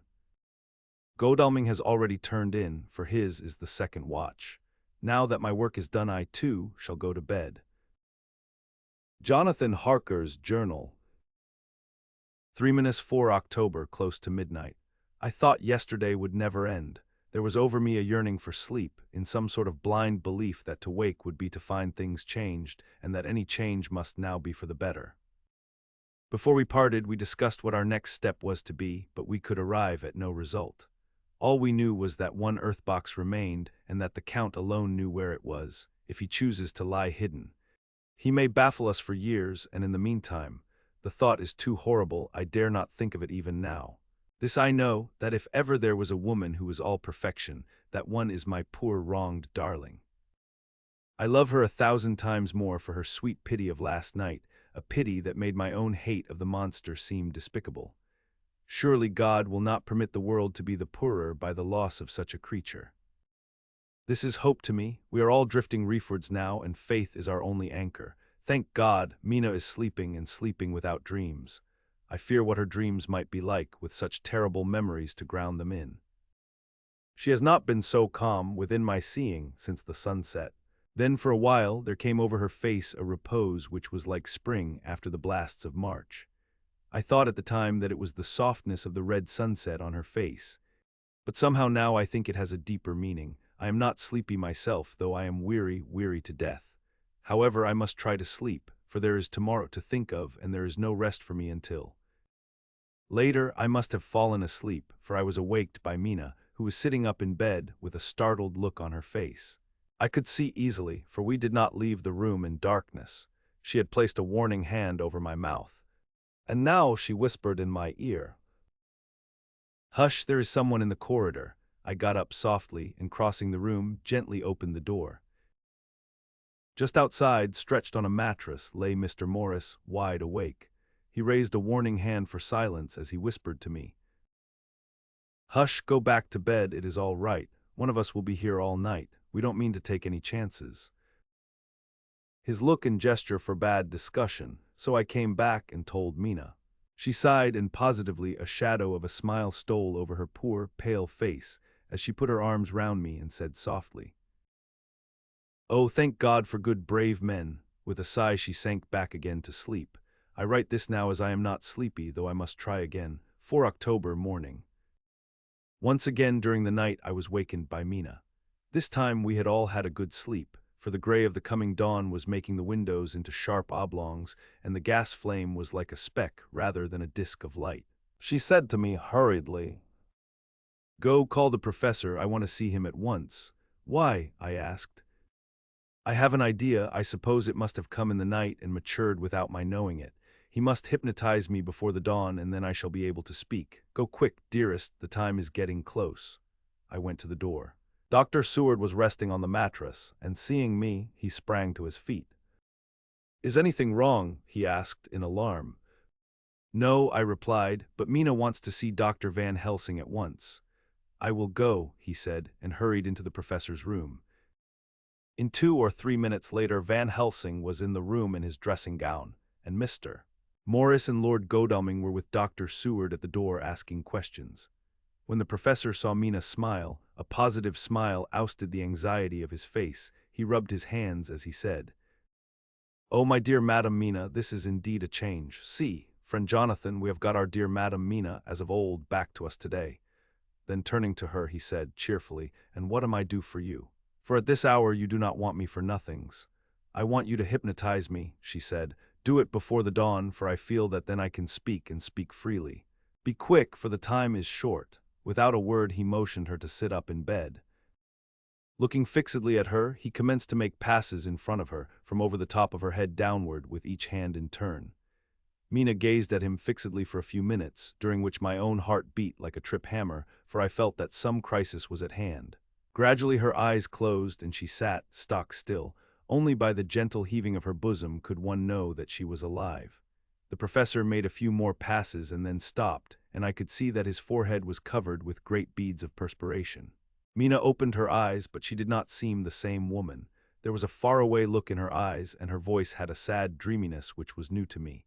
Raising his hand to impose silence, the professor motioned to me to bring the others in. They came on tiptoe, closing the door behind them, and stood at the foot of the bed, looking on. Mina appeared not to see them. The stillness was broken by Van Helsing's voice speaking in a low-level tone which would not break the current of her thoughts. "Where are you?" The answer came in a neutral way. "I do not know. Sleep has no place it can call its own." For several minutes there was silence. Mina sat rigid, and the professor stood staring at her fixedly. The rest of us hardly dared to breathe. The room was growing lighter. Without taking his eyes from Mina's face, Dr. Van Helsing motioned me to pull up the blind. I did so, and the day seemed just upon us. A red streak shot up, and a rosy light seemed to diffuse itself through the room. On the instant, the professor spoke again. "Where are you now?" The answer came dreamily, but with intention. It were as though she were interpreting something. I have heard her use the same tone when reading her shorthand notes. "I do not know, it is all strange to me. What do you see?" "I can see nothing, it is all dark." "What do you hear?" I could detect the strain in the professor's patient voice. "The lapping of water, it is gurgling by and little waves leap. I can hear them on the outside." "Then you are on a ship." We all looked at each other, trying to glean something each from the other. We were afraid to think. The answer came quick. "Oh yes, what else do you hear?" "The sound of men stamping overhead as they run about. There is the creaking of a chain, and the loud tinkle as the check of the capstan falls into the ratchet." "What are you doing?" "I am still, oh so still, it is like death." The voice faded away into a deep breath as of one sleeping, and the open eyes closed again. By this time the sun had risen, and we were all in the full light of day. Dr. Van Helsing placed his hands on Mina's shoulders and laid her head down softly on her pillow. She lay like a sleeping child for a few moments, and then, with a long sigh, awoke and stared in wonder to see us all around her. "Have I been talking in my sleep?" was all she said. She seemed, however, to know the situation without telling, though she was eager to know what she had told. The professor repeated the conversation and she said, "Then there is not a moment to lose, it may not be yet too late." Mr. Morris and Lord Godalming started for the door, but the professor's calm voice called them back. "Stay, my friends." That ship, wherever it was weighing anchor whilst she spoke. There are many ships weighing anchor at the moment in your so great port of London. Which of them is it that you seek? God be thanked that we have once again a clue, though whither it may lead us we know not. We have been blind somewhat, blind after the manner of men, since when we can look back we see what we might have seen looking forward if we had been able to see what we might have seen. Alas, but that sentence is a puddle, is it not?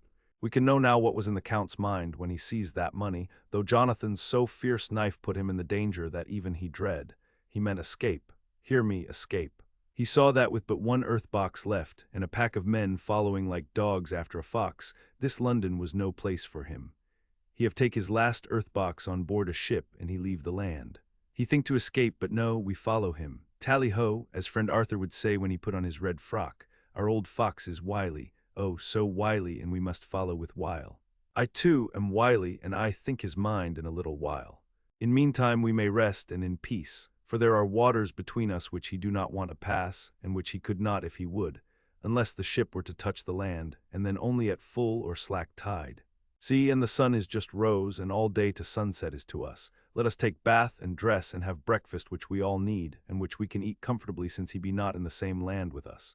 Mina looked at him appealingly as she asked, "But why need we seek him further when he is gone away from us?" He took her hand and patted it as he replied, "Ask me nothings as yet. When we have breakfast, then I answer all questions." He would say no more, and we separated to dress. After breakfast, Mina repeated her question. He looked at her gravely for a minute and then said sorrowfully, "Because, my dear, dear Madam Mina, now more than ever must we find him even if we have to follow him to the jaws of hell." She grew paler as she asked faintly, "Why?" "Because," he answered solemnly, "he can live for centuries, and you are but mortal woman. Time is now to be dreaded, since once he put that mark upon your throat." I was just in time to catch her as she fell forward in a faint. You've reached the end of part 1 of this audiobook. To continue listening, please check the description or pinned comment for